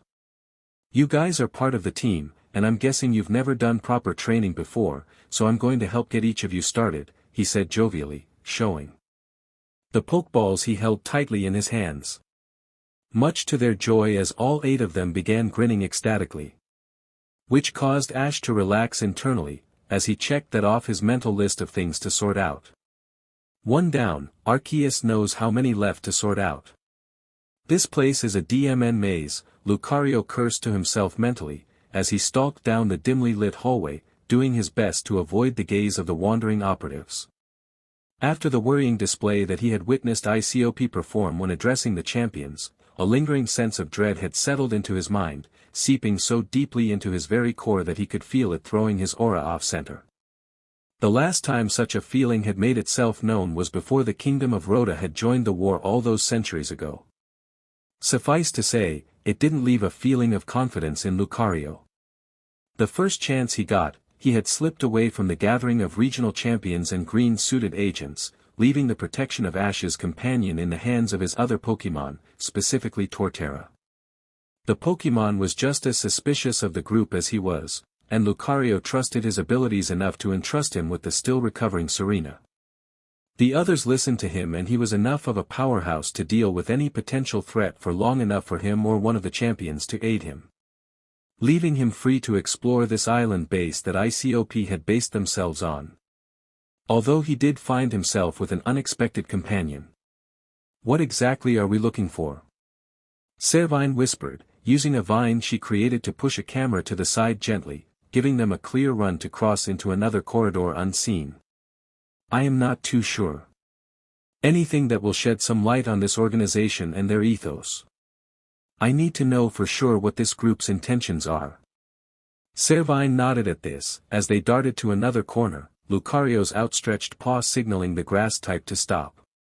As they waited, Servine looked up at the ancient fighting type, marveling as he stood there with his eyes tightly pressed shut. There was something strange about someone being able to see without their eyes, using a sight that was apparently better than what their normal vision could make out.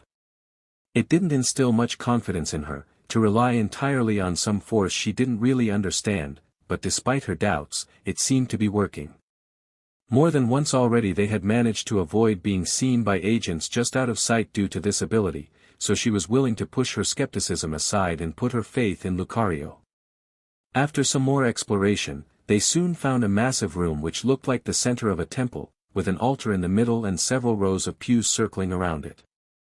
The air was filled with the burning essence of various different incense, with some of the fragrances that Lucario could identify being the scent of freshly cut roses, the salty air of the sea, and the dust of a deep cavern.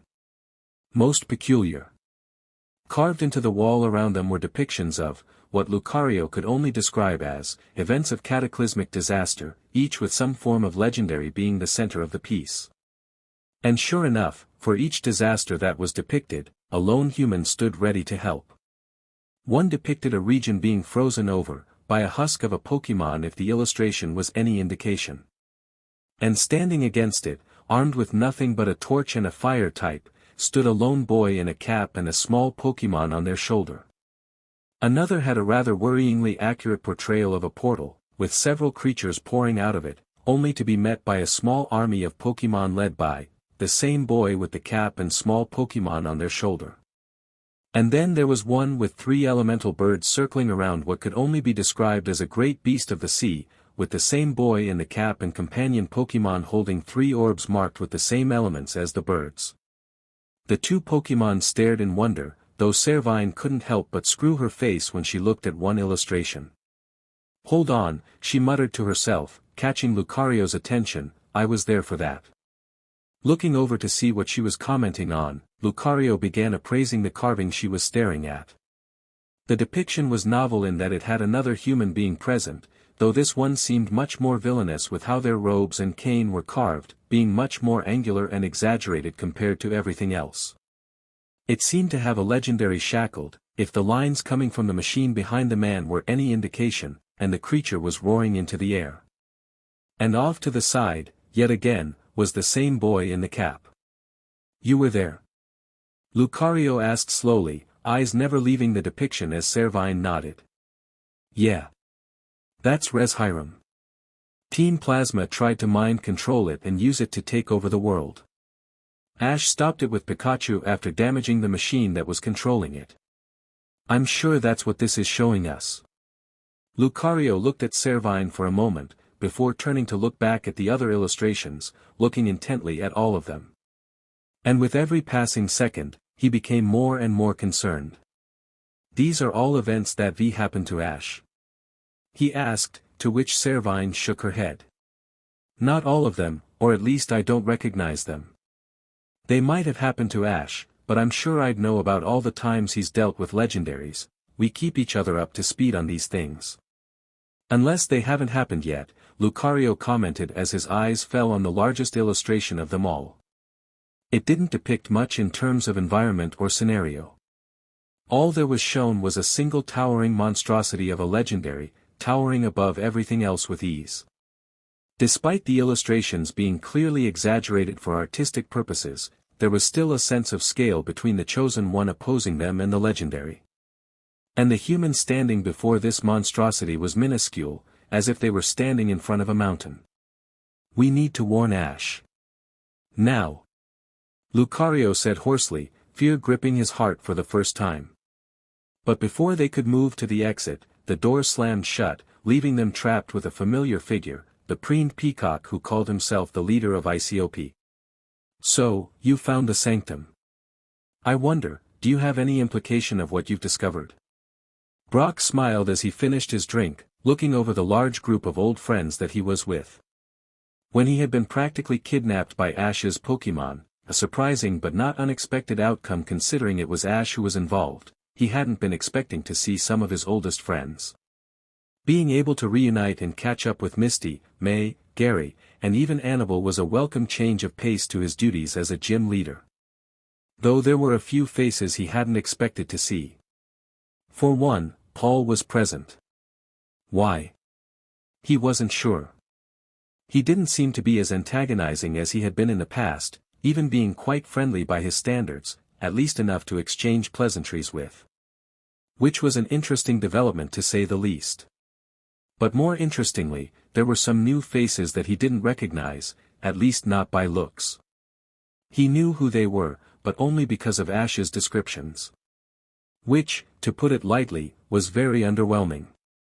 Ash wasn't exactly the best with words.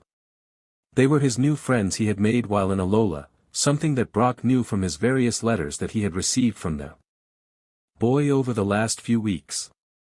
Ash made a point of keeping him up to date with everything that happened to him. He may not have been the best at explaining things clearly, but he was more than capable of keeping in contact. A fact that Brock was very grateful for. And looking over this new group of friends, he could see the makings of some great trainers in them, which was one of the few things that Ash had adequately got across to him via his letters. He could see their potential as caring, determined, talented trainers burning deep within, waiting to be awakened by whatever shenanigans that Ash would inevitably get himself into, this current one included, but there was something else that he could see, something that Ash hadn't noticed consciously but Brock could spot from a mile away. They reminded him of how Ash used to be. Lily seemed determined to overcome her shortcomings, slowly pushing through them and bettering herself as a person. Brock had been told about her phobia of Pokémon, but even now she seemed to be content to gently brush the fur of her Ninetales, the white complexion being a strange sight alone, while she slowly familiarized herself with other Pokémon from a distance. It reminded him of how Ash used to try and power through with his Pokémon no matter what stood against him, be it a stronger evolution or a type disadvantage, he kept pushing till he overcame the challenge. Lana was, on the other hand, completely relaxed around Pokémon, having an easygoing and calm nature around them that made it very easy for her to befriend them. She may have also reminded Brock of Misty due to her favoritism towards water types, but her temperament reminded him more of Ash. And Sophocles was the most interesting. On the surface, they seemed completely opposite to one another, with Sophocles being obsessed with the stats and numbers behind Pokémon battling and being just as comfortable behind a computer as Ash would be on the field. But he shared Ash's endless energy and excitement when it came to Pokémon, becoming giddy over the smallest things, something that never left Ash. Brock had seen Ash get excited over new Pokémon time and time again, and Sophocles seemed to be just the same. Which left Mallow and Kiawe, who Brock noted weren't present yet. They must have been elsewhere due to Hoopa, a Pokémon that Brock was thankful he was never pranked by. He looked forward to meeting them in person, to see what hidden similarities they shared with Ash, and what potential they had hidden deep within themselves. Lucario and Servine tensed up, both charging attacks as the leader of ICOP walked further into the room, surprisingly relaxed despite the lingering threat of attack from the two Pokémon being present, as he took a seat on a nearby pew. As he got comfortable, Lucario couldn't help but notice the different aura the man was giving off now to what he had when he was giving his speech to the mass collective of ICOP agents and assembled champions, which was once laced with a manic and unrestrained energy but now was subdued, still sending alarming signals to Lucario's senses but not as overwhelming as it once was. Something which was reflected in his current attire. Whereas before he was wearing an obscenely brazen outfit, one that screamed pompousness and regal self-righteousness, now he stripped himself of that outfit, replacing it instead with a simple gown, like what one would wear to bed. It still had gold trimmings, showing he wasn't now suddenly down to earth, but it certainly helped to ease Lucario by the smallest margin. I imagine you're both quite confused by this room, for reasons I quite understand. This room is not for the faint of heart, and it is unfortunate that you found this so soon. But I guess I must explain it, if only to save myself from your wrath. Lucario and Servine said nothing, both keeping their attacks, an aura sphere and leaf storm respectively, aimed at the man, as he shot a look at Lucario. Well, aren't you going to ask? I know you want to, so why waste time with the stern silence? Your MSTR, Sir Aaron, wouldn't approve of such behavior, it is unbefitting for an aura guardian. Lucario frowned at this while Servine gasped, causing the man to chuckle. Surprised? You shouldn't be, as we know exactly who you are, and what happened in the kingdom of Rhoda with the young chosen one and the tree of life. ICOP knows everything that happens with that boy, in both his past and his future. That event was certainly interesting, and it took a considerable amount of resources and negotiation to convince the Queen of Rhoda from publicly announcing Ash as their heir to Sir Aaron. Something which, as you can imagine, would garner a fair amount of attention from the various political powers that be. That was a frustrating week. Lucario continued to say nothing, though the man just shrugged it off. Well, at least our reports on you are sufficient. I was worried that, since they were taken by agents during the war, that they'd be outdated and incorrect, especially since those reports didn't take into account your recent adventure with the Ketchum boy. But I digress, we have other matters to discuss. He then gestured to the walls around him, eyes crossing over the stone depictions of events wistfully. As his gaze moved from them, Servine gently nudged Lucario, motioning toward the door with her head, to which he nodded, prompting them both to slowly start shuffling to the exit. This room is one of many in this place, though I will admit that it is the grandest amongst them all. Every chosen one, throughout the annuals of history, has a mural dedicated to the event that marks them as one of the chosen. Due to the fact that many of the chosen ones throughout history are only involved with a singular event, they only have the one mural depicting their greatness. Your new trainer, however, is an anomaly, being involved with so much more. So instead of having a room dedicated to Time PRDS, we have one dedicated to him. Lucario found himself finally breaking his gaze, eyes darting around the room again, the new knowledge adding some much-needed context to the stone etchings around him. Knowing that his theory about the boy and the cap being Ash was correct proved to be both satisfying and concerning, especially as his eyes landed on the depiction of the towering monstrosity that Ash was standing up to. This one, I believe, is the one involving you and the Tree of Life. A remarkable event, which nearly wiped an entire kingdom off the map of Kanto in a single afternoon. Absolutely terrifying. Lucario snapped his attention to the mural the man was looking at, and sure enough, it was a remarkable good rendition of the events that happened that day in Rhoda, when he was released from the staff. There was Ash, with Sir Aaron's silhouette outlined around him, armed with his ancestors' gloves and staff, as he stood in the heart of the truly titanic Tree of Life. He was depicted as well, fighting off the three golems that protected the tree while Mew and Pikachu watched from high above. Which sent Lucario reeling as memories of that day began flashing through his mind, stopping his attempt at escape as found his attention hooked on the man. How did these murals come to be? How are they depicting events before they happen? It's not possible to know the future, he said firmly, causing the man to look over at him with a confident smile. Is it not?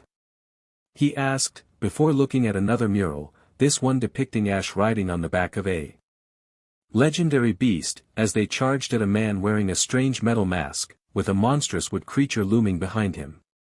Because there are Pokémon in this world who do not perceive time as we do, our linear paths being a chart of events to them. These murals are the results of our organization's collaboration with a group of Shalebi, who seemed kind enough to deign us with premonitions of the future, leading to the construction of these murals. They seemed especially interested in these ones though, as these are amongst the more detailed depictions amongst our collection. Lucario growled at this, eyes once again moving to the giant monstrosity that Ash was prophesied to go up again, and this time he was joined by the leader of ICOP. I see you've noticed that event. Keeps me up at night, thinking about whatever that thing is. I must say, I worry that this confrontation may be the one which finally will overcome your trainer, the one where he finally fails. And it is that event which I hope to prevent from happening. Just as Servine reached the doors, they slammed shut, with thick metal bars shooting out and barring the doors shut, trapping them both in. Snapping out of his stupor, Lucario span and fired his attack at the door, the powerful aura attack exploding against the thick layer of wood and steel, but doing nothing more than causing a loud bang and creating a cloud of smoke. As he grunted in surprise, several panels in the floor opened up, and from them came several towering Pokémon, ranging from Tyrannitars to Golurks. As they entered the room, their eyes opened up, revealing bright white orbs in place of their normal eyes, as they roared their respective challenges at the two Pokémon, to which the man nodded to himself. Unfortunately, my hand has been forced. For so many generations, this organization has been charged to clean up the mess of individuals like Ash Ketchum, as they wade through their ordained trials. But now we stand on the precipice of disaster, and Ash is at the center of it. We must take the initiative, and deal with this ourselves. ICOP will supersede the role of the Chosen Ones, and with the backing of the regional champions, the world's strongest trainers, we will become the world's DM in power. The man then turned to Lucario, a crazed look in his eye as he pointed at them, causing the various Pokémon around the room to tense up for an attack. And if you won't side with us, you stand against us. What is your choice? Gary took a brief pause to collect himself, taking a deep breath and rubbing a thumb over the Pokeball in his hand before he nodded and stood up, making his way through the crowd of gathered trainers to find one in particular, a purple-haired grump who seemed to get under Ashy Boy's skin back when they first met. As he found the trainer in particular, he steeled himself, preparing to deal with what could possibly be the most arrogant person ever barring himself, if Ash's description of him was anything to go by. Paul was something of an enigma to Gary, based on everything he had heard or seen about him. According to those who had met him, he was the polar opposite to Ash in terms of attitude and approach to Pokémon training, and was unflinchingly strong as well. His record was nothing to be sniffed at, his list of victories even impressing Gary. While Gary didn't agree with the methods he employed to train his Pokémon, he couldn't deny the results they garnered. Especially since he knew that Ash himself had plenty of difficulty finally besting him, the team he trained and used against him being incredibly powerful. And he couldn't quite describe it properly, but there was something about that which was exciting. That made Gary want to challenge him. Which led him to right now. Hey, you're Paul, right? He asked as he finally found the trainer with a glare for a neutral expression, who shot him that exact look as he tore himself away from his conversation with the Alolan professor. Yeah, what of it? He replied, his tone bitingly harsh, causing Gary to smirk as he tossed his Pokeball into the air and caught it again. Wanna have a battle? Word is you're pretty strong, and after my battle with Ash I kind of feel like getting an easy win under my belt to soothe my ego. To add to the last comment, he gave his biggest smug grin to punctuate it, even if he didn't fully believe in his chances as much as he wanted. This guy was a serious trainer, and while Gary had certainly kept his team up to scratch during his research, but they certainly weren't league-ready battlers, not like this guy was. Regardless, Gary wanted to see where he stood, and even if he lost, he knew it was going to be fun. And fortunately for him, this guy seemed to take the bait. I assure you, our battle will leave your ego more bruised than before, and I'd be glad to show you exactly why you should stick to being a professor over a battler. Oh, this is gonna be good, Gary thought giddily to himself. They quickly made their way to an open enough space so that they could have their little battle without interfering with the various other Pokémon and trainers present.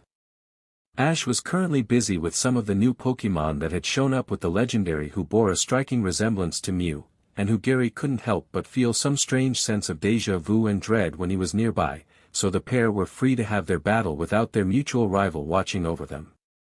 Something they both were content with.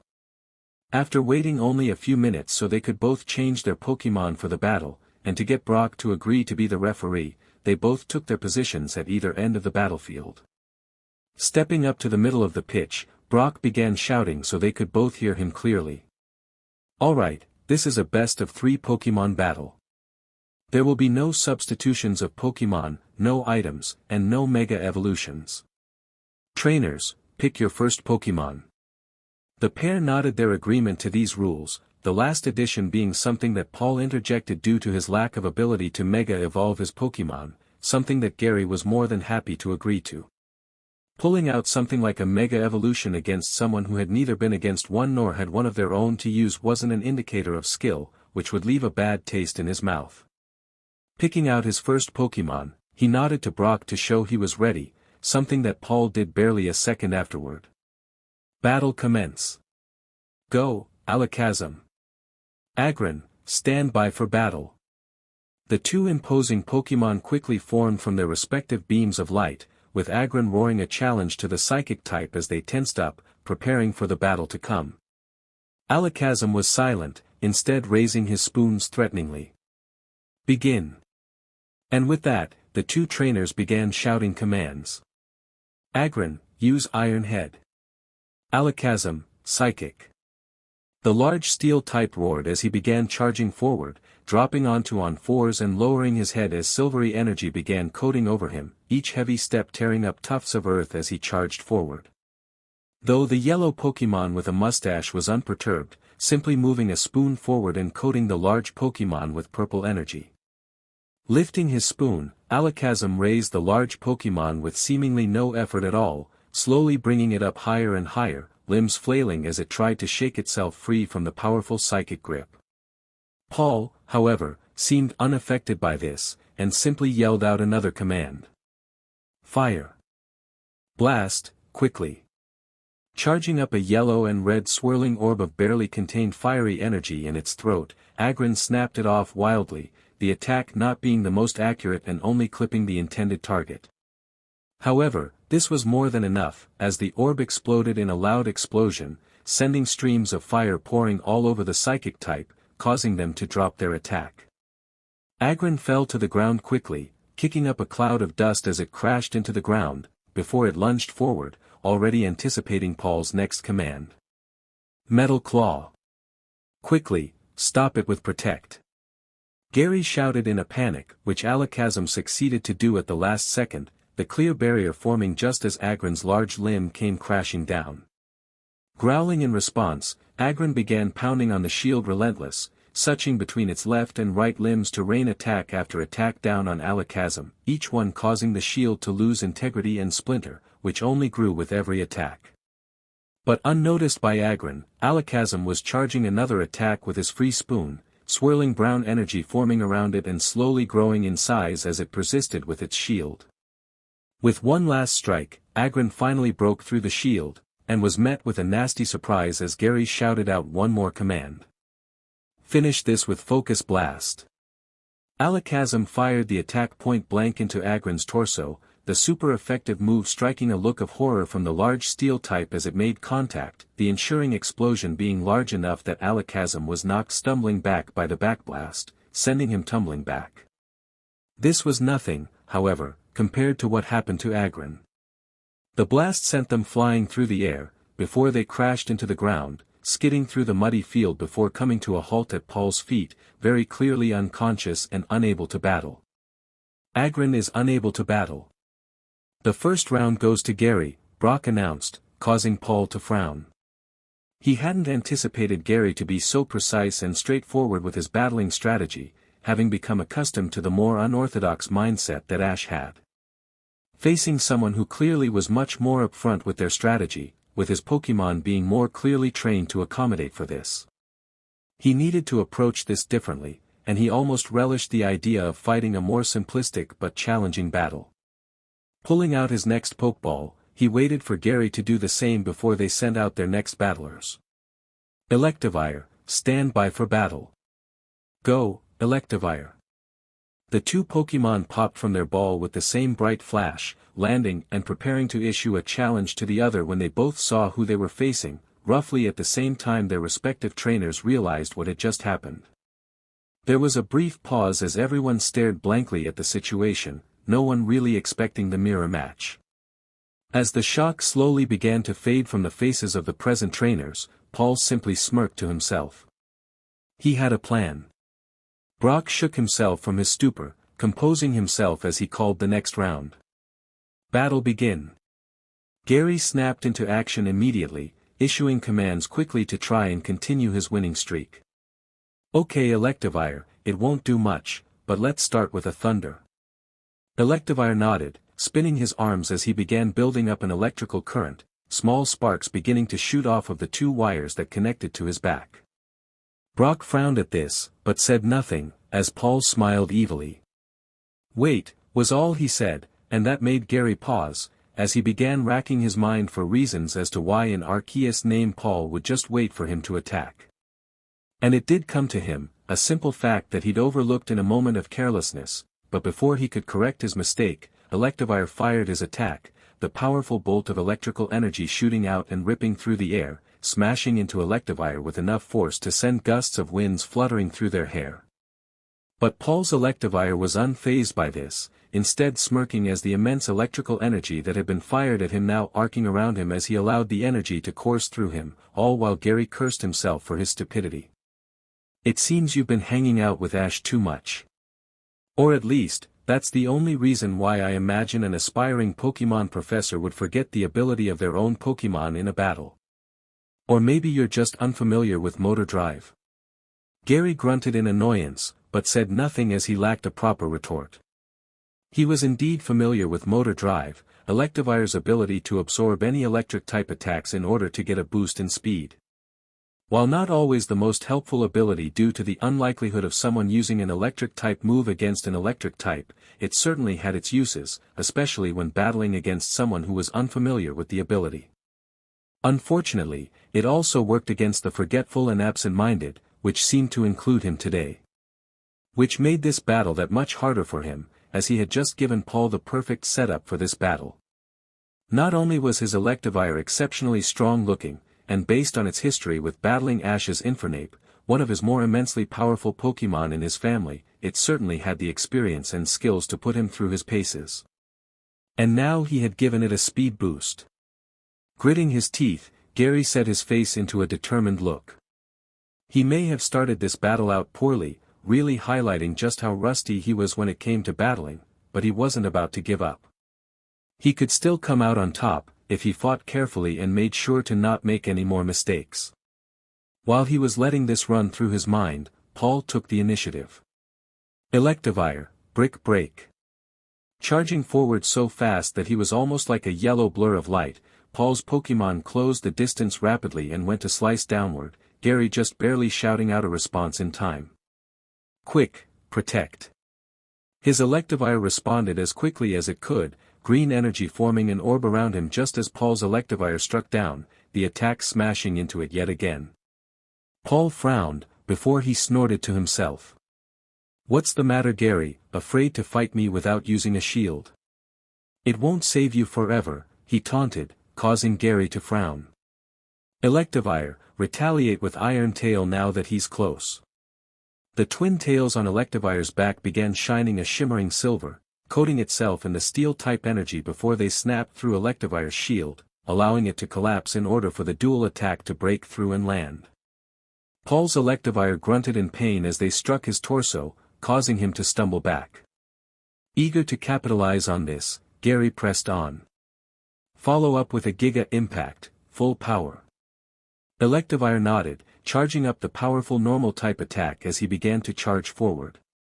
Gary normally wouldn't have used this move so soon into the battle, refraining from busting out such a risky move until he was much more comfortable with his chances of the move successfully knocking his opponent out. However, he knew he needed to rely on this move to quickly dish out some heavy damage early on, hopefully enough to even the odds again. But to his confusion, Paul just smiled, something that his Electivire was mimicking as it grinned widely, seemingly anticipating whatever command that Paul was about to call out. And as the command hit Gary's ears, he realized exactly what Paul had done. Protect. He'd been baited. Paul had taunted him for being defensive and antagonized him into attacking, only to be led to a position which Paul could easily take advantage of. Of course his Electivire also knew Protect, and of course Paul would manage to force him from being the one making good use of the move to the one suffering from its effects. Gary was now beginning to understand exactly why this guy had gotten under Ash's skin so easily. His Electivire crashed into the green barrier Paul's Electivire had acted at full force, the two normal-type moves vying against each other for a moment before the energies from Giga Impact began to dissipate, leaving Gary's Electivire drained and unable to move, standing right in front of Paul's powerful combatant. Finish it with Brick Break. Gary could only watch with wide eyes and gritted teeth as his opponent's electric type raised both of its large arms up, bringing both of them crashing down onto his Pokémon's skull, sending it crashing down onto the ground, body slumping into a heap as consciousness escaped them, leaving only swirls left in their eyes. Gary's Electivire is unable to battle, leaving Paul's Electivire the winner. This next bout will be the deciding battle, choose your Pokémon, Brock announced, leaving Gary to grunt as he returned his Pokémon. This was a lot closer than he thought it'd be. While he was impressed with Paul beforehand, having both heard about his prowess through second-hand accounts and having seen it through recordings of his tournament battles, especially his battle with Ash, but he was only really beginning to appreciate all the things that Ash had ranted about. Not only was he a trainer who favored power above all else, something that was grossly apparent in the Pokémon and moves he favored when it battled, but he was also strategically brilliant. But not in the same way Ash was, not in any sense. Where Ash was able to come up with truly bizarre strategies that were extremely difficult to predict or counter, Paul was the exact opposite, being able to read your moves and strategies with a worryingly acute eye before picking it apart and leaving you struggling to overcome him. It was clear why Ash had struggled with him like he had. He was almost like the antithesis to Ash's approach to training, ensuring that their encounters would always be more than just simple battles, but a clash of ideals. But after a moment, Gary just smiled. This was making him feel fired up. He may not have been so easy to taunt or wind up like Ash, but he was a true challenge as a trainer to overcome. While he may have long given up his desires to be a professional battler, this was making him miss the thrill of those days. Maybe when this was over, he would start up his more serious training regime again, so that he could be a more competent trainer again. Picking his next Pokeball, he couldn't contain his excitement as he called out his last choice. Go Umbreon. Weevil, prepare to battle. With the last pair of Pokémon summoned for the final battle, Brock raised his arms. Let the final battle begin, he yelled, bringing his arms down as both trainers started yelling commands. Weevil, Ice Shard. Let's go, double team to dodge. Umbreon's form began to split and multiply, several dozen copies of it beginning to encircle Weevil as it fired its attack, several large pointed chunks of ice flying forward, only to shoot through one of the duplicate copies of Umbreon harmlessly. Gary smiled as he went to take advantage of the brief reprise created by the miss. Now, follow up with Shadow Ball. Paul was unaffected though, barely batting an eye as he moved his hand out in time with his counter command. Blizzard. Weevil smirked as it pulled its arms toward the center of its body, charging up a hazy aura around him before it shot its arms outward, a white fog sprinkled with small shards of ice, shrouding the battlefield with its icy haze and smashing into all of the duplicate copies of Umbreon, shredding the fake ones apart and sending the real one flying back, eliciting a sharp cry of pain. As Umbreon crashed back into the ground, causing Gary to shout Umbreon's name out in concern, Paul just smirked. I can see why you would give Ash trouble, he started abruptly, catching Gary's attention as he continued to talk with a stern look, but your main issue right now is you're trying to treat me like another Ash, and it doesn't work. Gary frowned at this, eyebrows etching together at Paul's comment, but listening intently. You're a competent trainer, clearly being able to train your Pokémon without relying on the same ethos that Ash does to draw out power from your Pokémon, and your strategies are much more orthodox.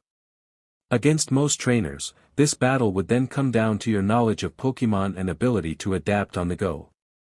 However, that's not what you're doing. You're acting like you're dealing with the unorthodox methods of Ash, because you've heard that I'm unlike other trainers.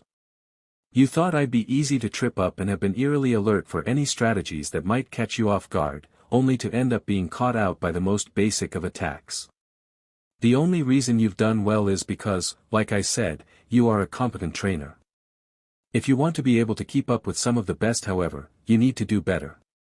Gary gritted his teeth, almost shouting back a biting remark, but restrained himself as he allowed Paul's comment to digest. Why was he critiquing him this intently? Why was he making the effort to try and call out his mistakes? The battle wasn't over yet, so if Gary was making a mistake, then surely that'd be something he would take advantage of to win the battle quickly. Unless he wasn't interested in just winning. Unless he had saw through Gary's fake bravado when he had challenged him, and realized that this was actually him trying to test his battle ability. If there was one thing about Paul that Ash was willing to credit to him, it was that he was a MSTR strategist, able to read a situation, dissect it, and devise a plan that would tear their opponent apart. Yet here, that wasn't what he was doing.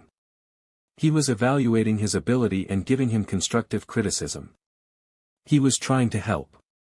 Gary chuckled, as he realized he had indeed been treating him like just another Ash. This man wasn't going to fall for simple taunts or false pretenses.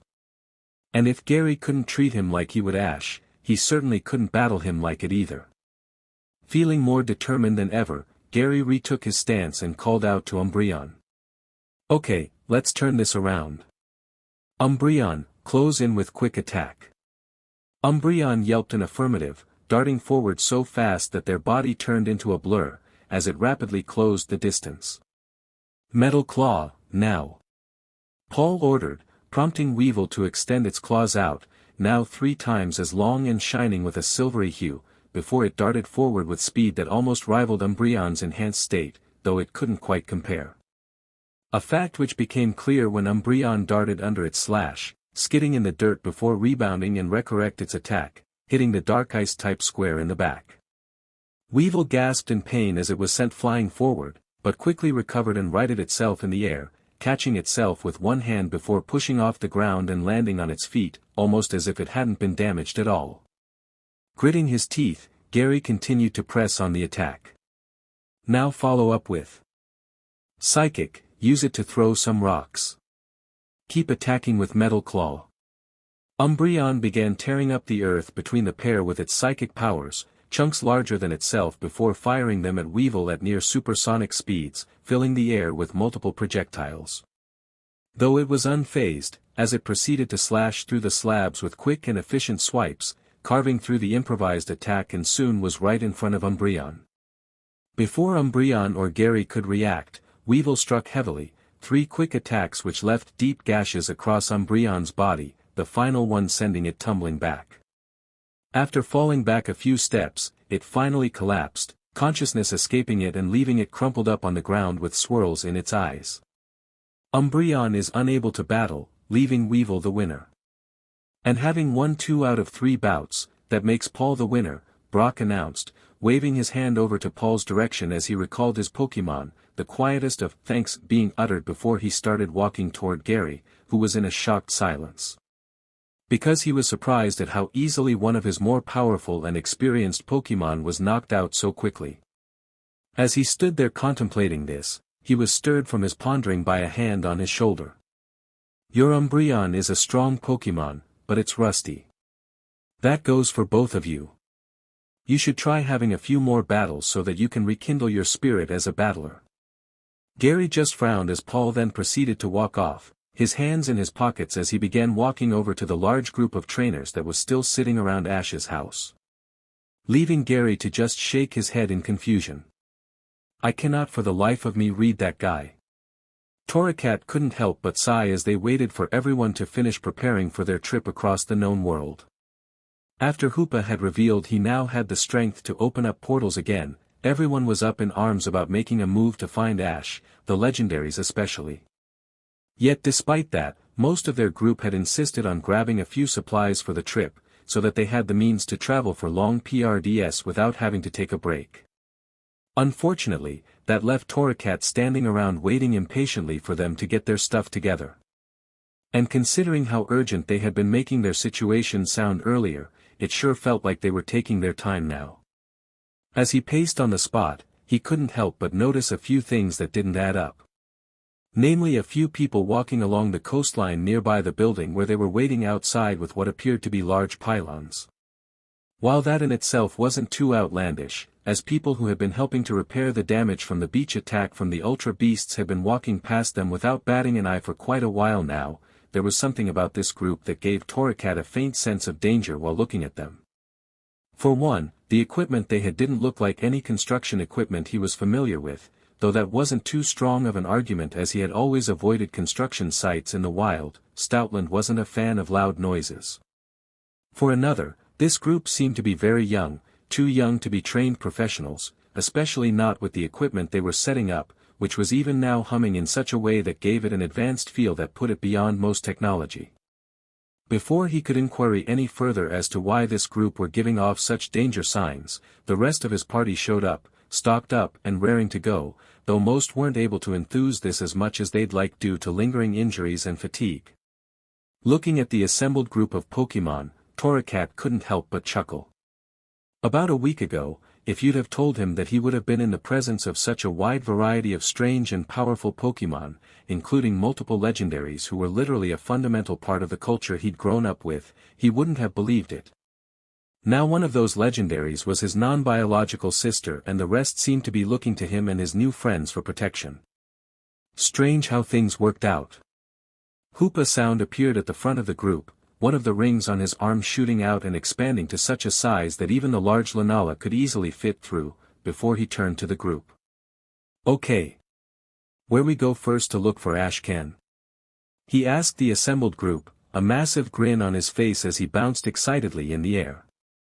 Squirtle went to speak, to tell him to try Ash's hometown of Pallet Town first, before they were interrupted by a loud whir of electrical energy that pierced through the air, the sound being so ear-piercing that it could have rivaled a jet engine's release or an NTI's roar in intensity. Before anyone could ask what in Giratina's name was going on, several bolts of electricity flew through the air, arcing towards the group. The majority of them missed their mark, either hitting the concrete around the group or the buildings behind them, tearing through them and sending the ruined remains flying. But some found their mark, hitting two of the Genesect and Tapu Lele immediately, causing a shriek of panic from Tapu Fini. "It's them. They've come to capture us," she yelled, before she charged up an orb of psychic power, firing it off randomly into the distance and shredding up more of the road in a desperate attempt to protect herself. Grunting, Torracat quickly found his eyes darting back to the group he saw along the coastline and, sure enough, the pylon contraption they had been setting up was now cackling in archaic electrical energies, seemingly building in intensity as it gathered around the orb at the top of the design, before firing out again, this time more towards him.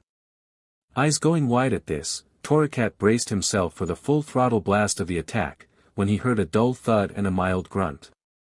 Opening his eyes gingerly, he saw that Seismitoad had shielded him, arms crossed above his face as the bolt dissipated harmlessly off his body. Sighing at the slight reprieve, he quickly took in a deep breath before he shouted in the vague direction of Squirtle. "Towers! The towers near the beach are what's attacking us!" he yelled, causing the blue turtle to snap his attention first to him and then to the aforementioned devices, eyes hardening as he spotted them. Putting his fingers in his mouth, he whistled loudly, catching the attention of some of the nearby Pokémon who were trying to avoid being caught by one of the stray blasts, one of which clipped Lunala and caused the already exhausted legendary to collapse. "Take out those towers," he commanded, sunglasses glinting in the sun, as Lugia and Garchomp, two of the nearby Pokémon who heard him, bared their teeth angrily and darted toward the beach, using their immense speed to their advantage. Lugia shot straight up, her large wings easily allowing her to rapidly gain altitude, giving her plenty of space to charge up her aeroblast. Starting off as a small orange orb in the middle of his mouth, it stayed the size of a marble for a moment, before Lugia released an ear-splitting roar, causing the marble to explode into dozens of orange beams, which scattered into a wide spread and peppering the beach below with explosions, each beam causing a shockwave powerful enough to shatter the machines, or those that were near to the area she blasted. Despite having devastated a large portion of the beach, it seemed she'd only gotten 2 that were further back, with the rest being quite spread out, most likely to avoid being wiped out in a single slide. One of the ones she missed, the one that Torracat had spotted initially, was instead targeted by Garchomp, who powered through the blasts that the pylon spat out at him with impervious determination, quickly pushing through until he was right on top of the machine. The humans, who had dropped their disguises to reveal themselves as Team Skull, quickly saw the inevitable outcome, and abandoned the machine as soon as they could, just narrowly avoiding Garchomp's claws as he hacked through the machine, eliminating it from the equation. Despite this though, the barrage didn't seem to let up. The bolts of lightning kept coming, seemingly from every direction, with most of the machines being unseen to the group from their position, and they were near powerless, especially in their sorry state, to stop as Tapu Fini was struck next, along with Emboar, Hawlucha, and Glalie. Through gritted teeth, Squirtle managed to push himself to where Hoopa was, hiding behind a large slab of concrete, and give a command to him. "Get us to Pallet Town. We can't stay here." Squirtle said begrudgingly, the idea of running from a fight hurting his pride. He didn't want to be considered a coward, but seeing so many of his friends get knocked down by the blasts, and the terrified looks of the humans as they tried to keep their heads down, he knew he had to accept the wound to his pride. He could nurse his ego later, right now he needed to help his family. Hoopa, though looking extremely panicked from all of the blasts, nodded, the original ring he had set up beginning to hum to life as the magic he specialized with began to fill it. While it opened a pathway to the faraway Kanto region, he quickly span his other 2 rings into his hands, throwing them out and opening much smaller portals beneath Emboar and Glalie, allowing their unconscious forms to drop through to safety. Content with Hoopa's attempts to get everyone out, Squirtle began looking over who was left, trying to plan out how best to act. Seeing Torracat, he quickly threw his sunglasses at the Alolan started, grabbing his attention. "Get the humans!" he shouted, before he ran out of cover to go get Garchomp. He didn't need to look back to see if Torracat had heard him or whether he was doing as he said, he fully trusted in him. He may have been one of the newer additions to their strange family, but in his book, he had earned his stripes and therefore his trust. Passing Seismitoad, who was trying to shield the downed legendaries as best he could, he ran through his legs and told him to grab Lunala, as he was one of the few strong enough to move the Grand Legendary. Just as with Torracat, Squirtle didn't feel the need to check if he listened, and instead closed the distance on Garchomp, who was fire a Draco meteor in the direction of another tower, causing more explosions to sound out. Clambering up his back, a quick tap to the head was all he needed to grab his attention. "Let's go. We can't win this," Squirtle said into his ear, earning himself a growl in response but no resistance other than that. Just as Garchomp began turning back to the portal, a shrill shriek caught their attention, before a shadow passed over them. Looking up, they saw Lugia's limp body falling to the ground, a scorch mark up her side. "Lugia!" Garchomp yelled, darting forward so quickly that he created sonic boom, just managing to move himself under her so he could catch her, which mostly consisted of him using his body as an improvised cushion to soften the fall. As he groaned from the pain of being crushed, a slap to the head reminded him of his passenger. "Thanks for the warning, now let's get out of here," Squirtle said in an aggravated voice, before turning to the portal. Reassuringly, the others had done exactly as he had commanded, affirming his trust in them. Tapu Koko and the Red Genesect were currently trying to counter the blasts being fired at them, Tapu Koko absorbing the bolts of electricity and firing them back at the machines, with Genesect firing his cannon indiscriminately, sending large plumes of fire, water, steel, and many more types of blast flying off into the distance. As Squirtle and Garchomp reached the portal, their bodies tired but still pressing on, a grunt of pain caught their attention, causing them both to look sharply to their right, and for their eyes to go worryingly wide. Hoopa had been hit. Almost immediately, the rings that were currently serving as their only escape began shrinking, slowly cutting off their only hope. With nary a second thought, Squirtle dived towards Hoopa, grabbing his small body, which was similar to his own body size and much lighter compared to Ash's heavy block of a body. He sprinted to the portal, shouting at Tapu Koko as he went. "We need to leave. Now. But we haven't got everyone out," he yelled, eyes darting to the other Tapus and the 2 Genesect, still unconscious from being hit directly by the blasts. Squirtle cursed under his breath, before he shouted at the Tapu again. "We don't have time to save them now, and if you don't come with us now, you'll be left behind." Tapu Koko looked at him with wide eyes, which began frantically darting from the portal to his fellow legendaries, the predicament he was having gravely apparent in his eyes. However, the decision was quickly made when a clawed hand grabbed his shoulder. "Flee now to fight again another day, with help. We will rescue them," the red Genesect said plainly, though it was clear to see, even with its expressionless face, that it pained it to say. Unable to argue, Tapu Koko nodded, quickly darting through the portal just as a bolt struck him again, slowing him down to the point where he struggled to fly properly. With that decided, Squirtle and the red Genesect, the last 2 conscious Pokémon on this side of the portal, jumped through, just barely making it before the portals cut off, leaving the scarred battlefield to Team Skull. A lone woman then walked forward, frown etched onto her face as she paced towards the unconscious legendaries, before she turned back to her crew. "Alright you gits, let's get these things in cages, and someone tell Guzma what's up. The boss'll want to know how we did," she commanded, before sighing. This wasn't what she wanted from Team Skull, and she knew Guzma agreed with her, even though he acted otherwise. All Plumeria could do for now though was just get on with her job, and hope that the boss would see the light sooner rather than later. Pikachu rolled his shoulders as he walked over to where Charizard, Sceptile, Greninja, and Snorlax were standing and looking over the group of Pokémon that Ash was currently talking to, as he went to each one individually and spoke to them, presumably asking them what moves they had and what preferred tactics they already had, to see if he could work with them. Quickly bounding up Snorlax's body, he watched as Ash nodded along to Scyther as he made the notion for an X-Scissor attack. "How are we looking with the new guys?" he asked, causing Sceptile to shrug. "They've got potential, that's for sure. I've not seen them in action yet, but I can tell that they're strong. Mainly because of the way Charizard keeps glaring at them like they're about to start a fight," he replied, making Charizard snort. "That's because I've seen them in action. Mutwo designed these guys to be stronger than normal Pokémon, stronger than us.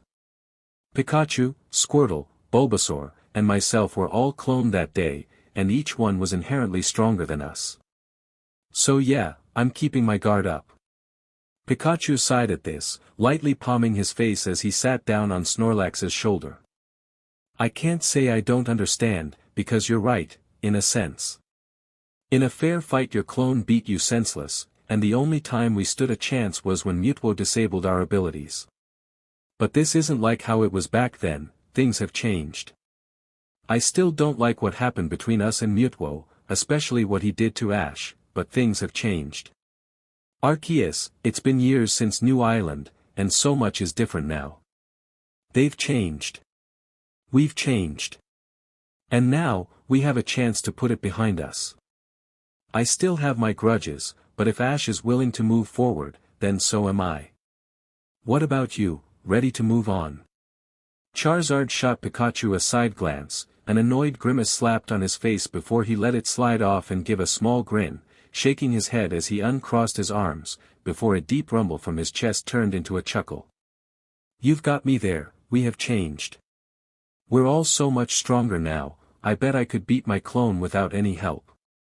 And you know what, if these guys are willing to fight for Ash, then they're alright in my book. Just so long as they remember who his strongest Pokémon is." "You mean you, Pikachu, Sceptile, Infernape, Snorlax, me, or someone else?" "That spot is kinda contested," Greninja said with a deadpan, causing Sceptile to burst out laughing, enticing a minor chuckle from Snorlax and a growl from Charizard. Restraining himself from chuckling as well, Pikachu covered it with a cough before he took another look at the clones, focusing especially on his now evolved copy. The Raichu seemed to be ecstatic to be training, as his cheek pouches were sparking while Ash went through each of their movesets. Looking over at the group, he began forming a plan. Knowing Ash, he started, stopping the others from laughing just as Charizard was preparing to launch off a few threats, and possibly attacks. As they started to listen, he'll probably want to pair each of us off with one of the clones to help them hone in their existing moves and get used to his battle strategies. I say we each pair off with a Pokémon with either a similar type or battle strategy, so that we can help them to really MSTR their abilities. Sceptile nodded to this, looking over the group appraisingly, noting that Ash seemed to be coming to the same conclusion as he looked over the group himself, before his eyes landed on one of the clones. Sounds good. I'll take the Scyther. He probably uses similar blade moves to myself, so we can spar easily enough. Having calmed down, Charizard took a deep breath before adding in. Guess I'll take the Ninetales as my pupil. I reckon I can train them up to have a beastly flamethrower, enough to even rival my own. I'll train Gyarados. She is capable of fighting on land and water better than Seadra, making me better suited for training her, Greninja said. Meowth, Snorlax declared. Everyone's head rapidly snapped to the large normal type, eyes wide. Why? I want to. But you'll crush him. Only if he doesn't like hugs. Pikachu couldn't help but snicker at this, eyes darting around rapidly. Don't say hugs too loudly, Mook will come and steal your student otherwise, he said, before his eyes landed on the Raichu again. And I think I'll train with Raichu. I need to show my other self just how much I've improved over the years. Giovanni looked at his tablet with a frown, taking a moment to clear his mind so that he could maintain his poker face as best he could. This next encounter was going to be strenuous, as it was a true test of his ability to twist the truth for his own benefit and his skill at keeping a lid on his own distaste. Team Rainbow Rocket was coming along nicely, with nearly all of the key individuals in his pocket and beginning to take their place on the board. Nearly all. Which was what led him to this moment. This was the last individual on his list, and it was one who he was hesitant to call upon, as a part of him really wanted to omit him from joining Team Rainbow Rocket and simply take him out for his past actions. Giovanni was by no means a good man, not by any stretch of the imagination, a fact he had long made peace with. There was very little that he found was beneath him in terms of what he was willing to do, but he did have a line he wouldn't cross. And global genocide happened to be that line. Which was what made him so reluctant to actually go through with his next course of action. Every other member of Team Rainbow Rocket were egomaniacs and potential dangers in their own right, but there was something about them that either made them redeemable, useful, or manageable, a fact which made Giovanni much more comfortable dealing with them. Archie and Maxie were both somewhat well-intentioned in their plans, but simply willing to go about in extreme ways. Well-intentioned but flawed, since it would not only lead to disastrous results regardless which of the two came out on top, but also overlooked key details like what would happen after they had either expanded the land or ocean. They lacked foresight, something Giovanni had in ample supply. With the two leaders able to reshape the oceans and lands to how they, or Giovanni, saw fit, he could corner the market on both all tradable commodities from the sea or all land ownership and rights. With that under his control, entire government would bend to his demands. Ghetsis wanted to rule, plain and simple. He saw himself as a king and wanted to use the power of Reshiram to achieve that goal. Which was something that Giovanni could respect. And easily anticipate. He knew that Ghetsis would betray him sooner or later, especially if the rumors of how powerful the supposed shell of the original dragon were true, but that could be easily dealt with. Giovanni was, after all, providing them with all their funds and resources, including the technology to recreate his device that had succeeded in controlling Reshiram. All it would take is an embedded override command and then Ghetsis would be a non-threat, his key weapon ready to be usurped and controlled by Team Rainbow Rocket at the push of a button. Cyrus was someone else that Giovanni wanted absolutely nothing to do with, to an even higher degree. While the individual he was going to speak to had supposed good intentions for what they tried to do, Cyrus was simply insane. Which made Giovanni grateful that the man was either dead or missing, which being utterly irrelevant. His replacement, the legendary Hunter J, was much more his tempo. The woman was ruthless, efficient, competent, and, most importantly, simple. She craved only two things at this point in time: revenge against Ash Ketchum and money. Both of which were things Giovanni was happy to give her. So long as he supplied those things to her, he knew she'd never consider betraying him, and her presence ensured that the recruited members of Team Galactic wouldn't dare betray him. Luzamin was insane. Which was high praise considering some of the people Giovanni had met over the years. The woman was obsessed with those ultra-beast creatures, to a point that made it creepy and somewhat worrying. However, despite all of that, she was brilliant. A genius. She had the mind and resources to successfully capture and detain Pokémon of near-legendary prowess, and she intended to do so on a massive scale. Part of what made Giovanni so confident his plan would work was because of the massive strides that this woman had made. And now she was reporting in that she had successfully captured actual legendaries and was in the midst of trying to capture a full set of them to summon an even more powerful one. Which was excellent news to Giovanni. All of them were useful and furthered his own plans, so he was willing to endure the costs and possibility of betrayal from them in order to achieve what he wanted.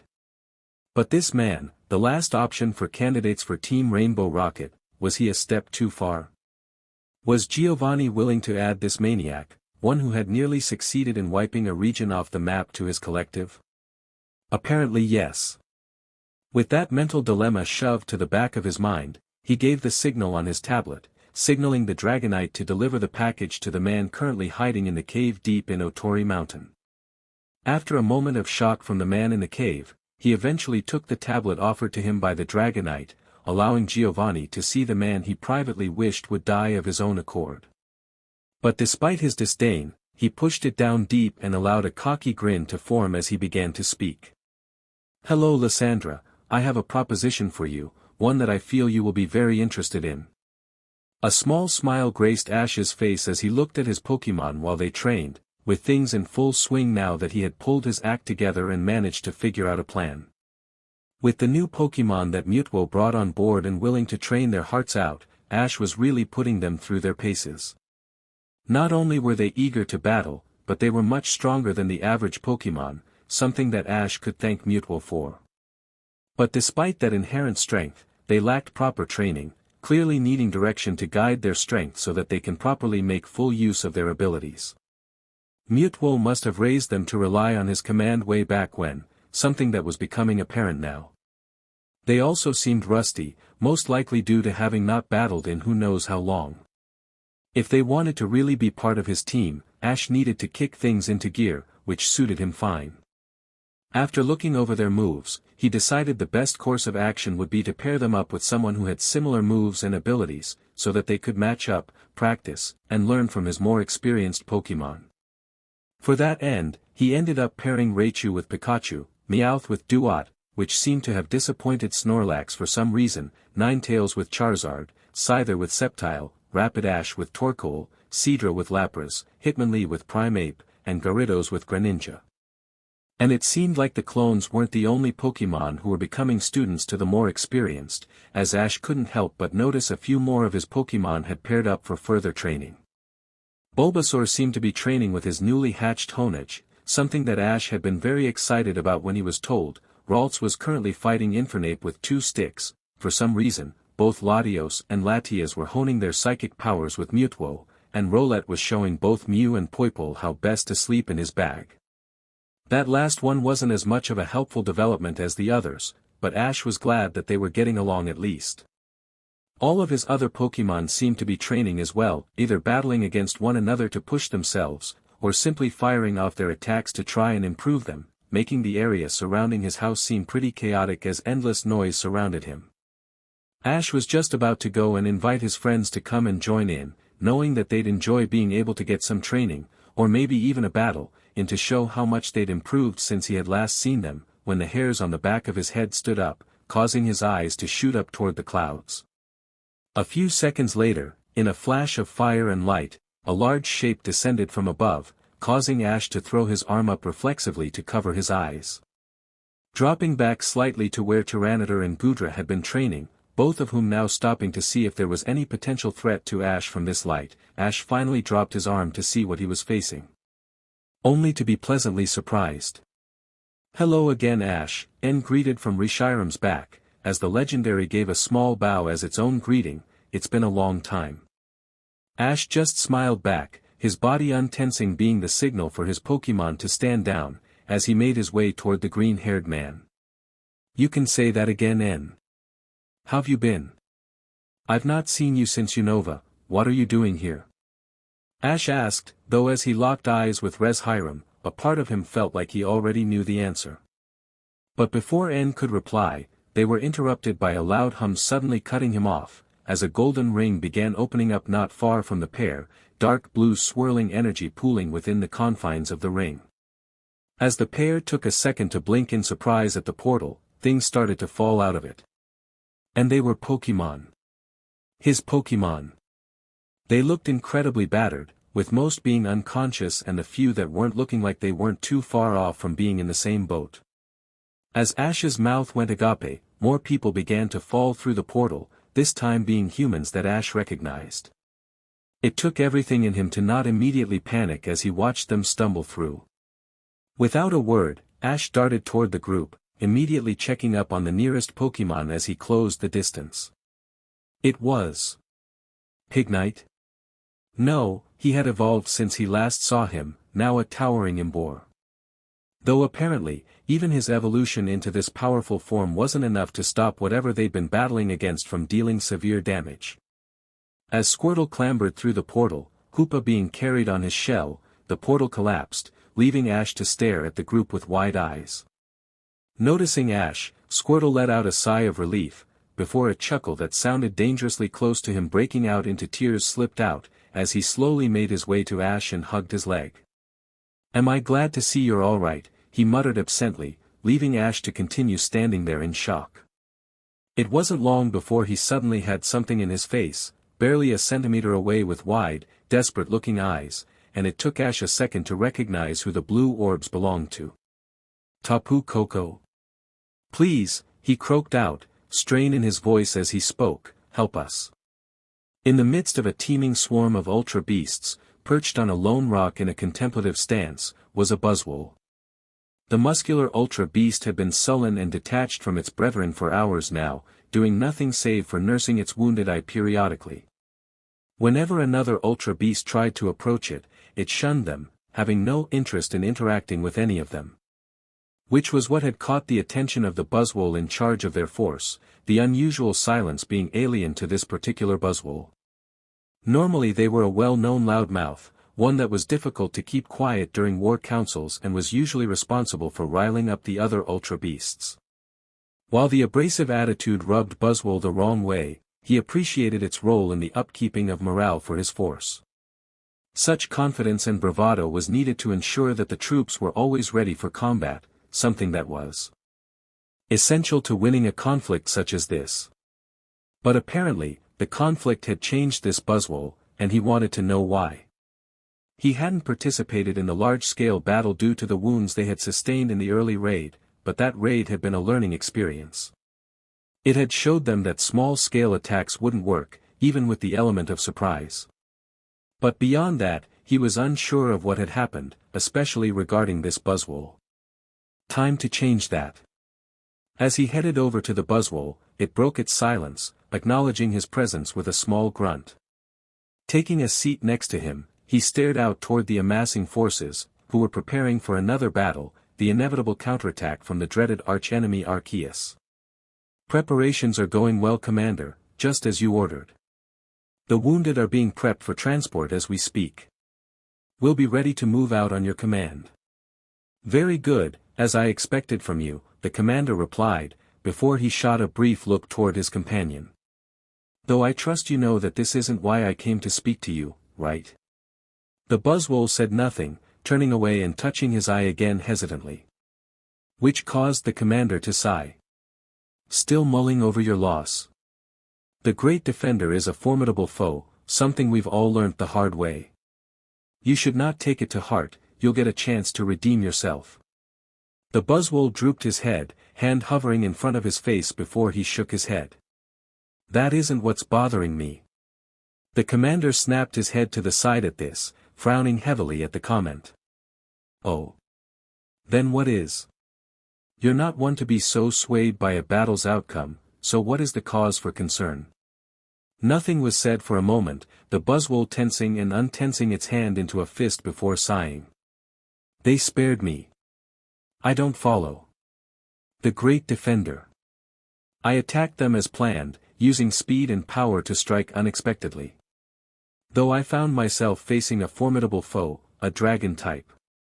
As the battle raged, I nearly won several times, overwhelming the dragon and demonstrating my wrath. But soon the battle turned against me, and I found myself entirely at the mercy of the dragon, who looked ready to end me, most likely because I attacked the one they were sworn to. They were going to end me, and I was ready to accept my fate as a casualty in this war. He then paused, touching his eye again, before going quiet, nearly whispering to himself by this point. But the Great Defender intervened. I was entirely at their mercy, but I was spared.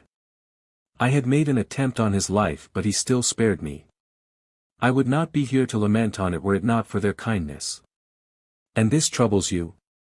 The commander asked, confused. Why? Because it was a gesture that I would not have returned. This left the commander stunned for a moment, left with no comment to add as they continued.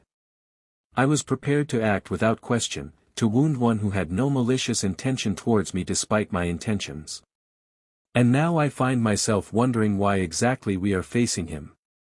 I grew up on legends about the Great Defender, Arceus' supposed champion who would put his life on the line for both her and the entire filthy pantheon of legendaries. But now I can't help but wonder if that is just how they would act toward any living being. The commander made a silent ah of understanding, turning his gaze away from the Buzzwole. Truthfully, he had shared similar thoughts since his own encounter with the Great Defender. Their ignorance toward their conflict with Arceus, along with their ensemble of powerful Pokémon who seemed to be drawn to his presence. He had once assumed that such Pokémon were enlisted by Arceus to serve the Great Defender dutifully, no more than conscripted forces to fight for their champion. But now he couldn't help but wonder if that was the case, and if they were drawn to his noble attitude rather than his lofty position. Apparently, he wasn't the only one questioning the boy. Curious. Before he could comment further, the Buzzwole abruptly stood up. Not giving a moment's notice to the commander, they strolled off, walking with a determined stride as they went. Taking only a brief moment to grab some supplies, the Buzzwole began charging up energy, aiming it at a wall before ripping open a portal with the energy, tearing open a gateway to the Pokémon world. And where do you think you're going? The commander yelled, darting toward the Buzzwole. To find answers, they replied calmly, before they stepped through the portal, which slammed shut after them, leaving the commander stuck on this side of the portal. Torterra frowned as he watched the gathered champions commune with one another, updating each other on recent going-ons in their careers, such as latest developments, notable battles, and interesting Pokémon that they had met or caught. But despite the peaceful conversations going on, Torterra couldn't help but feel a strong sense of unease. This ICOP group rubbed him the wrong way. He wasn't sure if it was the uniform suits they wore that gave him uncomfortable comparison points to Team Galactic or the giant island base that just screamed evil team, but whatever the reason, he knew that there was something wrong about this entire situation. It didn't help that Lucario and Servine had disappeared, something that no one else seemed to be commenting on. Whether it was the unease eating away at them or just uncertainty making them hesitant to act was irrelevant. Something needed to be done, and he was going to be the one to do it. Pushing himself up, Torterra began making his way to the same corridor that Lucario and Servine had slipped down to investigate. Something had clearly gone wrong, and while he lacked the stealthy attributes to sneak through like they had, he was going to find them. After all, he wasn't planning on being polite, and he highly doubted that their doors could keep him out. As he got to the door however, he found his path blocked by 2 ICOP agents. Apologies, but this section is for member of the agency only. Revered Pokémon of the Chosen One should remain in the main chamber until we have a plan of action on how to find him. Torterra grunted at them, shoving past them and proceeding down the hallway. Their exclamations caught the attention of Cynthia, who began walking over to the agents as they called out their Pokémon, a Machamp and a Golurk respectively. "Hold on, what's going on here?" she asked while the two Pokémon stormed in front of Torterra, trying to block him with their bulk alone. "Nothing, respected champion. We're just trying to get this Torterra to return to the main chamber." "We're not sure why it's trying to roam," the first agent replied, though the smile they plastered on their face was so ingenuine that Cynthia couldn't help but frown. "Why are you so insistent on not letting it roam? What's the harm in that?" she asked skeptically, causing the agent to pale. "Standard procedure," they replied quickly, which caused Cynthia to hum in annoyance. Before she could press further, the floor shook beneath their feet, knocking them off balance as the reverberation of an explosion rocked the building. In the center of the giant chamber, the floor collapsed in, huge chunks of marble falling down below. From the gaping chasm that was formed, several orbs of energy began flying out, crashing into the ceiling above and rocking the building with a chain of explosions. As the structure began to cave in, a blue blur darted out of the hole, twin orbs held in their paws before they were fired downward, crashing into two Pokémon head-on. It didn't seem to deter them though, as a Golurk and Scizor flew from the hole, blitzing through the attack and making swipes at Lucario, who narrowly avoided it with a quick duck, sweeping out the legs of the Scizor before striking the Golurk in the gut with a force palm. The offending Golurk was shot flying back, crashing into the rows of chairs surrounding the arena, collapsing into an unconscious heap in the rubble. But Lucario didn't stop there, as he charged up an aura sphere and fired it off without hesitation, which collided with a Dusknoir that had been raising from the hole and knocked it back with a resounding explosion. Though the Dusknoir was only one of many Pokémon who had been rising out of the pit in pursuit of Lucario, as they clamored after him with reckless abandon. Each of them was wild-eyed, pushing themselves to a frightening extent as they closed in on Lucario, who was already priming his metal claws to defend himself from his next assailant. But he quickly found himself being reinforced, as Noivern came swooping in to clash with a Pidgeot who had tried to circle around the Aura Guardian and Donphan rolled in to collide with a Primeape.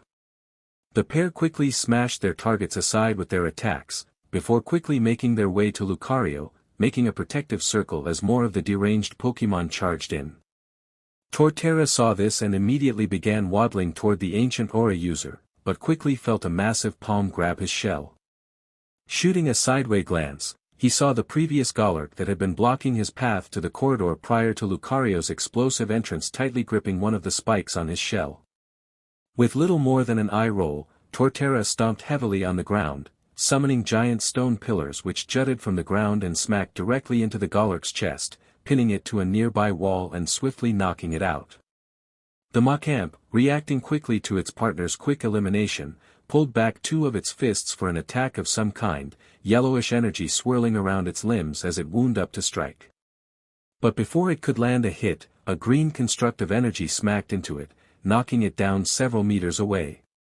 Turning to see his savior, Torterra was both surprised and relieved to see Servine, looking worse for wear but defiantly remaining on their feet with an intense fire burning away in her eyes. "Glad to see you're all right," Torterra greeted casually, but was waved off as Servine staggered forward, almost collapsing on the spot before Torterra leaned in the way, using his bulk to support her as she regained her footing. "They're insane," she gasped, short of breath and with one eye sealed shut from a slash across her eye. "They want to replace Ash. Something about his role as Chosen One being a catalyst for destruction. If they had their way, they'd become the world's DMNT power, and with the champion's help, they'll be able to do it." Torterra found himself gritting his teeth, eyes darting toward the mass of champions who were watching the ongoing battle, each of them looking confused and concerned as powerful attacks clashed unrestrained, shaking the foundation of the building and causing the very air to cackle ominously with leftover energy. He knew something was off about them. But as he contemplated this, a thought occurred, which interrupted his brief moment of rage and frustration. Wait, but that would never work.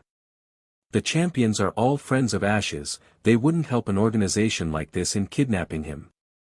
Not willingly, I'll admit, a new voice interrupted, causing the pair to wheel around to the same corridor Servine had stumbled from, where the same robed man who had addressed the champions earlier now stood, his back hunched and his eyes weary. The champions are honor-bound to assist the chosen ones when they can, it's part of the job. While modern champions are figureheads for Pokémon trainers to take inspiration from and who help manage the day-to-day running of the newfangled organizations known as leagues, loud and obnoxious things, that was never what they were made for. Champions were actually appointed to assist the chosen ones of their age in times of crisis, hence why they're called champions. To have a champion from your region assist a chosen one used to be a great honor, and even served as a political boon to the more aware. How times have changed. Torterra grumbled at the man, the tree on his back beginning to glow a faint luminous green as solar energy was absorbed through photosynthesis. But as he charged himself for battle, Servine simply frowned, tilting her head at the man's words. You understood us," she muttered, catching both his and Torterra's attention. "How can you understand us?" The old man smiled warmly at her, which made her skin crawl at the false pretense of friendliness. "There are many ways to understand Pokémon, my dear, as I'm sure you're aware. Some do it through emphatic abilities, others via years of training and attuning themselves to the world around them. Others are simply blessed." Torterra and Servine shared a brief glance at this. "Me? I've been doing this for so long now, I guess I just picked it up through exposure. But enough about that, as it's currently unimportant.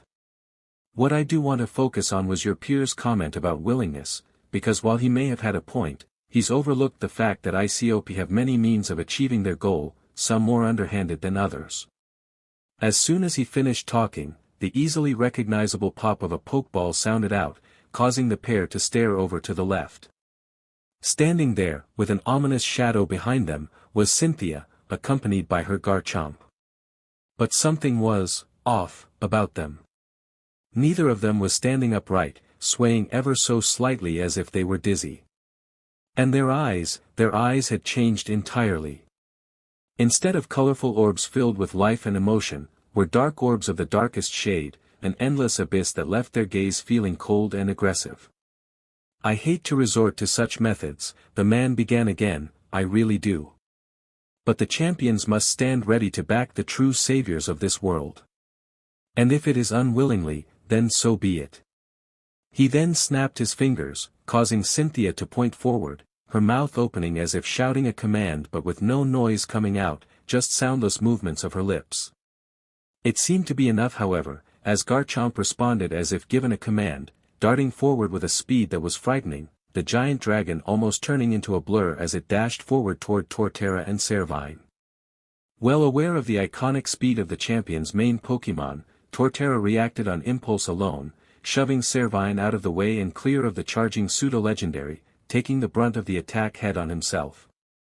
Torterra knew he had gotten much tougher through evolution, even if it had cost him some of the speed he had once used so effectively, but even as the hammer of Garchomp's clawed fist came slashing into him, he knew it would never be enough. Not against Garchomp. The attack hit like a runaway freight train, Torterra's entire body lifting off of the ground and flying back, crashing through wall after wall. It felt like he had been thrown through an entire street by the time he came to a halt, finally stopping after hitting a giant glass structure, of what was once a humanoid figure. None of it survived Torterra's form smashing into it however, leaving only massive shards of glass to clatter around him in a heap. Before he could even regain his bearings, Torterra opened his eyes to find that Garchomp had instantly closed the distance between them, now towering above him with a malicious glint to its stare, one claw raised high. Torterra was spared being struck again by the relentless dragon by a green shape crashing into it, slamming it aside and causing it to narrowly miss its attack. Torterra thanked whatever legendary had deigned him lucky enough to have a stubborn yet resourceful Pokémon like Servine as an ally.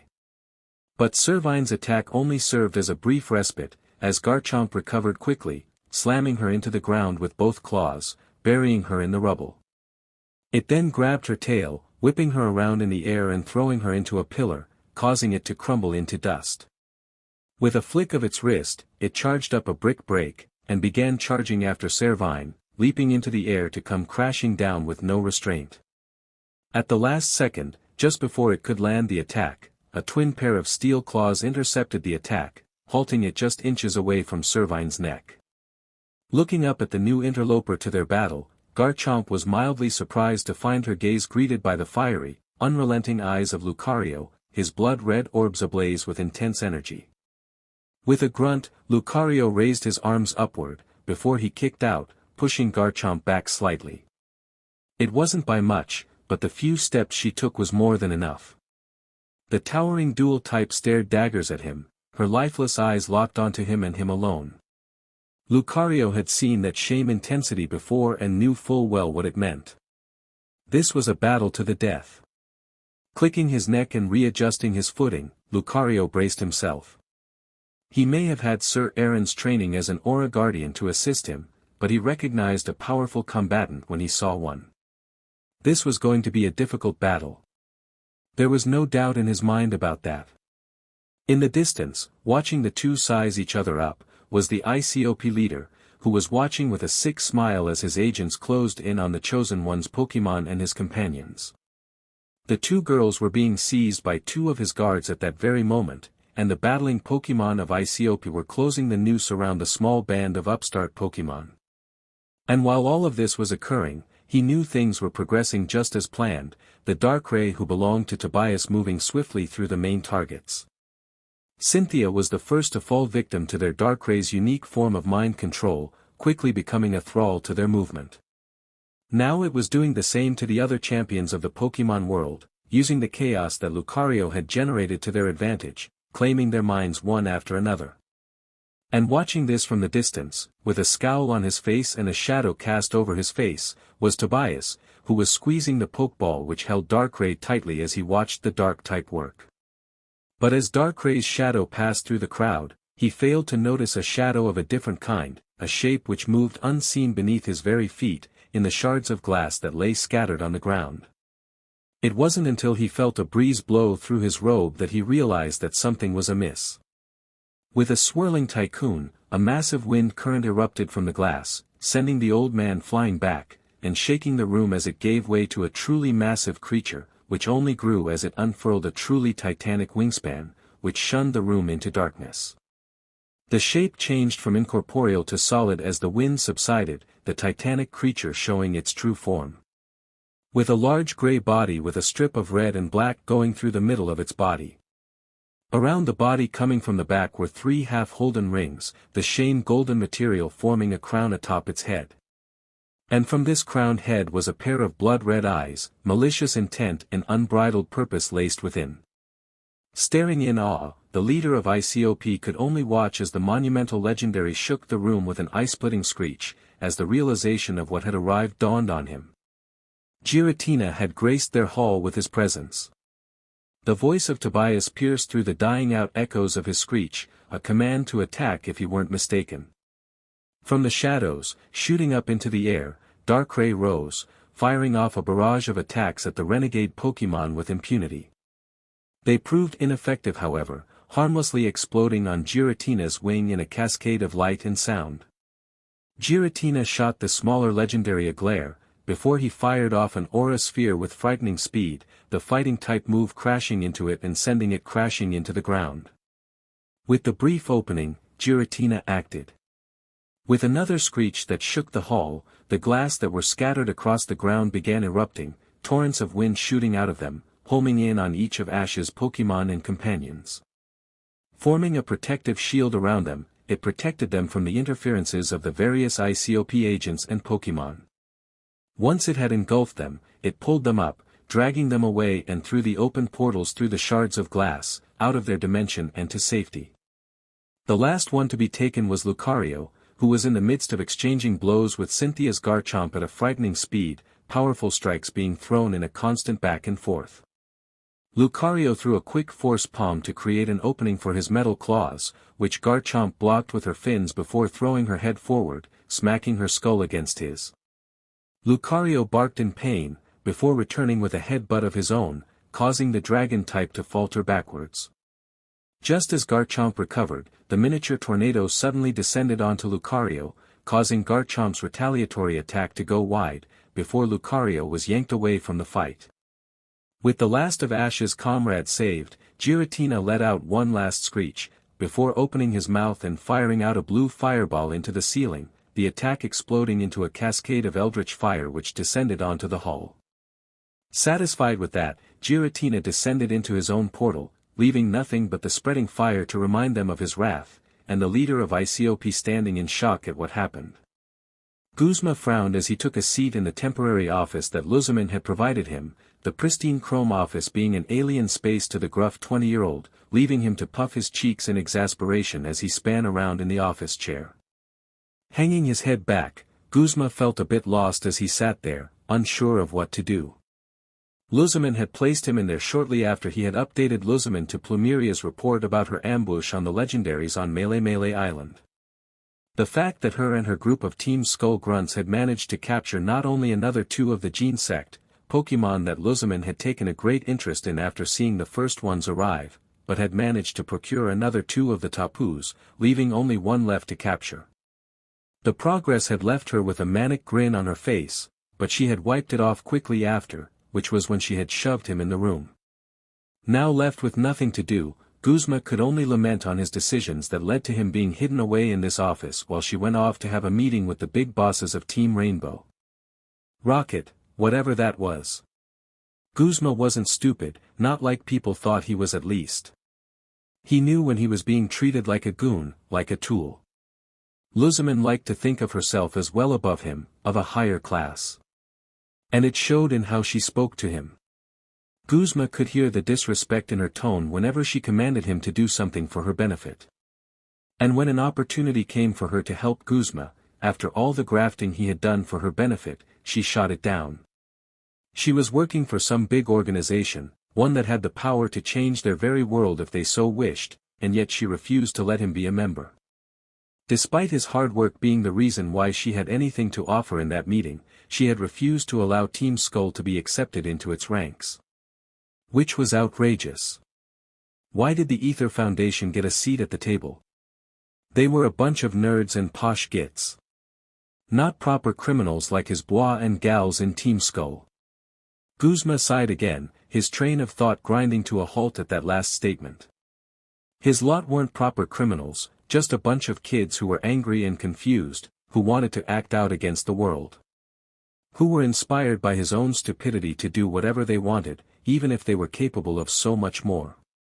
Reaching into his pocket, he pulled out a Buginium Z from his story, flipping over the gem in his fingers as he reflected. Guzma knew that he had made a lot of questionable decisions, especially with his goals to become a trial captain. While he was angry at the Tapus for refusing him as one of their anointed captains, he secretly knew why they had made their decision. He wasn't exactly known for his patience, especially when it comes to weakling children. At the time though, he had been outraged. So much so that he had kicked off, desecrating more than a few trial sites in defiance. After that, no one had ever acknowledged his strength, only his temper and failure to be a captain. At least, not until Luzamin. When she had acknowledged his strength, the first person to do that since before his failed attempt at becoming a captain, Guzma had felt vindicated. Finally, someone in a position of power who recognized his talent. He had been so gassed to finally find someone who appreciated him, that he didn't recognize that he was being manipulated into being someone else's grunt. Walking over to the edge of the office, he looked out the small window that allowed him to see the main lab, where the various Tapus were now being strapped into a gargantuan machine.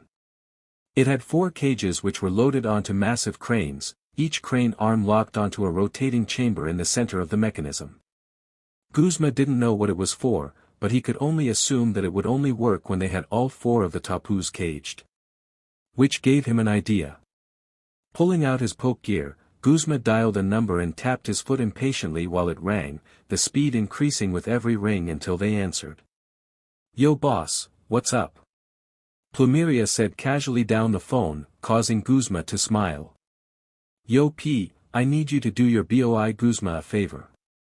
You know that final Tapu we're looking for? When you find it, don't mention it to Luzamin, you tell ya boi first. Luzman straightened out her hair before she sat down at her desk, taking a few deep breaths as she did. She only had a few minutes before the meeting started, and she had to make herself as presentable as possible before it began. Soon enough, the video call was beginning, the device in her desk vibrating ominously and causing her breath to hitch.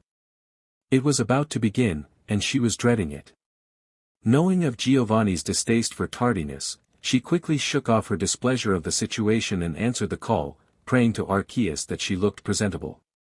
The call quickly turned into a three-dimensional image around her, blue lines tracing across her office as her windows darkened, allowing her to clearly see the image being presented to her.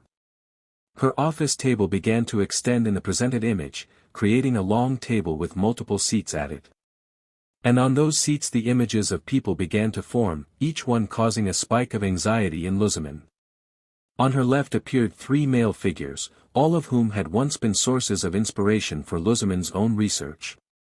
Each of them had made huge strides in their own fields of research, only to turn around and use it for their own malicious purposes rather than the pursuit of furthering science.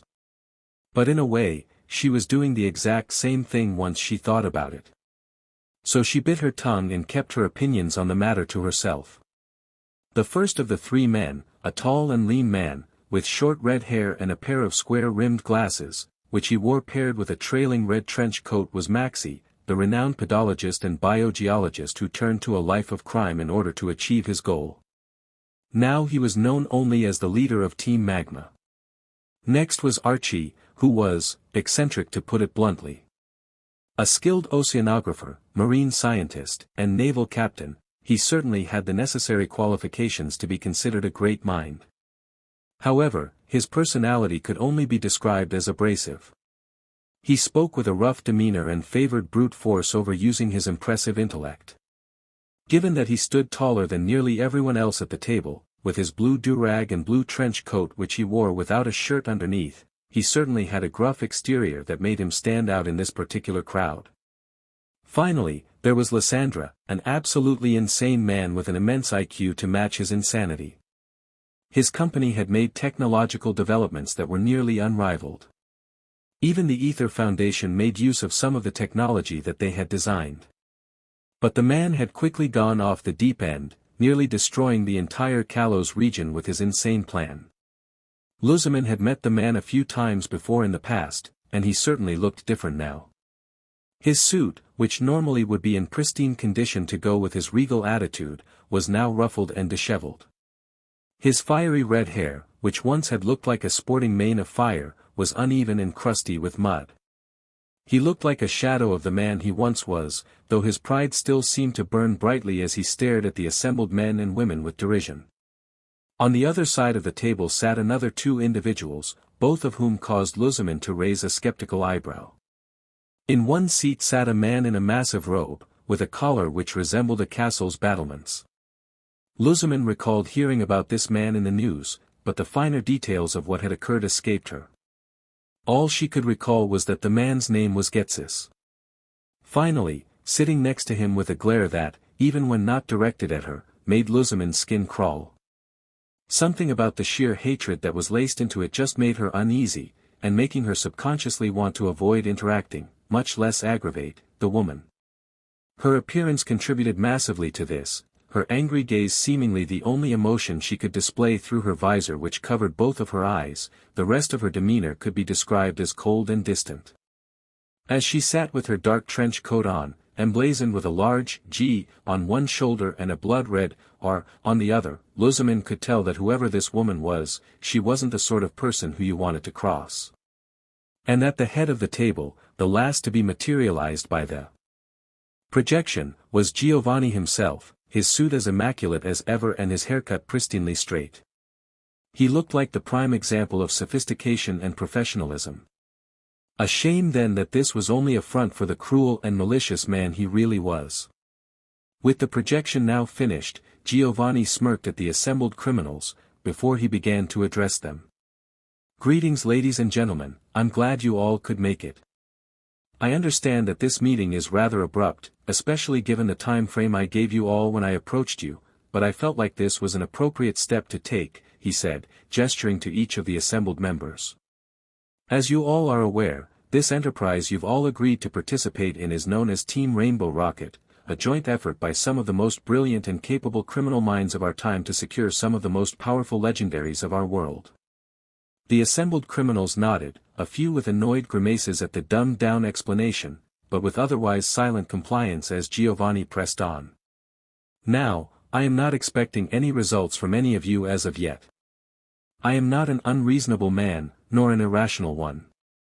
For the majority of you, I have given you a time frame of 2 weeks to rebuild your respective teams, restoring them to their former glory so that we may begin enacting our plan. In that respect, we haven't changed anything. This meeting is more about updating us on the progress of your team's attempt to rebuild, as well as to keep your peers in the loop. Would anyone care to start? The assembled team leaders were silent for a moment, not one of them daring to speak first. Seeing that none of them were willing to talk first, the woman in the trench coat decided to speak first. As you wish, she ground out. Team Galactic's restoration is going forward as projected. The resources you've provided were more than satisfactory, especially since you've also provided the commanders and grunts that made up the group's numbers before its collapse. While I wouldn't trust a single one of them with a penny, they will be suitable for our goals. I am also in the process of attempting to acquire the parts and manpower to rebuild my airship, as such a means of transport would make acquiring the legendaries you request substantially easier. Giovanni nodded at this, the sound of pen scratching paper being heard through the projection's microphone but unseen to those present. Very good, Jay, I'm pleased with your results.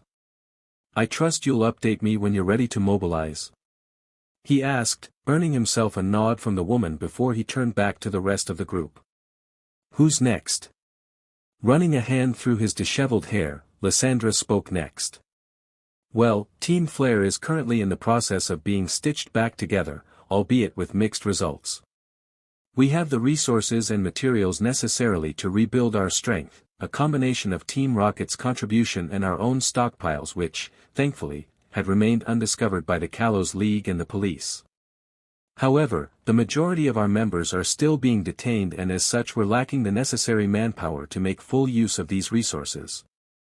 I am currently in the process of trying to find suitable replacements. Giovanni pursed his lips at this, before he nodded as well. I see, that is a frustrating development. I will see if I cannot spare some of Team Rocket's grunts to help assist you, but it will be difficult. Your group is currently seen by the masses as extremists, making acquiring support that additional bit tougher. I'm sure we can work something out though. Lysandra let out a sigh at this, his body sagging as he leant back to the chair, relief seeping into his facial expression. Rolling his eyes at this, Getsis stood up, throwing his hands out as he spoke with a booming voice. Team Plasma, the righteous group that it is, has had no such issues. Our old base of operations was never discovered, the Unovan officials not having nearly enough resources or competence to discover our hidden castle. Thanks to that, Team Plasma is quickly returning to its former glory, and will soon be able to go on the offensive, he proclaimed boldly, causing a few grunts of amusement to sound out at his speech-like tone. Giovanni himself refrained from joining in, but even he didn't seem above giving an eye roll at the man's dramatics. Very good, Getsis, I'm satisfied to hear that. But what is the situation with your sages? I was able to find some who were willing to return to the fold, but not all of them. Were you able to discover their fates? At this, Getsis' mood soured, his teeth gritting together as his fist clenched tightly. Indeed I have. The 2 sages who refused to return to the fold have succeeded from my rule, claiming that it is Anne, my embarrassment of a son, who is the true ruler of Team Plasma. Do not fret, I will deal with those traitors myself. Luzaman was a fairly creative woman, as well as one who was very well versed in dealing with problematic elements when it came to business. But where she would usually resort to firing or replacing staff who proved detrimental to her foundation, she had a growing suspicion that this wasn't the methods that Getsis was referring to. Following on from this, Archie spoke up next. Well, Team Aqua is almost shipshape and ready to sail. We've still got some work to get done, but that ain't nothing some good old-fashioned elbow grease won't fix. Me and my crew will get it done, so don't worry yourself none about us, he said confidently, crossing his arms across his broad chest as he spoke. Resisting the urge to try and undermine his rival, Maxie quickly followed up after him. Team Magma is meeting similar success. It won't be long until we can start pursuing the legendary Groudon, and its accompanying red orb. I estimate that Team Magma is currently at 54% efficiency, a substantial amount of progress for such a short amount of time. We have also begun constructing the schematics for the orb chamber that you presented. I must say, as much as the designs intrigue me, I fail to see their scientific purpose. Even with both orbs attached into the HRNSS, it wouldn't do anything except create a feedback loop of the internal energies that both Groudon and Kyogre have embedded into their respective orbs. How does that serve any benefit? Giovanni allowed a proud smirk to slip loose, before he dismissed the red-haired man with a wave of the hand. That device is something I've developed using research I procured from some friends in Kalos, to test a certain theory. If it proves correct, then not only might it assist in managing both of their immense powers but could also make them noticeably stronger. Something that I believe is well worth looking into, wouldn't you agree?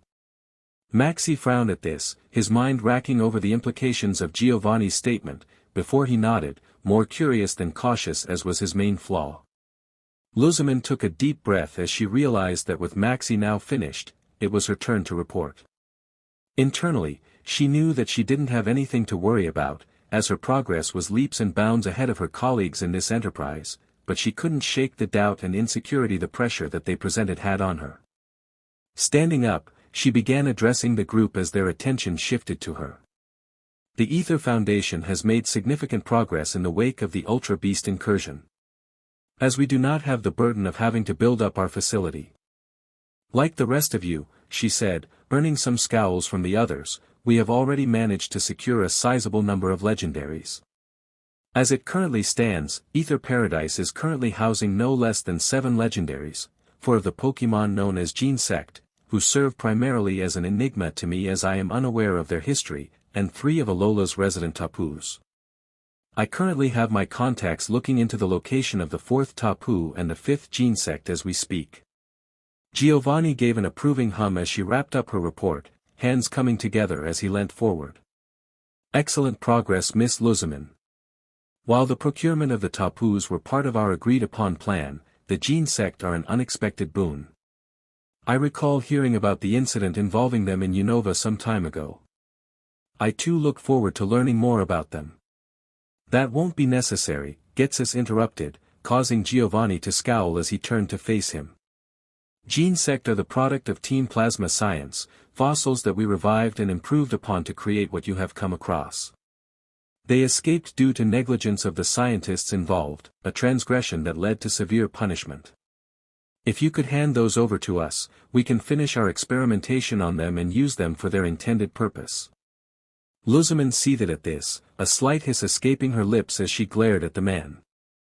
Absolutely not. I will not share such a valuable resource with one who has clearly shown that they are incapable of storing it properly. If they escaped you once, they'll escape you again, and I will not have my hard work be undone by your incompetence. You dare speak to me in that tone? He bellowed, slamming his fist on the table before Giovanni raised his hand, halting his further rebuttal with a glare. While I endeavor not to take sides in petty squabbles between my employees, I'm afraid I do have to agree with Miss Luzman on this, he said passively, gesturing to Luzman as he spoke. While I don't doubt the abilities of Team Plasma, when it comes to the topic of the Gene Sect, you have, by your own admission, failed to detain them properly before. I trust you have learned from your mistakes, but you are also in the midst of restoring your team's facilities. Instead of trying to secure more legendaries, why don't you instead focus on your current task of restoring Team Plasma? And whilst you do that, Miss Luzman can continue the research on the Gene Sect. Perhaps you can transfer your research notes on the Pokémon after this meeting. I'm sure it'll be of great benefit to our collaborative efforts. While Giovanni spoke with a measured tone, everyone could tell that there was no room for argument in his words, a fact which made Getsis silently seethe as he sat back down. Of course, I'd be glad to, Getsis said through gritted teeth, something which Giovanni pointedly ignored. With that settled, I'd like to make a final statement before we depart for today. This meeting wasn't done for the sole purpose of communicating each other's progress, though that certainly is beneficial to my operations. No, I wanted to make it clear who is involved in this project and who is not. There are many out there with their own agendas and plans who would oppose our plans. Some are in the same line of work as us, those who longing the immense power that Pokémon such as the legendaries possess. Others will endeavor to stop us, but it is all irrelevant. Save for those who sit at this table, I want you to eliminate anyone who dare stand in our way. No exceptions. Do I make myself clear? Everyone shared a look with each other, memorizing the assembled faces well. None of them were particularly well known for their teamwork, but they were all in the same predicament when it came to Team Rainbow Rocket. They had no choice but to comply. So, with a level of hesitation that was almost physically palpable, they nodded their consent. Team Rainbow Rocket would not be opposed. It made more sense to side with them than against. Ash took a small step backward, giving himself a small amount of space between his face and Tapu Koko's and allowing him to take in the Alolan legendary's appearance. He certainly looked worse for wear, his shell arms covered in scratches and burns, leaving the bright coloration marred and blemished.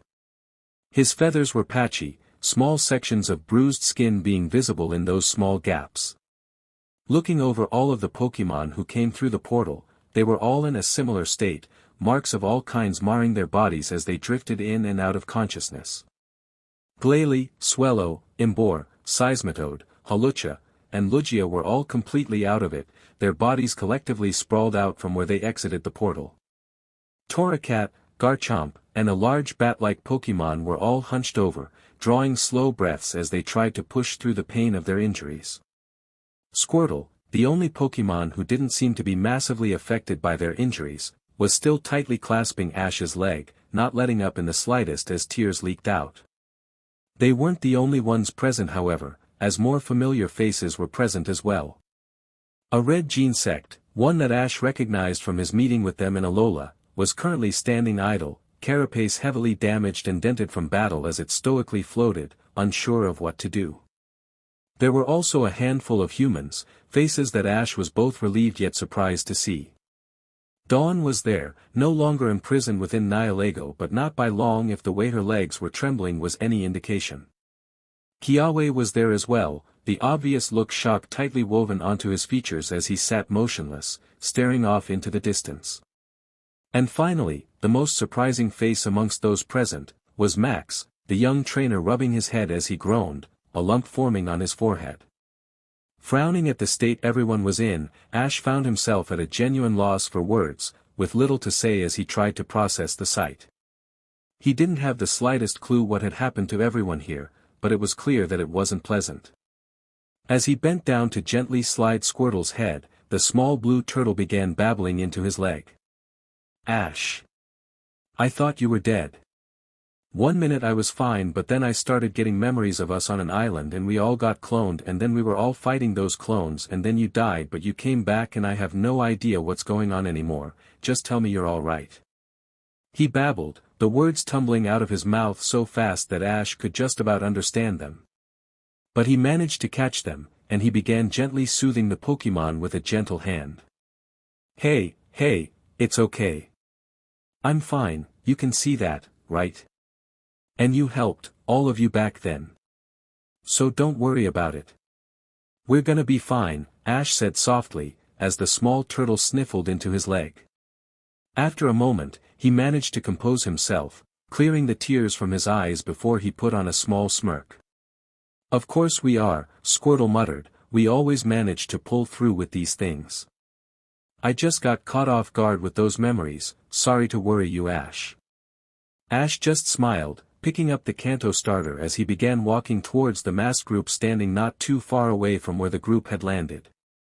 Tapu Koko, who was still staring at Ash with a manic look, floated forward, trailing slightly behind Ash as they walked. You're gonna have to do me a favor though Squirtle. You're going to have to fill me in on what happened to you guys, because you look like you've been through one hell of a battle. And why is Tapu Koko so freaked out? At this, Squirtle frowned, his claws tightening slightly as his eyes darkened. The Ether Foundation, he ground out, causing Ash to stare in shock. They attacked us, repeatedly. Tried to take us captive, took Hoopa captive, and then launched an ambush on us at Melee. We managed to slip away, but not all of us were so lucky. The other Gene Sect, and Tapu's Lele and Feeny, were captured, most likely being taken to the same place they were holding Hoopa.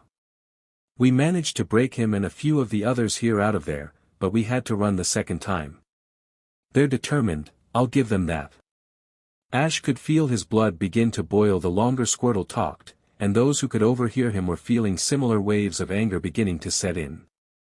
But once he finished, Ash bit his tongue and shook his head. Right, then that's one more thing we'll have to deal with. First, let's get all of you to a poke center, you all need it bad. Once everyone's patched up, then we can figure out what to do next.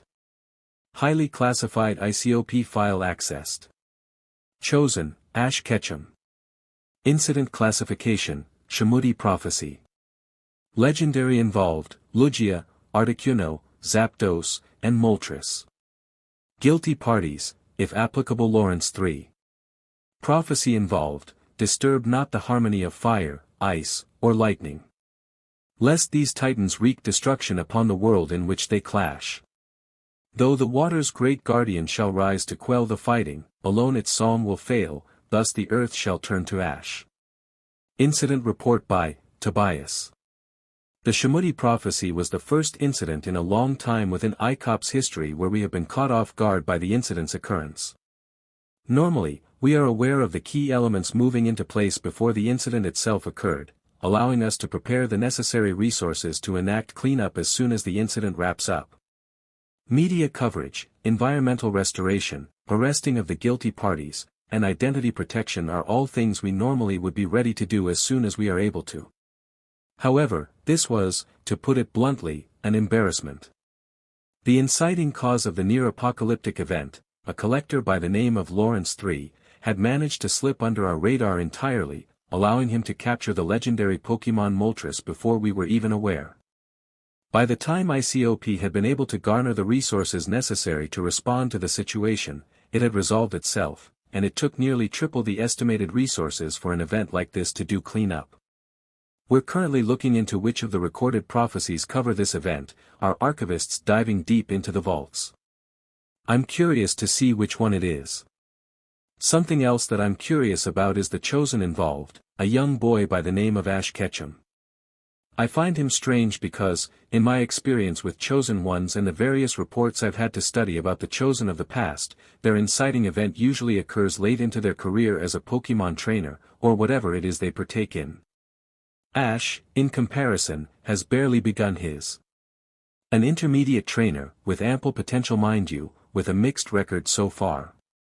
Top 16 in the Indigo Plateau Conference and in the middle of participating in the Orange League, he's had a decent start to his career. I could definitely see him performing well in later conferences once he got some more experience under his belt and ironed out his flaws some more. But he was definitely an unexpected chosen one, yet another screw-up on our end. The boy was clearly the right one for the job though, as he managed to save the world, no problem. Credit where it's due, he came through in a tight spot. The paperwork needed to cover this up is going to be a pain, and we're currently engaging in a legal battle with Professor Oak to try and prevent him from releasing a paper involving the names of those involved. Which is going to be an uphill struggle, these kinds of things always are. But that should be the end of Ash Ketchum's tale as a chosen one at least. A bit turbulent on our end but fairly standard on his. Everything has gone by the books for him, and now he can carry on with his journey unimpeded. It's rather strange that such an event has happened so early in his life, but it's not that rare of an occurrence. This'll be a fun story for him to tell when he gets a bit older. Nothing to worry about here. Report end, Tobias.